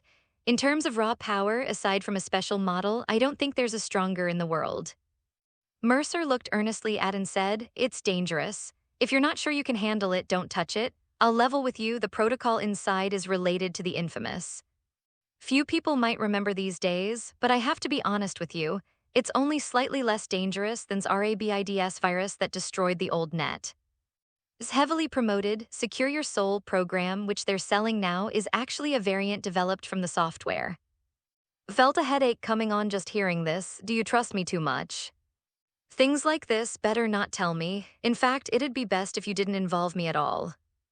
But seeing the trust in Mercer's eyes, he couldn't bring himself to say anything discouraging to the kid. He just sighed. All right, I get it. I'll look into it for you later. We'll save the installation for last. Yeah, I wouldn't dare use this thing without figuring it out thoroughly, but I have an idea. If it really comes down to it, I've got an outside expert I can call. The expert Mercer had in mind was Alt. No one in the world understood better than Alt. If she stepped in, a mere neural link would be child's play. What's more, Mercer might even find a way to get the source code from her and start his own in-depth research into the program. And if Alt wasn't willing, Mercer had a backup planned. When Mercer fled, he took 7 relic chips with him. 5 of them had already had their killer programs wiped using the software Alt gave him, leaving only the hardware functional. But he had kept the programs intact on the remaining 2 chips. He wanted to wait until his skills improved and he had a proper workspace before studying the programs on those. All right then, for now, let's get you set up for compatibility. Operated the equipment, cross-referencing the data package Mercer had sent him. Inside were design blueprints and specs for that Mercer had stolen directly from the R&D Center servers using his late aunt's access privileges. Mercer had long since organized everything he took from on his laptop during his journey. The data package he compiled now was specifically tailored to make things easier for the doctor performing the surgery. Mercer, now you've got a decision to make. His tone was far from optimistic. Because your body is so small and these units are all adult-sized, installing them is going to cause you significant discomfort. Even with some adjustments for compatibility, some of the wiring will still be too bulky. So we have 2 options. 1, trim down parts of the to better fit your body. This would reduce rejection to normal levels. Or 2, install them with minimal adjustments. The rejection process will be long and tough, but the upside is that even as you grow, they will remain functional for a while. Honestly, I really don't recommend someone your age getting. Your body is still developing and can interfere with that process. Plus, as you grow, your muscles, bones, and nerves could cause the to malfunction. I have to get them installed. As for my body developing, I'm not too worried. In this world, looks and physique don't really matter. It's the human mind and will that endure. Mercer was remarkably open-minded about it. As long as my brain functions normally, this body is merely a vessel for my soul. In this world, there's nothing can't solve. Bones, circulatory systems, blood. Even the complex nervous system is no longer a miracle of natural human growth, but data cables that can be artificially shaped and intervened with. I have a lot to do, without I can't achieve any of it. He pointed to his head with a smile. Or rather, this body is the very thing limiting my brain's potential. Compared to fragile flesh and blood, mechanical ascension might be the most suitable path for someone like me. So the second option it is. In the short term, I can't find better parts to replace these. If the Maelstrom gang heard you say that, they'd instantly call you brother. Didn't agree with this view, he sighed lightly. Fine, it's your decision, just, if you feel anything off with your body, don't tough it out. Bring it on. If something feels wrong, I'll scale back immediately. I have no intention of turning. Even as he said this, Mercer felt that. Even if he ended up like Atom Smasher, a near-total machine with just a few ounces of flesh left in his skull, he'd be just fine. To this world, perhaps he was already a complete madman, an outlier dreaming of changing everything. Then go watch some TV and relax, there's beer in the fridge. Actually, head to the entrance. There's a vending machine there, grab a drink, I've got ice here. I need about half an hour to calibrate, then we'll begin the procedure. Glanced at Mercer. Though nobody seems to care these days, someone your age should really stay away from alcohol. All right, but you're pretty damn impressive. I just sent you the data and you'll have it ready in half an hour. No wonder I've got high hopes for you, man. Mercer gave him a thumbs up and stood to buy a cola, while responded with a mix of amusement and exasperation. Well, thanks for the compliment. Being called bro by a 14-year-old felt oddly natural in conversation, yet it was undeniably awkward. As Mercer chuckled and headed for the door, the automatic entrance slid open with a click. Oh, I brought a buddy to support your business. Whoa, since when did you have a kid here? A burly, muscular man filled the doorway, looking down to meet Mercer's gaze. Mercer looked up and blinked. Well, today's my lucky day. Oh, Jackie. The tall, robust man standing before him was none other than his good buddy from the game, Jackie Wells, who tragically died in the prologue. Looked up with a resigned expression. Couldn't you have called ahead? Not possible this morning, already got surgeries scheduled. So what brings you here? Jackie Wells smiled and stepped aside, making way for the kid. Meanwhile, Mercer eyed him up and down. Alex Mercer, you can call me A. What else would I be here for? Surgery. He glanced at the two figures behind Jackie. Members weren't particularly distinctive. First, they wore clothes that fit the street kid style. Second, they loved all kinds of flashy gold jewelry or religious symbols like crosses and tattoos. Generally, the most common were tattoos related to various religious beliefs. The two men behind Jackie looked at Mercer and spoke impatiently. Your surgery's been rescheduled. Whatever toy you wanna install, come back this afternoon. Inside didn't even bother looking up, knowing full well Jackie would handle it. Wanting to install a big cannon doesn't require a doctor this good. My schedule's tight too. Get in line or find another place, Mano, Mercer retorted bluntly, staring expressionlessly at the two gang members. Jackie turned around directly. Hey, we agreed, no causing trouble for me, show some respect, its place. Jackie's words made the two punks visibly annoyed, but they just clicked their tongues and glared fiercely at Mercer, as if trying to scare him into crying. Mercer merely scoffed, not even bothering to look at them, and walked over to the vending machine by the door to buy a cola. Jackie studied Mercer for a moment but didn't say anything to him. Instead, he turned to, We'll come back this afternoon then. Yeah, better keep your people in check. Don't mess with that kid unless you want your head smoking. Don't say I didn't warn you, said calmly. Jackie instinctively activated his and scanned Mercer. Mercer glanced back and simply opened his permissions to let Jackie see his name. A full set of high-end gear, standard configuration, made Jackie whistle in admiration. A single was worth more than his life. Damn, your gear is seriously impressive, Jackie praised cheerfully. Mercer smiled back at him. You're all right, big guy. If you ever need his help, give me a call. He sent Jackie a friend request via comms. Jackie quickly accepted, laughing heartily. That's great. Come by El Coyote sometime. My mom runs it. The fries are amazing, and we've got Mexican food, my treat. Inviting a kid to a bar? Really, big guy? A woman's voice chimed in. Walked over from a building across the alley, her hand resting sternly on the grip of her holstered pistol. By the door behind her, a young girl with smoky eye makeup was watching the scene with concern, none other than Misty, who would later captivate Jackie. As expected, Jackie glanced at Misty a few extra times, but he wasn't particularly enthusiastic at the moment, merely nodding in acknowledgement. He still had a girlfriend from and their relationship was relatively stable. Oh, Hugh. One of the thugs instinctively whistled, winking excitedly at Chica. This kid's no good, but you definitely are. How about grabbing a couple drinks with us this afternoon? You're hot. Drink my ass, dumbass, don't start trouble. Cursed without hesitation, her gaze icy as she sized up the group. Mercer, what's their deal? Jackie was exasperated. Here he was trying to diffuse the tension, and these two idiots behind him just couldn't keep quiet. Sure enough, her words ignited their tempers. They reached for their gun grips and started cursing, "You bitch, we gave you face." But Mercer chose that moment to sigh. Then Jackie watched as his two comrades, mid-sentence, suddenly cried out in pain, convulsed, and collapsed to the ground. At the same time, gun was aimed squarely at his head. Jackie shook his head in frustration, glancing at his buddies clutching their heads and howling. I told you to be polite, whatever, Chica, that's enough, we're not here to cause trouble. Mercer nodded too, let it go, I'm starving. Yeah, looked curiously at the two still twitching on the ground. Damn, are that powerful. That's because I'm good, any other amateur would take in seconds just to breach them. Mercer turned and added, don't worry, it's just they're acting up some neural headaches. Go see this afternoon for repairs and you'll be fine by tonight. Jackie nodded helplessly. Guess they picked the wrong day, but that was some serious skills. I've never seen a who could take someone down just by drawing a gun. Oh, now you have. Mercer patted his sturdy arm without hesitation. You've got the makings of a good merc. If you ever get tired of gang life, give me a call. I'll take you to Afterlife for drinks, guarantee you a proper time. Whoa, Afterlife. Jackie's eyes lit up. Even though he'd joined deep down, he'd always preferred the idea of being a merc.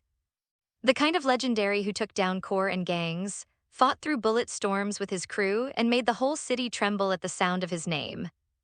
And Afterlife was a bar only the top-tier merc legends could enter. Interested? Want me to take you there tonight? Mercer couldn't help but laugh. This Jackie was exactly like the one in the game. Hell yeah, I'm interested, but now I'll pass. That place, it only means something if you earn your way in. Jackie glanced at his subordinates who were now recovering, clutching their heads under gunpoint, and sighed. All right, we'll head out for now. We'll be back this afternoon. Get going already. The door's always open and your stink is drifting in. His displeased voice came through. Take your friends and get lost. Don't bother my clients, Jackie. I know, they're just, new to the scene, you get it. Jackie bent down, grabbing one of the lackeys under each arm and hoisting them up. Stop embarrassing yourselves, let's go. The two thugs still looked resentful, but one glance from Mercer sent a shiver down their spines. They'd genuinely never seen this badass. In their minds, we're all supposed to be holed up in some safe spot, useless without a cable plugged into their heads. Who'd ever heard of one who could nearly knock you out just by glaring? Spat in the direction of the retreating thugs. All right, let's go in and eat while it's hot. Couldn't find any of that or whatever messy bun thing you mentioned. Just some gyoza sold by a Japanese guy. I tried a few before buying it for you, tastes decent enough. Oh, and this is Misty. Gestured to the quiet girl beside her, Misty, who now looked about 18 or 19, her naturally delicate features not quite hidden under heavy smoky makeup. Misty smiled. Hello, Mercer, nice to meet you, just mentioned you know me. Looked you up while checking on old, you do tarot readings. Give me one later when I'm done with my stuff. Misty's smile widened at Mercer's suggestion. Sure, for a new friend, I'll do this one for free. A deal then. Mercer waved and headed inside with munching on gyoza while waiting for to finish up. Called meat but felt more like tofu. Seasoning was decent though. He finished a large portion, down to cola, caught some boxing on the TV, and by then was done prepping. He lay back on the bed, closed his eyes, and when he opened them again, even his eyeballs had been replaced. One of them, still connected to neural signals but not yet fitted into the socket, gave him a weird, almost creepy view of his own perspective. Also noticed Mercer had woken up. Don't rush, you woke up faster than I expected, just this eye left. Let me check the data and I'll put it in. Mercer held still, enduring the process as placed the eyeball into his socket. A strange tingling sensation spread deep within the eye socket. operated the instruments for a while before saying, "Good, neural signals are connecting normally. Try moving your eyeball, excellent, no issues. Any unusual sensations? The anesthesia hasn't fully worn off yet, but you should be feeling something." Mercer shifted slightly, focusing on the sensations. "Vision's a bit blurry, but it's adjusting. My wrist feels swollen and sore, probably because this is too thick. I'll need to get used to it. The neural link also feels a bit scorched. Did you use a thermal connection for the surgery? Signal reception is normal though. High-end gear really is something. The data latency has dropped significantly. My awareness of the has improved too, but my control over my body still feels awkward. It'll take some getting used to. Ask gently, test it out. If your arm continues to feel swollen and sore often, you'll need further modifications. I really hate to see you go down that path. Just think about it. You can't just install on the top half and leave the bottom half untouched unless you want to become a roly-poly toy. So once you start your arm muscles, leg muscles, chest, back, abs, you might end up needing muscle enhancement for all of them. And once your muscles are enhanced, your underdeveloped bones might not hold up, eventually requiring metal plating. Just imagine what you'd look like then, a kid's head on a bodybuilder's frame. Not to mention all that would demand stronger internal organs to support it. It becomes an endless cycle. You know, Mercer, I've seen too many people lose their flesh and blood bit by bit this way. They keep adding to get stronger, then modify their bodies to adapt to it. In the end, every single one of them went mad from all these modifications. Sighed sincerely and advised, if it doesn't suit you, it's best to remove it. Wait a couple of years, train your body properly, and install it then. It won't be too late. This gear of yours will stay top tier for the next decade. No worries about it becoming obsolete. Thanks, keep an eye out for muscle enhancement for me. Not that I'm saying I'll install it, okay, never mind that. But do keep an eye out for subdermal armor and legs for me. Even if I can't beat others, I should at least be able to run fast, right? If I ever get taken out by a stray bullet, there won't be any future to talk about. Mercer's words drew a deep sigh from who simply nodded. We'll discuss the rest when you come next time. Take the unused items back with you for now. If it's convenient, maybe leave them here. You have professional equipment. We could also take the chance to study that. Mercer's words made shake his head in disbelief. Still not giving up, huh? This stuff isn't cheap. Frankly, it costs more than my entire clinic. You really trust me enough to just leave it all here? Of course, if I didn't trust you, I wouldn't have come to you in the first place. Mercer laughed as helped him to his feet. He steadied himself for a moment, then pulled out the from his grip. The black was far more discreet compared to the usual red variants. Mercer didn't dare test it with an electrical charge. The cutting edge of this thing was no joke. Next, Mercer tried out the new functions of his, particularly the 32-meter feature he'd been craving. After a brief flicker of data in his vision, countless clear signals materialized before his eyes. Even better, these eyes could not only detect network devices within a 32-meter range, but also outline faint silhouettes by analyzing signal fluctuations. Of course, the silhouettes weren't stable. They only helped distinguish between humans and network devices. At the same time, Mercer could perform remote hacks directly based on the signals he detected. This meant Mercer now had the ability to perform on enemies within 32 meters in the real world, even through cover. No longer did he need to rely on his to visually lock onto a target's signal before sending as he had in the past. Before, remote hacking required either a neural link to cameras to capture the target's exact network signal or infiltrating the targets for remote access. But now, as long as the target was within range and his scan mode was active, Mercer could detect them through walls and hack them directly. This was a significant upgrade to Mercer's safety in close-quarters combat. Mercer then glanced at himself in the mirror. Damn, these blue look slick. The pupils shimmered like drifting blue stardust. This high-end gear even saved him the cost of cosmetic lenses. All right then, I don't know if you're like this with everyone's. Watched him excitedly testing his and reluctantly agreed. I'll look into it when I have time and see if I can reduce the strain these implants put on you. No big deal, my brain's sharper than a server CPU. And just so you know, I don't trust just anyone. Have a little more confidence in yourself. Mercer grinned and touched the back of his head. You replaced the interface cover plate too? How much do I owe you this time? The hardware was all yours. I'm just charging for the procedure. Call it 2,000 eddies, mostly for meds and materials. As Price Maid, who had been watching Mercer with concern, click her tongue in admiration. This doc was seriously fair. This bottle is anti-inflammatory meds. Take it 3 times a day. You can inhale it or spray it directly on inflamed areas. It's also pretty effective for pain relief.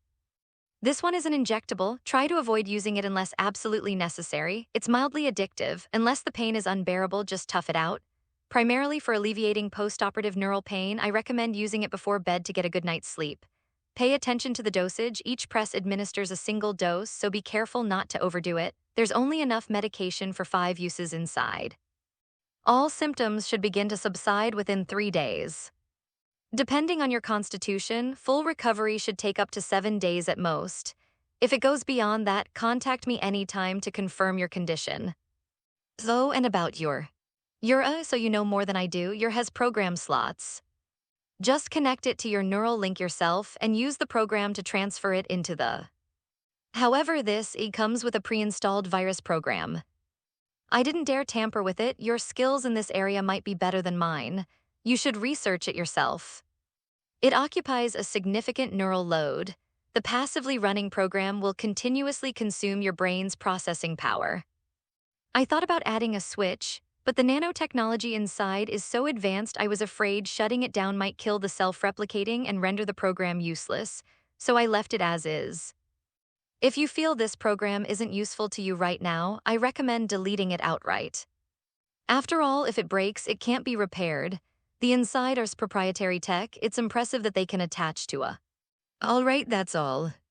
Oh, and about the neural link. Your current neural link is at least 2 versions more advanced than the previous one.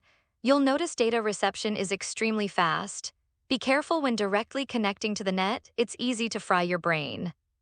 It's hard to imagine how powerful the matching must be. These 2 things together aren't meant for ordinary at all. Once activated, the amount of data your brain receives will be terrifying. You could say that without professional cooling, that simply can't be turned on. Otherwise, even in standby mode, your body temperature would rise above 38 degrees Celsius within a minute. Rambled on while Mercer listened quietly.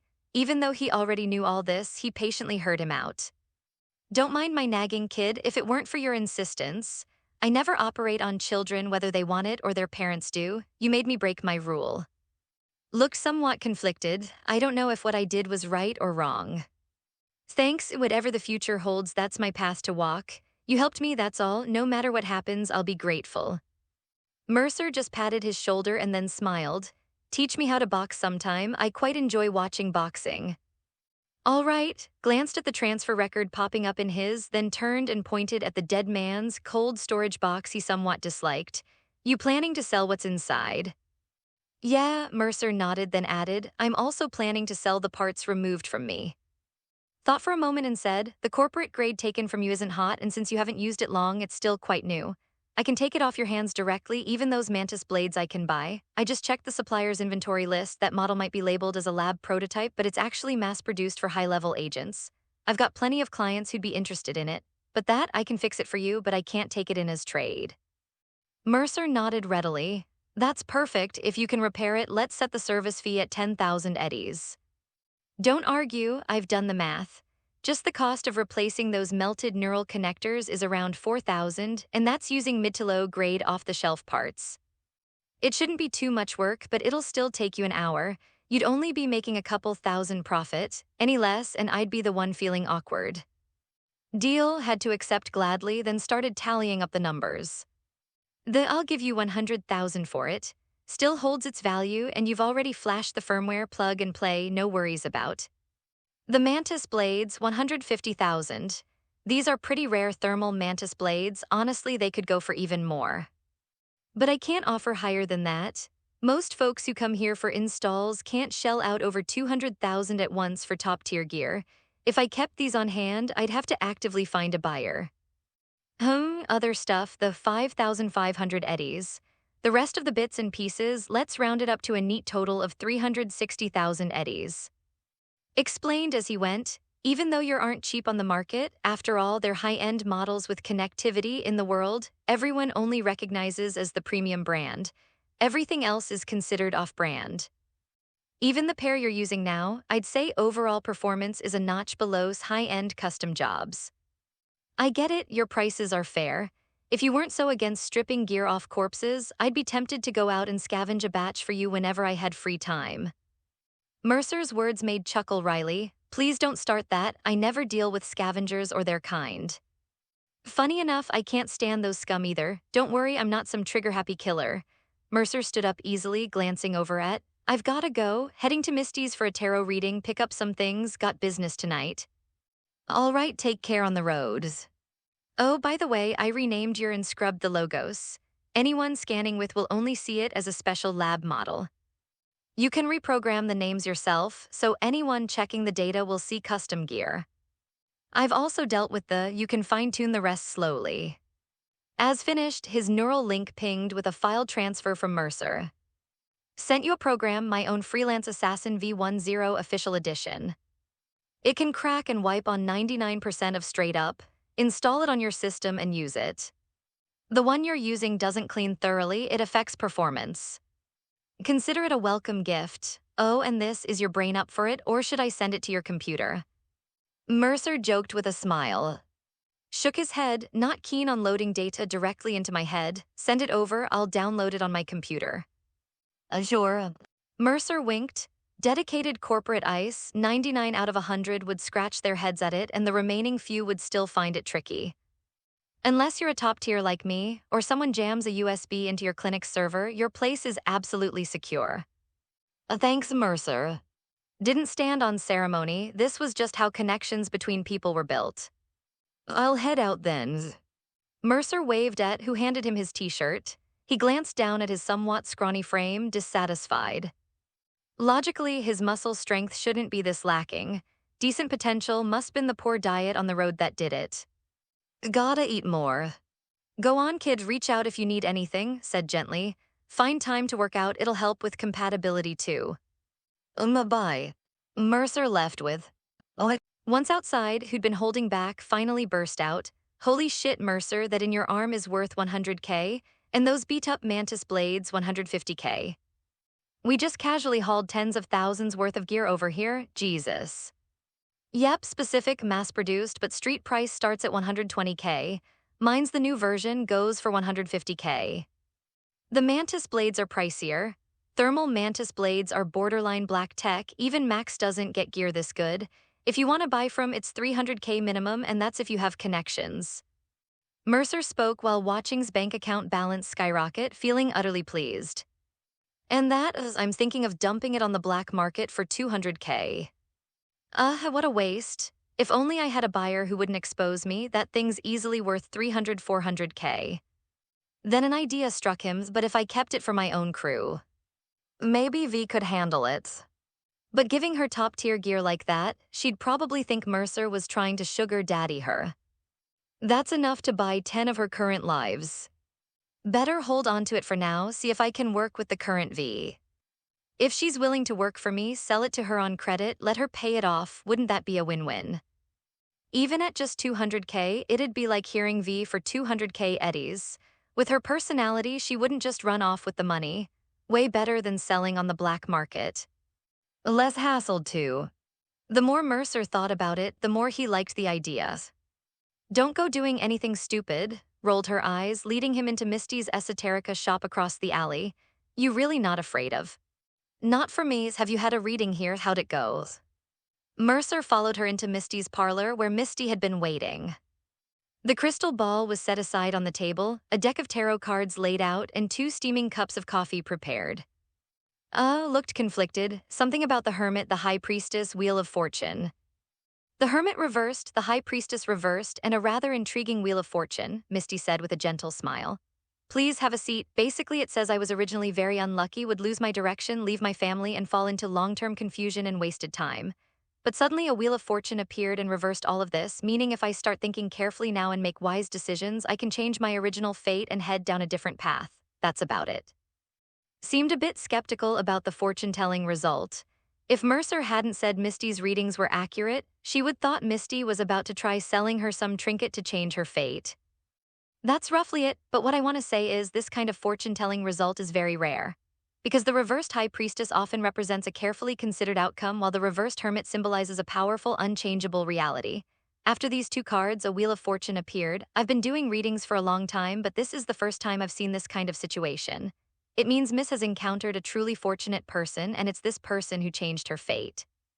Misty's smile and voice were gentle and ethereal. At this moment, her eyes fixed on Mercer, brimming with eagerness. I think that fortunate person might be you. Would you like a reading? I'm very interested in your fate. Sure. Mercer felt a slight shock from the fortune-telling. It really was accurate. He watched as Misty shuffled the tarot cards and laid them out. Please choose 3 cards, she said. Mercer carefully selected 3 cards, which Misty then arranged in order. After that, he looked at her with eager anticipation. Come on, the moment to reveal fate has arrived. Misty eagerly flipped over the first card. The first card is Judgment. This means your old perspectives on life are fading. You're heeding your inner calling, seeking a new and more meaningful existence. It also signifies resurrection and rebirth. You've endured life's trials and are now on a path pursuing success and growth. The second card, the World. Misty's eyes lit up. Considering them together, your positive changes will influence many people. Your relentless pursuit of success is already yielding good results. The third card, the Emperor, such a rare combination. Misty turned over the final card and fell into deep thought. A straightforward interpretation might suggest your authority will rise alongside your career, but combined, it implies so much more. You may be bearing the responsibilities of many, or perhaps attempting to shoulder the fates of numerous people. You want to change everything, and this process will be arduous for you. Mercer, you might face many emotional burdens, and this card appearing last also indicates you'll frequently interact with certain powerful figures. These figures aren't necessarily just those in positions of authority, but also those with strength, and you may collaborate with them or conflicts may arise. Either way, it signifies a transformation of the existing order. Misty set down the cards and looked at Mercer with admiration. You truly are born with formidable luck. Generally, these 3 cards rarely appear together. When they do, it means your destiny is far broader and more impactful than that of ordinary people. Indeed, the books say that divinations for the strongly fated often allow the diviner a glimpse into a corner of the world's future. I think that's absolutely true. Perhaps all of Night City might change because of you. Really, remained skeptical, but Mercer was already convinced. He laughed heartily, saying with satisfaction, everything's going smoothly, as expected of me. Well, from what I see, although you'll face many challenges, as long as you stay true to yourself and keep striving, you'll overcome them. Overall, it's a very positive reading, Misty said with a smile. Perhaps even I am heading toward a brighter future because of you. By the way, miss, my advice is, if you're ever uncertain about something, you might consider seeking Mercer's opinion more often. His intuition and suggestions will surely be sharp, and the direction he points you in will definitely turn the wheel of fortune in your favor. I nodded, glancing at Mercer. Mercer simply smiled, first adding Misty as a contact, then transferring her €100. Well, there's a custom from when someone gives you a reading or a prophecy, you must pay them. The amount doesn't matter, but it has to be given, or it brings bad luck to the fortune teller. Misty thought for a moment and said cheerfully, Oh, Eastern divination? I'm quite interested in that too, but it's much harder to learn than tarot cards, and I can't find any tutorials. Mercer chuckled, took a sip of his coffee, finished it in one go, and stood up. Thanks for the reading, now I need to go buy some things. All right, I won't keep you chatting then. Be careful on the road, the N6th Street have been clashing a lot around here lately. Who knows when it might break out, Misty advised gently. Thanks, I will, Mercer waved and left with. Once in the car, he said directly, let's go buy some clothes. Maybe we should head to Plaza instead of sticking around here. But I want new clothes, not second-hand, you know. In this world, trendy clothes were mostly a bit over the top, flashy and garish, and Mercer still couldn't quite get used to them. He preferred a more old-school aesthetic. Yeah, got it. Was still thinking about the divination as she started the car and squeezed out of the narrow alley, with homeless people on either side occasionally muttering in annoyance. They didn't drive far before reaching a street kid specialty store in Little China. It sold all kinds of hoodies, flashy shirts, and trendy jackets with bizarre decorations. Mercer browsed for a while and picked out 3 sets of the simplest, most basic clothes, 3 black sweatpants, 3 plain black hoodies, and 3 black jackets. Rolled her eyes, you might as well buy black socks too, couldn't you at least get something with a pattern?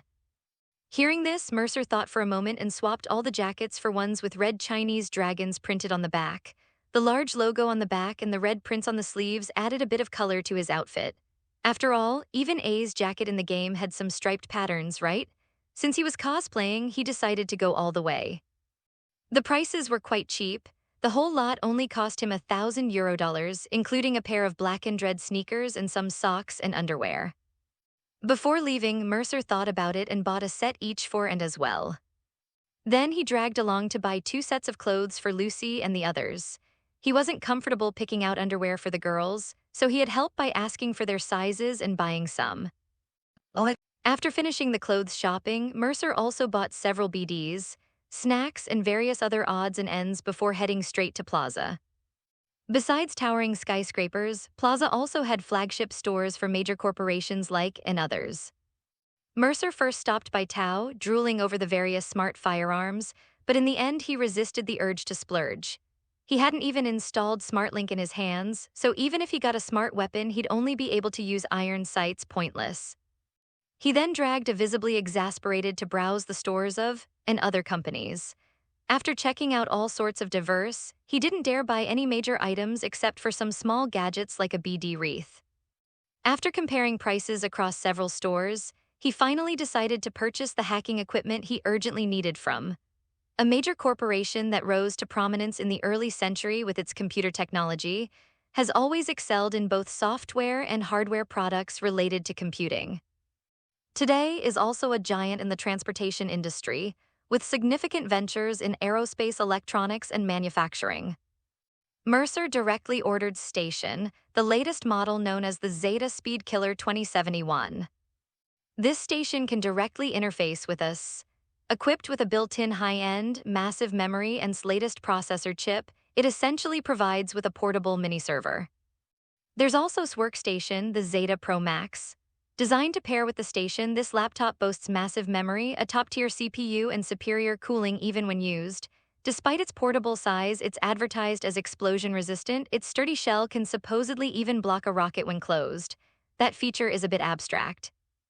Its most crucial function, however, is its ability to connect to the station via data cable, enabling seamless data exchange and mutual computational enhancement. When connected, the 2 built-in CPUs operate as a dual-core system, further boosting processing power.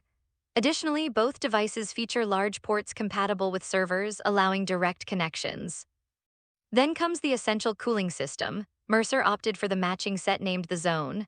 This includes a suit and a professional compatible with both the chair and the suit. The suit comes with advanced cooling functionality, dissipating excess heat through the skin.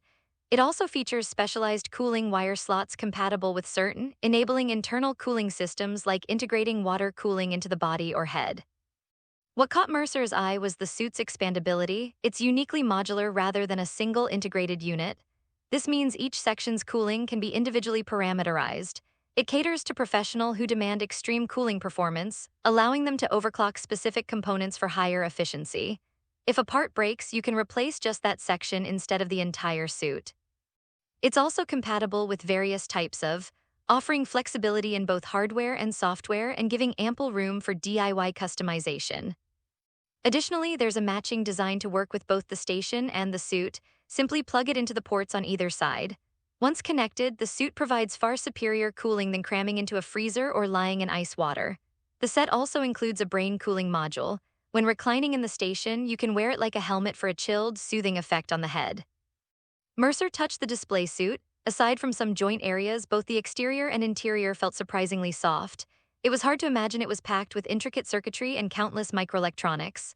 The entire outfit looked somewhat like the bodysuits from, and it was actually quite stylish.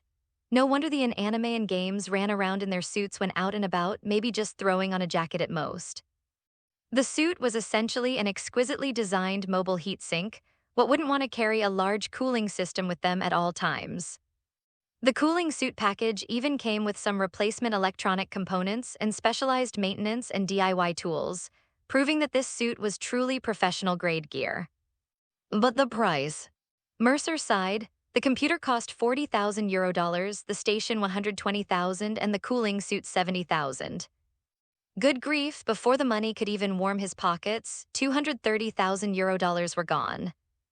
Watched from the side, clicking her tongue in amazement, the most expensive thing she'd ever owned in her life was her beloved car, originally priced at €3,000, which she dragged out of a scrapyard. The rest was all pieced together from junk she'd scavenged. What Mercer had bought was basically the top-tier setup for an average solo. Anything beyond this would be custom-made, high-end gear with individual pieces costing hundreds of thousands of Euro-dollars, corporate-grade equipment that most had no use for. The employee smiled warmly, hopping to collect Mercer's information, but Mercer used details for the purchase, leaving them with nothing but a contact method. The employee guaranteed delivery within 8 hours, even to a nomad camp out in the Badlands. As it turned out, Mercer actually wanted it delivered there. The employee's expression stiffened slightly, but he eventually nodded in agreement. Afterward, Mercer browsed other stores, his mouth practically watering at all the high-end gear, but a glance at his wallet told him he couldn't afford to indulge, no matter how tempting. He could only sigh and hold back. Mercer took to get a haircut, mainly to dye his hair black again. His previous red buzz cut had grown out quite a bit. After dyeing it black, he didn't cut it short, just trimmed it slightly and styled a small side part, making him look much more tame. What's next? It's almost dark. Seemed to have long lost her patience. In Plaza, the crowds were mostly middle-class or corporate management types. The way those people looked at her was as if she were a homeless person who'd wandered into the wrong place, which irritated her to no end. Well, next is a proper meal. I haven't had real meat in a long time. How about you? Mercer asked. I'm not interested. That stuff's crazy expensive. Let's just grab something cheap back at camp, said dismissively. Mercer looked at her firmly. I want beef. Fine, Mr. Fancy Pants. Had no choice but to reluctantly take him to a steakhouse in Plaza, which supposedly served real beef from Texas, sourced from a local company called Texas Star. Rumor had it that when originally planned to expand into Texas, they intended to follow their usual playbook, first launching a biological and botanical poisoning campaign against the local industry. They always like to destroy the local agriculture, livestock, and food industries first, then move in with their own subsidiaries like All Foods and their Pure Wheat to seize the market from local businesses. The incident was eventually exposed in Texas, leading Texans to nearly burn down Olive's facilities, forcing the corporation to retain a certain level of local agricultural and livestock production. The most famous among these is Texas Star, a local beef industry that supplies all real beef to multiple surrounding states. However, it's said that they've also received substantial investment from, and much like All Foods, have effectively become a subsidiary of the corporation. As for the so-called real beef, the cattle are indeed real, but they're cloned. They select the best batches of meat for cloning, and the genetically modified cows are ready for slaughter in just a month, each marbled with perfect fat distribution. This just goes to show the true nature of a company that claims to be neutral and fighting for nature. Despite possessing the technology to feed the world, they'd rather destroy all agriculture and livestock industries just to monopolize the entire market. The Mexican company they acquired, All Foods, only produces various protein foods synthesized from insect meat. Isn't it just because insects are more profitable, have shorter growth cycles, and are easier to monetize? The result is that, through their monopoly, has left everyone without proper food, forcing people to survive on this garbage synthetic crap. Meanwhile, the rich continue partying, feasting on as much of this premium marbled beef as they want. God, this fucking world. While waiting for his steak, Mercer mentally cursed his ancestors several times over, but cursing was one thing, eating was another. Mercer devoured a fillet and a sirloin, and together with they polished off an entire smoked beef brisket.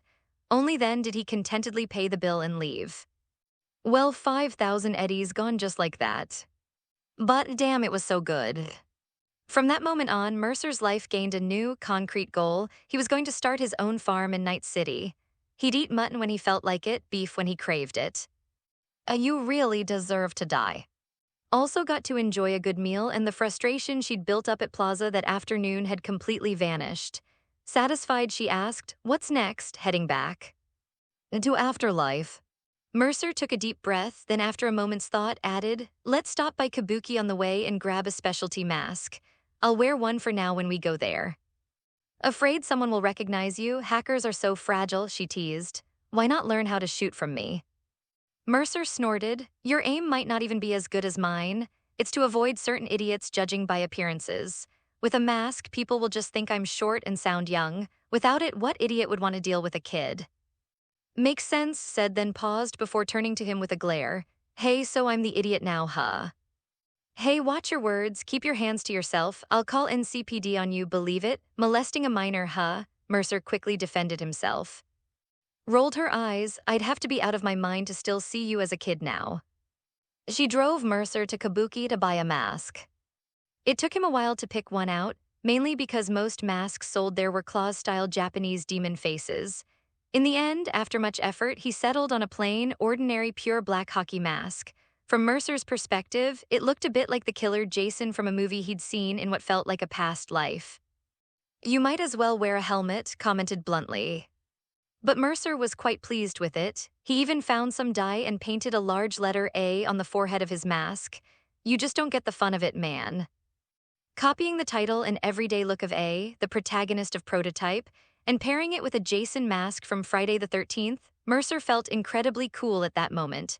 Some people wear masks to hide their true selves, but he felt that wearing one made him even more eager to let loose and be himself. The car headed toward Afterlife. It wasn't even 8 o'clock yet when Mercer, hands in his pockets, strode inside. Afterlife was located underground, rumored to have been converted from a funeral home or crematorium. Looking at the graffiti covering the walls, he descended the stairs leading underground, passed through an automatically opening door, and took a few more steps before a burly security guard coldly blocked the entrance.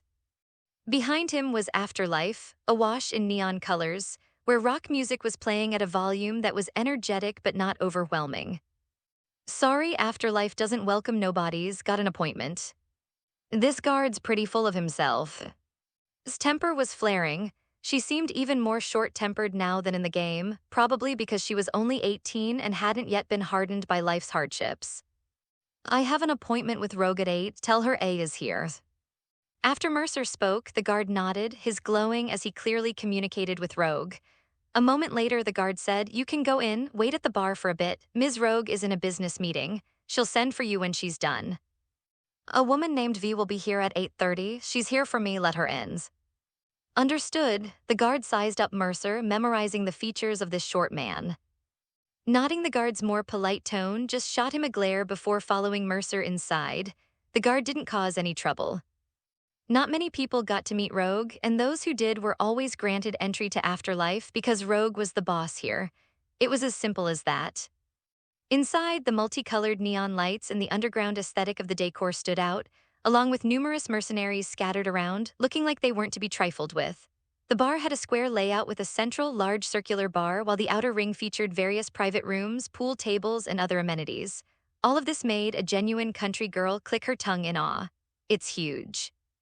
Mercer simply glanced around, then took a deep breath. Afterlife. On his very first day in Night City, he already had access to this place. Could he be considered Night City's fastest-rising newcomer legend? Get her a Johnny, and a cola for me, extra ice. Mercer sat down at the bar counter. The bartender, who looked not much different from her in-game counterpart, raised a hand to acknowledge him first. After filling up drinks for another table, she walked over, glancing at Mercer. New faces, hello, I'm. She poured Mercer a cola first, a full glass with ice, then started mixing the drink for Johnny. Not many people order that these days. After saying this, smiled and looked at, girl, this drink is bitter and spicy, most can't handle it. Then change it, I'm not interested in Johnny, shot a glance at Mercer, feeling he was deliberately messing with her. Mercer shrugged, I wanted to try it myself. Then order one for yourself, after all you're the A here. Said this without minding the kid drinking. Nomads didn't fuss over such things. She'd been in gunfights and smuggling runs with the convoy since her teens. A couple of drinks were nothing. Mercer thought for a moment, get me a small glass to try. Laughed, all right, but not many people come here just to drink cola. Are you even of age? A man's age is a secret, and secrets make a man more of a man. Mercer's nonsense made even more amused. Chuckling, she poured him a small glass about the size of a shot glass. Then let me see how the manliest of men handles his liquor.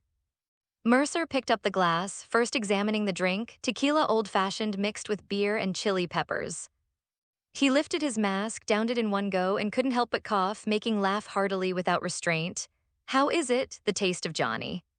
The way you say that sounds gross, but it definitely fits that asshole's taste, bitter and spicy, and the heat just lingers, cough, cough.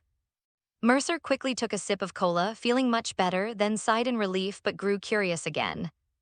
A shot glass, vodka on the rocks, mixed with blue cola, a dash of yellow lemon juice. This drink was originally called David Martinez, left at Afterlife after the anime protagonist David died. But now, Mercer said with a smile, let's call this drink New Chapter. New Chapter mixed the drink as he described, even adding a tiny decorative umbrella to the rim to match the blue beverage. Mercer picked up the glass, looked at it, then took a small sip. The fizz mixed with fruity acidity hit his taste buds, bringing a refreshing flavor followed by the sharpness of the vodka. Mercer savored it, then smiled. Not bad. Let me try a sip, was eyeing it enviously and didn't mind that Mercer had drunk from it. She took his glass, turned it to a clean spot, and took a small sip. Tastes like a soda, only kids drink this stuff. Oh really? Mercer scoffed down the New Chapter in one go, then didn't touch another drop of alcohol, just sipped his cola and listened to the music. Nomad attire piqued curiosity. After exchanging a few words, they discovered they both had considerable knowledge about vehicles and soon fell into an enthusiastic conversation. Although Mercer understood a thing or two as well, he had no interest in joining in. He simply waited patiently, propping his chin with one hand while his fingers absently tapped against his mask, lost in thought. As it neared 8 o'clock, a burly man approached, interrupting Anne's discussion about cars. Ms. Rogue requests your presence. The bodyguard looked rough and tough. Mercer gave him a quick glance, quite a few mods. Gorilla arms paired with a Berserk OS heavy subdermal armor standard tank, perfect bullet sponge material. Mercer rose leisurely, wait here. You sure I'd better go with you? Wouldn't want anyone looking down on you. Eyed the hulking bodyguard, feeling protective and wanting to back him up. The name carries some weight in Night City too. No need, what we'll be discussing isn't fit for others to hear, Mercer smiled, but thanks. Could only shake her head and sit back down, all right then. Mercer adjusted his mask, shoved his hands into his pockets, and followed the bodyguard deeper into the bar. His relatively short stature made him appear particularly slight among the crowd of burly, oddly modified mercenaries, drawing curious and probing glances along the way. The walk was longer than Mercer had expected. They weren't heading to one of the outer booths. Instead, the bodyguard pushed open a door behind the bar, leading into a dimly lit corridor. After turning a corner and opening another door, a very secluded, enclosed private room came into view. Inside, a woman sat on the central couch, Rogue. The Queen of Afterlife looked far from young, her silver-white hair swept to one side. Her striking, spirited face bore a few wrinkles that spoke of experience. Yet the wrinkles didn't make her seem old. Instead, paired with the subtle war paint on her face, they added a touch of fierceness to her appearance. So you're A. Her tone wasn't exactly friendly, her strong-willed nature was evident even in her speech. Mercer nodded and casually took a seat on the opposite couch, his tone relaxed. That's me. You can also call me by my name, Alex Mercer. So what's this information of yours? Rogue crossed her legs, one arm resting on the back of the couch as she slightly lifted her chin, scrutinizing Mercer's demeanor. Mercer simply lounged back lazily, a smile forming beneath his mask. You sure you want me to say it now? He glanced toward the sturdy bodyguard at the door. Rogue waved a hand expressionlessly. Everyone step back, I need to talk. The bodyguard by the door obediently moved farther away, keeping an eye on to prevent any interruptions. Then Mercer casually dropped the bombshell that made Rogue's face drastically change. Johnny is still alive. Rogue's gaze sharpened instantly, cutting into Mercer like a blade. You son of a. I imagine you know better than I do what has turned that program into. Mercer spoke at a measured pace. Beneath his mask, the azure had faint, star-like glimmers drifting slowly around the pupil, lending him an air of mystery. Back when Johnny was instantly killed by Adam Smasher with a single shot, Spider Murphy saved him. Mercer narrated a story Rogue had never heard before. The information woven between his words made her heart ache inexplicably, and her breathing grew heavy for no clear reason. Realizing she couldn't escape with the storage device holding Alt's consciousness, she uploaded Alt piece by piece onto the net. This caused some fragmentation in her own consciousness and personality. At the same time, Spider Murphy inserted the relic, a remarkable chip originally meant to store Alt's consciousness into the neural port at the back of his head, which had been blown apart by Smasher. Because of this, Johnny's consciousness was uploaded onto the chip just before it vanished completely. I imagine you might still have some recollection of Murphy's actions back then. After a brief pause, Mercer continued, "As for how the chip eventually made its way back into his hands afterward, I'm not certain. But what I can confirm is that consciousness is once again under control. What we need to discuss now is how to rescue him." "Rescue him?" Rogue let out a cold laugh. "I've already given enough for him." "Who sent you? How do you know so many details?" "Not many of my old friends are still alive nowadays." "Well, that depends on how you define alive." Mercer chuckled lightly before adding, "To be honest, the one who hired me, you might not like." Alt, I imagine that's a name you remember quite well." Rogue's lips twitched almost imperceptibly downward. The mere mention of that woman's name made her blood boil. It was because of that woman that Johnny had stormed Tower twice, and because of her that he had died. Many of her old friends had also lost their lives in Tower during those events.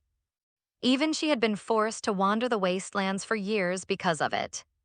She still held some lingering feelings for Johnny, or perhaps she had never truly let go of him at all. So the thought of Alt's name only fueled her anger. Rogue's tone was sharp as she said, "Then you really shouldn't have come to me. What does Alt's business have to do with me?" How stubborn this woman was. Mercer shook his head slightly and then spoke bluntly, "You want me to save him now? I don't have the ability nor the time. To be honest, rescuing him is nothing more than a side quest for me. What good would it do me personally if I actually managed to save him? Alt did promise me some rewards, but let's be real, she probably doesn't care if Johnny suffers in some server or storage chip for a few more years. I'd rather wait until I'm absolutely certain and completely secure before taking action. If necessary, I'm fine with abandoning this mission altogether." His words made Rogue frown deeply. Then Mercer added, "With a little help from my friends, sure, I could help Alt, but would that really be good news for you?" Alt gave me a few options: rescue Johnny and set him free, help him find peace, or hand him over to her. Mercer stared at Rogue, his tone calm as he said, "Do you want to see die for good, or do you want to watch him fly off into cyberspace with Alt, living happily ever after?" "Enough," Rogue glared at Mercer, her expression dark. "You seem to know a lot. Did Alt tell you? Even as an AI, she's still so unpleasant." No. I learned about your tangled web of love and hate on my own, out of personal interest. You were all big shots in Night City back in the day. A quick search turns up plenty of gossip and scandals." Mercer chuckled. "So I was thinking, instead of letting Johnny become an AI with Alt, who's grown emotionally distant, or just killing him outright, maybe you'd be more interested in a proposal to bring Johnny back to life." "Back to life? What kind of joke is that?" Rogue stared intently at Mercer. But Mercer spoke lightly, "I'm not joking. Someone as well connected as the Queen of Fixers, Rogue, must have heard of Secure Your Soul project, right? The relic chip. Johnny's consciousness is probably stored on some relic chip hidden in Tower. Of course, it's also possible has already uploaded it to one of their servers.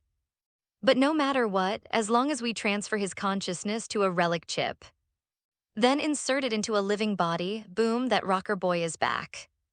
Mercer gestured with his hands as if mimicking an explosion, smiling at Rogue.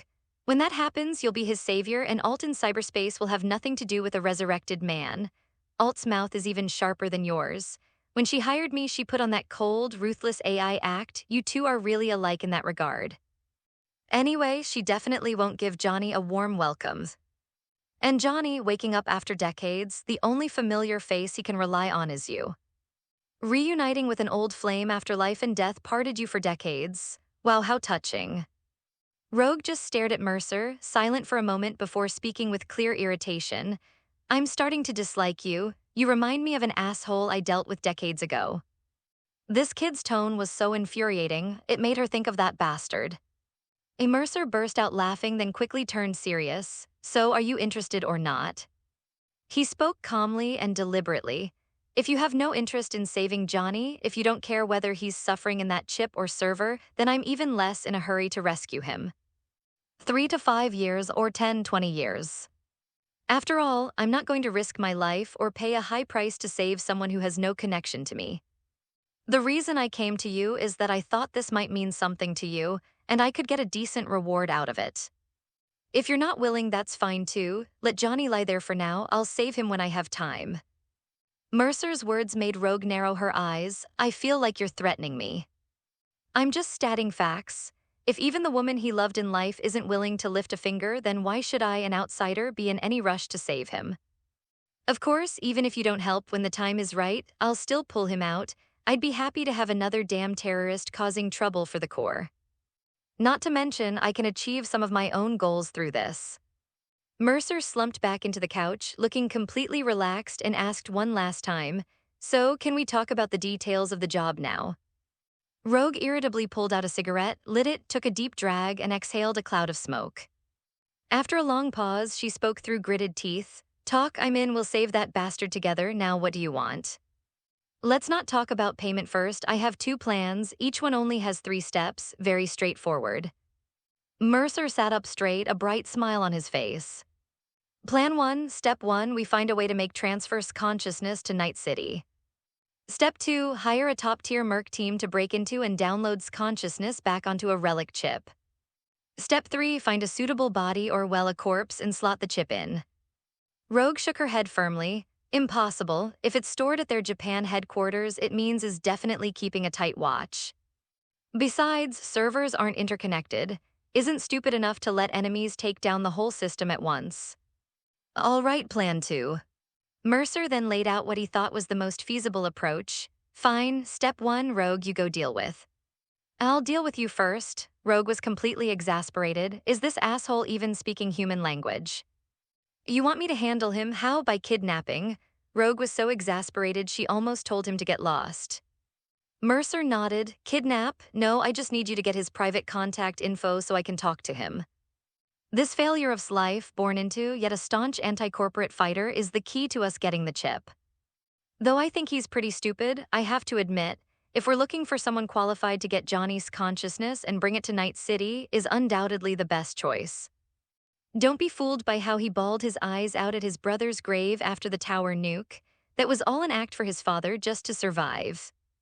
He never gave up on the idea of destroying corporations and has always hated to the bone. It's just that this poor guy is as afraid of his father as he hates him. To just a dying old man, if I were. I would killed that old geezer 100 times over.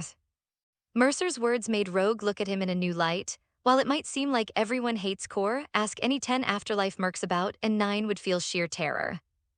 People don't usually boast like that. The disdain in Mercer's tone was hard to fake. He genuinely looked down on. Disdain, huh? Can someone really have that kind of attitude toward? After a few more contemptuous remarks, Mercer continued, but that doesn't change the fact that he's very likely to help us. You sure? You said it yourself, to survive. He obediently bowed his head and apologized before allowed him back into. Rogue studied him thoughtfully. Mercer simply said calmly, then give him an offer he can't refuse, life.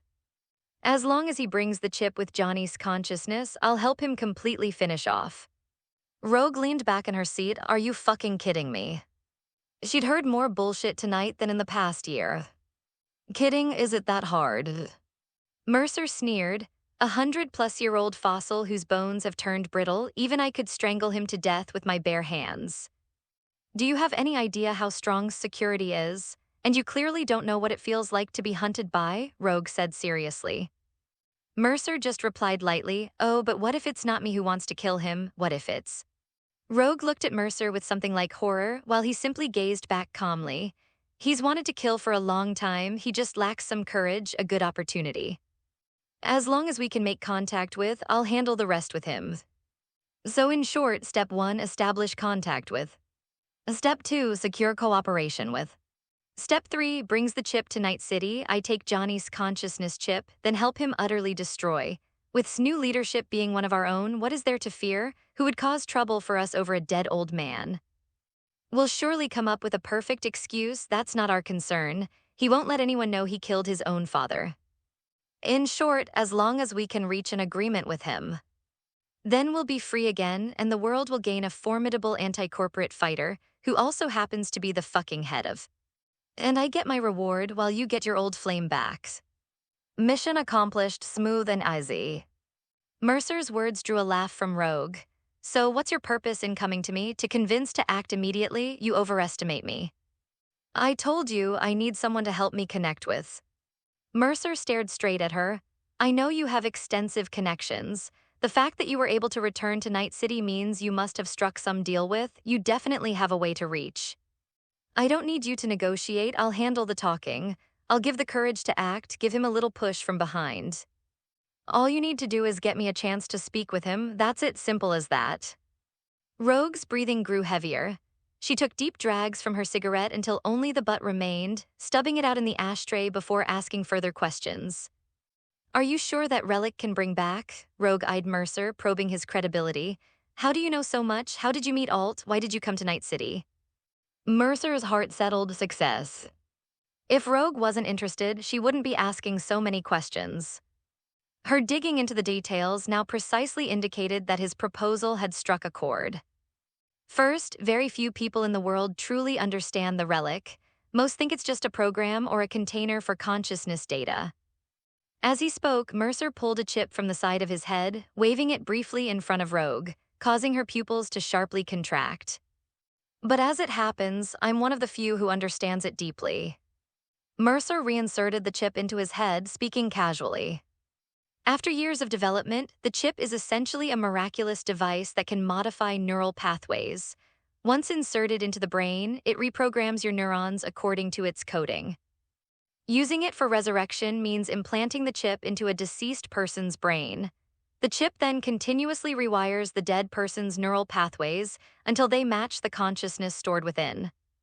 The modified body first rejects the original consciousness, then destroys it. Finally, the consciousness from the chip takes over the body, completing the resurrection.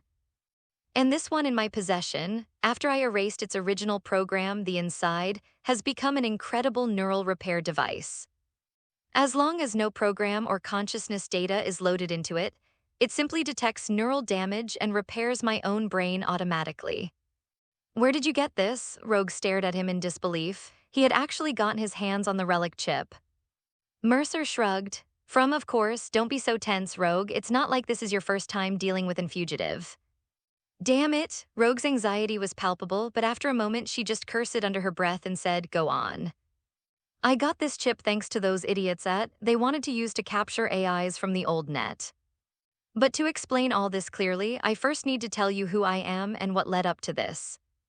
As he spoke, Mercer slowly reached up and removed his mask, revealing a surprisingly youthful face that left Rogue stunned. Hello, everyone! As we wrap up this video, I want to share a quick note. I have a Patreon account. If you'd like to support me and enjoy on-demand audiobooks, you can become a Patreon member. Alternatively, you can check out my Google Drive link, which has 500-plus novel audiobooks available through my Ko-fi or Patreon shop. I appreciate your support.